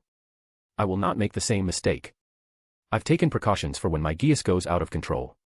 Kiryu Aika, you better. Tsubakihara Yuuji, I agree. And, her existence would be important if we want to clear the last mission quickly. Lelouch Lampi Rouge, liberate Japan from the current oppressive Britannia government. You're right. Without Yuffie, this would be a much harder task. Euphemia's death, which triggered the Black Rebellion that ultimately failed. If she were to die, then Lelouch would need to liberate Japan from the oppressive Britannia government the hard way if he wanted to complete the mission.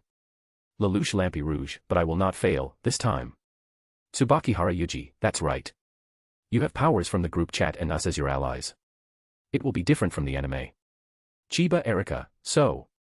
Who will be going on the mission? Shiba Tatsuya, I leave it to Lelouch. It is your world and you are our best strategist. You pick who you think will help you the most. Lelouch Lampi Rouge, very well.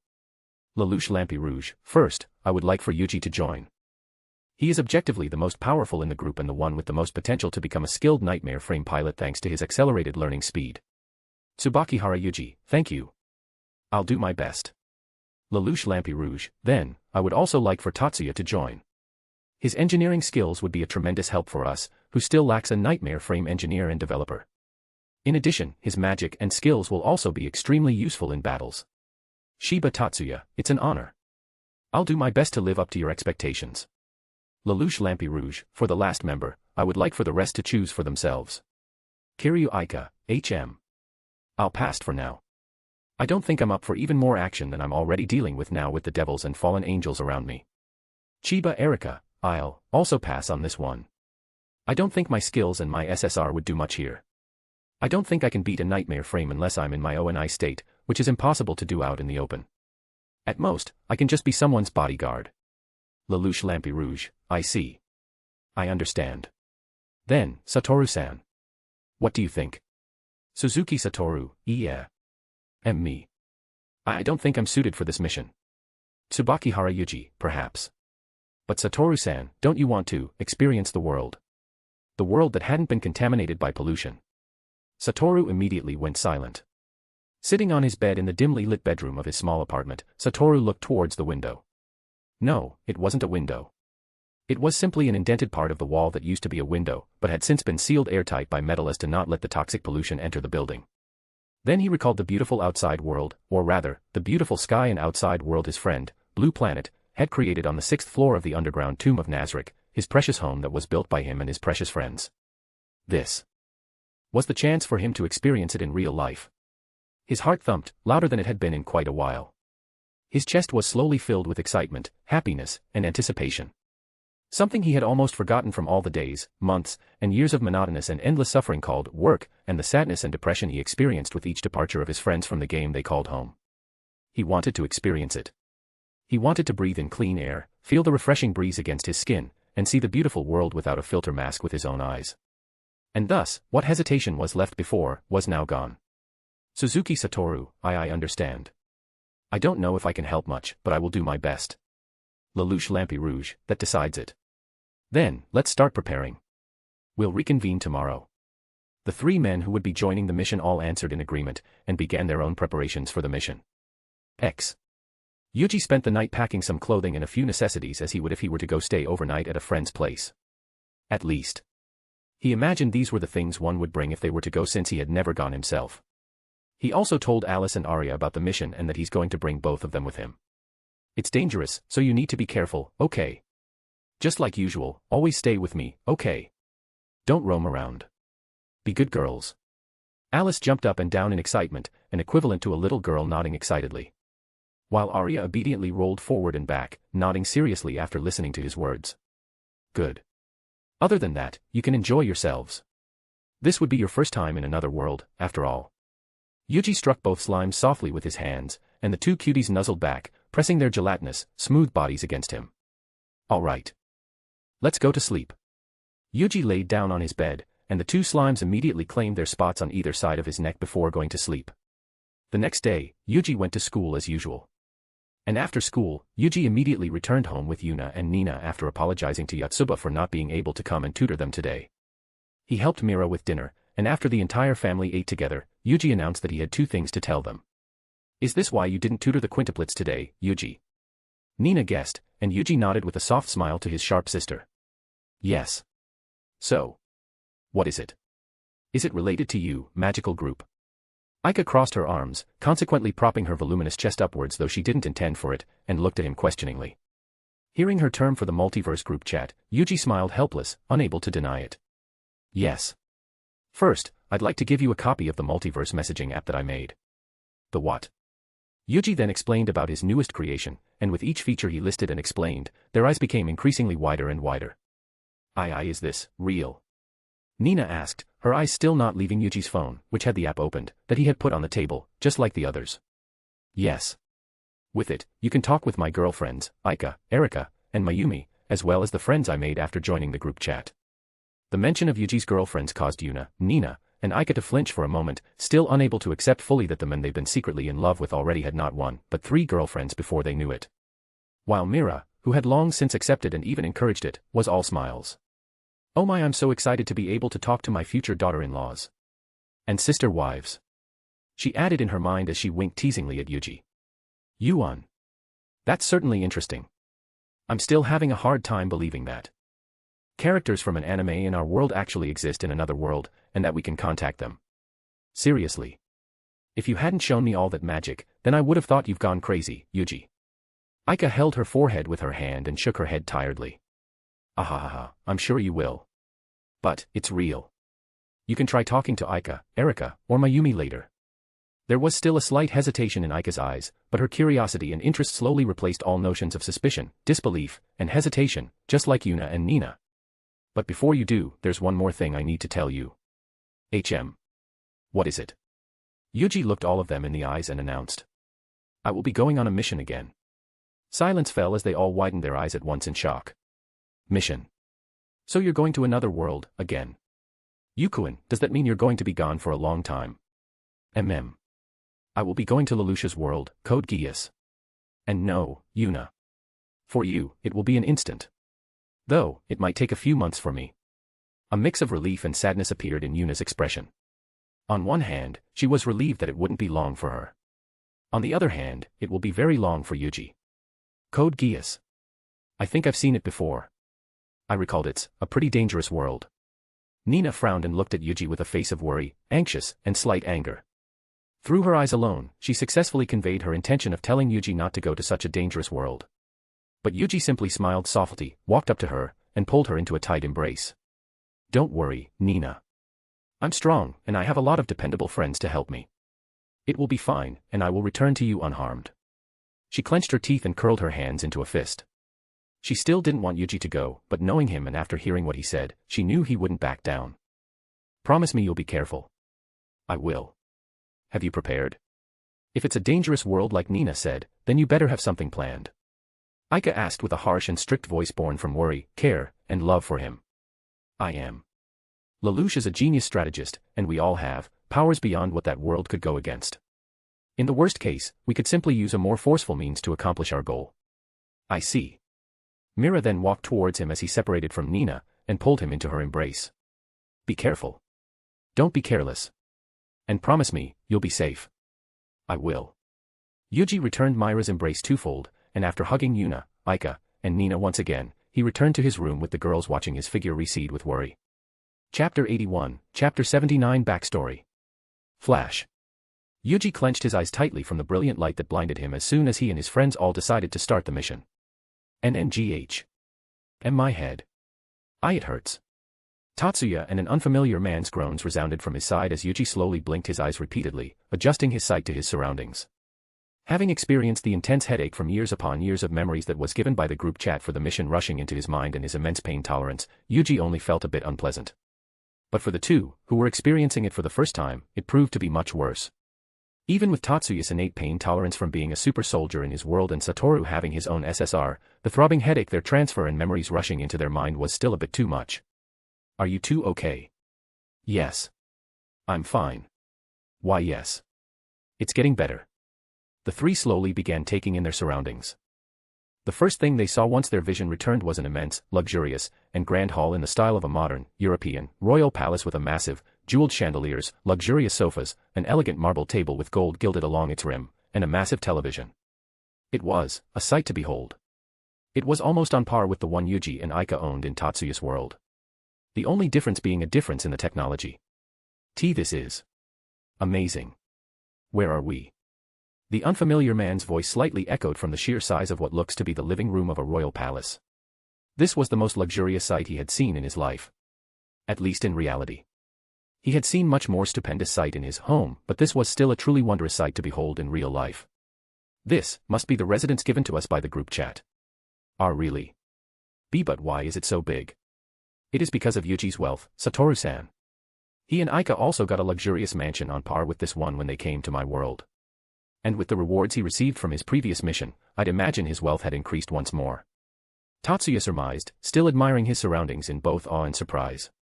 Oh. That's right. Yuuji-kun got massive amounts of shares in a large company in his world. So the riches in his world translates to the level of luxury of the residence and the amount of assets he got during the mission, huh? Yes. The mission gives him assets equal to 60% of his wealth. That's amazing. Satoru glanced towards Yuuji secretly, looking at him in both admiration and shock. As someone who had been mediocre his whole life, if he was being generous, he couldn't even begin to wrap his head around how someone this young could have this amount of riches. Yuuji noticed Satoru's gaze and smiled helplessly. It's all thanks to the group chat, Satoru-san. Without it, I'm just a normal high school student. So please don't think too much of it. I understand. The black-haired man in his early 30s let out a weak, awkward laugh before Yuuji approached him and gave out his hand for a handshake.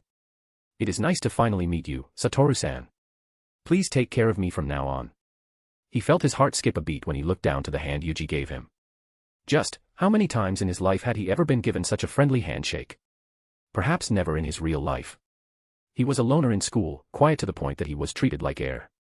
And in his work life, he still kept to his lonesome, choosing to spend every second of his free time in Yggdrasil. It was only in Yggdrasil that he had ever been given such a friendly handshake. And memories of it began to flash across his mind. Touch me giving his hand to him after saving him. Pero Roncino grabbed his hand for a handshake in excitement when he hinted at his interest for a woman's behind. Albert shaking his hands and thanking him for helping him with a raid. All of his friends, the ones who built the only thing he'd call his home. Such warmth. He could feel it from the hand Yuuji was giving him. Satoru-san. It's nice to finally meet you too, Yuuji-kun. Please take care of me as well. Satoru quickly took Yuuji's hand and shook it. And a newfound admiration for Yuuji was born in his mind. Wow. Why does it feel like I'm shaking the hand of a boss of a massive company? It is nice to finally meet you as well, Satoru-san. Let's do our best in this mission. Yes. Tatsuya-kun, please take care of me as well. Satoru shook Tatsuya's hands as well and felt a bit more comfortable. Though Tatsuya was handsome in his own right, and definitely more handsome than himself, Satoru felt a bit intimidated by Yuuji's appearance and charisma, even though he was very friendly. Now then. Shall we talk about what we got first? Tatsuya suggested. Sure. All right. You guys go ahead and take a seat on the couch over there. I'll prepare some tea. I have a feeling it'll be a pretty long one. Tatsuya and Satoru nodded and headed to the couches before them, right under the chandelier at the center of the massive living room of the mansion while Yuuji searched for the kitchen and prepared tea. The moment they sat, Satoru let out a sigh of relief and comfort as the luxuriously soft, maroon cushion seemed to embrace his entire body. For him, who was used to his stiff, no longer cushioned office chair, this was equivalent to sitting on heavenly clouds. Perhaps if he could feel the sensation of the chairs in Nazarik's main meeting room, this would be how it feels. Satoru-san, I shall be contacting Lelouch and tell him of our arrival. Yes. Thank you for doing it. Satoru snapped out of his momentary trance caused simply from sitting down on the couch and replied. Of course.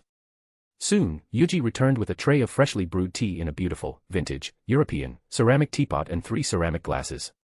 Steam rose from the beautiful, delicious-looking golden liquid as the sweet smell of jasmine wafted into their nose. Here you go.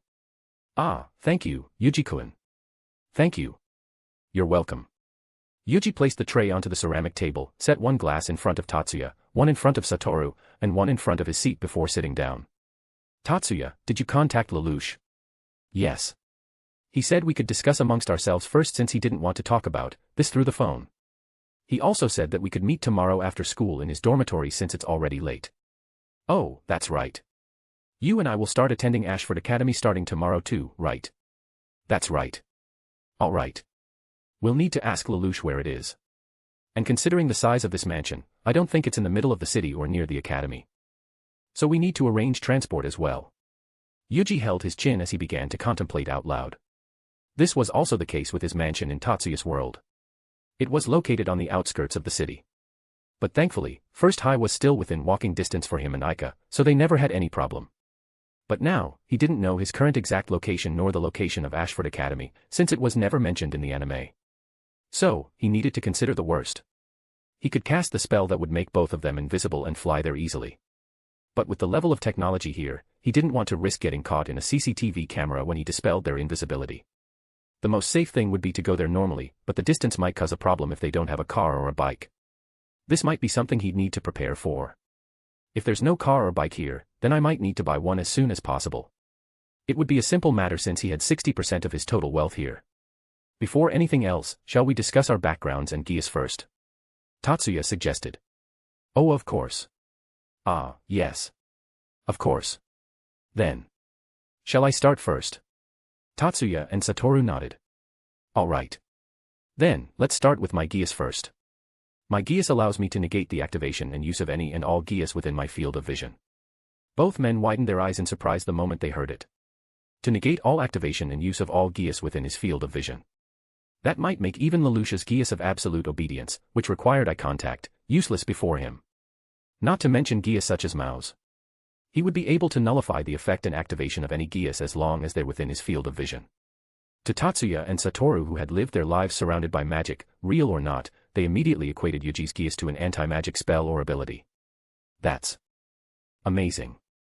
Satoru muttered in amazement, his mind immediately considering the impact of such power if it existed in Yggdrasil. It'd be totally broken. If someone could cancel any and all magic effects in sight, then he'd be reported for cheating 1,000,000 times over. A truly game-breaking power, and even more so in a reality with magic. Note, however, that it doesn't erase the effect of a geas. I see. So you won't be able to erase, for instance, the effect of Lelouch's geas on a person if he had cast it before entering your field of vision. Correct. Tatsuya nodded in understanding. His lips curling into a small smile at the pleasant prospect.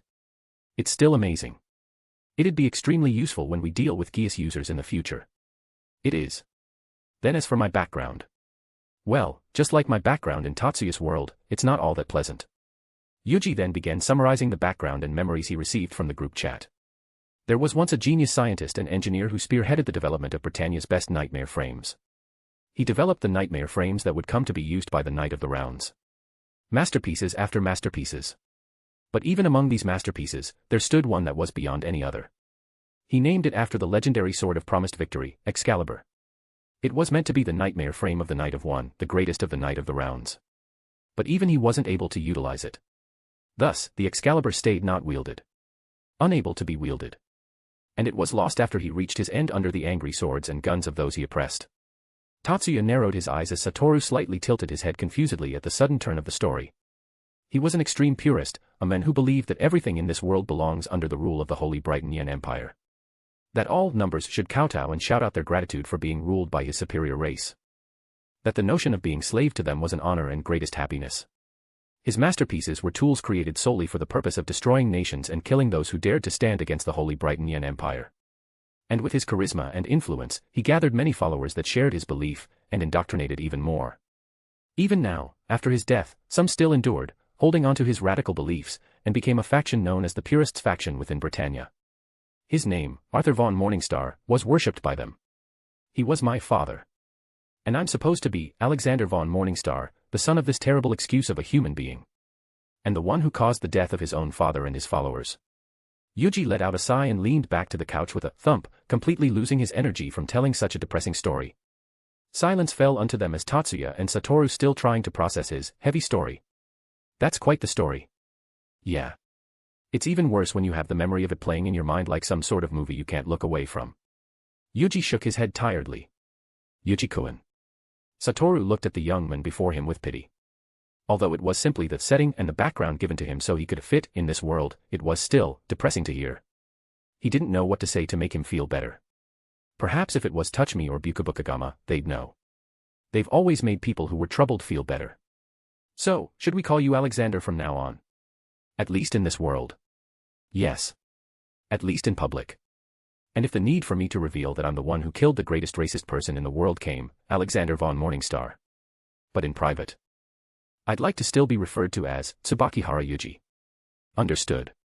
All right. Yuji took a sip of his tea, trying to wash away the unpleasantness of recalling such depressing memories, and turned towards Tatsuya. Tatsuya, shall we go to you next? Tatsuya nodded. Yes. My geas allow me to experience what the person I'm using it on was feeling. He said with a calm smile. Yuuji and Satoru froze for a moment before their expression morphed into that of happiness and excitement. Isn't that amazing? Tatsuya-kun. Yes. That means you can feel emotions once again. Even if it was for a moment, it will let you feel these emotions. And maybe, you can even regain them in the future. Seeing the happiness overflowing from the two, Tatsuya couldn't help but smile. They were even happier than he was for this. So much so that even without using his new geas, their happiness was infectious enough to cause a pleasant feeling to grow within his cold heart. Perhaps. I hope so as well.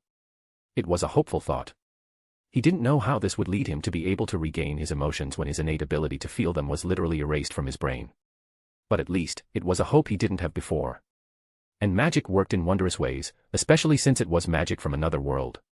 As for my backstory, well, it was fairly depressing as well.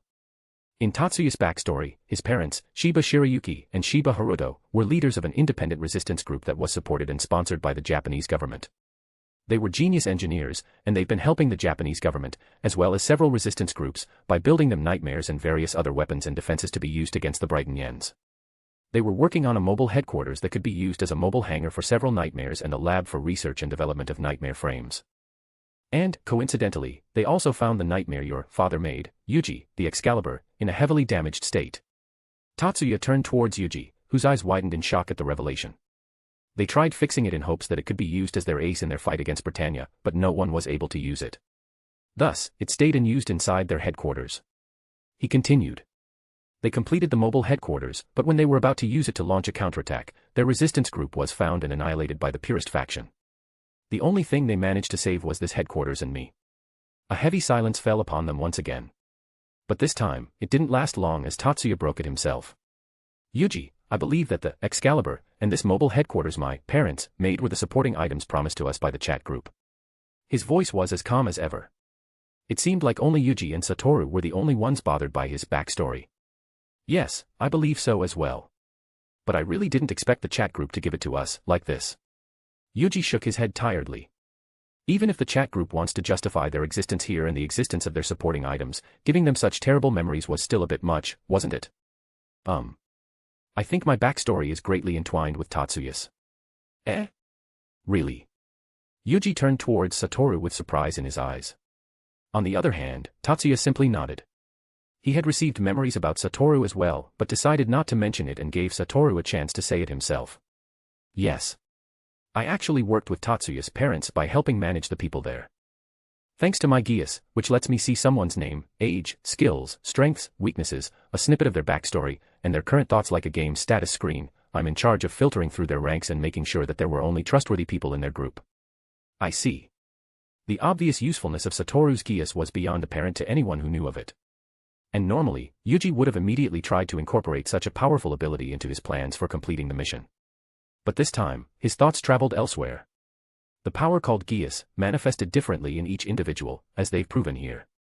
And it is possibly related to their personality or inner desire. Lelouch's geas gave him the absolute power to exert his will unto others, possibly due to his disposition of becoming the mastermind and his desire to make others do as his will in order to accomplish his goals. Tatsuya's geas gave him the power to empathize and feel the emotion of others might have stemmed from his inability to do so normally and his wish to, at the very least, understand the emotion of his beloved sister. While his geas, which gave him the power to negate any and all geas from being activated and used, he knew stemmed from his desire to protect those he cared for. They all made sense and true to each and every one of their personality and desires. And this was also true for Satoru's geas. The reason why his geas gave him the ability to see someone's status screen might be due to his intense attachment and longing for Yggdrasil and the time he had spent with his close friends for all those years. Simply imagining the sadness and loneliness he must have felt when his friends left one by one was far more heartbreaking than if they were to leave all at once, or if the game ended before they all left. Yuuji glanced up towards Satoru, trying his best to hide his pity and sadness under his smiling mask, and encouraged him. That's amazing, Satoru-san. With such a geas, you won't ever need to fear someone lying to you.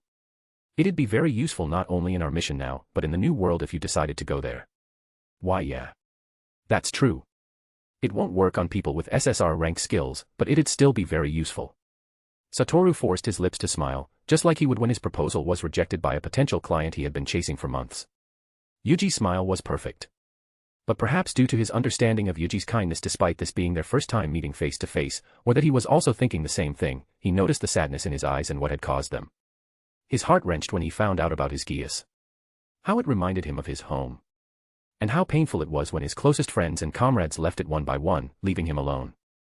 The anger, the pain, the despair, the loneliness, and the helplessness he felt when the last of his friends gave all of their treasures to him and announced their retirement all came back to him for a moment. He clenched his hands into fists. No matter how much time had passed, the pain in his heart still felt so fresh and the memories in his mind were still so painfully clear. Satoru-san. A soft, gentle touch on his shoulder and a gentle voice brought him out of the spiraling darkness and made him look up to see the kind, handsome countenance of the first-year high school boy who was apparently the protagonist of a hentai anime. You're not alone anymore, Satoru-san. We're here. All of the members of the group chat are here with you. Although we won't be able to replace your friends, we'll at least be able to keep you company. From his side, Satoru could see Tatsuya nodding at Yuji's words in agreement. A wave of warmth washed over his heart, dissipating the dark emotions within him. Thank you. I am sorry for putting down the mood. You didn't. How about we take a look outside and get some fresh air, Satoru-san? Fresh air. His eyes widened in realization. That's right. This air in this world was not contaminated like the one in his own. He could actually get some fresh air without the need of a breathing mask.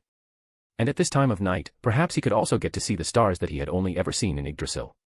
Why yes. Let's go. And thus, they spent the rest of their first night in this world in the massive courtyard of the mansion until they returned inside to sleep. Chapter 82, Chapter 80 Ashford Academy. Colin Stotfeld stood at the main entrance of the academy building, waiting in silence demurely and attracting the awed and love-struck gazes of the many boys who walked past her. There was a graceful elegance to her that pulled onto the heartstring of the young male teenagers. She looked almost like a delicate flower atop a tall cliff, beautiful, sacred, yet untouchable. Few had the courage to walk up to her and start a conversation in fear of tainting her or breaking the delicate tranquility around her. And so, to their safety, they didn't bother the crimson-haired girl who was inwardly seething. Why? Why in the world do I, Zero's right hand, have to wait for some transfer students in this children's playground? Millie Ashford, the tyrannical president of the student council, had asked her to wait on the new transfer students that will be coming today and lead them to their class, which was coincidentally the same as hers. She forced such a troublesome job onto her with a brilliant smile that Colin still hadn't forgotten. Why did she have to do it? Why couldn't any other staff or teacher from the academy do it? And to that, Millie answered with a bright tone. This will be your first task as a member of the student council. So do your best.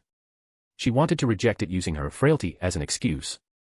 Although it was a pain to act like a frail, demure girl all the time, at least it was a useful excuse, especially for moments like this. But before she could and suggested if Lelouch or Suzaku, the two healthier men, or even Shirley could take her place, they were all unfortunately unavailable. Suzaku would be absent for his military duties, while Lelouch apparently had some other business to take care of. And Shirley had morning swimming practice. Thus, it all fell onto her to do it, and she couldn't even begin to describe how annoyed she was to be dragged into such a farce. She had just discovered that her real mother was using Refrain, a highly illegal and dangerous drug that corroded the mind for a momentary bliss of reliving their happiest memories. She and the Black Knights raided a compound that stored and distributed these drugs to the Japanese people, who sought it in their lowest times. And her mother was included in the many victims they found there. She was admitted to the hospital and was sentenced to 20 years in prison. It had only been a week, perhaps a bit over a week, since that happened. And now the Black Knights were also preparing for another operation soon. But instead of helping with the preparation, here she was going to school and wasting her time waiting for some stuck-up Brighton Yens to come to school. How could she not be angry? It took her everything she had to not burst into rage and shout out profanities at the children around her. Hey, did you see that car entering the academy? Yeah, I saw it. Wasn't that a black Lamborghini Sion? You could only get that car from the mainland. Whoever it was must have imported it. Damn, I'm so envious. They must have come from a rich family. No shit. If they could come to school in that, you can just imagine how rich they are. Colin overheard the conversation between the two guys excitedly shared as they walked past her, and her mood became even worse. There had never been any Lamborghini entering the school premise before. If there was, it would have been a massive news in the entire academy, just like it's becoming now. And anyone could easily connect the dots. The one riding that car might be one of the transfer students she was waiting for, and the fact made her stomach twist in even more indignation. Great. It's even worse than a stuck-up Brighton Yen. It's a spoiled, stuck-up, Brighton Yen brat who could only brag about their mommy and daddy's riches. She clenched her hands resting in front of her slightly, digging her nails into her skin, as she pursed her lips. To onlookers, she would have looked like she was tired from standing there, waiting in silence without complaining about her duty, and elicited their pity, compassion, and admiration. But in reality, Colin was ready to simply walk away and give some excuse to Millie later about why she didn't wait for the transfer student. When suddenly, she heard gasps of shock and awe from around her, bringing her out of her daze. She looked up, and a crowd she hadn't realized before had suddenly appeared in the courtyard of the prestigious Ashford Academy. That must be the asshole. I was too late. Damn it.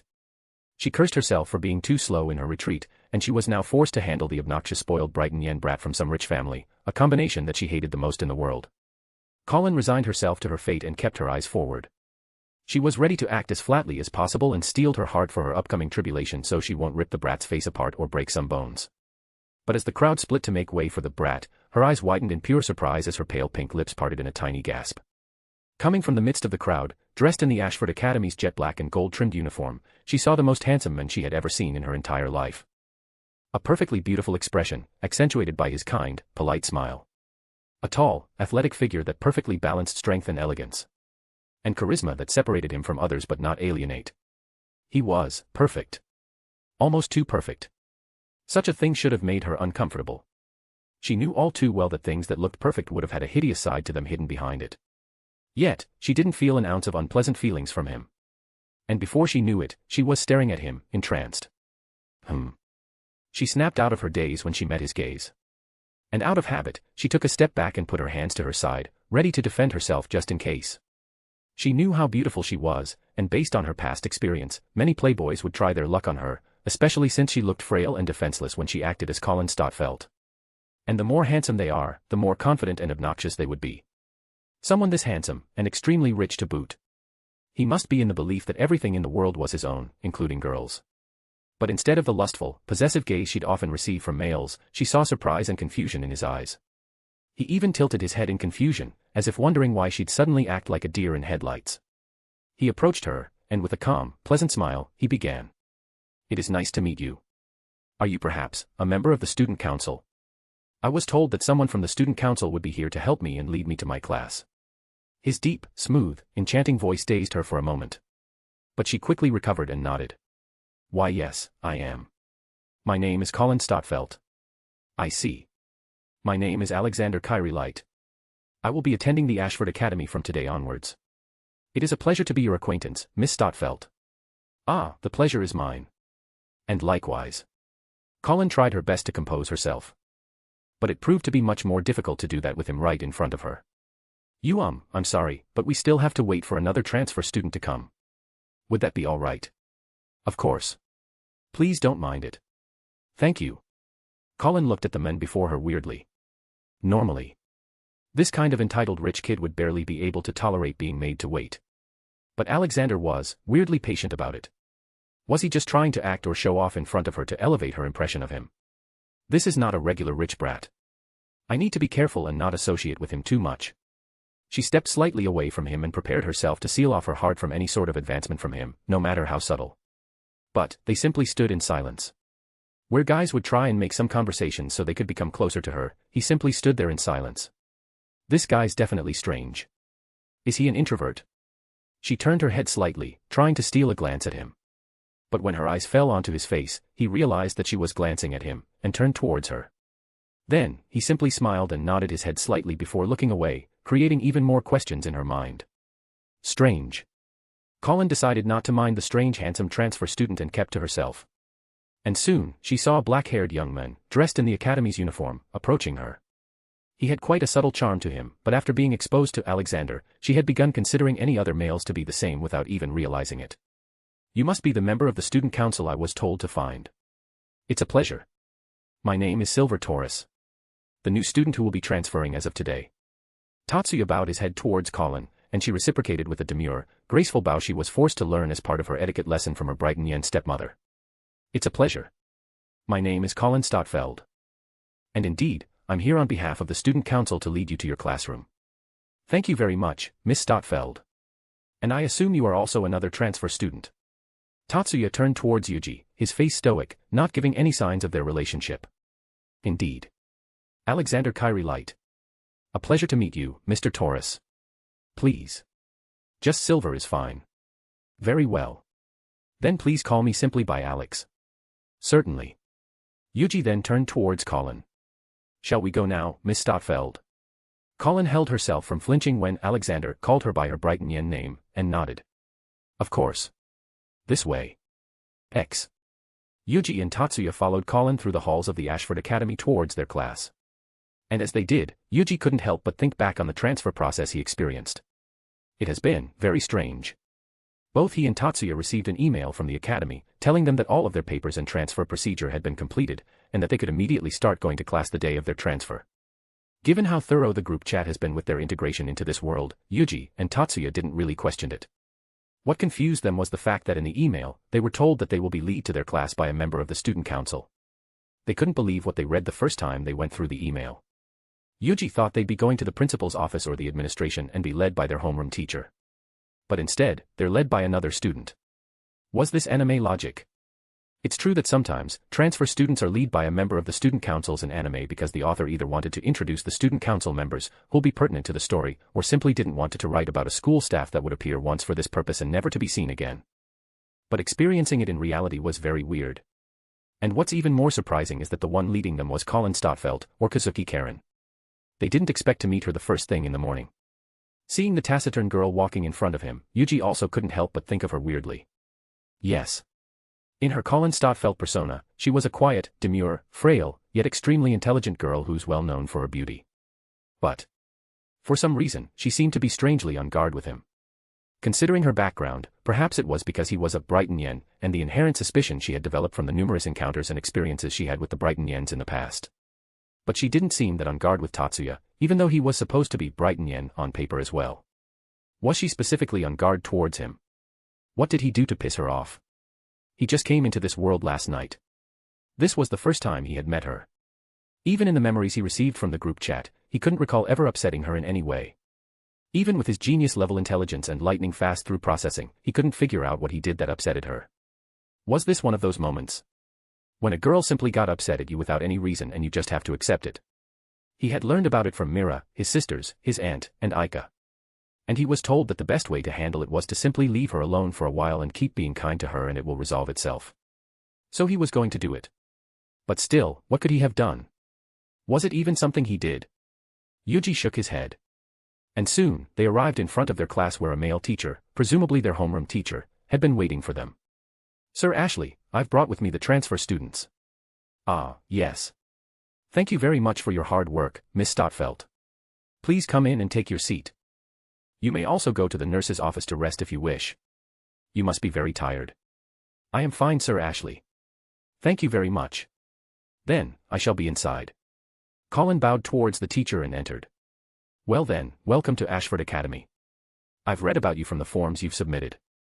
I'm glad to have brilliant students such as yourselves here in the academy.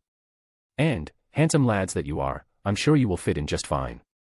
Thank you very much, Professor. Sir Ashley would be fine.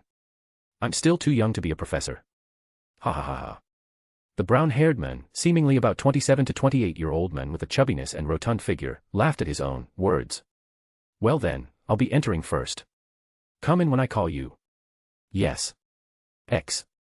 Sitting quietly at his desk, Lelouch put his elbow on his table and rested his head against his hand. His eyes were closed, and to each and every one of his classmates and friends, he was asleep. But in reality, he was anything but asleep. His mind was filled with the operation the Black Knights will be undergoing in Narita as well as his plans for Shirley's father. Thanks to his foresight ability, which allows him to see the future results of his decisions, and his mind of the world, he was able to create a far better plan than the one he made in the anime. Yuuji, Tatsuya, and Satoru's existence in his world now had also made it easier for him. Even without their geas or their abilities, simply having several other people who knew of his secret and who he could trust, would be a tremendous help for him. Today would be their first time meeting. And although he wouldn't show it, he was actually fairly excited. It truly has been a while since he had friends he could be truthful towards and trust. Ever since that tragic day, trust was a luxury he couldn't afford. The sound of the door opening and the voice of his homeroom teacher awakened him from his rest. It wouldn't, normally, but Sir Ashley's arrival today would signal Yuuji and Tatsuya's, or rather, Alexander and Silver's as well. So, he woke up to see his friends for the first time. All right. Please settle down, everyone. We will be welcoming 2 new transfer students to our class today. The students all scampered back to their seats the moment their homeroom teacher entered. But as soon as he announced that they'll be having 2 new transfer students, gasps and whispers immediately filled the classroom once more. See, could it be? Is it the rumored rich transfer student who came here in a sports car? Are we really going to have him in our class? I heard he's super handsome. Oh my god, I'm so excited. Voices of excitement, surprise, and anticipation filled the class until their teacher knocked on the board to get their attention. Settle down. I know you're excited, but stop with the ruckus. I'll be letting them in now. The entire class immediately went silent, waiting in bated anticipation. Good. Now please welcome our 2 new transfer students who'll be joining us in this class starting from today. The door opened, and the entire class immediately burst into gasps, shrieks, and shock as 2 young men entered the class. Oh my god. It's really him. I can't believe it. We got to be in the same class. He's even more handsome than I could imagine. The girls all burst into excitement, while the guys sat in their seats, shocked. And this time, it took a while for their teacher to make his class quiet down. All right, please introduce yourselves. Yuuji nodded, and with an elegant bow, he introduced himself. It is a pleasure to meet everyone. My name is Alexander Kyrie Light. I hope to make your acquaintance. Similarly, Tatsuya also introduced himself. It is a pleasure to meet everyone. My name is Silver Taurus. I shall be in your care. The girls all cheered and clapped their hands, more so for the fact that they got a new eye candy and one super handsome and rich guy than their introductions. And as they did, no one realized the gaze Yuuji, Tatsuya, and Lelouch shared with each other. There was no change in their expression, and their gazes were subtle. But there was an unmistakable connection that was established through their gaze. A connection that could only be created through time, or immense mutual trust. Welcome to this world, Yuuji, Tatsuya. Thank you. Please show us around later. We haven't got the time to explore much, having only arrived last night. Of course. Yuji's lips curled into a small smile, which sent the girls even more excited. But they're soon given the permission to go to their seats. And their first day in Ashford Academy officially started. Chapter 83, Chapter 81 The Happiness She Deserves. Lelouch. How are you so unbothered by this? There's a super hot guy who just transferred into our class. Rivals whisper yelled in panic and shock. The moment class ended, he pounced onto his best friend, who was sitting right beside him, and clutched onto his uniform while keeping his jealousy-filled eyes at the new, stupidly handsome, transfer student named Alexander. Just a few weeks ago, a guy named Kururoji Suzaku came as a transfer student. A lot of girls thought of him as cute, but very few showed their interest in him because he's an honorary Brighton Yen. But Alexander. He's 100x more handsome than Suzaku and was rumored to come from a super rich family to boot. A lot of girls fell in love with him at first sight. Even Colin Stotfeld, one of the most beautiful girls in Ashford Academy, kept staring at him. She seemed to be the one waiting on the 2 transfer students and leading them to this class, but she's already fallen for him even though they've only interacted for a few minutes. That guy's definitely a Casanova. And with that kind of face and money, there won't be anyone who can stop him from getting all the girls. So what? Do you want to get his number too? Not that. He's going to steal all the girls. Look, they all immediately crowded around him the moment the bell rang. I don't care. Now stop clutching onto my collars. Where are you going? Are you not worried about Shirley? Mind your own business, rivals. Lelouch pushed him away, stood up from his seat, and headed to the door. But before he completely exited the classroom, he glanced at Yui and Tatsuya and tugged on his collar, then left. He headed to the balcony on the top floor of the academy, and waited. A gentle breeze blew past his face as he leaned onto the railings of the balcony in silence. He looked down, and near the wall, he saw a girl marking a cross onto the brick wall. She's still doing it, huh? Lelouch mused. He was the one who commanded her to do so to check the duration of his Geass's effects. Of course, now that he had seen the anime, he knew that it would continue forever unless they were physically unable to complete the order. But he did it before he became a member of the group chat and knew about his future. Lelouch thought back to all the events he had experienced and compared it to the anime he had watched. It was completely the same. Everything he had done up to this point was the same. And if he didn't become a member of the group chat, the tragic future in which he'd ended up sacrificing himself for the peace of the world he so sought for his little sister would also be the same. But no more. I will prevent all those tragedies from happening. And the first would be to prevent Shirley's father from dying in the battle for Narita. This was one of the largest causes of tragedy in Shirley's life. It was the one that made her dependent on him and caused her to be involved with his problems. He didn't want those kinds of things to happen to her. To the girl that loved him even until the very end. This time, I'll give her the happiness she deserves, he vowed, closing his eyes when a breeze blew past him once again. Then, the sound of a door opening resounded from behind him. Took you quite a while. Were the girls that tough to shake off? Lelouch turned with a slight smirk and watched as Yuuji walked towards him with a tired sigh and Tatsuya smiling helplessly. You don't even know half of it. It was only thanks to Shirley that I could get here before lunch ended. I was waiting for Yuuji. That is why I was late. All right, Tatsuya. You don't have to rub it in. Yuuji shook his head tiredly before extending his hand out towards Lelouch. It's nice to finally meet you, Lelouch. I've always been a big fan of yours ever since I watched your anime. Lelouch smiled and took his hand for a handshake. I would have loved to say the same. Unfortunately, the anime you are in is illegal for students. But, other than that, it's also nice to finally meet you, Yuuji. Ugh, why is everyone coming after me today? Tatsuya then also extended his hand towards Lelouch. It's also nice to finally meet you. Let's do our best to change the tragedies that happened in this world for the better. Likewise, Tatsuya. I will be counting on your help to realize it. Lelouch shook his hand and smiled before turning towards Yuuji. I'd love to meet Satoru-san as well. Would it be alright for me to go to your residence after school? Sure. But we can also do it in your dorm if you want.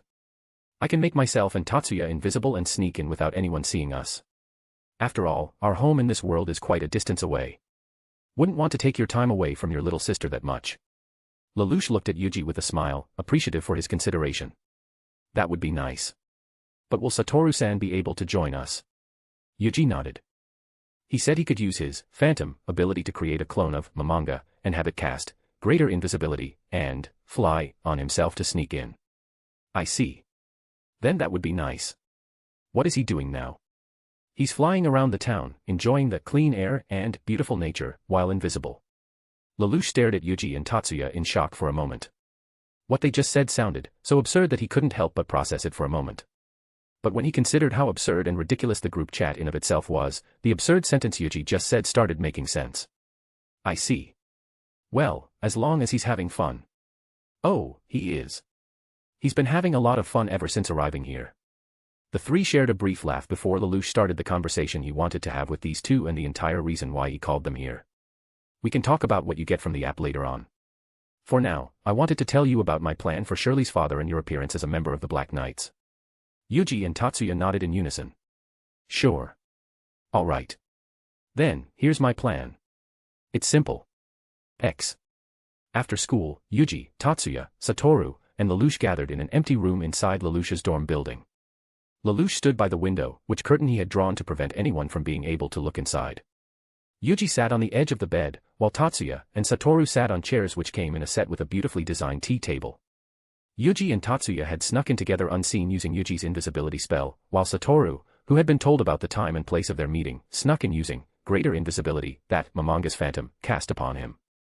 Well then, what do you want to hear first from us, Lelouch? How about your geas first? Yuuji nodded. Sure. My geas allows me to negate the activation and use of any and all geas within my field of vision. Lelouch's eyes widened in shock. That is impressive. Yes. Though I don't think it'd be able to erase existing effects. Yuuji shrugged his shoulders. You won't be able to activate your geas around me, but I won't be able to erase your order from someone too. I see. No, still. Your geas would be extremely useful against other geas users. I think so too. It'd be useful in our encounter against Mao. Lelouch nodded in agreement. If Yuuji's geas could prevent Mao's geas from being activated, then he won't be able to read their minds. He'll just be a deranged, geasless guy. If that's the case, he won't be able to endanger Nunnally nor C.C with his sick games. This is great. That's one thing I don't have to worry about. Lelouch let out a smile and turned towards Satoru and Tatsuya. How about the two of you? I have a geas that would let me feel another person's emotions. I don't think it'd be quite useful in combat. Once again, Lelouch's eyes widened in surprise, but not for the same reason as when he did with Yuuji's geas. As Tatsuya said, such geas wouldn't be as useful as Yuuji's in combat. But knowing Tatsuya's story, such a geas was perfect for him. No. But still. It is amazing. Congratulations, Tatsuya. He nodded. A small smile blooming on his face. How about you, Satoru-san? I got a guess that would show me someone's name, age, skills, strengths, weaknesses, a snippet of their backstory, and their current thoughts like a game status screen. It's like seeing the status screen of an allied NPC in admin mode in Yggdrasil. That's amazing. Lelouch held his chin, falling into a thought, before turning towards Satoru with a smirk. Would you like to become the head of Black Knight's HR department, Satoru-san? Upon hearing the phrase, HR department, the veteran salaryman who had been enduring the torturous, monotonous, and depressing hell that is the workplace, shivered. Simply hearing about the terrifying demons that could cut his pay and give him terrible marks for his performance with a snap of their fingers gave him terrible memory flashbacks of his traumatic encounters with them. He could feel the cold sweat dripping down his back just at the thought of it. Satoru-san. And no, it's nothing. If you want me to do it, then I'll do it. Satoru shook his head, snapping out of his traumatic flashbacks, and scratched the back of his head. No, I was just joking. But, it'd be nice if you can tell me who have the potential to betray us. Of course. I can do that. Thank you. Then, let's hear about you backgrounds. Sure. Starting with Yuuji, the three began telling Lelouch about their backgrounds, which also included the lost Britannia secret weapon, Excalibur, and the legacy of Yuuji's parents, the mobile headquarters, and their location. They didn't hesitate to tell him every little detail, even the ones they hadn't mentioned before when they discussed this last night. They knew that Lelouch would want every little detail, no matter how small, so he could use it in his future plans. I see. That's quite depressing. Lelouch smiled helplessly, his shoulders slumping slightly after hearing the depressing past of his friends. It is. The group chat never hesitates to give us painful memories, even if they're fake, to justify our existence here. I've learned it the hard way from my previous mission in Tatsuya's world. Yuuji shrugged his shoulders helplessly, still recalling the terrible past he had from his background story in his previous mission. So, are we sticking to the plan? Or do you have something new planned now that you've heard these from us? Lelouch thought for a moment, and answered Yuuji's question. We'll stick with the plan. I'd like to start our plan for Shirley's father as soon as I confirm that he's in his residence. Would that be all right, Yuuji? Yuuji nodded. Sure. Just tell me when. Thank you. Preferably, it will be tonight, but we'll see. Tomorrow, I will gather the Black Knights to brief them on our operation in Narita and introduce you as our new members. Tatsuya and Satoru readily nodded to Lelouch's words, while Yuuji fell into a moment of thought. Ideally, it would be better to introduce new members to a group long before or after a big operation, especially if it's during a war and the group was a volatile, resistance group like the Black Knights where trust was difficult to obtain from existing members. But, Yuuji also understood why Lelouch wanted them to join the Black Knights now and join the operation in Narita. Lelouch wanted to make sure that this operation ended not only in success, but perfectly. It wasn't only for their mission, but for the Black Knights to be considered not only as a simple terrorist or rebel group, but a true force to be reckoned with against Britannia. If they could gain the recognition and respect of the Japanese government, the Japan Liberation Force, and the 11s from their victory here, they'll be able to gain massive momentum, influence, and financial support sooner than they would in the anime, making his future plans easier. All right. Yuuji nodded, and Lelouch nodded in response. Yuuji, Tatsuya, and Satoru will be his failsafe. In case things go awry, he'll count on their magic to correct them. Though, if his assumption was correct, then Yuuji alone with Excalibur would cement their complete victory in Narita. Lelouch then turned towards Tatsuya. Tatsuya, based on your memory, how is the mobile headquarters compared to Britannia's mobile bases? It's far more advanced. In terms of facility, it's equipped with high-end machinery for nightmare maintenance and development in addition to high-quality surveillance system and security. And in terms of defenses, it's equipped with several cannons that could fire radiant wave surging blasts at incoming threats. There are also several devices that could create radiant wave shields all around it. It's a moving fortress. Lelouch crossed his arms. His lips curled into a frown. Having such a powerful and mobile fortress would be amazing for them. But, it's just a little too advanced. If they reveal it now, they'll raise questions and attract unwanted attention from powers that were still beyond them. They're still not ready. Not yet. Then, we can't use it for now. Yuuji, Tatsuya, can you conceal its existence using magic? I can try. But no promises. I don't know if we can store it in our inventory. In the worst case, I will have to carry it with my gravity magic while maintaining invisibility on myself and the entire fortress. I've never tried carrying such a massive thing, so I can't guarantee that it'd work. Yuuji crossed his arms and continued. And even if it did, we'd need to find a place to hide it, or create one. Maybe somewhere near our mansion could work, but we're going to need a bit of time to make sure of everything. Lelouch fell silent, contemplating about it for a moment. I see. Then first, try to see if you can store it in your inventory for now. If you can't, then we can try your idea, Yuuji, or buy something from the group chat store that could help. Alright. I'll search for something that could help with this now. Tatsuya opened his phone and began browsing through the group chat store while Lelouch turned towards Yuuji once again. Yuuji, at the very least, I want you to try and bring Excalibur with you because you'll be using it in our operations in Narita. Yuuji nodded. Sure. Worst case, I'll bring it using my space manipulation magic and invisibility to bring it. If it's only a nightmare frame, then I'll be able to do it. Good. Then, I'll be counting on you. The four discussed their plan a bit more. Unfortunately, Tatsuya hadn't found anything that could help them yet, but he'll keep searching for it for the rest of the day. Meanwhile, Lelouch started getting ready to use one of his powers he gained from his SSR, Archivist of Universal Knowledge, to confirm if Shirley's father was in his residence tonight. Yuuji, Tatsuya, and Satoru watched as Lelouch walked up to a chair and took a seat. When he first tried using it, he was standing up. And by the end of it, he fell down to the ground and hit his bottom. Ever since then, he'd always sit down when using it. Are you sure you're going to use Mind of the World for this? It is a bit of a waste, but it can't be helped. I can't very well ask her directly. Yuuji looked at him with a slight frown. Have you not made your feelings known to her yet, Lelouch? We all know you have romantic feelings for her. A rare blush appeared on Lelouch's cheeks as he turned towards his friends in embarrassment. Tatsuya had a small smile on his normally stoic face. A sign that he was teasing him with his question. While Yuuji and Satoru were smiling helplessly at him. Tatsuya. I was just asking. Ghhh. Lelouch averted his gaze away in embarrassment. But soon, his lips curled into a frown and he clenched his hands into fists. I can't drag her into this. I just can't. Not after I've seen what it could have done to her. This is my burden to bear. The day I took up the Mask of Zero, I vowed to myself to see this through until the end. And I won't let her be involved. To destroy the world and create it anew. A better world for his sister to live in happiness. That was his vow. Yuuji, Tatsuya, and Satoru's appearance in this world and the gifts he had received from the group chat might have accelerated his plans and made things easier. But his goal hadn't changed. He couldn't drag Shirley into this bloody conflict. Especially having seen what it had done to her in the anime. His heart still ached when he saw her dying figure on the screen, bloodied, all because she tried to protect him. He can't. He simply can't let that happen to her. Yuuji stood up from the bed, walked up to Lelouch, and placed a hand on his shoulder. Lelouch. I understand that you don't want to put her in danger. But you should also consider your own happiness. You are Lelouch before you are Zero. You are a close friend. We can help you protect her, even if it was from the truth. We can also take care of the Black Knights in your absence. Now that we're here, you can rely on us. Allow yourself some happiness. Yuuji. I agree with Yuuji. Lelouch. Satoru-san. Lelouch turned towards Satoru and saw a man with a smile on his face and nostalgia, regret, and pain in his eyes. High school might seem like a long time now, but it's actually very short.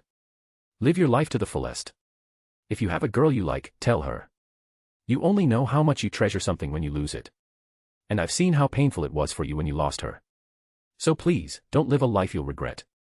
The sad smile that accompanied his words of experience filled with regret reached the depth of Lelouch's heart. He looked down to his lap, where he had rested his fist on. Lelouch knew. He knew very well, deep in his heart, that he'd feel regret and despair the moment he lost Shirley. He could see it in his self, in the anime as he clutched onto Shirley's cold, bloody, dead body. And he felt fear that sent chills down his spine the moment he even imagined it happening in reality. He has his duties as Zero. To create a better world for his sister, and everyone, he had vowed to sacrifice himself for that goal. But, was he prepared to sacrifice her, and those he cared for that? Suddenly, a powerful breeze appeared inside the room, stealing his attention from his own thoughts. Lelouch looked up, and when he did, he saw Zero, the masked messiah standing right beside Satoru. When you're away, he can replace you. Just tell him what to do. He'll understand simple things. Satoru-san. You have us now, Lelouch. We're here not only to make this world better, but for you as well. We all want to help you reach a better ending. Yuuji. Silence fell upon the room as Zero's phantom slowly dissipated into particles of light after Satoru dismissed it. And a few moments later, Lelouch raised his head back up and smiled softly at the three. Thank you. I'll think about it. But for now, let's use Mind of the World. All right. Yuuji moved away as Lelouch closed his eyes and focused. Wind began to pick up once again in this closed room, swirling around Lelouch as its center. He opened his eyes, and instead of its usual violet color, they were now shining white with brilliant light. A few moments later, the light dissipated and the winds died down. He turned towards Yuuji and looked at him with a nod. Yuuji, I'll be counting on you tonight. Of course. Chapter 84, Chapter 82 Saving Shirley's Father. Nightfall. The sound of crackling fire and the subtle smell of burning oak wood filled the quiet study. Sitting on an ornate chair behind a beautiful mahogany desk, decorated by gold, a brown-haired man in his mid-40s, dressed in robes, leaned back to his cushioned chair. A cold night's breeze entered through the window behind him, rustling some of the papers that laid on his desk as he read through one of them he had held in his right hand. The cold air from the opened window and the crackling fire he had in his fireplace a few distance away from him gave him the perfect, cozy room temperature for his study. It was comfortable enough that he could easily sleep in his chair. The meetings he had earlier during the day in the base for an important military operation that would be conducted in a few days took much of his energy. But even then, he still took time out of his rest to review some of the reports from his personal business without dozing off. Although he was an active military personnel, Joseph Finette was also a businessman and owner of a fairly successful trading company. It wasn't rare for a military officer, especially one as successful as himself with multiple military achievements and influence, to create his own business. It would also serve as insurance for his family. They're living in a time of war. War that their homeland began. And as a soldier, he wouldn't know if his next mission would be his last or not. Thus, to make sure that his family would live peacefully without the need to worry about their financial situation in his absence, Joseph worked hard, even to the dead of night. All for his beautiful wife, their precious daughter, and their future. The brown-haired father let out a sigh and rested his head back onto his chair as he let his hand fall down to his lap. He massaged the bridge of his nose with his other hand and took a deep breath, before exhaling. What a long day. I should return to bed. Lest Mrs. Finette would scold me once again for not spending enough time with her. A tired chuckle escaped his lips, but the thought of his wife yelling at him because she missed him brought a smile to his face. He placed the document in his hand back onto the table along with the rest, reminding himself to clean them up the first thing tomorrow morning, and stood up. But just then, two figures dressed in black appeared out of thin air before him. What the H? How did you get in here? Who are you? Dash. Fall down a flight of stairs enough to cause serious but reparable injury to your right arm and leg. Then, retire from the army and focus on your business. The voice, was it that of a young man or an adult man, he wasn't sure. But it hardly mattered. All that mattered was that he'd follow the orders given to him by the compelling voice. Yes. His hands fall limp on his side and took the steps towards the door of his study. He opened it and walked out into the dimly lit hallway in a daze, leaving the two mysterious figures behind. That was a bit extreme, but effective. One of the figures, Yuuji, glanced towards the other slightly shorter figure. There was guilt in the other figure's eyes, Lelouch's, as well as a helpless frown. I'll be counting on you to help him if he goes overboard. Yuuji nodded. Of course. I'm no Aika, but I can give him first aid just in case with magic. Thank you. Yuuji waved his hand and their figures disappeared once again before they followed after Shirley's father. The two followed him to the main staircase that led up to the second floor, which they're in, from the main hall and entrance of their luxurious mansion residence. Joseph stood at the top of the staircase, and fell forward to his side, using his right arm to protect his body, and continued tumbling down until he reached the bottom. Arg. A loud scream of pain and groans reverberated through the echoing halls of his marble estate as he curled up at the bottom of the staircase, clutching onto his right arm and legs. Is he okay? Lelouch whispered, watching the scene with a steel mask to hide his regret. He broke an arm and a leg, as you command. Other than that, just a few heavy bruises and several small bruises here and there. He'll be fine with the proper treatment. Yuuji assessed easily enough with his elemental sight. Shirley's father didn't suffer from any long-lasting or disabling injuries. With proper treatment, he would be fine in a few months. Just then, they heard doors banging open, footsteps, and female cries from down the hall. Honey. Honey, are you okay? Papa. What's going on? Are you okay? They heard the panicked voice of a mature woman and a familiar voice of their classmate rapidly growing louder and louder, and their footsteps ever approaching. Let's go. Lelouch couldn't look at Shirley's figure right now and quickly asked Yuuji to bring him away. Sure. The two began to float up with Yuji's magic, and left as silently as they arrived through the window of Joseph's study. Silence fell as they flew through the night sky, invisible. It wasn't until Yuuji spoke first that the silence disappeared. It's the only way he could be pardoned for not joining an important military operation in a few days. You did what you have to, Lelouch. You've saved him. Thank you for helping me, Yuuji. Anytime. Worries for his friend filled Yuji's heart. They were successful in their mission. They saved Shirley's father from being involved in the operations in Narita, where the Black Knights and Japanese liberation forces would be clashing against Cornelia's soldiers. But there was no relief nor happiness. Only bitterness and regret. And for Lelouch, it would stay with him for quite a while. Come have some tea and relax in my home. Text your sister that you'll be returning late. I'll send you back later. Lelouch glanced towards Yuuji for the first time since they entered the Finette's home residence, and looked back down onto the rapidly changing scenery of the ground they're flying through. Sure. X. The rustle of leaves, owls' hoots, and all manner of sounds that could be heard from within the forest at night filled the surroundings of the warmly lit, traditional European-styled mega mansion in the outer parts of the city. Yuuji and Lelouch touched down onto the courtyard of the mansion without as much of a sound. Their invisibility dispelled the moment their feet touched the ground. This is impressive. Lelouch gazed upon the mansion before him and couldn't help but become impressed by its architecture, beauty, and sheer size. It seems I've underestimated your wealth by quite a bit. He glanced towards Yuuji, who smiled helplessly at his words. Most of it was thanks to the group chat. But thank you. I've also been steadily growing my portfolio. Yuuji gestured towards the mansion with his hand, and after Lelouch nodded, the two began walking through the paved stone path that had been laid across the courtyard leading to the entrance. I see. Now that I've seen this, I'm tempted to make you Black Knight's financial advisor instead of a nightmare pilot. You might be able to deal more damage to them that way. You're overestimating me. Am I now? Yuuji fell silent as Lelouch looked at him from the side with a slight smile. At first, it sounded impossible. But after ruminating for a bit, it didn't seem unachievable. Perhaps if he used the MCGX supercomputer, his stock market analysis software, and put his mind into it, he might be able to cause chaos in the market and plunge Britannia's economy into a crisis.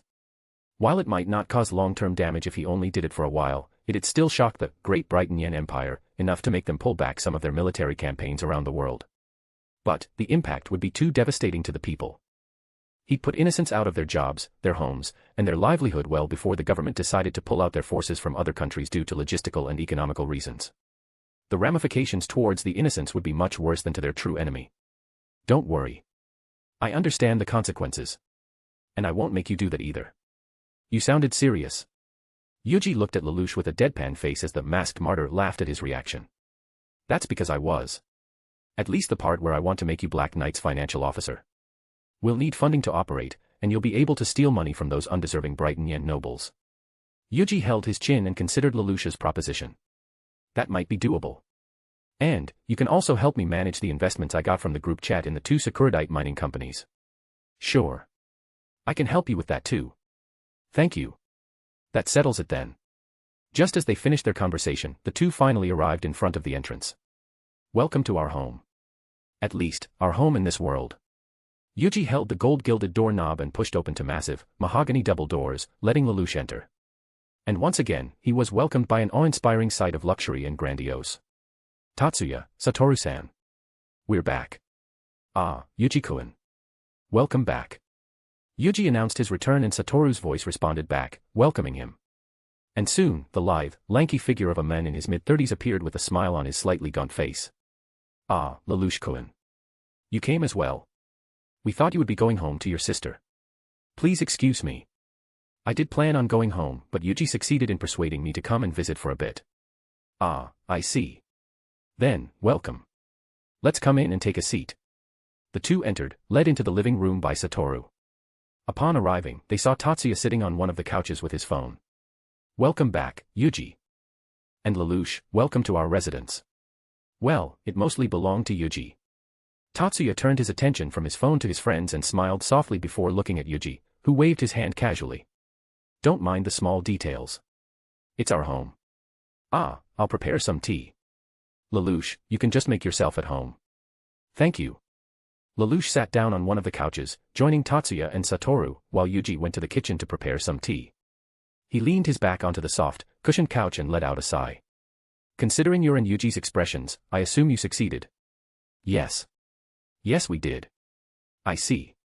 Silence fell between Tatsuya and Satoru when they noticed the expression Lelouch had on his face. You did well, Lelouch-kun. You saved him. Yes. But, it doesn't make it easier. No choice is easy for something like this. But at least, Finette-san will still have her father. Lelouch nodded at Tatsuya's words of comfort. He had steeled himself for this moment, and he understood that it was necessary so Shirley's father won't be in Narita during their operation. But, using such a forceful method of hurting the father of the girl he loved and causing her and her family pain still weighed heavily in his conscience. Silence fell once again. But soon, Yuuji returned holding a tray of freshly brewed pots of tea and 4 beautiful, marble teacups for them. And this time, he was not wearing a necklace. Instead, there was a beautiful, white and rainbow-colored slime on his head and a shiny, jet-black slime with glittering stars that twinkle within it on his shoulder. Yuuji placed the tray down onto the marble coffee table and placed the still steaming cup of tea in front of everyone. "Thank you for the tea, Yuuji." "No worries." Yuuji waved his hand dismissively and sat down on the couch to join them. He picked up his cup of tea, took a sip, and let out a sigh of satisfaction as the fragrant liquid warmed his body instantly. "Are those the yin-yang slimes you got from the gacha?" Lelouch noticed the 2 tennis ball-sized slimes on his head and shoulder, and couldn't help but asked. They looked extremely beautiful and interesting, nothing like the stereotypical slime they've seen or heard about from mainstream media. "Ah yes. Let me introduce you to them. This cute white one is Alice." Yuuji picked up Alice and placed her on the table, and she immediately jumped up and down, greeting her beloved master's friends cheerfully. "And this adorable black one is Arya." Then, Yuuji picked up Arya from his shoulder and placed her beside Alice on the table. She rolled forward before rolling back to her original position, bowing politely towards the 2. And as the 2 slimes rested on the table, Satoru, Lelouch, and Tatsuya couldn't help but stare at them in awe. They're so cute. They're amazing. I saw their description, but I didn't expect them to be this intelligent." Yuuji smiled proudly, as if he was the one being complimented, and rubbed the 2 girls with his fingers, making them nuzzle back to his hands. They are super smart and cute girls. My heart always melts whenever I'm with them." The swirl of colors in Alice became more prominent on the white surface of her body, with pink being the most prominent, as she stuck herself to Yuji's hands and rubbed her body all over him. While the twinkling stars in Arya's body became brighter and she also leaned her whole body to Yuji's hand and rubbed herself on him. Lelouch, Tatsuya, and Satoru watched the 2 slimes act all maidenly towards Yuuji, and they couldn't help but think of the same thing. They could evolve and gain new powers. Perhaps even a humanoid form at some point. Yuuji will have 2 girls to add to his harem once again. And they seem to love him, a bit too much. They could already imagine it. 2 beautiful women hugging his arms tightly in absolute love, one with long, white hair with colorful streaks, and another with glossy, jet-black hair. If they could indeed gain a humanoid form, then they'd definitely see such a thing happen in the future. "So, did you find anything, Tatsuya?" The 3 snapped out of their daze and shifted their gazes from the 2 slimes, who were still chummily nuzzled to Yuji's hands, towards Yuuji. "Ah, yes. I found several items that could help us conceal or move our headquarters. But there are 2 that were the most promising while still within our budget." Tatsuya put his phone on the table for everyone to see and began going through the items one by one. The first one is a scroll of invisibility. It would allow us to make one object invisible. If we use this, then you'd only need to focus on lifting it up and moving it. Tatsuya turned towards Yuuji as he contemplated.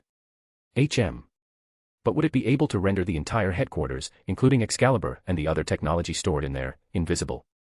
Perhaps if the group chat considers it all one object. But there's no guarantee. Let's see the other one first. Tatsuya nodded and scrolled down the shop to show the second item. The second one is a teleportation scroll. As the name suggests, it'd allow us to transport one person or object to another place within the same world. Teleportation. I still can't believe such a thing exists at the tip of our fingertips. But then again, the 3 of you were transported here from different worlds. Lelouch shook his head with a small smile. His common sense about the world slowly dwindled as he spent more and more time with his otherworldly friends. This is promising. But the price is quite steep for a one-time use. Yuuji commented. He had received 3,000 GCP from the welcoming gift and 5,000 GCP from his successful mission in Tatsuya's world. After deducting the cost of his fertility control skill, he has 6,000 GCP in his name now. And the price of the teleportation scroll was 3,000 GCP. It was as expensive as a 10+1x gacha pull that has the potential to give him items such as the MCGX supercomputer, the yin-yang slimes, proficiencies, and riches that could easily make him one of the richest men in the world. For it to be used for a one-time use item felt like a waste. Yes it is. That is why, I believe it'd be better to consider this as a last resort. Yuuji, Satoru, and Lelouch nodded at Tatsuya's words. These are all the promising ones, at least, that were within our budget. Most that would make it easy for us to transport massive objects easily cost more than 15,000 GCP. I see.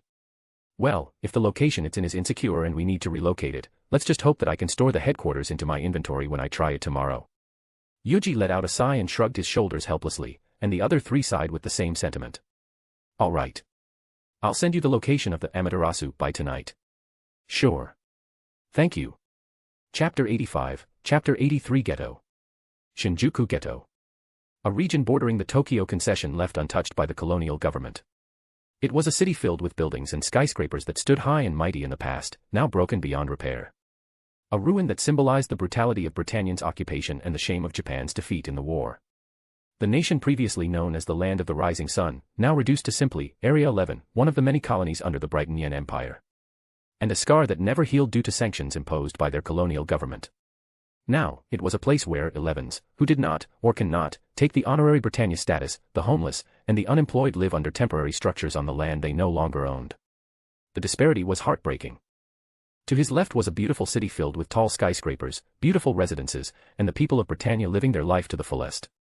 While to his left was a ruined city filled with broken buildings, shelters and camps, and the 11s, who couldn't even feed nor defend themselves. Yuuji stood on the clouds, invisible to any and all surveillance systems, as he looked down with a pained expression. Seeing it in real life really does hit you differently. Having lived in a peaceful world where the reality of war was never shown to him directly, Yuuji felt his stomach churn and his heart sink when he looked at the devastation it left behind. We need to end this. It was no longer only about his mission or Lelouch. Someone needed to end this. He needed to end this, along with others with the power to do so. To end this cycle of war, hatred, and despair. To bring peace onto the land once more. He turned his gaze away from the heartbreaking sight and flew deeper into the skies above Shinjuku Ghetto. Based on the information he got from Tatsuya about the location of Amaterasu, the mobile fortress and headquarters his parents left behind, it was located in a massive, underground, secret facility under the ruins of the ghetto. He didn't have the exact location as his memories of it was blurry. After all, he had only been to it once when he was a toddler with his parents. But with Lelouch using his mind of the world, they were fortunately able to find its exact location and spare Yuuji the time and effort to search through the entire area of the ghetto and check the basement of each broken building in the city. Soon, Yuuji arrived at the location and flew down towards an unassuming broken building in the middle of the ruined city. With much of the building destroyed from the battle that had once occurred here during Britannia's occupation, he was able to fly directly into the first floor from above. Dust, debris, remnants of glass, torn cables where the electricity had stopped flowing through for years, broken lamps, and marks of dried blood were now all around him. The sense of dread, despair, desperation, and fear that once existed in this place was still apparent to him. Simply by standing there, he could feel it enter his being and clutching onto his heart. Yuuji closed his eyes, took a deep breath, and opened his eyes once more after steeling himself. He walked through the dusty floor, accompanied by the occasional crunching sound of pieces of glass breaking under his feet, towards an elevator at the back of the floor. The metal doors of the elevator, once shiny and firm, were dusty with several scratch marks, dents, and dried blood all over it. He looked to the side, and saw the panel on the wall that had one button with an arrow pointing up, was in a similar state. Yuuji pressed the button, and it lit up. The elevator doors split open with a crunch and groan of metal, and inside was a person. A lifeless person. There were several bullet wounds all over his body, but none of which hit him on his vitals. He seemed to have died from excessive blood loss that was caused by his wounds, judging by the huge puddle of the now dried blood on the entire floor of the elevator. Perhaps due to being in an elevator all this time, his body hasn't decomposed as badly as one would expect from a person who died from such wounds and had been dead for years. At least enough for Yuuji to be able to see that he was a Japanese man, presumably in his middle or late 20s. A typical salaryman, dressed in a suit and pants, and a name tag clipped onto his breast pocket. Kitagawa Daichi. It must have been an ordinary day for him when he came to work before all hell broke loose. And because he stayed and died in an elevator, the people, who were gathering the remains of those who had lost their lives here, must have not found him. He was the only one in this building who had not been put to rest. Let's give you a proper burial. Yuuji lifted his hand forward, and the lifeless body began to levitate. He then brought it towards an empty area a few distance away from the building, dug up a proper grave for the man with his magic, and buried him there. Then, he found a slab of cement, carved it into a tombstone, engraved the man's name, and placed it down as a memorial. May you find peace in the next life. Yuuji lowered his head, clapped his hands twice, and prayed for the poor soul, wishing that he could finally move on from the dark, empty, cold elevator he died in. He stared at the tombstone for a few moments, and then he returned to the elevator. He waved his hand, and all the grime, dust, debris, dried blood, and everything else in between suddenly flew towards a point in mid-air and formed a clump, leaving the metallic surface of the elevator that had now regained its luster. He then threw the clump of grime away and entered the elevator. Inside, he began pressing the buttons to floors 4, 2, 4, 9, and 9 in order. April 24, 1999. The month and date of his birthday is the same, but the year is different. This must be his date of birth in this world. Upon entering the passcode Tatsuya's parents set, the doors closed shut and the elevator rumbled a bit before he felt it bringing him underground, tens of meters underground. Ding! The elevator door opened into a dark void. It was pitch black with the only light emanating being the ones within the elevator he was standing in. But Yuji's eyes widened in awe and his jaw slackened slightly at the sight before him. With his enhanced senses as well as elemental sight, he could clearly see the massive fortress of a base unlike anything he had ever seen. It was caked in dust and debris, but its majesty was unmistaken. It was around 210 meters in length, almost half as tall, beautiful, and imposing. This is amazing. Yuji was currently facing its front, and he could see two front legs protruding from its main body. And with his elemental sight still active, he could see that there were two massive radiant wave surging hadron blasters which were retractable and mounted inside of its front legs, right above a nightmare launching system and the hangar. On top of each of these two front legs, he could also see two smaller hadron blasters that could be aimed from side to side into the air. At the back of the fortress, on each side, there were also small, retractable, radiant wave surging blasters that could be aimed 360 degrees on the vertical axis. And aside from these radiant wave surging blasters, there were also plenty of automatic machine guns, Harkins, and devices that could create radiant wave shields to protect it in its entirety. This was beyond his expectations. Perhaps even beyond Tatsuya's as well, considering he was only able to recall his childhood memory vaguely. His parents seemed to have improved it even further and made a monster. If this was real and not simply one of the supporting items they received for their mission, then the Japanese might be able to turn the tides of war with this fortress alone. He stepped out of the elevator and began looking around the massive military-esque compound that housed the monstrous Amaterasu for a few moments. He could see a ton of machinery, complete and half-made nightmare frames called burais, large nightmare frame weapons in development, and many more. But he couldn't find the Excalibur. Yuji turned towards Amaterasu once more and used his elemental sight to see into its interior. There were even more defense systems and weapons within that would appear up front once activated. But he soon found the nightmare frame he was looking for. Standing tall inside the hangar of the fortress was Excalibur, a beautiful black and red nightmare frame with a slightly similar design as the Lancelot.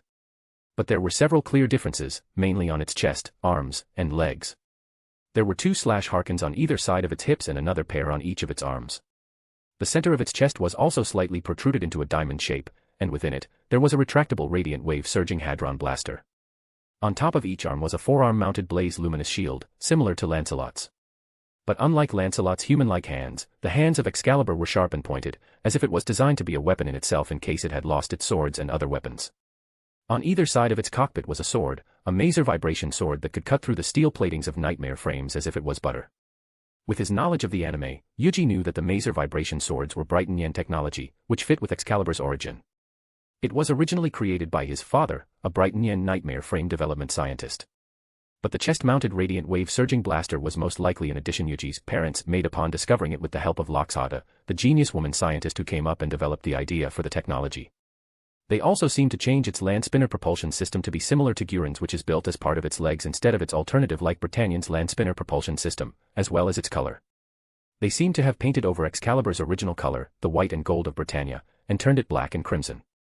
Yuji stared at the beautiful war machine of destruction in awe. As a young man, even if he knew that this was a weapon meant to defeat his enemies, it was still an object of admiration. It was still super cool. I was so caught up in admiration that I forgot to report back. They must be waiting. Yuji quickly took out his phone and messaged Tatsuya, Satoru, and Lelouch in the group chat they've made for the mission. Tsubakihara Yuuji, hey, I found Amaterasu, Excalibur, a bunch of burais-type nightmare frames, and machines that are still functioning well. It's in a very secure location. I think we can use this as our secret hideout. Lelouch Lampy Rouge, understood. I'll consider it. How are the Amaterasu and Excalibur? Tsubakihara Yuuji, honestly. Excalibur is head and shoulders above Lancelot and Gurin. It has Lancelot's blaze luminous shield and maser vibration sword, and also Gurin's radiant wave surging technology. It's a monster you'd get if you combine Lancelot and Gurin's greatest features. Suzuki Satoru, it's that powerful. Shiba Tatsuya, that's beyond our expectation. What about Amaterasu? Tsubakihara Yuuji, it's even more ridiculous. Lelouch, do you remember Black Knight's aerial carrier Ikaruga and Britannian's airship Avalon? Lelouch Lampy Rouge, yes. Tsubakihara Yuuji, then let me tell you what Amaterasu has as its armament. 2 massive and 4 smaller radiant wave surging hadron blasters that could annihilate anything in its path. Tens of anti-nightmare frames and anti-air turrets. Tens of slash harkens. And devices that could create radiant wave shields to protect it in its entirety. Tsubakihara Yuuji, Lelouch, if we use this now, the entire world would question how we can get such a technologically advanced weapon. Britannia would increase their pressure on us, and we are not ready for it yet. We can't use this yet. For a while, no messages appeared in the chat room until Lelouch finally spoke up. Lelouch Lampy Rouge, I agree. This is beyond my expectations. Lelouch Lampy Rouge, for now, try if you can put it into your inventory. If you can't, then it's fine. Just return here with Excalibur. Tsubakihara Yuuji, alright, I'll try it. Yuuji navigated to his inventory in his smartphone and walked up towards the epitome of weapon in this world. He closed his eyes, put his hand on its dusty surface, and willed it to enter his inventory. And suddenly, he felt nothing against his hand. When he opened his eyes, the entire fortress disappeared, leaving behind all the dust and debris it had on its surface and even within it. He looked down to his phone and saw a mini Amaterasu icon in one of his inventory slots. And beside it was a mini Excalibur icon as well as a mini Burai icon with X10 on its bottom right corner. This is amazing. This opens up so many possibilities. He quickly reported back to Lelouch and told him of his success. Lelouch Lampy Rouge, that's great. Bring it back with you along with all the machineries there. Even though it hasn't been found yet, we can't risk it falling to other hands. Lelouch Lampy Rouge, we can return it there once we're ready to move into that compound. Tsubakihara Yuuji, alright. I'll return after finishing up here. See you. Yuuji then went around the underground base, put every single piece of machinery into his inventory, and returned to his home the same way he came here. Oi, Ogi. Are you listening to me? Yes, I am. Honestly, how could you all still be this relaxed after hearing that? This is a big deal. Shinichiro Tamaki being upset was an understatement. The brown-haired man with red headband was stomping on the ground as he yelled each and every word to his comrade and friends. The news they got this morning about the 3 new members will be joining the Black Knights and be heavily involved in their operations in Narita in the near future irked him to no end. How could Zero just bring in 3 new bloods who they don't know about and don't know if they could trust into such an extremely important and dangerous operation? Was he an idiot? Like I said, he must have some sort of reason. Zero isn't the kind of man who'd jeopardize the Black Knights and himself. Yoshitaka Minami assured, adjusting his glasses as he sat on a wooden box a few distance away from the shouting men. That's right. He must have a reason. Kanami Ogi, the former de facto leader of their little rebellion group and now the second-in-command of the Black Knights, agreed with Minami's words. Or at least, that's how he assured himself. In truth, Ogi was similarly worried about the potential danger 3 new bloods would bring to their group. Although their order have grown, they're still, essentially, a rebel group. And having lived as a member of a rebel group for years, he knew how volatile and dangerous it was. Every member needed to trust each other and have the same goal. Else, they might find themselves in serious danger, or at worst, dead. The members of the Black Knights have come to trust Zero, at least trust him enough to make him their leader for now, after seeing the many miracles he had performed. From rescuing the honorary Brighton Yen from his execution, to rescuing the Brighton Yen civilians from the radical Japanese Liberation Force group with very little expense. It was honestly incredible and something they could never do without him. They've reached this far because of Zero. But the decision of bringing in not 1, but 3 new people to this rebel group was something that made even Ogi nervous. Reason? What kind of reason? He's making one of them a nightmare pilot right from the get-go. I haven't even gotten the chance to pilot a nightmare. And this guy gets it from the start. That's ridiculous. Maybe that guy's just really good. And the other 2 will be staff too, right? I think I heard him say one will be in charge of R&D and the other some kind of HR officer. Minami grabbed his chin and thought back to Zero's words when he made the announcement. Honestly, he couldn't remember much about the other 2 because he was still shocked when Zero told them that one will be a nightmare pilot. How could some nobody be good with a nightmare? It's not like he'll be another Karen or something, right? Tamaki stomped his feet once more and pointed at the beautiful girl with short red hair and a red headband around her head, a memento of her late brother. She was sitting on one of the wooden crates they had around, listening to their conversation. And as she listened to the 3 guys' conversation, she couldn't help but wonder the reason why Zero brought in 3 new people into the Black Knights this close to the operation. Are they that good that he needed them to join before the operation? She couldn't help but doubt it. Every helping hand they could get would be helpful, for sure. But this close to the operation? Just a few days. They wouldn't even be able to get to know the new people before the start of the operation. How could they entrust their lives to them? Ogi-san. Have you seen the new guys yet? Colin turned towards Ogi, who was standing to her left. No. I've only heard of their names. But I think they're code names. Code names. Yeah. It's Mordred, Silver, and Ains. What? Those are strange names, even as a nickname. They don't even tell us their real names. How can we trust them? They could be Brighton Yen spies for all we know. Tamaki, who overheard their conversation, yelled once again in rage at Zero's decision. He knew it was a bad idea to have him as their leader. That's enough, Tamaki. There's no way he'd let Brighton Yen spies into our ranks. That's just ridiculous. But dash. Hey, everyone. Zero's calling us.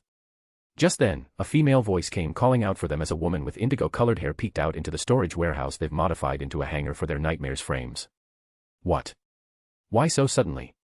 The new guys are here. Chapter 86, Chapter 84 Mordred. Karen, Ogi, Tamaki, and Minami followed their female comrade towards their main headquarters a few distance away from the warehouse nightmare frame hangar. They saw a few other members of the Black Knights already standing in front of the massive, dark purple RV that had the logo of the Black Knights, and some others arriving after them one by one. And after a while, all members of the Black Knights arrived and the area was filled with a little more than 50-ish people here. They were still a very small group, especially if they considered the nature of the Black Knights. But these few people were able to accomplish what other rebel groups, even the Japanese Liberation Front, weren't able to accomplish with many more. And with their fame and popularity increases amongst 11s, and even some Brighton Yens, their number would soon soar high. Every single one of them knew they would grow. It was inevitable and necessary for them to grow in order to expand their range of operations. But none of them expected Zero, their leader and the men who had brought them to this stage, to bring in 3 new people just a few days before their main operations in Narita. They were understandably nervous to introduce new blood just a few days before an incredibly important and dangerous operation. But at the same time, they're also curious. What kind of people would Zero, the men of many miracles, bring in?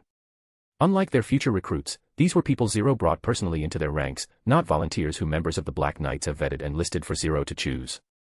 They must be special for Zero to bring them in this suddenly and even risk some friction between them and the existing members. They all waited, baited in anticipation. And finally, Zero came out of the RV with 2 figures behind him. The one on his left was a tall, lithe-built man. He was dressed in a black and gray uniform and a black, hoodless cloak around his shoulder that had the symbol of the Black Knights emblazoned behind it. He had slightly sunken cheeks, presumably due to an unhealthy diet, but he had quite the average appearance. At least as far as they could tell, since they couldn't see his eyes, which were covered by dark purple V-shaped visor glasses. To his right was a slightly shorter, but well-built man. Similar to the man to Zero's left, he wore a black and gray uniform with the same black, hoodless cloak around his shoulder. However, his head and face were completely hidden. He had worn a black, tricorn hat, a gray mask that covered the bottom half of his face, and a visor that completely masked his face. Silence fell as all members of the Black Knight stood frozen in shock as their eyes widened. Imposing. There were no other words more appropriate than that to describe how they appeared right now. They were, truly imposing. Not just their appearance, but the air around them. It was as if they're looking at 2 more Zero. Just then, the cold silence was suddenly broken, causing some to flinch as they snapped out of their gaze. Let me introduce you to our new members. Zero gestured to his left with his left hand. This is Ains. He will be in charge of our human resource department. Then, he gestured to his right. This is Silver. He will be in charge of the research and development of our nightmare frames and weapons. And this. Zero snapped his finger, and suddenly, the ground shook with a rumble. What's happening? Panicked yelps and confused shrieks spread amongst the Black Knight members. When suddenly, they saw a jet-black nightmare frame appear out of the darkness. They couldn't see it clearly, but they felt eerily familiar with it. Judging from its build and the little parts that they could see from the little amount of light, it seemed quite similar to the White Knight nightmare they fought in the past, but darker, both literally and metaphorically. The mysterious nightmare soon came to a stop, ending the rumbling they felt beneath their boots. The cockpit opened, and coming out of it, they saw a man in a form-fitting, jet-black, armored suit and helm. Due to the nature of his suit, his perfectly sculptured muscular figure was apparent. But that was it. They couldn't see any other part of his body nor his face, which was covered by a demon-like mask. The mysterious figure walked up to the shoulder of the nightmare, who was still standing upright, and jumped down, landing with nothing but a light tap on both of his feet. All eyes widened once again as they all gasped. He fell from the height of a nightmare frame, but not only did his knees not buckle, there was almost no sound of his landing. And now, he's walking towards them like nothing happened. This is Mordred, our new nightmare frame pilot. He will be piloting the Excalibur, and become the tip of our spear of our operation along with Karen. What? A few yelps of shock and murmurs began to spread amongst the members of the Black Knights. And some turned their gazes towards their ace nightmare pilot, while the red-haired girl stared at Mordred in silence. Upon meeting his gaze, the men bowed sincerely towards her, and in proper Japanese manners, which shocked those who were keen enough to perceive his sincerity. They fully expected him to be arrogant and standoffish, given his appearance and the fact that he was highly regarded by Zero. But turns out, he seemed polite enough. Zero, are you sure about bringing them for our operation in Narita? I don't mean to question your ability to judge others or your strategy. But some, if not most of us, have expressed their concern for having new blood, who we haven't even talked with, come with us into such a dangerous mission. Ogi stepped forward and voiced his concern, which he shared with the rest of the members. Having been their leader before, and now, their second-in-command, he had the responsibility to show any concerns they have to their current leader, Zero. Zero turned towards him with a nod. I understand your concern. But they will be an integral part of the plan if we want to succeed completely. So I hope you can spend the last few days before the operation getting to know them. Many were quite unsatisfied by his decision, and if not for Tamaki being afraid of the three new people's appearance, he would have shouted his complaint long ago. But to their surprise, Ains suddenly stepped forward and addressed them. Everyone, we understand how our sudden appearance and our integration into the Black Knights would raise concerns and unrest, especially with such an important and dangerous operation in just a few days. However, we share the same goal as you, and though you may not see the extent of our conviction yet, we shall show it to you from now on. I understand that it will be quite difficult to welcome us with open arms so soon. But please let us prove ourselves, that we can become a part of your group, that we can be a helping hand, and work together to achieve our shared goal. Ains lowered his head in a bow, followed by Silver and Mordred in an act of genuine sincerity. And as Japanese people themselves, who knew how much sincerity he had put in his words and actions, none could bring themselves to object anymore. Not even Tamaki. Ogi, who was honestly quite taken aback by the juxtaposition of their sincerity and their appearance, finally let out a sigh and nodded. I understand. If you've gone so far, then please take care of us in the future. Thank you very much. And likewise. Please take care of us as well. X. Thanks to Satoru's eloquently put speech, a skill he had cultivated from all the years he had spent dealing with difficult clients as a veteran salaryman and mediating between his guildmates as the leader of Ains Ulgaun, some apprehension and rejection have been lifted from the hearts of the Black Knights members. Of course, some such as Tamaki were still upset at Zero's decision and others still couldn't trust them completely with their lives. However, at the very least, none voiced their rejection outright and have decided to just take a wait-and-see stance for this matter. Out of all members of the Black Knights, there were only a few of them who decided to approach Ains and Silver to talk to them, including Ogi, Minami, Inoue Naomi, and Sugiyama Kento. And they only did after Zero had returned into the RV. Satoru and Tatsuya were able to identify them by appearance alone as they were named characters who appeared in Code Geass. Of course, except Ogi, who was a central character in the entire story, they weren't as familiar to the rest as they were towards him. But, they're still able to make some amicable conversation with Satoru in the lead as Ogi and the others questioned them about their backgrounds, their skills, and overall trying to get to know the new bloods as much as possible. Yuuji saw this and he was about to join them. But he stopped when he noticed Karen approaching him. She approached him with a grave expression. No. Upon closer look, he could see nervousness and apprehension in her eyes. Her scowl and narrowed gaze was simply her way of hiding these feelings from showing. And once she arrived in front of him, she said nothing. She was simply staring at him from top to bottom before gazing a hole into his mask, as if she was trying to see through it. A pleasure to meet you. I believe your name is Karen Kazuki. I've heard about you from Zero. You are the ace pilot of this group. Yuuji said calmly, slightly changing his voice and mannerism so she won't realize that he was Alexander. And thanks to his acting proficiency, she seemed to be none the wiser. Karen visibly flinched when she heard his words. A sense of pride and happiness from being called the ace pilot welled up within her heart. But she quickly repressed it by deepening her scowl and averted her gaze away from him and towards the towering, jet-black nightmare frame behind him. This machine. It's clearly not normal. What exactly is it? And where did you find it? Yuuji smiled, though she wouldn't be able to perceive it since he was still hiding his face behind the helmet of his mobile suit from Tatsuya's world. There is no need for you to worry. We did not steal it from Britannia, if that's what you are insinuating. We just found it destroyed and fixed it. You fixed it. Her eyes widened in disbelief and shock. Well, Silver did most of the work. He's an incredible engineer. Are you serious? Yes. Her head quickly turned towards Silver, who was talking amicably with Ogi and the others. The disbelief and shock remained, but there was also awe and admiration now. She didn't expect him to be able to fix a nightmare from its destroyed state, especially not on a level such as this Excalibur. This was clearly not a normal nightmare. As for your former question. Well, would you like to see it for yourself? Huh. Karen turned her gaze towards Mordred once more, his sculptured figure slightly towering over her. Would you like to see inside the cockpit?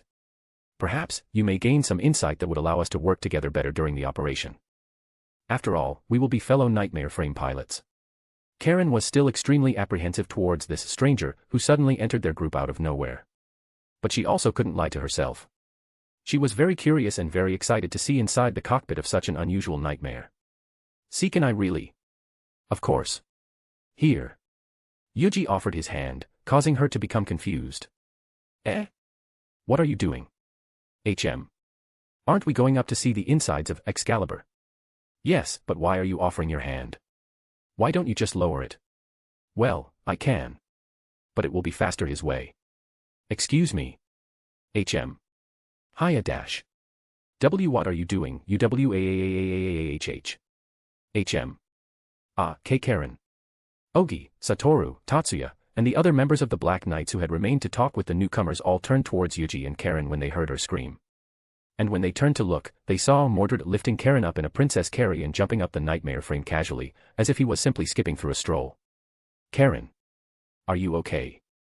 Ogi shouted up towards the top of the nightmare worriedly. I am fine. Karen shouted back to calm him down after reaching the Excalibur's cockpit. Her heart almost jumped out of her chest when she was suddenly lifted up and brought up so high by the bastard. She glared at Mordred and didn't hesitate to hiss him on his armored chest. You bastard. Why did you suddenly lift me up like that, you pervert? Are you crazy? Stop. There's no stairs around here. Even if I lower it, you'd still need to climb. It's the easiest and fastest way for you to come up here. I am sorry. Why, you bastard.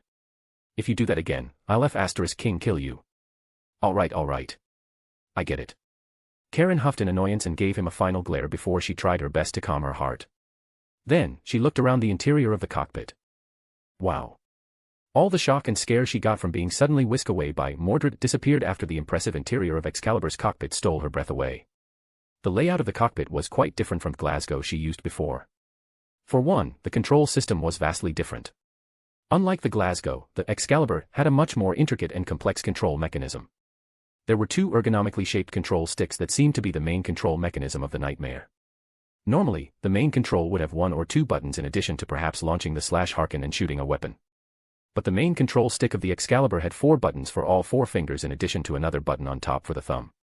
In addition, it could also be pulled towards and away from the pilot to, presumably, perform additional ranges of movements. And when she looked down, she could also see 2 pairs of pedals, one large and one smaller and to the side which, she guessed, was used to perform even more types of movements.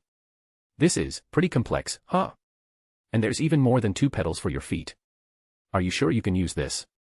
Honestly, even for her, it would be quite difficult to properly utilize all of these controls in the heat of battle. Sure, it'd allow her much more precise and flexible control of the nightmare. But in the heat of the battle, she might not even be able to utilize half of it if she hadn't spent a lot of time trying to familiarize herself with the controls. She glanced towards Mordred, who was standing on her side, holding onto the edge of the open cockpit. Is it really? Well, I've never seen other nightmares before. But if you say it is, then I guess it's true. And yes, I can use it. I've tried practicing with it a few times. What? A few times? Yes. Her eyes and mouth opened wide in disbelief before she began hitting his arm again. Hey, are you crazy? You've only piloted a nightmare a few times and you want to join us in this mission. Can you even pilot this nightmare properly? Stop hitting me. I'm about to fall here. And I'll be fine. At the very least, I promise I won't hold you back. Karen wanted to keep shouting at him for being unreasonable and insane. She couldn't understand where he got his confidence from. He had only piloted a nightmare a few times. How could he be able to pilot such a complicated nightmare? Was he really an idiot? Or was he insane? Please think twice. Seriously. You might not only lose your life, but this nightmare as well. This seemed like an amazing nightmare, and it'd be even more detrimental to us if it's destroyed or, God forbid, taken by the enemy. They don't need even more firepower than they already have. Karen looked at him right in the eye, or at least towards the blade-shaped eye part of the mask that seemed to glow with light, trying her best to convey the graveness of his decision. She didn't understand the extent of this nightmare's potential since she had only seen the interior of the cockpit. But just from that, she knew that the potential of this nightmare was beyond anything she had seen. If such a machine were to fall onto Britannian's hand and they got someone who could pilot it, then she might not be able to win against it. I know. I won't lose either of them. I promise. Normally, Karen would have brushed those words off as baseless confidence. She had heard it many times before from her comrades. Baseless confidence. Some said it because they genuinely believe they could pilot the nightmare well, while others said it because they feel like they'd be safer inside a nightmare rather than outside of it during missions. But both similarly lost their lives, their nightmare, or both. She had seen it multiple times before during their previous missions. But why? Why did she feel like it really won't happen? Where did his confidence come from? Karen fell into a daze as she stared silently at Mordred. But she was suddenly brought out of her daydream when Mordred began speaking again. So, do you still want to see what this nightmare can do? Eh? Ah, sure. All right. Hiya. What are you doing? What do you mean? I need to be inside too if we were to turn it on. Ugh. Fine. But don't you dare touch me. I won't. Mordred shimmied into any space left at Karen's side as she sat down on the cockpit seat. He plugged in a jet-black, sword-shaped activation key, and the Excalibur came alive. Its eyes shone with a bloody crimson light as its core luminous began to spin at nigh impossible speeds, quickly achieving Yggdrasil resonance beyond that of Lancelot in but a few seconds. And yet, it was silent. If not for its eyes lighting up, Ogi, Satoru, Tatsuya, and the others wouldn't have noticed it coming to life. Wow. Karen let out a sigh of amazement as the UI of the nightmare lit up and displayed a perfectly clear feed of the outside, as if she was looking through a perfectly clear glass window. There's even a screen which showed her what was behind Excalibur. She had information in all directions in the 3D space. She looked around excitedly, like a child in a candy store, as she took in everything around her. And she instinctively took the control stick and began walking and looking around. She's pretty cute when she's like this. Yuuji had seen how endearing, beautiful, and cute Karen was. But that was only through the anime. In reality, he had only ever seen her stoic persona as Colin Stadfeld and her brash, hardened, and for the lack of a better word, soldier-like persona as Kazuki Karen. But now, he saw a glimpse of her true self. A girl whose eyes could still shine so brightly and smile so genuinely, despite having lost her older brother, possessed a complex relationship with her mother, and was forced to go through war at such a young age. A strong and bright girl. Yuuji couldn't help but look at strong girls like her in a favorable light. And he couldn't help but smile as he watched her play around with Excalibur. That is, until she made Excalibur fall onto its face several times. That's it. You're out of the hot seat. What will we do if you break Excalibur a few days before the operation starts? Even Silver won't be able to fix it in time. TT, that's your fault. You're a shitty teacher. Just let me try again once. I promise I'll do a perfect backflip this time. No. Yes. After Yuuji made Excalibur backflip, she begged him to teach her how to do it. After all, although it might only be possible due to Excalibur's advanced control mechanism, she might be able to do it too in the future. And he did. Multiple times. But every single time, she'd make it land on its face. Thus, she was forced out of the pilot seat and became upset. But, she quickly forgot about it after Yuuji showed her the different kind of weapons Excalibur had. And they played around in the nightmare until past midnight, only to stop after Ogi yelled at them and made them stop. Chapter 87, Chapter 85 Kuruji Suzaku. It was yet another new day for school. Colin walked quietly with her hands gracefully placed in front of her and her downturned eyes solemnly looking slightly downwards. She was a picture of the beautiful frailty and gracefulness of a noble flower atop the tall cliff. A few girls passed by her side, and while they were attracted to males, they also couldn't help but admire how beautiful and graceful she was, even though she was only walking. They glanced and stared at the red-haired girl for a moment until she disappeared after turning the corner of the hallway. And as soon as Colin made sure nobody was around, she let out the biggest yawn of her life. Damn it. I'm so sleepy. She wiped the tears off her watery eyes and began cracking her stiff neck. She had spent the entirety of last night playing with Excalibur along with Mordred. And then, she spent hours laying on her bed, thinking about how to execute the moves she did in Excalibur. In the end, she only slept for around 3 hours before she had to wake up and go to school. In all honesty, she planned on just skipping today's class to get a good night's rest and just use her frail, sickly body as an excuse. But if she skipped now, that'd be one less absent day she could use for when she truly needed to skip school for a mission. So in the end, she forced herself to get out of her comfy, high-class bed and go to school. Well, last night was fun, and I got to learn a lot. So I guess it's worth it. She truly learned a lot about nightmare maneuvers and even gained some insights into how she could better utilize her /Harkins from Mordred. Rather than simply using it to damage enemy nightmare, she could use it to anchor herself to her enemy and use it as a grappling hook, pulling her towards her enemy at immense speed and quickly shortening the distance between them. Her greatest weakness when using the Glasgow was her lack of ranged weapons. The only ranged weapon she had was her /Harkin, which was still quite limited and had vastly shorter range than, for instance, a Sutherland's assault rifle. With this technique, she could mitigate her weakness greatly and also gave her even greater maneuverability around the battlefield. After gaining such insights from him and spending quite a few hours with Mordred, her initial impression of Mordred had completely changed. At first, he seemed very intimidating and imposing, especially when he appeared like that. She also couldn't see his face nor know his name, making him a true mystery to everyone. But after talking with him and spending some time with him, she realized that he's actually quite friendly. And judging by his way of speaking and acting, he seemed to be around the same age as her, and she confirmed it after asking. She was very surprised that she was able to get along with him so quickly. In just a few hours, she had already begun considering him as a comrade and a friend, which she never did towards a total stranger before. And honestly, it felt nice. It's nice to finally have a friend her age in the Black Knights. Everyone around her was older than her. So she felt a bit more comfortable with Mordred.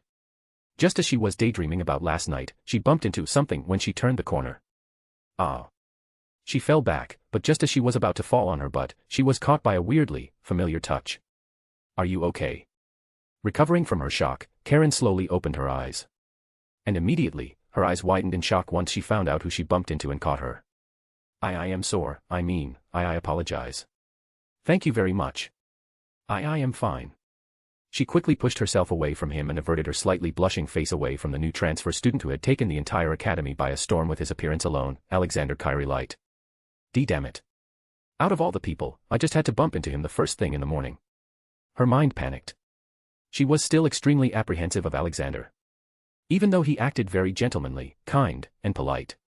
No, precisely because of that, she must be super careful. Her experience and all the media she had consumed told her that if a man that handsome acted nicely, then that means he had an ulterior motive for doing it. And that ulterior motive might be to lure in girls he's interested in into his maw. What's even more dangerous was that there was nothing she felt safe around him. There's nothing about him that raised any alarms in her mind. That means, there's a high possibility that he's extremely skilled in masking his true intentions, enough that even she felt there's nothing wrong with him. I see. It's fine. I'm glad. And I apologize as well. Alexander lowered his head slightly as he apologized. But suddenly, he began staring at her.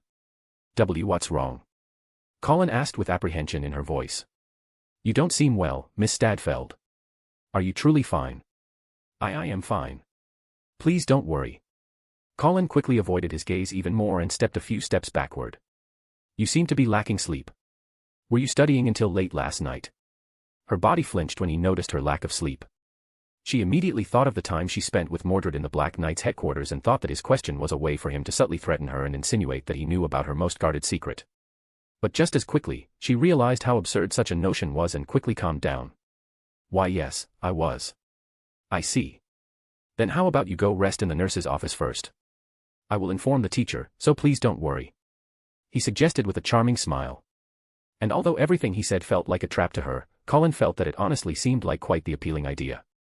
She really needed some sleep right now, and if he could inform the teacher about her condition, she might be given the permit to rest due to her sickness and not be counted as absent.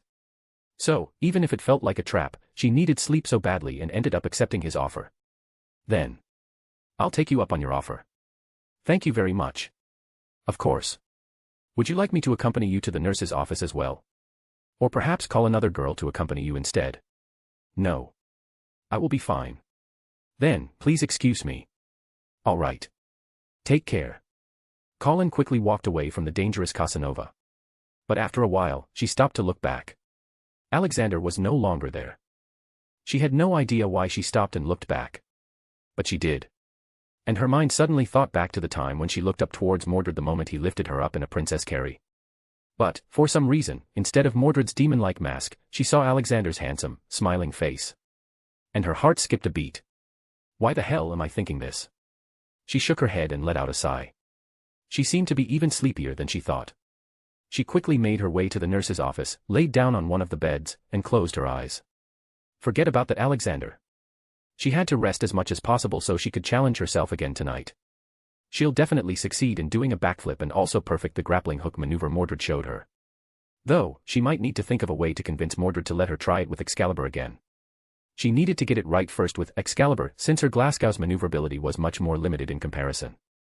Also, she didn't want to break her own nightmare when she failed. So she felt more comfortable using Excalibur for her practice. Maybe I should bring him some cake as a bribe. She thought as she quickly fell into the comfortable darkness of sleep. Yuuji sat silently in his class, casually listening to the lessons about things he had already mastered. After attending several classes in 3 different worlds, he came to notice several differences between them. One of the most obvious differences would be the lessons they teach in history class. Given they were different worlds, their history would, of course, be different. The second difference would be the level of difficulty. Tatsuya's world's education was by far the most advanced. If compared to Yuji's original world, then the things he was learning during his time as a first-year high school student there would be equivalent to the lessons taught in famous universities of his world. While the lessons taught in Ashford Academy would be kind of in the middle. They were more advanced than Yuji's school, but they're still far below the lessons taught to the first-year high school students in a far more technologically advanced world. Still, with his accelerated learning speed, Yuuji had long since mastered all subjects up to university-level lessons, and in some subjects that he had proficiency in, even beyond that. So, he spent his time in class quite leisurely. But just then, something from the periphery of his eyes caught his attention. He turned to look towards the windows to his side, and his eyes widened in shock. What could that be? He saw an immensely beautiful girl with leaf-green hair tied into a low twin tail by a white ribbon and dressed in the academy's uniform. And like a fairy of spring, she was walking around the academy, enjoying the clear blue sky, cool breeze, and rustling leaves of the trees and bushes around her. Just from a glance, he could immediately tell who it was. After all, she was one of the most important characters in Code Geass, second only to Lelouch. But he didn't expect her to be this beautiful. Even at this distance, though it matters little with his enhanced vision, the pizza girl was much more beautiful in person than she was in the anime. This was the first time he had ever been entranced by beauty since he saw Aika in person for the first time. As if noticing his gaze, the girl slowly looked up and met his eyes. Their gazes interlocked for a few moments before she suddenly widened her eyes in shock and immediately ran away, towards the direction of the student government's clubhouse where Lelouch and her sister, Nunnally, were residing. Ah. Well. That's awkward. Yuuji didn't mean to stare on purpose. But he definitely owed her an apology. He also ruined her rare outing, so he might even need to buy her several pans of pizza. Well, we might come into contact soon. I'll apologize then. He didn't know when they'll meet. But he expected Lelouch to introduce him, Satoru, and Tatsuya to her before the events with Mao.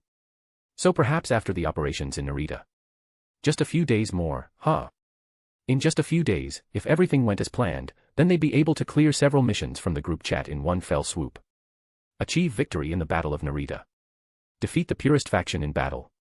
And lastly, defeat the Brighton Yen Nightmare, Lancelot and its pilot, Kuroji Suzaku using the Nightmare frame from the Multiverse Chat group. If all went according to Lelouch's plan, the first and second would be easy enough to complete. As for the third, Yuuji glanced back to the seat behind him and saw the honorary Brighton Yen and pilot of the Lancelot, Kuroji Suzaku, sitting there and paying attention to the class very attentively. It was the first time Yuuji saw him in real life. I'll make sure to defeat him then. Even if I have to use magic. Yuuji gained confidence in his piloting skills after spending last night playing around with Excalibur with Karen and also teaching her some stuff. Karen was an extremely skilled pilot. This, he was sure of. But, he had also been learning from her while she was playing around with Excalibur and improved tremendously in just a few hours. If Karen now could almost defeat the Lancelot if not for her being caught by an unfortunate landslide during their battle, then he'll definitely be able to win against it even without the help of his magic. And this will also be the first major thing we'll do that will cause things to deviate from the future I know.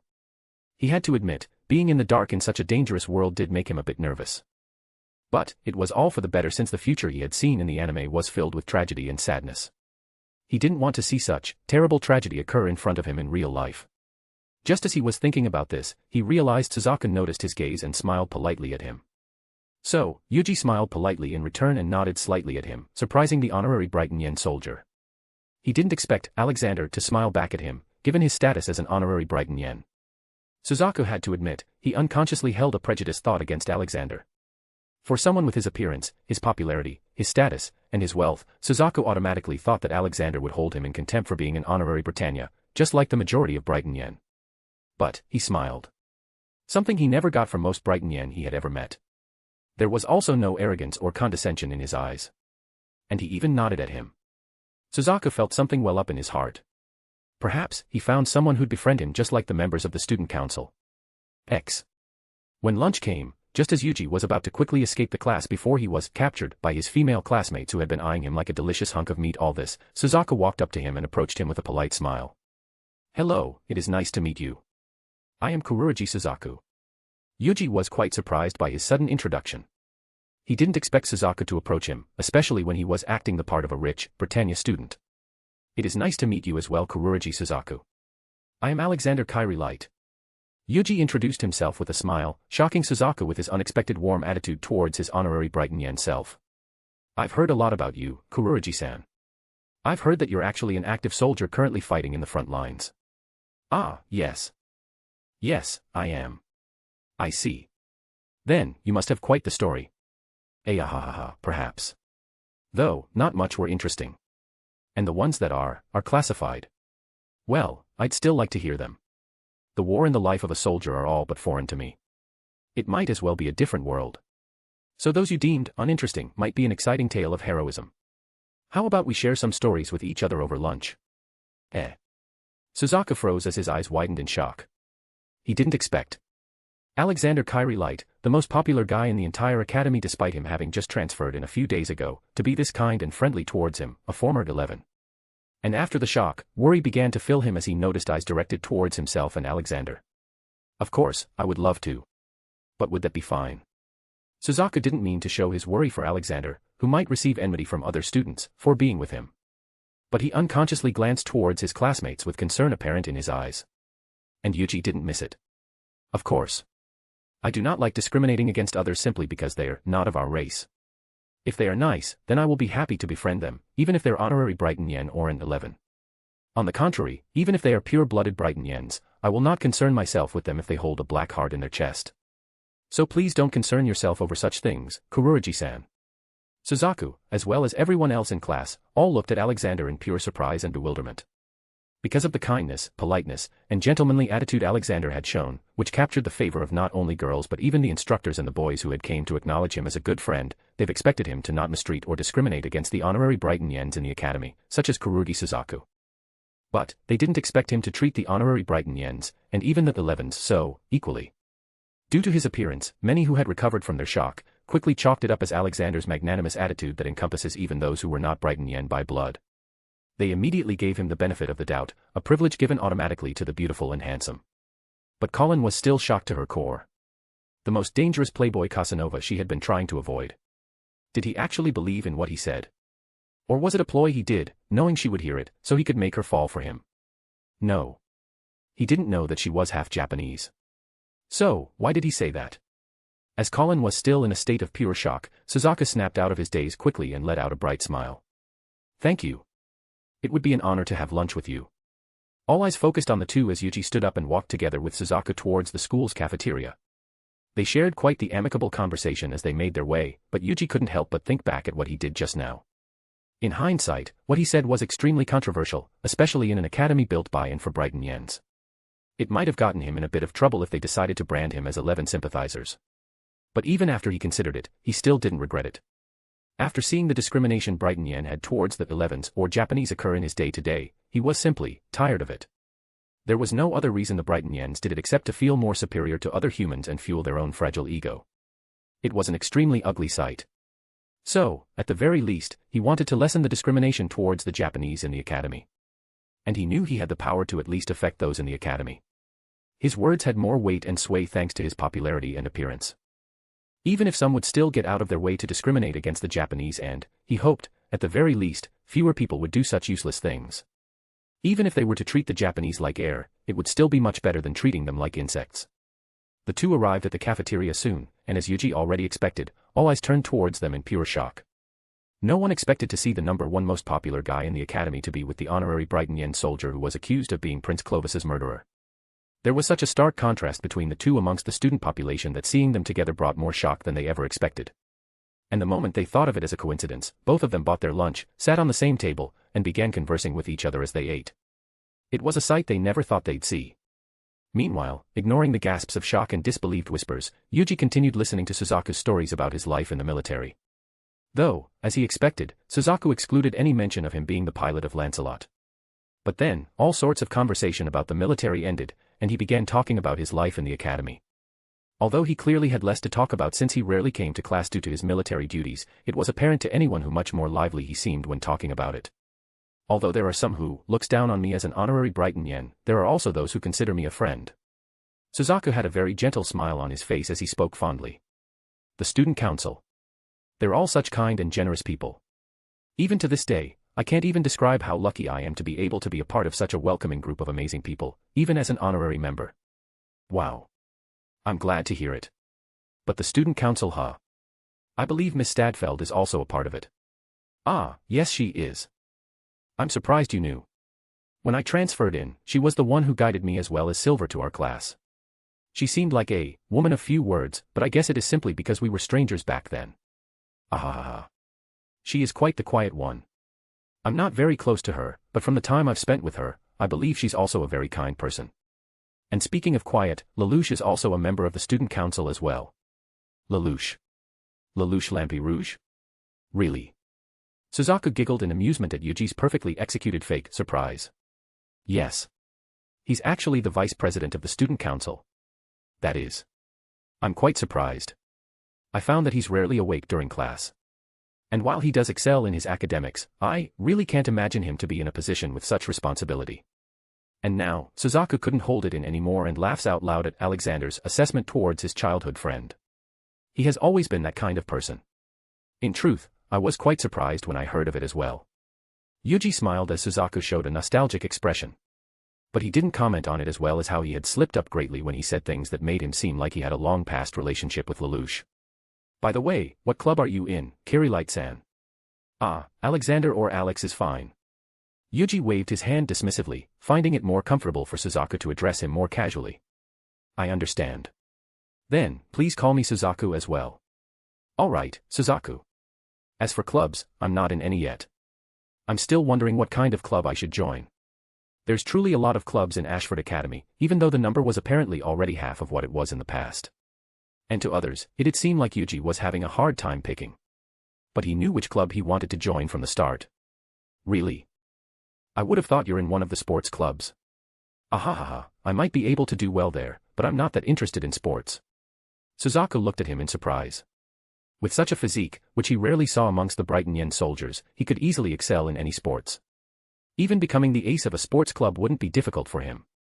But it seemed like he didn't have any interest in any sports, so it couldn't be helped. Suzaku thought for a moment before an idea popped into his head. How about the student council? Yuji widened his eyes in surprise. He didn't expect the chance to come so soon. I cannot guarantee that you'll be able to join, but the student council is a very welcoming and kind place. It's a very fun place, if you don't mind some of the shenanigans they pull every now and then, especially the president. How about it? Are you interested? Will that be okay? I'm sure it will be. Well, how about you come and see first before deciding? Very well. Thank you, Suzaku. Of course. Chapter 88, Chapter 86 Ashford Academy Student Council. It was a normal day in the student government office of the prestigious Ashford Academy. All the members of the student council had gathered for their daily meeting and work. All except for the vice president, which was unfortunately quite normal. Rivals Cardamond, the secretary of the student council and a spirited and happy-go-lucky blue-haired young man, sat on the large, marble table at the center of the office, doing his duties with a troubled, if not, stressed expression. There wasn't anything in the documents he was working on that particularly troubled him. He was simply troubled for a different reason.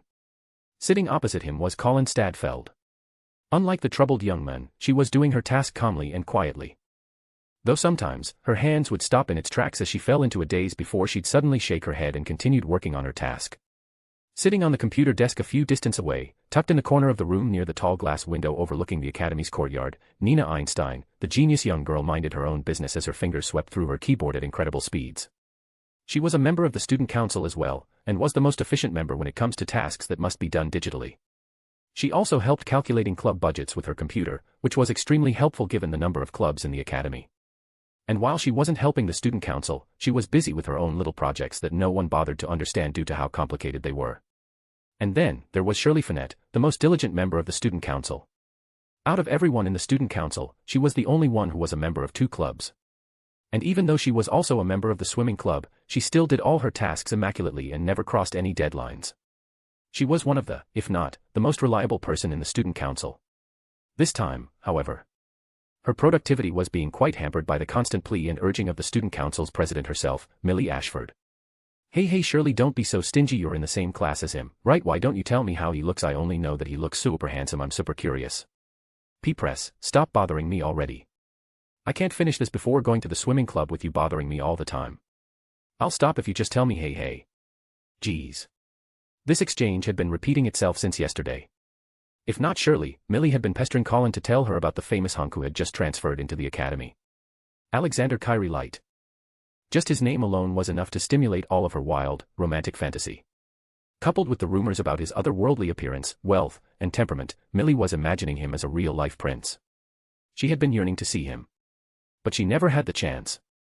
She might be able to if he were to join some club, but he never did. And he'd always return home as soon as class ended. So there's an extremely low chance for her, a third-year student whose class was on the opposite side of the building, to be able to even catch a glance of him.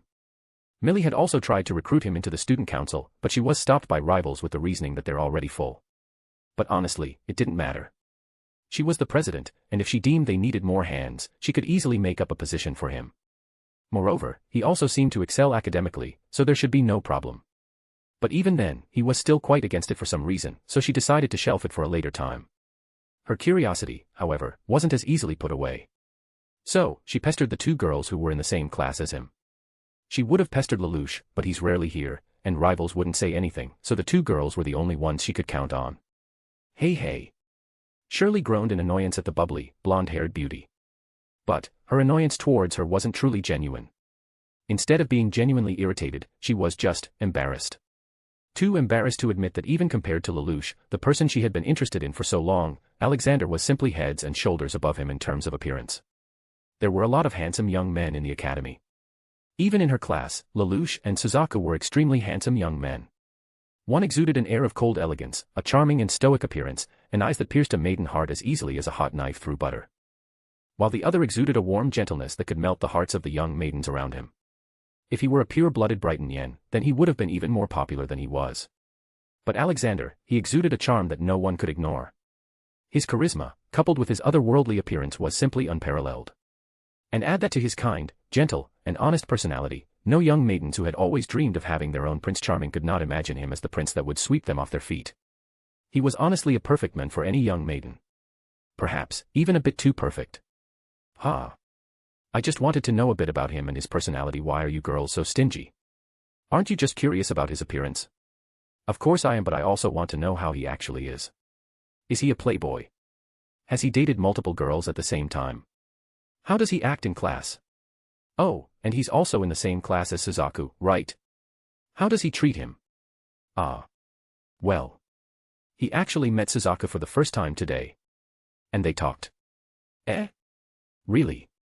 Shirley nodded, a bit awkwardly as she recalled the event that had transpired just before lunch today. Oh. And what did he say? Millie was genuinely curious. She wondered if he'd also treat Suzaku harshly like many of the students in the academy. But then, as Shirley began telling her about what had happened, her eyes slowly grow wider and wider as she froze in place, shocked. He said that. Did he, really? Shirley nodded. And when Millie robotically turned towards Colin and rivals, they both nodded as well. Nina, who had been listening to Shirley's story out of interest, was also similarly shocked. That was unexpected. Millie was genuinely shocked by this. She really didn't expect Alexander to have such an outlook and even said it in front of all of his Brighton Yen classmates. But she quickly regained her cheerfulness and clapped her hand. But isn't that great? If he really comes to the student council, then he'd be able to get along with Suzaku. Just then, a knock was heard from the double doors of the student council's office. And from behind it, they could hear a familiar voice asking permission to enter. Excuse me. It's Suzaku. May I enter? Speak of the devil, come in. Thank you. Then, please excuse me. The large, beautiful mahogany doors that were gilded and engraved with gold opened, revealing the familiar figure of the brown-haired man. But soon after, they all froze at the sight of the devilishly charming man. Please excuse my sudden visit. Alexander Kyrie Light, the man they've been talking about up until just now, bowed courteously and smiled, causing all females in the room, even Nina who had no interest in romance in the least, to blush and fall into a daze. At the same time, the moment Rivals saw Alexander's appearance, he immediately turned towards his crush, Millie, and felt his heart drop when he saw her dazed expression. "Everyone, I'm sorry for bringing Alexander so suddenly. But since he hadn't joined any club, I thought to introduce him to this student organization. Will that be all right?" Rivals wanted to immediately shout no. But before he could, Millie snapped out of her daze and welcomed him after clearing her throat. "Of course it's fine. Welcome, Alexander Kyrie Light, to Ashford Academy's Student Council. Would you like to join us? We'd love to have such an eye candy like yourself, right girls?" Millie winked towards the female members of her student council and made them all blush even more and avert their gaze in embarrassment. Rivals' alarm was blaring in his mind. There were tons of things he wanted to say to contradict Millie's words. But he was too shocked to say anything. He didn't hate Alexander. In fact, he had talked to him quite a bit and found that he was a very friendly and kind guy. But that's besides the point. The point was that he was handsome enough to cause even Millie to fall into a daze in an instant. How could he gain the press's love if this guy was here? Thankfully, he didn't agree to join instantly. "Thank you very much for your invitation, President. However, before I decide whether or not I join the student council, may I observe your activities first? I would also like for us to have some time to get to know each other better first before I join." Rivals was finally able to let out a sigh of relief. But it wasn't for long, as the foreboding feeling returned as he listened to Alexander's words. He didn't join the student council instantly like he feared he would. But he'd still be staying in the student council in the name of observing their activities. This was still bad news for him. But yet again, he was cut off before he could even begin to speak his mind. "Of course you're always welcome here. Then, from now on, you'll be a provisional member of the student council. Let me introduce you to everyone, though 4 of the 6 here are your classmates. Thank you very much. Then, I will be in your care. X." Nightfall. Lelouch took a sip of the warm cup of jasmine tea Yuuji prepared. A sigh escaped his lips as he leaned back to the heavenly softness of the luxurious couch comparable to the ones in the Brighton Yen Palace. And together with him were his 4 trusted companions from the group chat. They were relaxing in the mansion that was given to them by the group chat upon Yuuji, Tatsuya, and Satoru's arrival in this world. And although it might seem like they've promised to hang out together this evening, they didn't. Lelouch was in his residence until a few minutes ago. But Yuuji kidnapped him using his combination of invisibility and fly spell, and brought him to their mansion. He said it was to force Lelouch to take a break for a while, given they'll be undergoing a major operation very soon. And Lelouch couldn't find any excuse to reject his invitation. Since he received his SSR, Lelouch had been spending entire nights preparing and planning his and the Black Knight's future actions. And counting this evening, it would be 3 nights since he had taken a wink of sleep. Through means unknown to him, Yuuji found out about this. So, instead of letting him be buried in his room, planning and scheming the entire night for the umpteenth time, he kidnapped Lelouch and made him take a rest in their mansion. "Ah, that's right. I heard you came to the student council this afternoon." Lelouch placed his ceramic cup onto the matching saucer on the table and turned towards Yuuji. "Yes, I did. I actually didn't plan on meeting them this early." Yuuji then began telling Lelouch and the others how he talked with Suzaku, had lunch together with him, and before he knew it, arrived at the student council's office. "I didn't join the council yet, but I got the chance to hang out with them this afternoon. It would have been nice if you're there as well, Lelouch. Then, we can hang out even at school without being suspicious." Yuuji looked at the black-haired vice president of the student council with an accusing look. Knowing Lelouch's tendency to skip out on his student council duties from the anime, Yuuji assumed he did just that today. But Lelouch simply shrugged it off and smiled. "I was busy." "So? How was it?" "Well, it was very fun." The president was contagiously cheerful. Nina was quiet and hard to talk to, but she seemed pretty friendly. Shirley was the easiest to talk to, and Karen was just being herself. While Rivals seemed a bit hostile. He recalled the hostile, jealous gaze targeted towards him his entire stay in the student council. Although he was used to it, it still felt a bit uncomfortable. He's in love with the president. It's clear why he's hostile towards a harem king. Lelouch smirked, his eyes glancing teasingly at Yuuji as he furrowed his brows. "Stop. You're starting to sound like Aika." "Ahahaha. What about you, Tatsuya? Would you like to come join the student council as well?" Tatsuya fell into thought for a moment as he considered Lelouch's proposition. "That might be interesting. I could learn a lot about this world's technology through Nina Einstein if I were to become a member of the student council." Although she became a bit unhinged in the future, there was no doubting Nina's brilliant mind. After all, she has the intelligence to become a pioneering scientist in the anime and created a weapon to counteract the FLEIJA weapons in the 2nd season of the anime. Tatsuya might gain a lot of insight from her and a fresh new perspective if he could converse with her. He nodded towards Lelouch. If the chance arises, then I would love to join. All right. We'll create a chance for you to enter later on. The guys conversed a little more about their time in school before Lelouch brought up another topic to Yuuji. Oh, that's right. I heard from C.C. that she was seen by a stupidly handsome man. Was it you? You made me seem like a narcissist if I admit to it, but yes. I did see her when she was walking around the courtyard of the academy. Yuuji let out a sigh and shook his head. I owe her an apology for ruining her outing. Lelouch smiled and shrugged his shoulders. She'll be fine. It'll be her lesson to not be so careless the next time she goes out despite me telling her not to. Ahahaha. Well, I still feel a bit bad. I'll send several boxes of pizza to your door tomorrow. He smiled and nodded his head.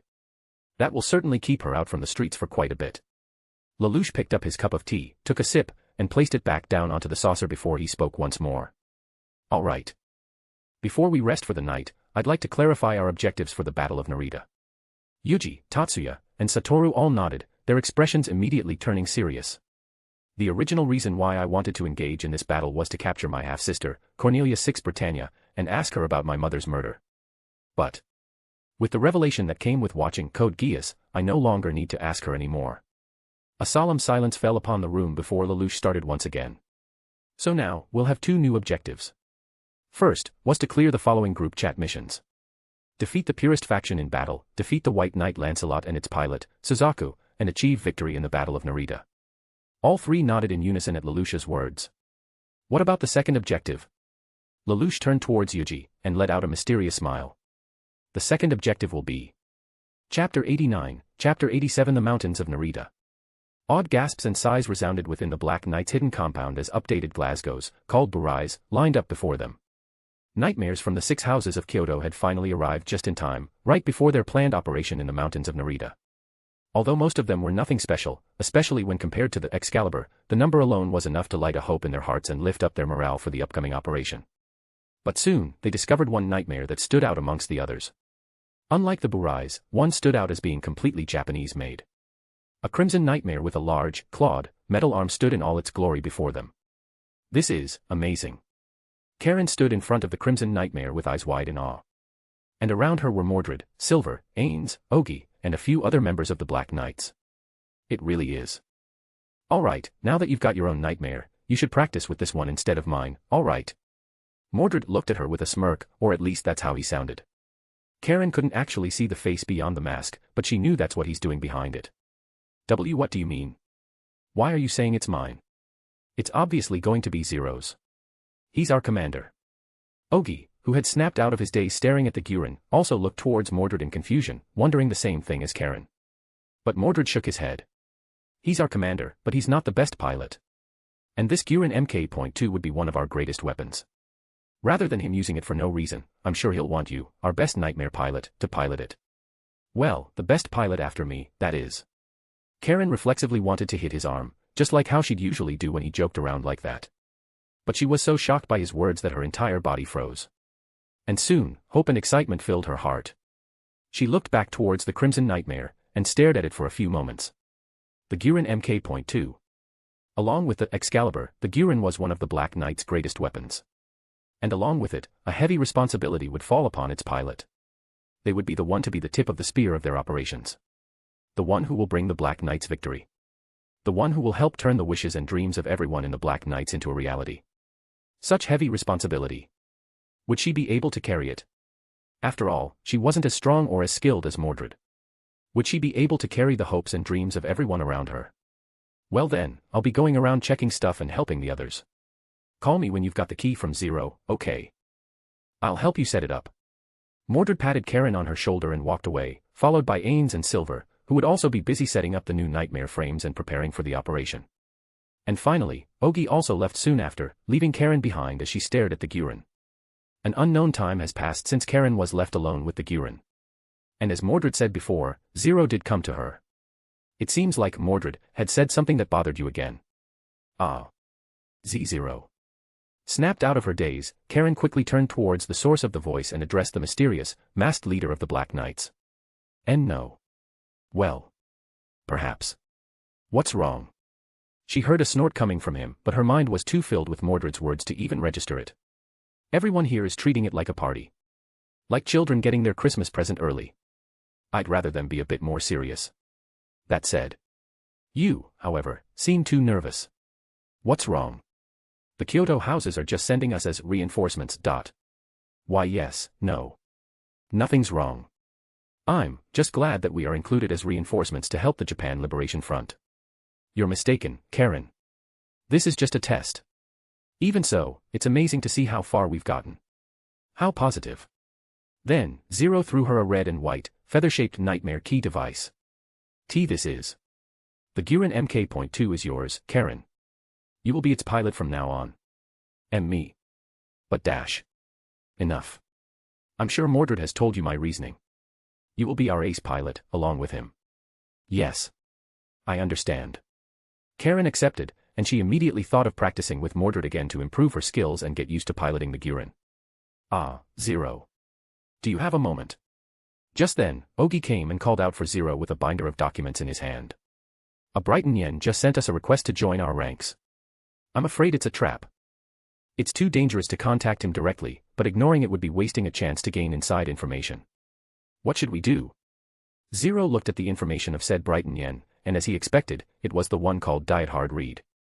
A future loyalist of Zero, or rather, the Zero who wreaks chaos onto the stagnant Brighton Yen aristocracy. He was very useful in spying and espionage, having helped the Black Knights gain information from Britannia as well as something similar to being the head of public relations in the future. Although he defected to Skenazal's side in the end, Lelouch still planned on using him as long as he could. We'll shelf this matter for later. But now, how about we take a hike to the mountains of Narita this weekend? The time had finally come. Hiking up a mountain was a healthy hobby and a pleasant pastime many people enjoy, especially those with a love for nature. There was no denying the fact that hiking was a physically demanding sport and hobby, and not everyone could successfully reach their goal even if they wanted to. However, to disconnect oneself from the hustle and bustle of the city and simply enjoy Mother Nature in all its glory was in of itself was reward enough for all the energy, time, and effort they spent. And if they managed to reach the top, they would be rewarded by a magnificent, beautiful sight from atop the mountain. Unfortunately for the members of the Black Knights, they won't get to enjoy such a pleasant pastime. The mountains they were on were no longer lush with nature, and they're simply moving through larger clearing of rocks and land aboard their Birai-type nightmare frames and massive wheeled containers dragged by the nightmares. Karen sat upon the open cockpit of the Guren while it moved, doing her final checks on her nightmare frame with a large manual book about the Guren and also occasionally glancing at Mordred, who was on his Excalibur. The black and crimson nightmare strode with dignity and pride as its owner stood upon it. Karen was enamored by the sight of it for a moment before she noticed where Mordred was staring at. He was staring out towards the city of Narita that was below him. The once beautiful mountainside city, now a remnant of its former self. It was deserted, sparsely filled by 11 refugees and remnants of a broken resistance group that had nowhere else to go, hiding within its broken buildings. The once beautiful mountain, lush with trees and nature, had now been turned into a military fortress by the Japan Liberation Forces. While in the city, Brighton Yen soldiers lurked in every corner and the army surrounded the mountain, establishing a war front at the foot of the mountain. It was a heartbreaking sight. One that made her heart tremble with rage and frustration, and determination to stop this war once and for all. But then, when she snapped out of her daze, she noticed Mordred looking at her silently. What? She spoke through the communication line they've established between their nightmare frames. Karen, what do you usually do during your off time? What's this all of a sudden? Karen looked at him with a confused look. Just trying to make small talk. I notice you're shaking in your boots from how nervous you are. He said teasingly, and without even having to see the face behind the mask, Karen knew she was smirking. I am not. Well, and not that much. Karen immediately looked at him with a fierce glare, like a cat who had its tail stepped on. But the blush that stemmed from her embarrassment was impossible to hide. It's normal to feel that nervous when you're given such an important and critical job. But you'll be fine. Don't worry. Gee, thanks, asshole. She snorted and averted her face from him. But, though annoying, he did help her calm down a bit. Not that she'll actually admit it. So. What do you usually do? Not much, I guess. What? Oh, are your hobbies embarrassing? I won't judge. That's not it, you asshole. I just do normal things. Like, maybe watching some movies, reading some books, studying, stuff like that. You sound like a pretty boring person. Her left eye twitched in annoyance as she glared at him and gritted her teeth. Mordred was extremely skilled in getting under her skin. That said, she can't actually deny his words. After all, she didn't have any time to cultivate any hobbies because she had always been busy with the resistance group. Perhaps, if she lived like a regular girl, she'll have some normal hobbies like other girls her age. Then how about you, bastard? I bet you don't have any hobbies too, right? Me. I enjoy cooking. Karen's head immediately turned towards him and looked at him with eyes wide as saucers and mouth agape like a gaping fish mouth. Mordred. Cooking. Heh. What kind of joke is this? Was he trying to tell her a joke to calm her down? No. There's no way, right? There's no way he'd tell such an unbelievable joke. But it couldn't be real either. Right. Karen tried to imagine Mordred cooking. Him, still in his full skin-tight bodysuit armor and a mask, wearing a cute pink lace apron, cooking miso soup in the kitchen. No. That looked southwest out of place. It's as if she's looking at a fish wearing a skirt. That's simply impossible. You're lying. That's impossible. Ah. No, I'm not. Why, you're definitely lying. There's no way you can cook. I feel like I should be offended by that. Oh well. You can ask just Zero, Silver, or Ains after this operation. I've cooked for them before. Karen stayed there frozen, still looking at him with an incredulous look in disbelief. How? How could this person, who seemed like a masked reaper that would destroy anyone and anything in his path with or without his nightmare, be able to cook? The disparity between the two was so uncanny that she might not believe it even with evidence before her eyes. He must be chatting out of his ass, right? She didn't trust him in the least, but Mordred's confidence made her waver a bit. And before she could ask him to prove it, they finally arrived, and everyone became busy once again as they began placing electrodes through the mountain and into the water reserves. A few moments after they finished their preparation, Zero returned and met with Ogi. Hey, are we really doing this? Ogi turned towards Zero and asked with a trembling voice. A clear sign of nervousness and anxiety. The enemy is Cornelia. Even within Britannia, her army was a force to be reckoned with. I know. That's why we're cooperating with the Japan Liberation Front. What was that? Ogi, am I that untrustworthy? What are you saying? I requested for you to become our leader because I trust you. There you have it. You have the answer. Right. X. Viceroy. It is time. A voice from a speaker built into the nightmare frame resounded within the cockpit, and the lips of the woman sitting within it curled up into a thin smile. Cornelia Lee Britannia. A royal princess of the Brighton Yen royal family, half-sister of Lelouch, and commander of one of the most powerful armies in the Brighton Yen Empire.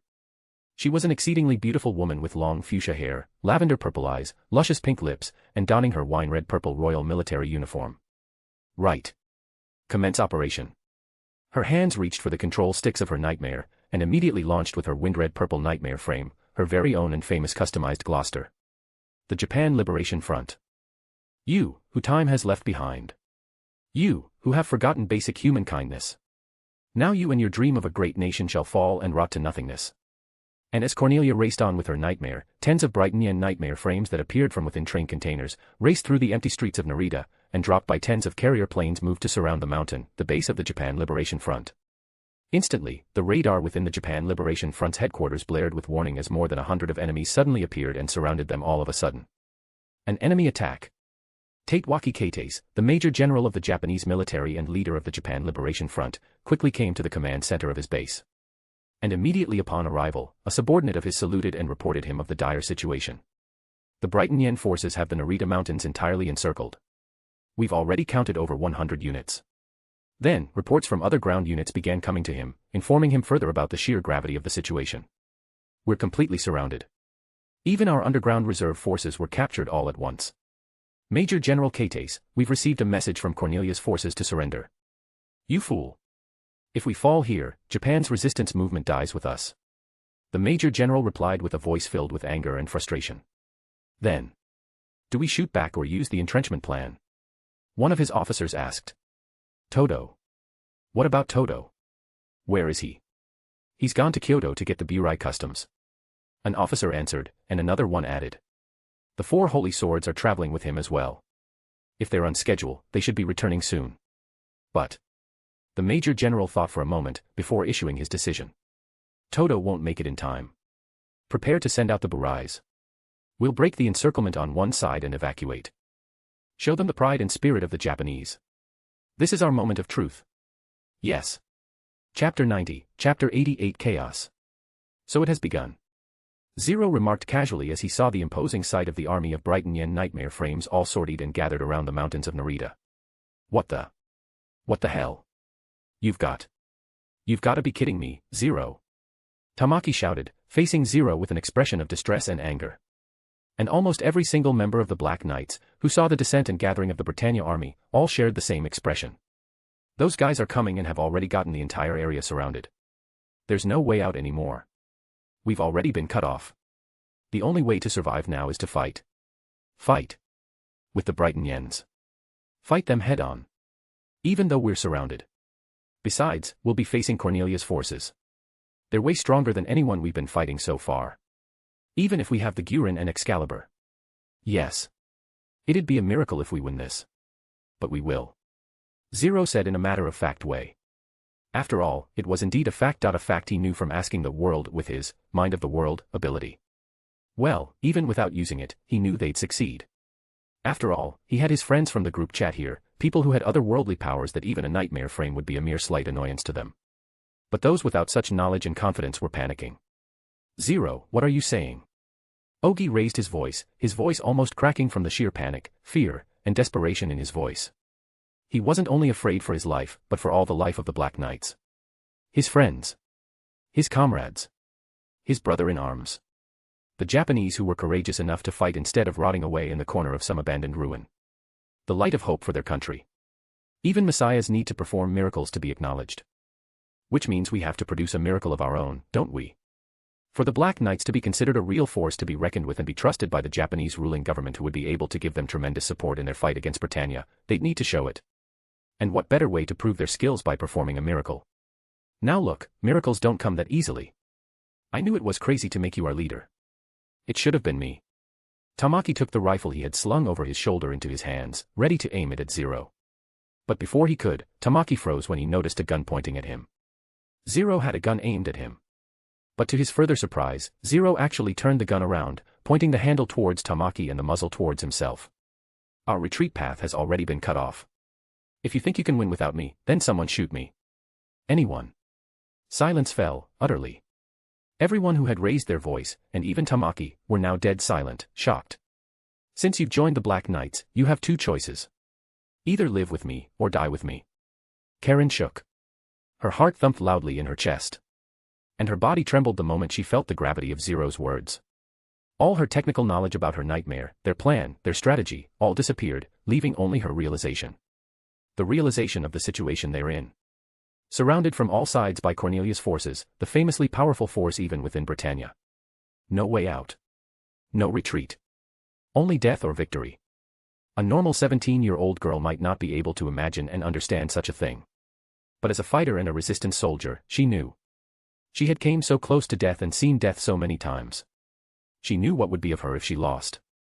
And the mere thought of it scared her. But suddenly, a hand landed on her shoulder, dispersing all the dark thoughts from her mind. And then, a warm, soothing voice entered her ears. Everything will be fine. Don't worry. We'll win. Her head slowly turned towards Mordred. Her eyes still wide in shock from the frightening premise of going against such a large Brighton Yen army, completely surrounded. But the warmth from his hand on her shoulder spread throughout her body, and his words, spoken in the tone of a comforting mother, were ever so calming. Her heart thumped loudly in her chest once again. But this time. Not out of panic. An unexplainable warmth began to spread across her chest. It felt comforting, cozy, and safe. Even though she knew that there was a massive Brighton Yen army led by the famous Princess Cornelia and her knights right before her, it almost felt insignificant now. Karen stared at the demon masked man before her.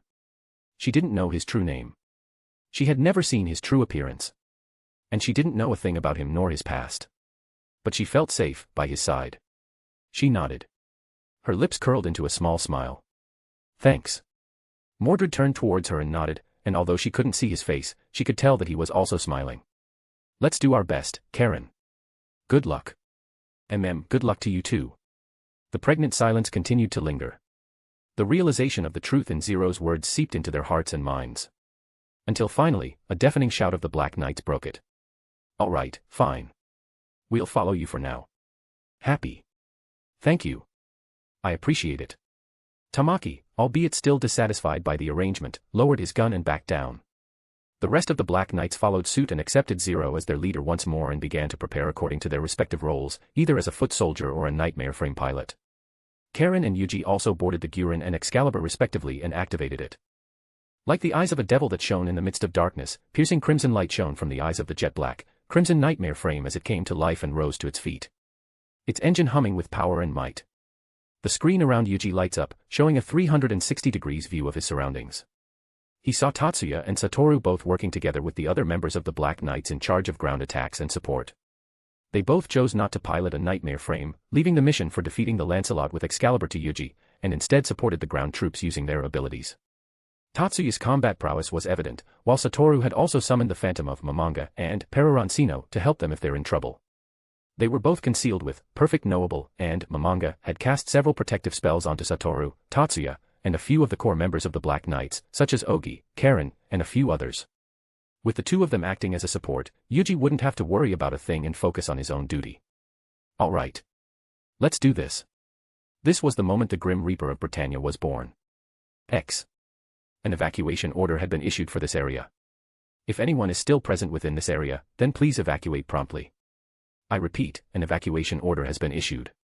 The announcement made through loudspeakers by soldiers going around the streets of Narita resounded throughout the city.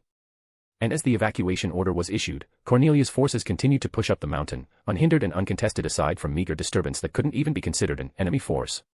Too fragile. Cornelia personally led her squad as her customized Gloucester jumped high into the air and pierced down onto a burai from the Japan Liberation Front from above with her lance. Along with her knight, Guilford, her advance was unstoppable. The few burais the JLF placed before here couldn't even be considered a threat. Her army didn't advance slowly but surely. They were advancing rapidly and overwhelmingly, sweeping off the front forces of the JLF. It was a one-sided war. And as she continued to advance, she soon saw a flare going up from a few distance away. Up there. Darlton. Considering the location of the flare, Cornelia immediately deduced it to be a signal from one of her generals who led his own platoon. So that's where the main enemy base is. Guilford commented, understanding the meaning behind the flare signal fired. Right. We'll secure this position here. Cornelia commanded. Are you sure about that? She snorted at Guilford's question and smirked. I have no interest in stealing achievements from my subordinates. Send the reserve force to back up Darlton. Looks like he'll be welcoming another medal. Yes. Meanwhile, stationed far away from the heat of action was a squad of Sutherland-type nightmare frames. Amongst them were the recently disgraced and demoted Jeremiah, nicknamed Orange, in disdain by his fellow soldiers and purists faction. Valletta, a beautiful silver-haired woman with gleaming tan skin, was also amongst their squad, which was by a brown-haired man in light blue nightmare pilot's suit. Jeremiah, frustrated and desperate for a chance to redeem himself from his previous blunder of releasing the suspect of Prince Clovis' murder, slammed his hand above the cockpit of his nightmare when he couldn't sortie despite having heard about the order to support General Darlton's advance. Why? Just why? Weren't the reserve units supposed to form up around General Darlton? Alright. But our unit is to secure Viceroy Cornelia's rear line. This is the rear line. This is the furthest you can get from the main battlefield. How am I supposed to clear my name here? Jeremiah shouted, his voice filled with apparent frustration, desperation, anger, and regret. But he was immediately silenced by a loud bang that resounded when the brown-haired man slammed his fist onto the top of his cockpit. Shut your mouth, Orange. One more word from you and I will punish you in a court-martial for insubordination. Jeremiah's face paled as he looked at the brown-haired man. A former comrade and friend of his from the purist faction, Kuel Sorisi. He didn't expect to hear such harsh words from him. I can't believe how far you've fallen. You are a disgrace. A disgrace to our faction. A disgrace to our Lord Anderson and the Brighton Yen Empire. You have lost your mind. And no. Enough. From now on, I shall be the one to carry the torch that Lord Anderson left behind for us. Cornelia's army continued to advance as the leader of the JLF tried his best to hold on in hopes for Toto and his squad to reach them in time before they were destroyed. And just as Cornelia was about to claim victory, Lelouch began his plan. Alright. All preparations are complete. All Black Knights, prepare to sortie. One by one, the members of the Black Knights readied their weapons, their rifles, their bazookas, their nightmare frames. Arf. Screw it. We're in deep shit already. There's no other way but to do this. I don't want to die yet. So I'll freaking do my best. I'll make those Brighton Yen dogs lick the ground today. We have Zero on our sides. The Men of Miracles. We will win this. We'll make a miracle happen. Zero, having boarded his nightmare, announced through their communication channel. We Black Knights are going to launch a surprise attack on the Brighton Yens from the mountain summit. On my orders, charge down on point 3. The operation's objective is to capture Cornelia, the second princess of Britannia. Our breakthrough route will be opened by the Gurin and Excalibur. Then, into Karen's private channel, Zero gave his order to her. Karen. Use penetrating electrode number 3. Settle things with one blow, got it? Right. Karen moved her nightmare and put the large, silver, clawed right hand of the Gurin onto the electrode, lining it up with the radiant wave surge at the center of its palm. Output confirmed. Radiant wave surge maintaining level status. She took a deep breath and fired. Induction. Crimson light and lightning burst forth from the clawed right hand of the Gurin as the radiant wave penetrated into the electrode, sending massive amounts of energy and power onto the water below the ground and rocks of the mountain. A used energy pack was ejected from the Gurin's right arm. One use of the radiant wave surge was enough to consume all of the energy from an energy pack. She panted slightly as sweat dripped down from her face. She had been extremely nervous. When suddenly, a window on her screen showed the familiar figure of Mordred. Good job. Though you seem tired already. The battle has just begun, you know. Seeing his figure and hearing the clear teasing tone in his voice, Karen snorted with a smirk. Say for yourself. I've still got more in me. Just then, the ground began to rumble. And soon, the shaking intensified as the rocks and earth before her collapsed and burst into a landslide. It worked. Nice. Starting at the summit of the mountain, the landslide rapidly brought with it more rocks, trees, and debris down in a snowball effect. The entire mountain shook as the natural disaster indiscriminately and utterly swept through JLF and Brighton Yen forces alike. What's happening? I impossible. A landslide at a time like this. Darlton and Alex's units are getting wiped out. Both the Brighton Yen headquarters at the ground and the JLF headquarters within the mountain were thrown into chaos. Report the casualties to me. Cornelia roared from within her nightmare as she saw the landslide occurring before her. We're still trying to confirm. Your Highness, pull back. You're in danger there. Guilford's worried voice resounded from outside of his nightmare frame. I don't care. Where's Alex? Find out about Darlton. What's their status? We don't know, Your Highness. Then find out. Meanwhile, sitting in his commander unit Burai, Lelouch looked down at the devastation he had caused with a flat expression. This was even more destructive than what I saw in the anime. The moment the group chat mission started, he consulted Yuuji and Tatsuya about this plan. And with their help with the calculations, the results were beyond his expectations. Not only did he manage to wipe out a majority of Cornelia's army, she and her unit had also been perfectly isolated from the rest of the army. A perfect result. I should thank them later. Another report came towards Cornelia in the midst of the chaos. Unfortunately, it wasn't news about her general. New enemy forces confirmed moving in from the summit. The Carius unit is moving to engage them. Hoping to take advantage of the confusion, are they? Cornelia remarked rhetorically. But then, an even more urgent news came. Emergency communication from the Carius unit. What's wrong? It's not the Japan Liberation Front. They think it's the Black Knights. The Black Knights. That means. It's Zero. Chapter 91, Chapter 89 Grim Reaper. Tatsuya laid in hiding amongst the trees and shrubberies along with his units. They were armed with bazookas, anti-tank grenades, rifles, and various other weapons. He, himself, was armed with a semi-automatic rifle as well as grenades and flashbangs strapped around his hips.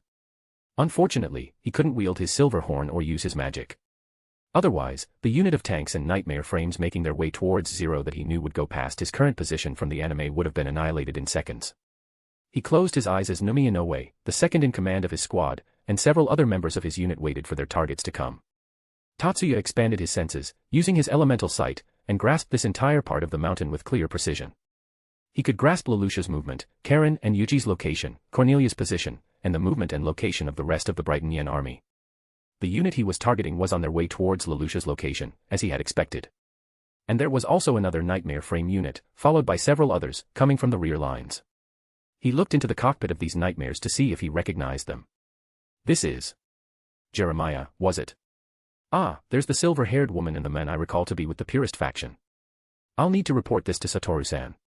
He opened his eyes, stealthily messaged Satoru to tell him what he saw and to spare 3 out of the 6 nightmares for Yuuji to complete the mission. Then, he whispered quietly towards Naomi. Get ready. They're coming. Eh? Why yes. Naomi quickly looked into her binoculars and saw tanks and several escorting nightmare frames walking up the stone path beneath them. And she quickly ordered the other members to get ready. Ready the bazookas and the grenades. The other members quickly readied their weapons, and as the tanks and nightmare frames walked into their trap none the wiser, they unleashed their attacks. Fire. Bazooka rounds pierced through the heavily armored tanks and nightmare frame and exploded as grenades and bullets flew through the air, decimating each and every single one in the unit. In just a few seconds, all that was left was the remnants of broken tanks, destroyed nightmare flames, and pieces of rocks and debris from the mountain, and flames and plumes of smoke rose into the sky. There were no survivors. Tatsuya had confirmed it with his elemental sight. Good. Let's go to the next location. Yes. Silver-san. Tatsuya left from their ambush point, followed by the rejoicing members of the Black Knights who had just completely decimated a unit from the previously thought unbeatable army of Cornelia. Hope and determination burned brightly in their chest. They could do it. They could win this battle against Cornelia. Meanwhile, Satoru, who had also been waiting in hiding in the tree lines along with his unit which included some infantry and 2 nightmare frames, noticed a text coming to his phone. He hadn't given his contacts to anyone in this world, so the only ones that would have contacted him were only Yuuji, Lelouch, or Tatsuya. And for them to contact him during an operation meant that it must be important. So, he quickly picked up his phone and read the message. Shiba Tatsuya, spare the 3 foremost nightmare frames from the unit coming your way. They are more skilled than the others.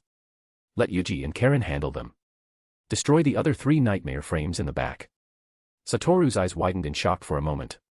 He didn't expect Tatsuya to ask him to spare someone. But he acknowledged it regardless.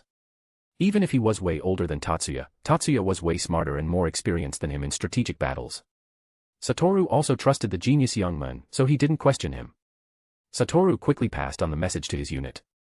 Don't engage with the 3 foremost nightmare frames. Leave them to the Gurin and Excalibur. We'll focus on the 3 in the back. Channeling his guild master and persuasive salesperson persona, Satoru, or Ains, was able to convince his units to follow his orders, and they moved accordingly. Soon, the expected units consisting of 6 nightmare frames came as they expected. One at the forefront sped through right in front of them, followed closely by another 2 nightmare frames. Then, the last 3 came, and Satoru immediately signaled for their attack. Now. They all fired their bazookas and threw their grenades while the 2 burais opened fire with their rifles. Caught by surprise, the 3 Sutherlands quickly fell as their legs, arms, and heads were hit and exploded by rockets and grenades, and its torso ripped apart by bullets. Damn it. You cowards. Damn 11s. All 3 quickly launched their emergency escape mechanism and the cockpit flew away into safety as the rest of the nightmare frame exploded. Phew. All right. Good work. Now we'll retreat and reconvene with Silver's unit. Yes. Satoru began to move along with his unit through the trees, making sure they're hidden from enemy units. I'll leave the rest to you, Yuji-kun. X. Lord Jeremiah.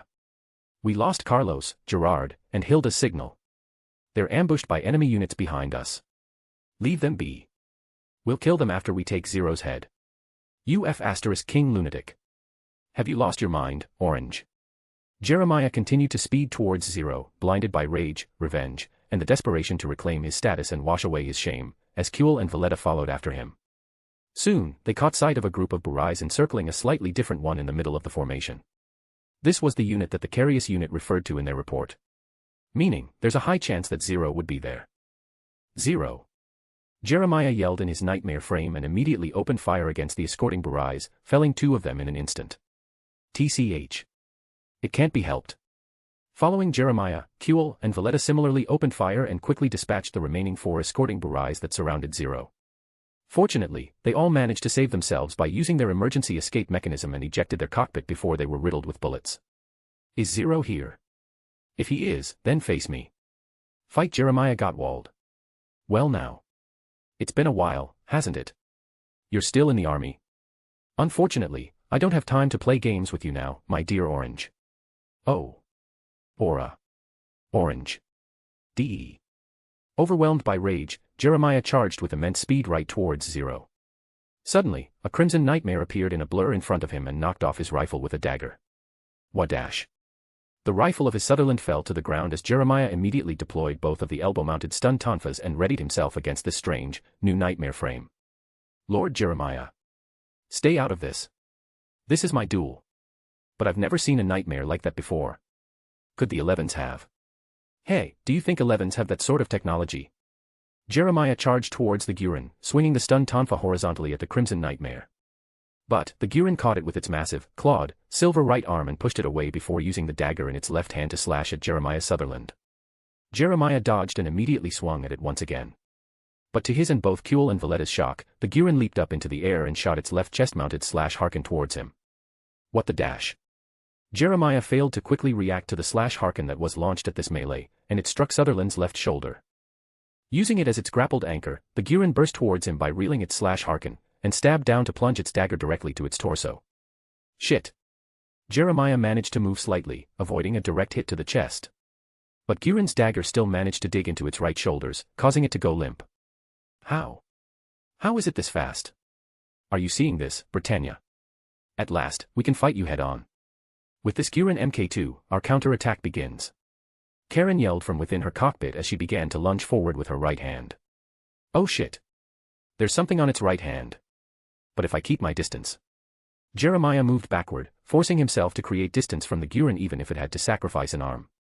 But suddenly, Guren's right arm extended and clutched the Sutherland's head. What dash?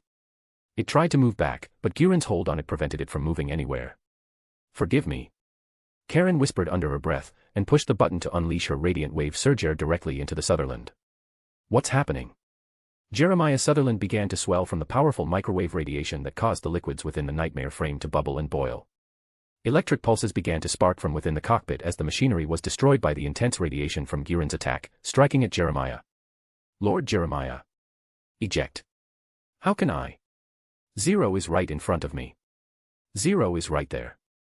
Jeremiah still forced the no longer functioning Sutherland to move towards Zero, but after only barely raising a hand, the auto-eject function activated. Damn it. Don't you dare activate.